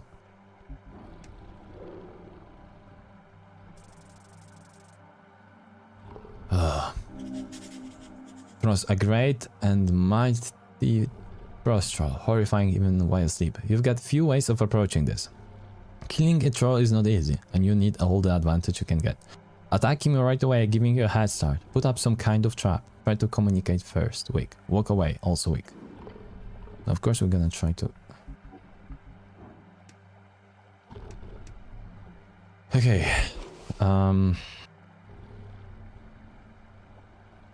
Dampens high damage, sure.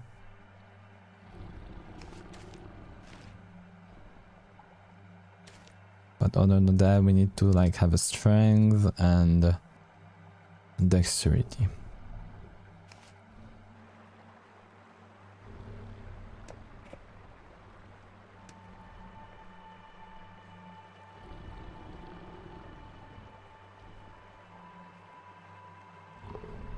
Okay.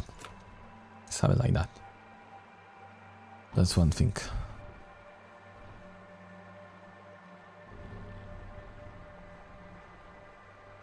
Knock.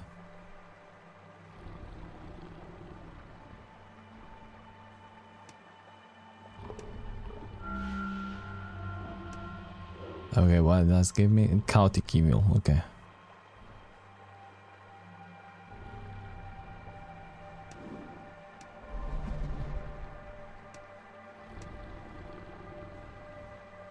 A string, where will it lead me? I have no idea what this skill is doing. There, I see. It says.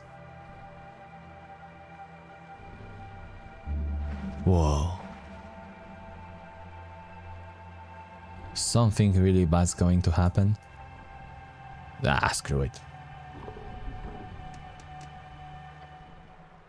Is back facing the pillar of yore. The creature right out of every kid's nightmares. A troll. A frost troll, to be precise, horrid creature, sleeping like a damn baby. Your blood name pulses within your veins, shying away from its headsman. Your goblin companion stares like Joe at the beast.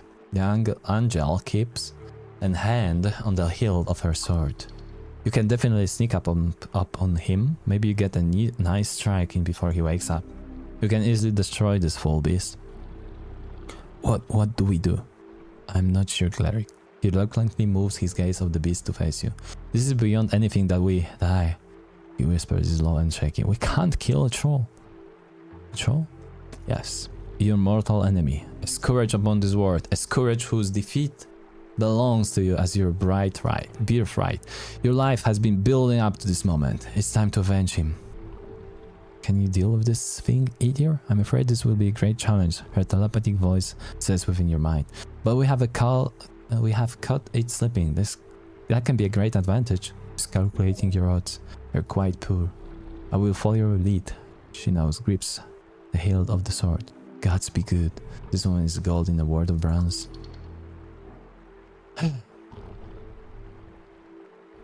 Are we going with the... like, no. Are we doing opportunities? Okay, we do this. Whoa. That means we're gonna fail. Seriously, we're gonna fail on DX8? It's freaking impossible. I don't believe that.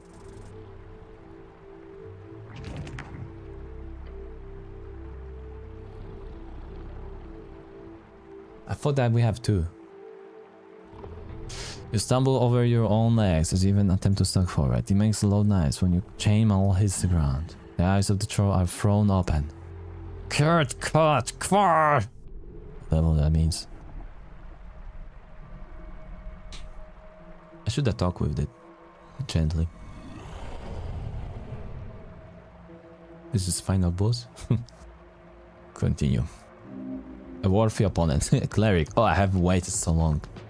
Big leader Gulash, he rose. Your bones are to lose, Slash. Long to crush one of his little soldiers. Oh, yeah, he really wants to kill you. Shit. Distraction. Oh, come on. Seriously.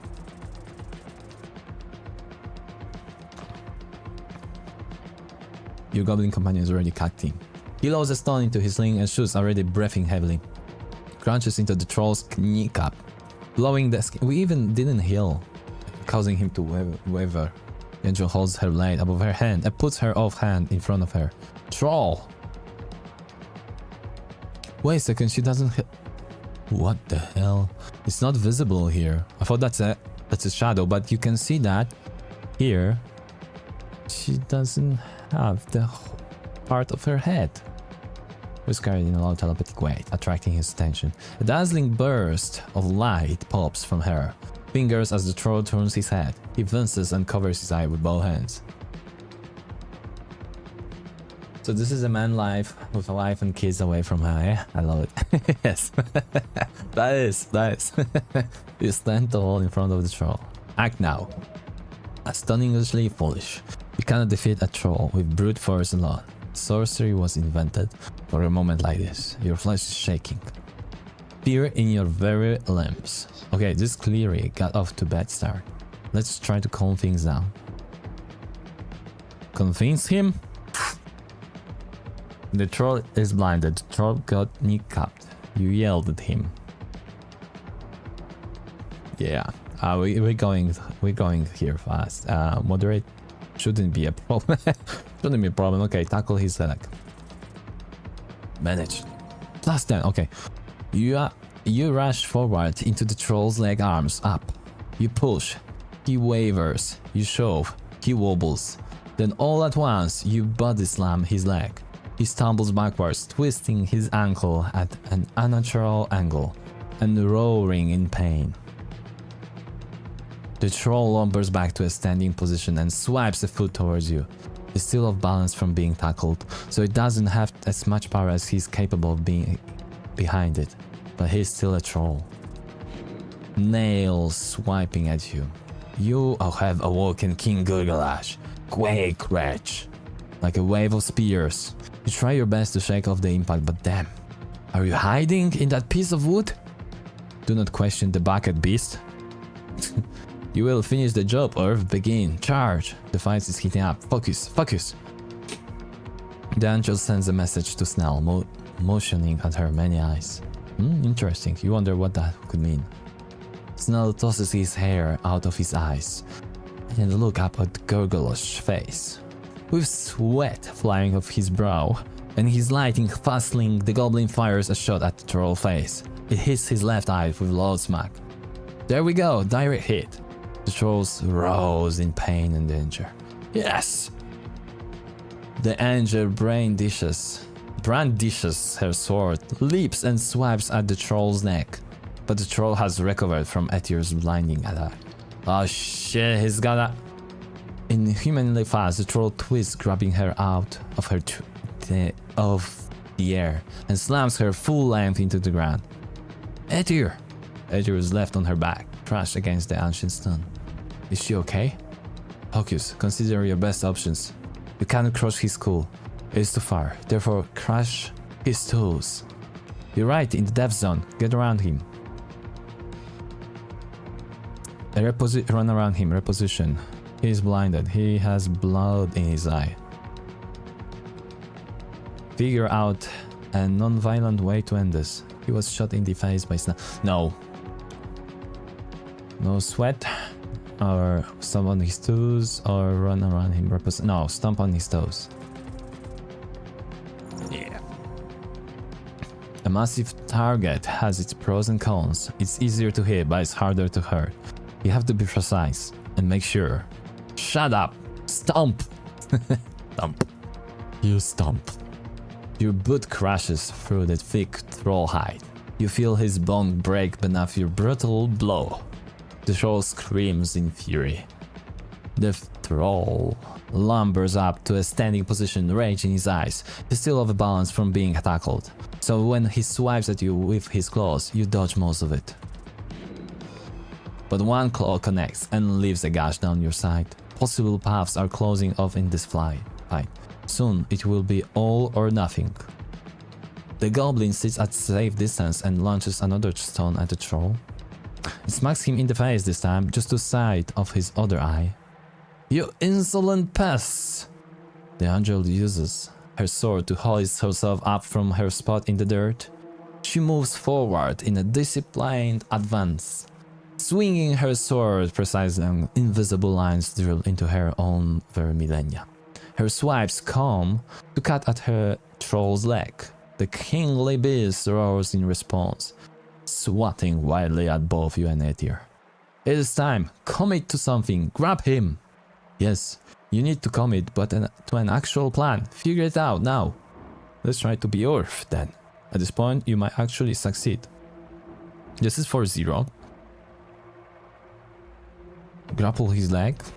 Calculate a way to win this. Pretend to be Earth and intimidate the troll. You have Traumaturgy? You shattered his toe. No, we cannot pretend we're Earth. Grapple his leg. Because that would be like probably like we cannot. Trolls are strong, but you are. Grabbing his leg is a quest. You plant your feet near the troll's branching trunk of a leg and grab it. He moves and thrushes as you do, but you've got a solid hold. You have control of one of his limbs. This is almost over. The troll reaches towards you with one hand. Oh shit, no, it's not. It's faint. You notice too late. The beast moving forward. His foot is coming at you, fast as you missile. Oh no. It comes down on you like a hammer on an anvil. You cannot resist the force. Be flattened? Try not to be flattened. The rough underside crushes your entire being in an instant. You cannot do anything. It is impossible weight. And you get crushed against the ancient stone. I fail. Again, yes. Another sacrifice for the pavement. Or the gravel road, 30 feet down the lane. Blood pooling into the gutters, people forming a crowd all around. A spectacle of human achievement, a fight against the most fearsome beast of Ascania, ended in an instant. You saw when it happened, when the troll awoke from mud and stone, when its claws clashed against the thatched roof of the neighboring oval. Father was not the first to grab a pike, he was not the last. He was one of many brave men. I remember the sound. Which one? All of them. You were there for it all. The sight etched on the inside of your eyelids. The sight of humanity snuffed out by those wretched creatures, each deserving of complete annihilation on the gravel road. 30 feet down the lane. Mother did not speak with you about it, not once. I never asked. You never asked. That is what a man does. He grabs a pike and goes to face the roaring troll. He gets his bones embedded into the pavement over and over and over again, until the heavens open up to the earth and the hills spill their gas on your doorstep. Until the last man takes his last breath on the last day of existence. Until you die, you will pick up the pike. Jolt awake. Mangled, bruised, you watch as Esoteric Ebb, the strange woman, pushes herself to her limit to lift Troll's foot off your crushed body. Your armored guardian angel pushes the entire leg away. Keep fighting. Dying. A familiar scent wafts near you. Musk, death, life. Life, death, spores. Look to the side. Not far away, you see the mushroom man. He's waving his staff, spores surrounding him in a thick cloud. You feel as your drumbeat of blood, slow and frail, becomes the sturdy riff of a march again. Green suffocates you. Your bones are mending. A healing spell cuts through the primal. Brr. You've got support. God bless this little man. Yes, this might actually give you a chance. Now get up. A risky, heroic effort. It's like a magazine tale, damn it. Get up. You live? Bones cracked and soul returned. Yes, you live. The troll lets out cackling laughter. I crush you, yet you stand? Cockroach. You're lucky the angel's strong as shit. Yeah, Snell yells, loading another bullet. Now keep fighting, we can take him. This is when it ends. Despite being visible panic and tired, the goblin whips another stone at the troll's head. It cracks him right above his eyes. Your companion is on fire. Hell yeah, Snell. The goblin gives you a curt nod. The angel creates a sphere of light that scald the eyes to behold. She hurls it at the troll. and it explodes in dazzling splendor, searing his flesh and yearning a veil of pain. End this now, cleric. Yes, listen to this gorgeous divine woman. Send the troll off this cliff. That is everything. This is everything. It absolutely cannot manage you if you get near the cliff's edge. That's the right move here, 100%. This is a time for divinity. Call on earth. Remember the chants.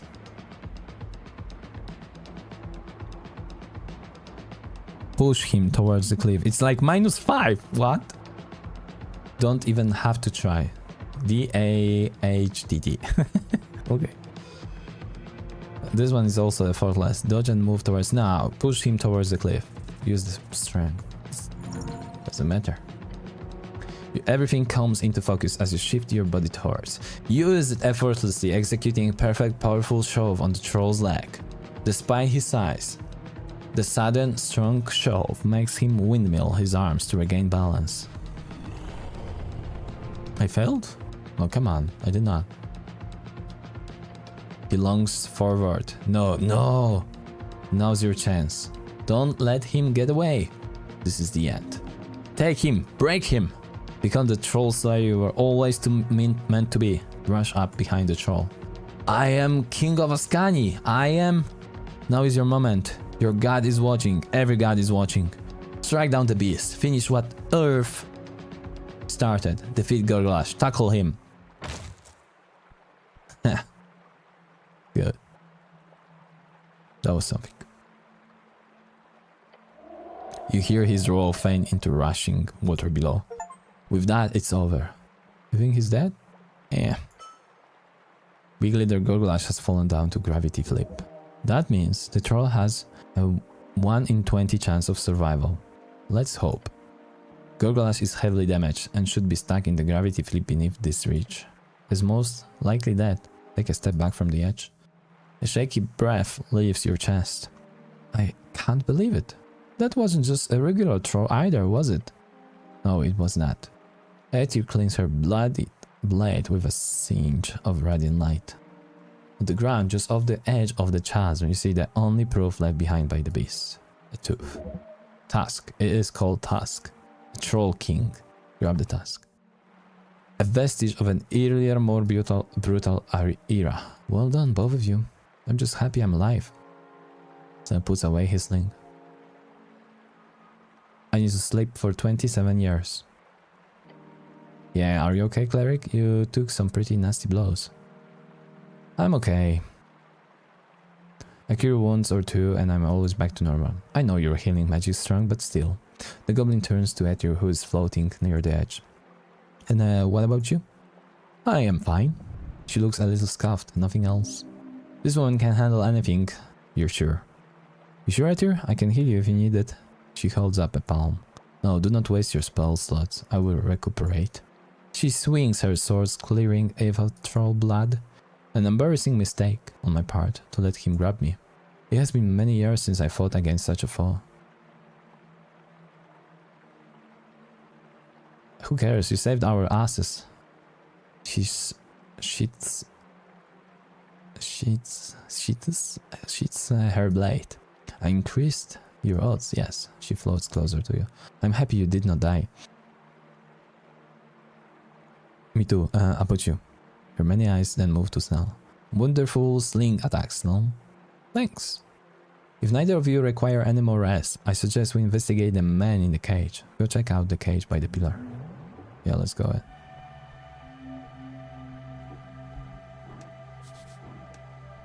The Tromos.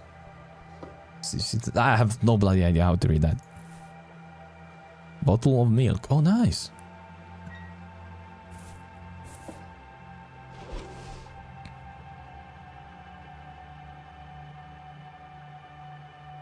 Quickly regenerates HP over time. Okay. This gives plus 5 HP. The troll must have raided some undercoast merchant.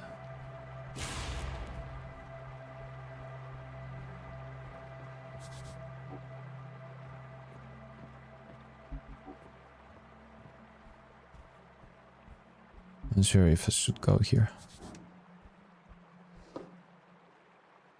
Dingleberries. Oh, somebody wanted dingleberries. She sells seashell on the seashore. Yeah. I don't know how to read that still.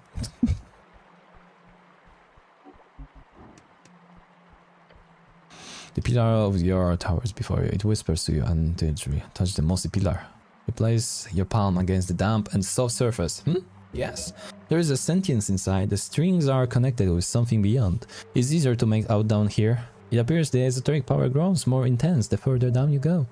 Logically, this could indicate there is a central point somewhere within the undercoast where the power is at climax. Unfortunately, you cannot reach so deep, so one probably can. However, you could try to reason with this sentience if you so desire. It could prove useful. Try to reason. Damn it. Now, with the pillar so far beneath your dear, decaying city, the voices are loud. You know damn well they are. What they are. Only a fool would ignore it. The unreasonable assessment of death. Press your palm hard against the surface. Many have written about the pillars of yore. Modern scholars talk about them as nothing but relics of the Gate War. Gates themselves to other wars, the wars we all came from. However, Arcanists knew better. While it is not common knowledge and most would consider it nothing but an esoteric conspiracy, the great men of old Diminior understood the pillar. They knew they are gates, dormant gates. But these whispers beyond are not some alien mind attempting to converse. No, it is but the mindless chattering of souls. Souls of our dead. They are finding their way into those dormant gates. Why? You cannot tell. But that is what these screams are. The yelling of the dead.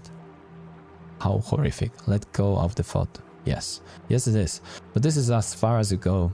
You understand little about the esoteric relic of the gate area, except the souls. You feel the dead inside. Oh, yeah, something to analyze at a later date. For now, having discovered these many levels of the pillar, you feel confident in traversing the paths between them. You have unlocked fast travel between levels of the pillar, Joe. Oh, nice. It's good to know I've secured these paths now. Secure? For the moment, yes. Remember, any part of the city below which is not continuously inhabited and tamed will eventually be reclaimed and scattered.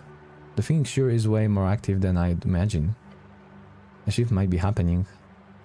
Feel a connection to the pillar. It is not eerie, nor it is strange. It is but familiar scent. One you cannot place, one that is at the tip of your tongue, you don't quite get it right. Remember to feel as much as you think. Okay, yes. In time it will be more important. For now you will do as all others do when it comes to these pillars. Leave them alone. That's cool. That's cool, we can travel through that. Amazing. Freaking amazing. Okay, this is one. Take the route of esoteric. Okay, let's take a look. Whew. Delve deep so far. Seen within, watch without. The pillar of yore, the ancient bulwark. Its gate rising beyond. Yeah, I got pretty deep down to figure this thing out. Yes, yet it continues far, far below. Each step of the way making it clearer to you. How little they matter. These vestiges of the maker of your world. They are but esoteric rock. Rock which sits. Sits until something changes. This isn't making things much clearer, to be honest. That is okay. Remember the words, the ones written upon the soft tissue at the back of your head. Feel the esoteric, sway it, to tame it. In hubris and pride will always result in tragedy. At full stop. You're a genius at work. This investigation has led one step closer to that illustrious title you seek. String Master. No. This magic must be wielded in attunement with the divine, nothing else. Listen to the voice of God. It shan't lead you astray. That's not the voice you heard, buddy. That was, if anything, a potential patron, which, of course, way more exciting. Okay, I'm sensing some different paths here. Yeah, 3 of them. Tell me more about the voice of God. Whenever you roll d20, another hidden d20 is rolled. If that die is the same as your die, you critically succeed. That's lucky freaking 5%. If both are naturally 20s, you regain all your hit points. Ah, that's good. You gain all your spent spell slots. You lose all levels of exhaustion and you become genuinely happy for seconds. What does it mean? I don't know. Tell me more about String Master. Focus on your Master of Esoteric. For each level of spell slot you have, you gain 1 additional maximum spell slot. Oh, this is a good one. Tell me more about Kohnyu Patron. You got a friend beyond. They will take care of you in a win-win sort of situation. If you take a damage that will cause you to go 0, a mysterious force protects you. If this happens, you take no damage and lose 1 first level slot. This is amazing. But, well, whatever.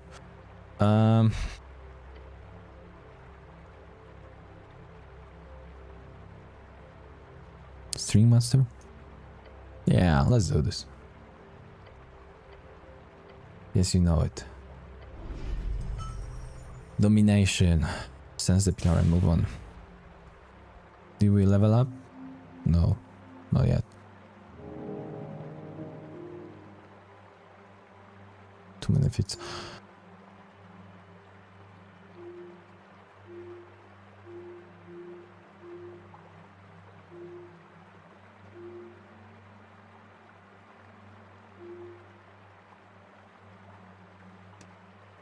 No, wait a second. We cannot forgo this. We're gonna do this later. First, we're gonna open this. As you approach the cage, you hear a faint voice inside. Won't you help me out here, good fellow? Frank, son of Frank. On the ground, you see a key. Aye, troll, drop it. It's for the cage, of course. Yes, it must have fallen off the troll during the fight. You can probably ask for some type of reward in a scenario like this. You think I should open this? Yeah, I think you should. The dragon slain. Time to save the damsel. You hear a laugh from inside the cage. Damsel, eh? I'll take it. No, please. Do you have a opinion at here? No. You've got yourself a whole council out there, huh? Got to get everyone's approval, I see. That's okay. I'm not exactly dying here, but I would appreciate if you got the cage open. Right. What do you know about the tea shop? Look, I'll be very happy to answer any question you've got, but please. You hear him banging on the bars. I'll be much more talkative with my freedom outdoors. Okay, open. Which is well dressed and surprisingly not so scuffed, man. Step out. Haha! Yes, this is the feeling. Prince Meriadoc Moonwatch. Freedom. The sweetest nectar of any band. Yeah, this guy. He's got style written all over him. That sure is Freestrider. This is... Yes, this is a merchant prince. Specifically the Moonwatch here. You have heard of him. Are you Meriadoc Moonwatch? The one and only. The fancy priest rider flashes you a series of pearly white teeth. Allow me to properly introduce myself. He bows deeply. Hola! Hej san salva mika. Cześć! Hello and greetings. Hello. He bows forward in a deep performative motion. My name is Meriadoc Moonwatch, Great Merchant Prince of Reeds. Pleasure to make your acquaintance, and quite honestly, a much bigger pleasure to be rescued by you. He looks to the goblin and immediately holds out a hand, presenting his paw. You must be a local tribal member. Great to meet you. He looks at the hand for a bit too long. Oh, the goblin did not like the tone of that. Technically, yes, he shakes the human hand. I'm Snell. Ha! Snell knows that's not a handshake. Love it. Of course, Meriadoc says returning limb shake. Ha, yeah, you're not supposed to shake. That's a free strider thing. They just show their palms to people. And you must be... the city angel I've heard so much about. He bows his head before your celestial companion. Dzień dobry. Good morning. What the hell? It's like 2 o'clock! Like that. Okay. You say dzień dobry at 2 o'clock. Yes, to you too, although I'll admit I've only picked up a few words of Celestial during my travel in Divinity Tour. So Celestial language is a Polish? What the hell? Okay, that's okay. A prince? A merchant prince. It's a plutocratic thing. Okay, I get it. Great. Turn to Snail and whisper, I don't get it. We can see that. He lifts his head even higher to proclaim a single question. Who might you be? I'm the cleric. The cleric? That's right. I'll be damned. The only and one and only, eh? Love it. He clasps his hands together. You, My good fellow, I've just saved a top-ranking member of the Freestarter Revolution. So, now, let us go down to business. What can Son of Free Theism help you with? Anything you need? Why are you here? Great question! I'm on a covert expedition, you see? Expedition? Yes! I'm on a journey to document the experience of the esoteric wonders beneath your city of Norvik. Meaning the maze of the water temple, the depth of the fungal valley, and of course the great undercoast path itself. You don't have stuff like that in Ritz? Of course we do, but I've already documented most of it. I'm currently writing my next book, called A Freestrider's Guide to Ascan. But writing a travel book about a place you've never even visited sounds a bit silly, doesn't it? He laughs. It's quite the thing, this job of mine. Maybe. What? Don't just give a one-word response like that. It breaks the flow of conversation. Jeez. I'm sorry, I wasn't listening. Sure. Okay, anyway. I use my trusty collection of spells to make my way down. Some invisibility, some detect magic, some charm person. A classic first level. Following the directions I bought from an old retired cleric, a recommended source, I found the hidden paths down from the Tolstad tunnels. Easy trip. Surprised me, really. Did you cast charm person on Guru? The bugbear? Oh yes, lovely lady, yes, I had to, unfortunately. Don't think she would have let me pass otherwise. Punch him in the face. Making quite the sucker of a punch, you swing your fist directly into the face of the Freestrider. He lets out a confused groan. What in the name of every bloody fucking ballsack? The bug lady actually asked us to do this. There are not enough interbangs on the coast to accessorize his confusion. What with this language is?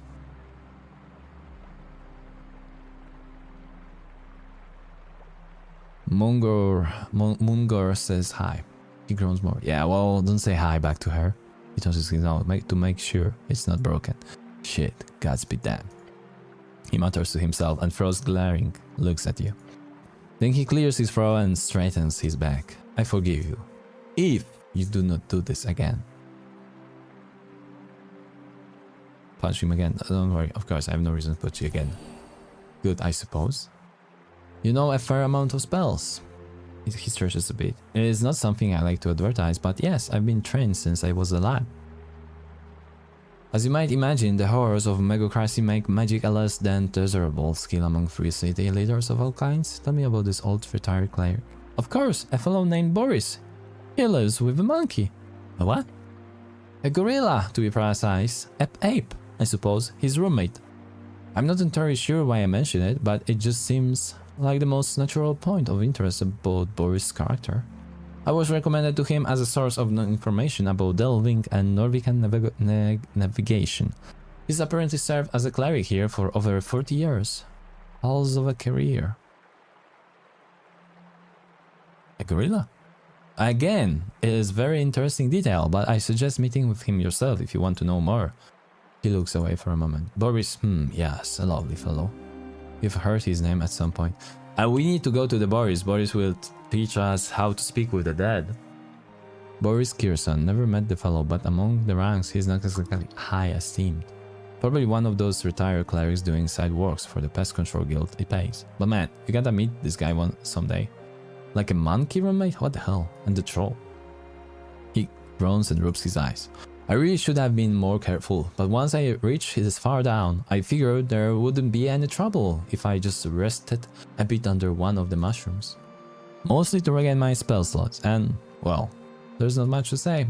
I was thrown into cage, interrogated a bit by that brutish troll. I spent my remaining spell slots on him, but nothing seemed to work. Did you manage to talk with the troll? Sure! If by talk you mean him screaming at me and threatening to eat me for a fair bit of time. Lovely experience. I will go straight into the book. The last vestige of Ascani's British past. Yes, that will work. So no useful information? Well, the brute did mention how much he hated Earth. Sounded like he was one of the few who survived your dear god's cleansing during the city's founding. He also spoke about rebuilding the tribe, but I'm not sure what that even means. So good riddance, I say. Such a beast has no place in civilized society. Compared to the half-giants of Vorgene, I do not see much potential in trolls. He glances towards your goblin companion. Goblins, for example, are more or less stellar examples of this democratization of tribal cultures, if you pardon the expression. Happy to be a stellar example for you and your ideology. Either way, he's gone now. Hopefully. The way he fell down into deeper reaches of the gravity flip should suggest a gruesome death, but don't take anything like that for granted. What makes this part so wondrous and horrific both is the esoterical, unstable nature of these strings. You never know what you will get.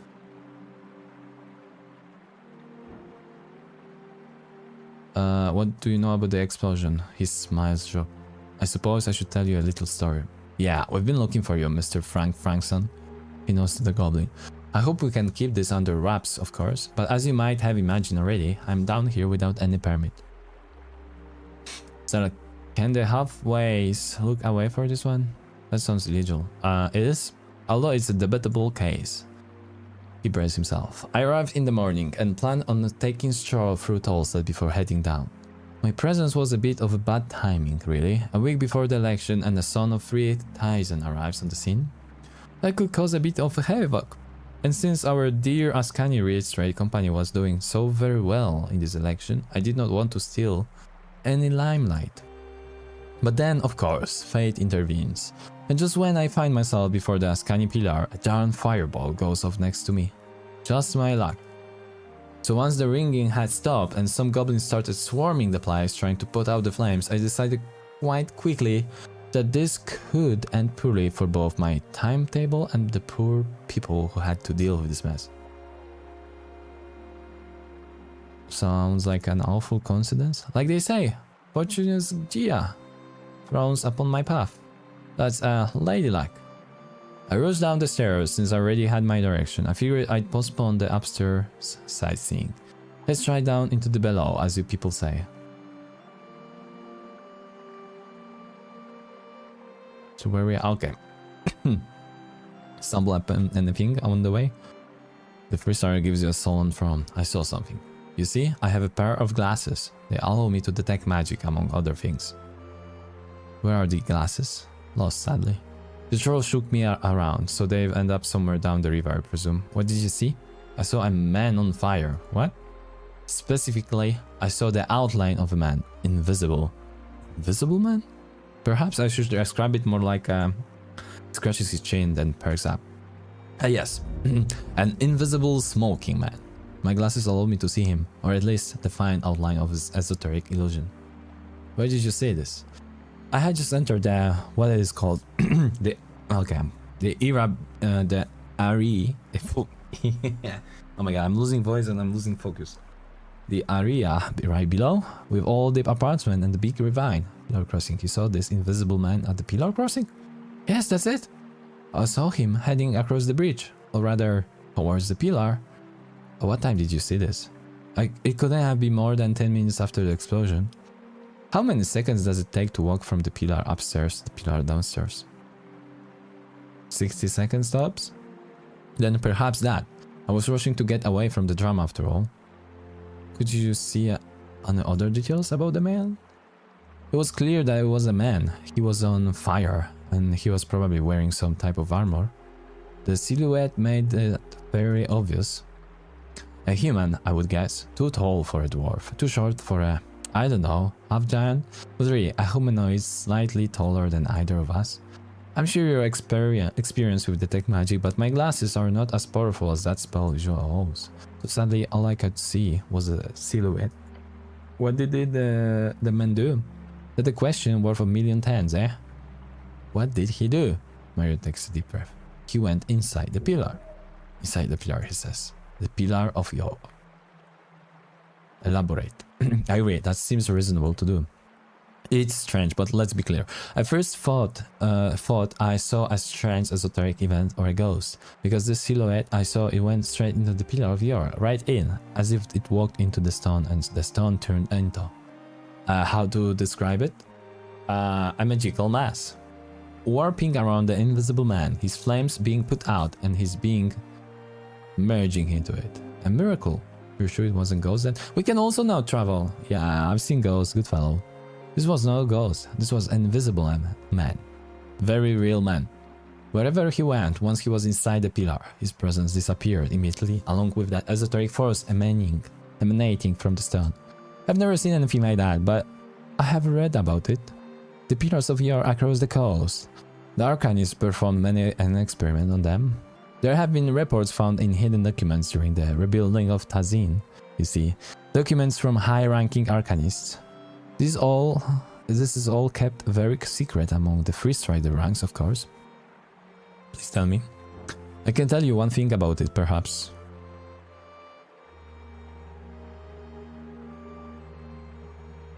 Okay, let's do it. Yes. Fine logical argument. He glances at your angel companion with her hand on the handle of a sword.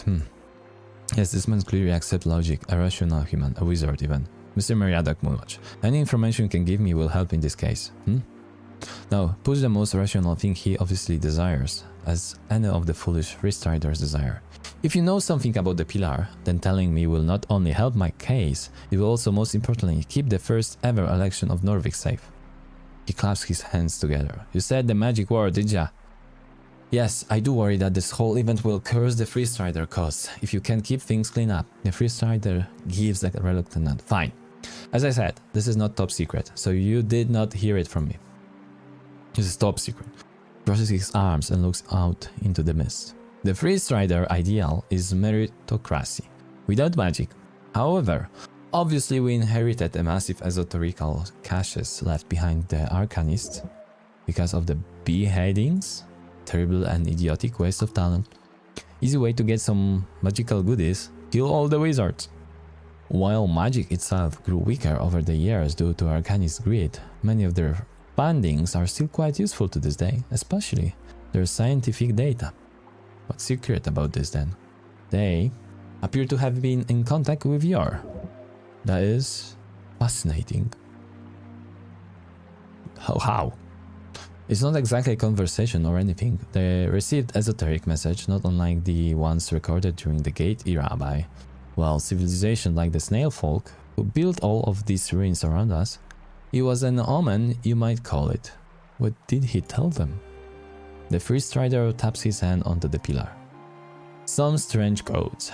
Taught them some new spells. The last message we found written down by one of the Arcanists of the Hugging Shags it was an order to stop. Stop what? To stop opening the gates. He rises his chin. You see. Then he places a hand upon the pillar beside him. They found cracks in the gates. The gates of yore, leading to the outside. The places we all came from. They got out? Teams of Arcanists back when they still wielded 9th, 10th and even 11th level spells. They could enter into the pillars just for short stints. Many did not return, but those who did describe a void of souls, alien worlds beyond, far realm aberrations and paths within strings, whatever that means. Their work was cut short due to the Coast War, but they got in, my good fellow. An invisible flaming man? He nods. I believe that invisible man, who most likely fled directly from the explosion, he too entered one of these cracks in the ancient gate, and unlikely and wondrous as that seems. If there is a rogue spellcaster capable of hiding inside the gate, then someone will have to apprehend him. Huh? How would you even deal with that? Like, do we follow him through the cracks? Yes, now, we must follow him through the cracks. Meriadoc chuckles. Good luck with that, I say. But unless you happen to know some ancient being or gods forbid still alive, Arcanists, then I'm afraid you're out of luck. We found no realistic way to replicate their attempts to enter the pillar. It's not like higher tier spells are exactly common, eh? What about Lich? He squints at you. What about it? Just hypothetically. Yeah, sure. Looks. Leeches come in all sizes. We had entire cities run by leeches back in the old Dimnor. Some of those are cannies who went inside the cracks and survived were leeches. So yeah, if you happen to know a leech, sure. The leech might help you, if they don't just consume your soul first. You're aware that they are quite literally life-sucking horrors, right? I'll be very careful. Good, and good luck, you'll need it. Could a Sphinx count as an ancient being? Oh, you speak of the Geno Sphinx upstairs? She's quite the celebrity. Hells, if you can't get her on your side, then why not? I do not know some Freestarters researchers attempt to get on the good side of a Sphinx in one of the glairs near Cree, but that didn't exactly end too well. Yes, I will find a way in, he bows his head. I'm happy to be of service. Your goblin companion who stands quiet next to you as you discuss these methods of interplanar travel raises a hand. Just to be clear, we're talking about teleportation, like magical teleportation. What do you think? What do I think? Small-sized eyes, and the grinning Freestrider before leaning in with a skull. Look, I'm speaking on behalf of Lady Sageleaf when I say this. Takes you aside a few steps away from Meriadoc. The halfways want this handled, no matter the obstacles. Why does Sageleaf really wants this so badly? The goblin thinks about it, letting this eyes land upon the pillar. Then he tells you, if we don't get something tangible, like for example this rogue spellcaster, then the halfways will be in real shitty situation. Why? Because of the tea shop. Partially. Economically speaking, the city is fucking us all the time. Sorry to break it, but your bosses don't really make it easy for us. The economy is fucking us all. Sure, but still. If the city manages to get their way on this whole fireplace failure narrative along with all of them damn zoning disputes, legally we're looking to get completely screwed. Lots of tenants that we have to house without any permits for the apartments they occupy. Hundreds of buildings across Tolzat, commerce, living space, even some governmental locales. Wow. If we don't get something tangible or at very last some type of leverage on your dear magistrate Darrow, then he lets on an exasperated sigh. I have to do anything I can to stop that from happening. The old lady put her trust in me to handle it. Hold out your hand. Let's have an adventure. He instinctively grabs it, giving you a solid handshake. Muscles. Let's have a be damn fucking adventure. This could be very dangerous. No, I get it. I'm not taking this lightly, I promise. Turn back to Meriadoc. We have decided to go into the Pillar of Yore. Oh, how lovely. I hope you survive. If you do, I'll be sure to write a piece about it. What are you voting? Funny that you mentioned that. I did hear that anyone authorized to stay within the city is allowed to cast a vote, which is a wonderful policy, and the Ascani Ridge Training Company has surely pushed for its implementation. However, as an outsider and one of the significant political power, I will not partake. Okay, good. He shrugs. It would simply be tasteless. This election of yours should be decided by those who call Norvik home. Whether they've been here for a week or decade doesn't matter, but I do not call it home, so I will not vote. That is why I haven't made my presence known here in the city. I'm here incognito. He's looking for a fight. You should disagree with him. He'll like that. What he's arguing for is destruction of your culture.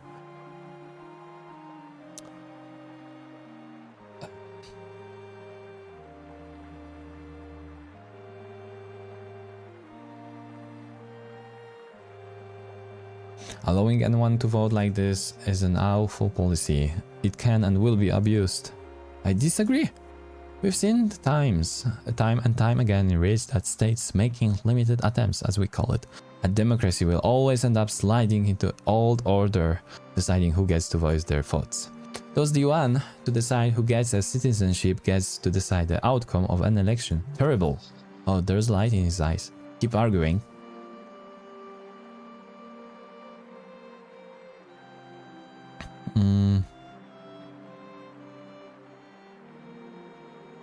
Citizenship should be a precious thing. Without Tying nationality to culture and unity, the state will be unable to function properly. But extension tied beyond culture or local folk and can't outside. I believe multicultural free cities will simply lead to the power being taken from the people. And second, what you speak of there is, in my view, simply the distraction of authoritarianism. Monocultural cities have shown to grant more power to the state, yes, but just look at how that power has been wielded over the years. The Cold War is what happens when states with folks are pitted against each other in such ways.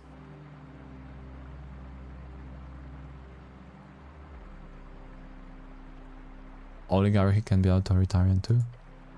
That's true, but what I'm speaking of it is not consolidating wealth, but rather just creating it. He shakes his head. The state does not need to have its tendrils wrapped over every port and guild. In fact, economic prosperity happens when the state actually lets go.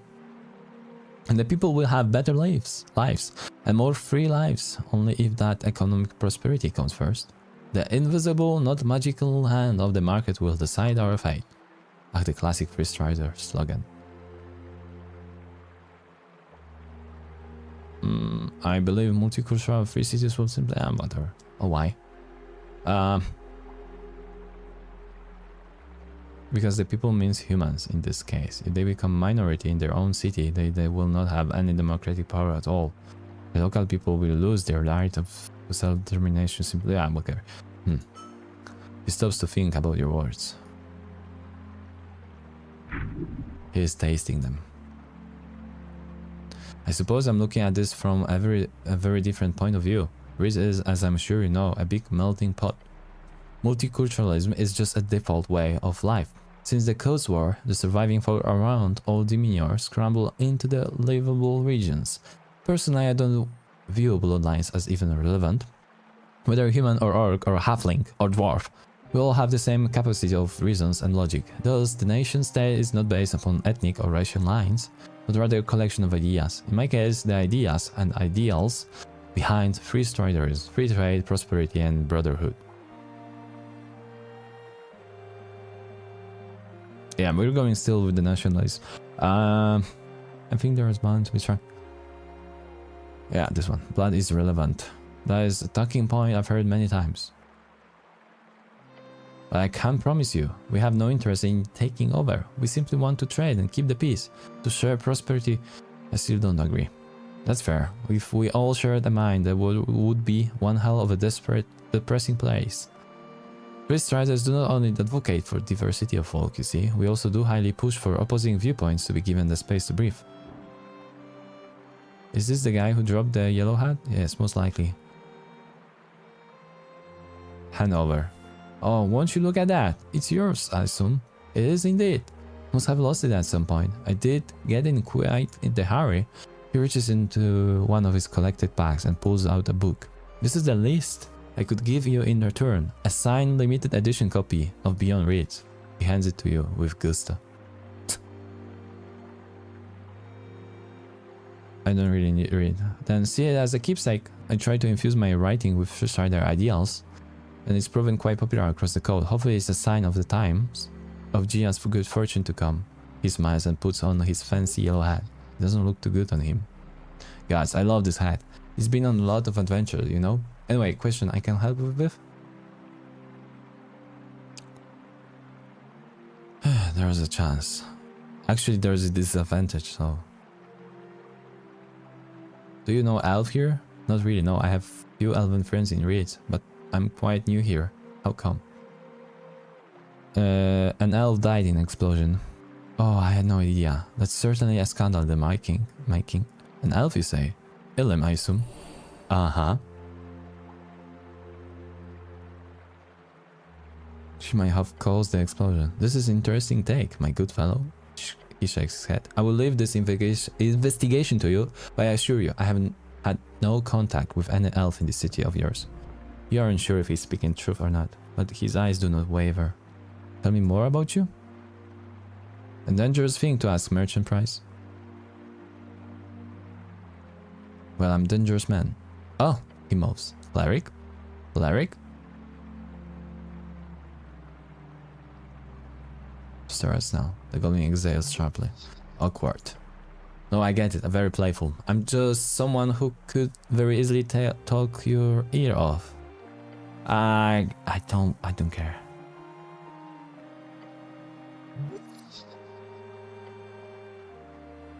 Yeah, I'm gonna just skip it.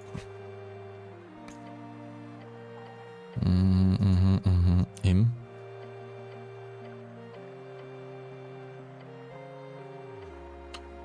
Blah, blah, long story. I got time, blah blah blah. Yeah, just give me experience points, guys. Too much text, too much. Too much. I'm 57 years old. What the fuck?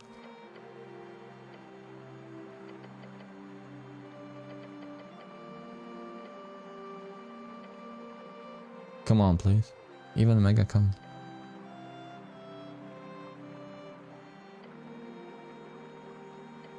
Okay. Oh. So he got some potions of young. Wait a second. Most of every day. What about you, good fellow? Have you tied the knot yet? Your heart, it's just pumping. Alert, alert. Whatever you do, do not act weird. Your goblin companion glares at you. Feels dizzy. Oh, sorry, I must have mumbled. I said, do you have yourself a woman or perhaps a man? I'll be honest. So, are you okay? Yeah, this is normal, don't worry. He mutters back to her. I attempt not to faint. Sorry, miss. I need to stop. I want to talk about... I have no bloody idea what's going on. Attempt to have this conversation.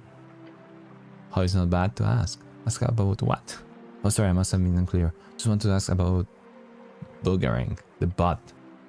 Yes, it is legal here in Norvik. Yes, I believe so. Norvik has no laws dictating sexual activities between consenting adults. Legal courtship and marriage is also open between all folk types and adults. It's legal then. Good to know. So about my original query then. You got yourself... Your sphere of annihilation. Your one and only real weakness. LOL. LOL! The street acronym means lack of ladies. Okay. Lack of ladies. Yeah, sure. Oh, do you know? I've got Snell. A dear? Do you imply that, Claire? Do not imply that, Claire. I've got Snell. No, you do not. Actually, no. Oh. Stir him nervously. Well, I wish you well in the future then. If that is a thing even you want to begin with, of course. Keep staring at him. He nods and smiles.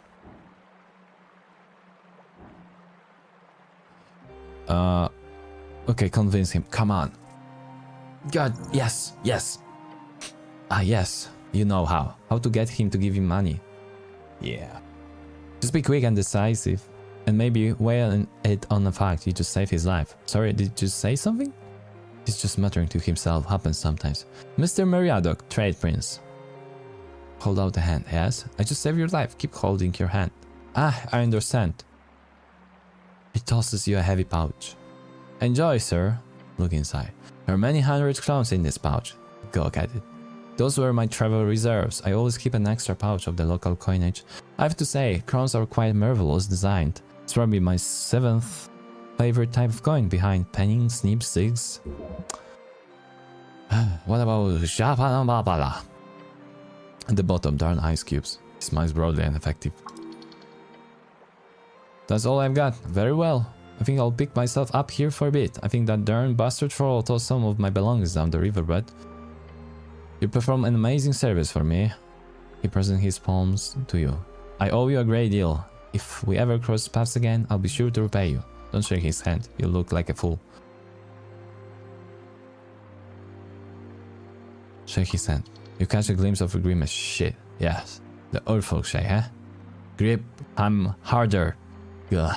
He rips his hand out of yours, then flashes you a joyless smile. The freestyler shows you his palms in an open gesture. Well done. If you need anything else, I'll still be here for a bit. But good luck out there. And if I have time, let us speak again on election day. We'll be sure to hang out around Volstead when it's time. Alright, goodbye. So I won't yet. Oh. There's a lot of money to steal.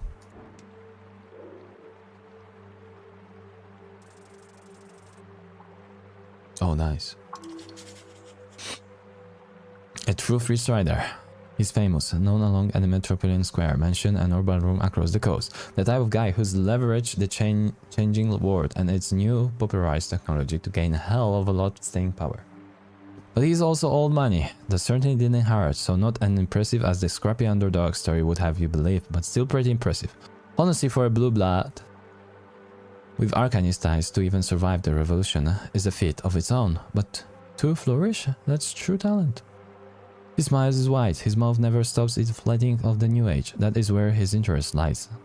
His betting and investment of the age crowds. But populism has its weakness. The main one being you gotta stay close to the people. Meriadoc seems to keep that knowledge close to heart. Do we have like full dexterity? No, we don't. +2, nice.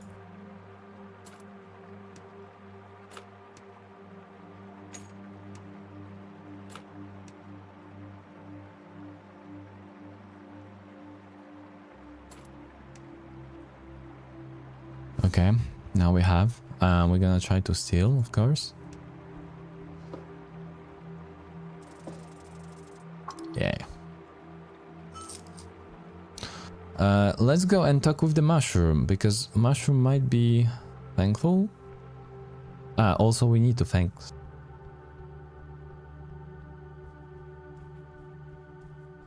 the mushroom.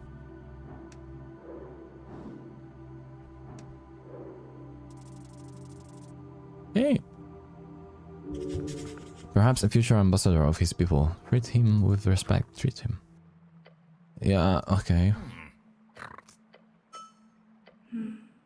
He thanks you from the bottom of his heart for defeating Big Boss Gurgulash.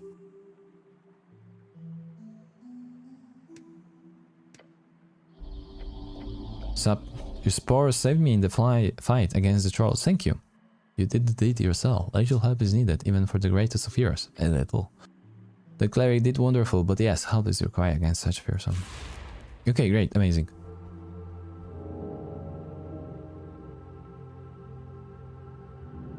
Oh yes, I wanted to have one of those.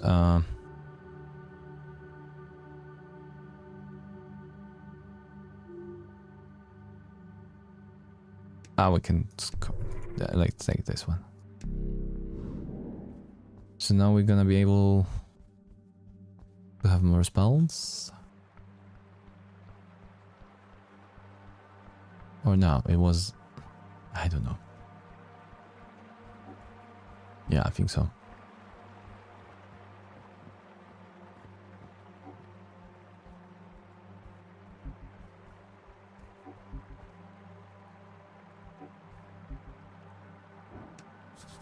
The roots are moving ever so slightly. Okay. Okay, guys, this will happen tomorrow. Check this location, then go to sleep. As we gonna do. I did not finish this game, unfortunately. I mean, it's a freaking lot of content. We streamed for almost 10 hours. So yeah, tomorrow we're gonna finish. Of course. Tomorrow I'm gonna be streaming once I'm gonna wake up, I'm gonna eat, etc. So yeah, I'll see you tomorrow. This is a big game, yeah.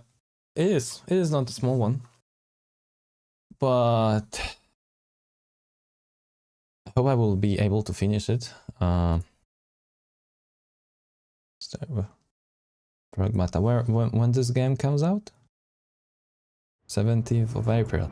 Nah, I'm pretty sure we're gonna finish sooner. I will try to wake up again.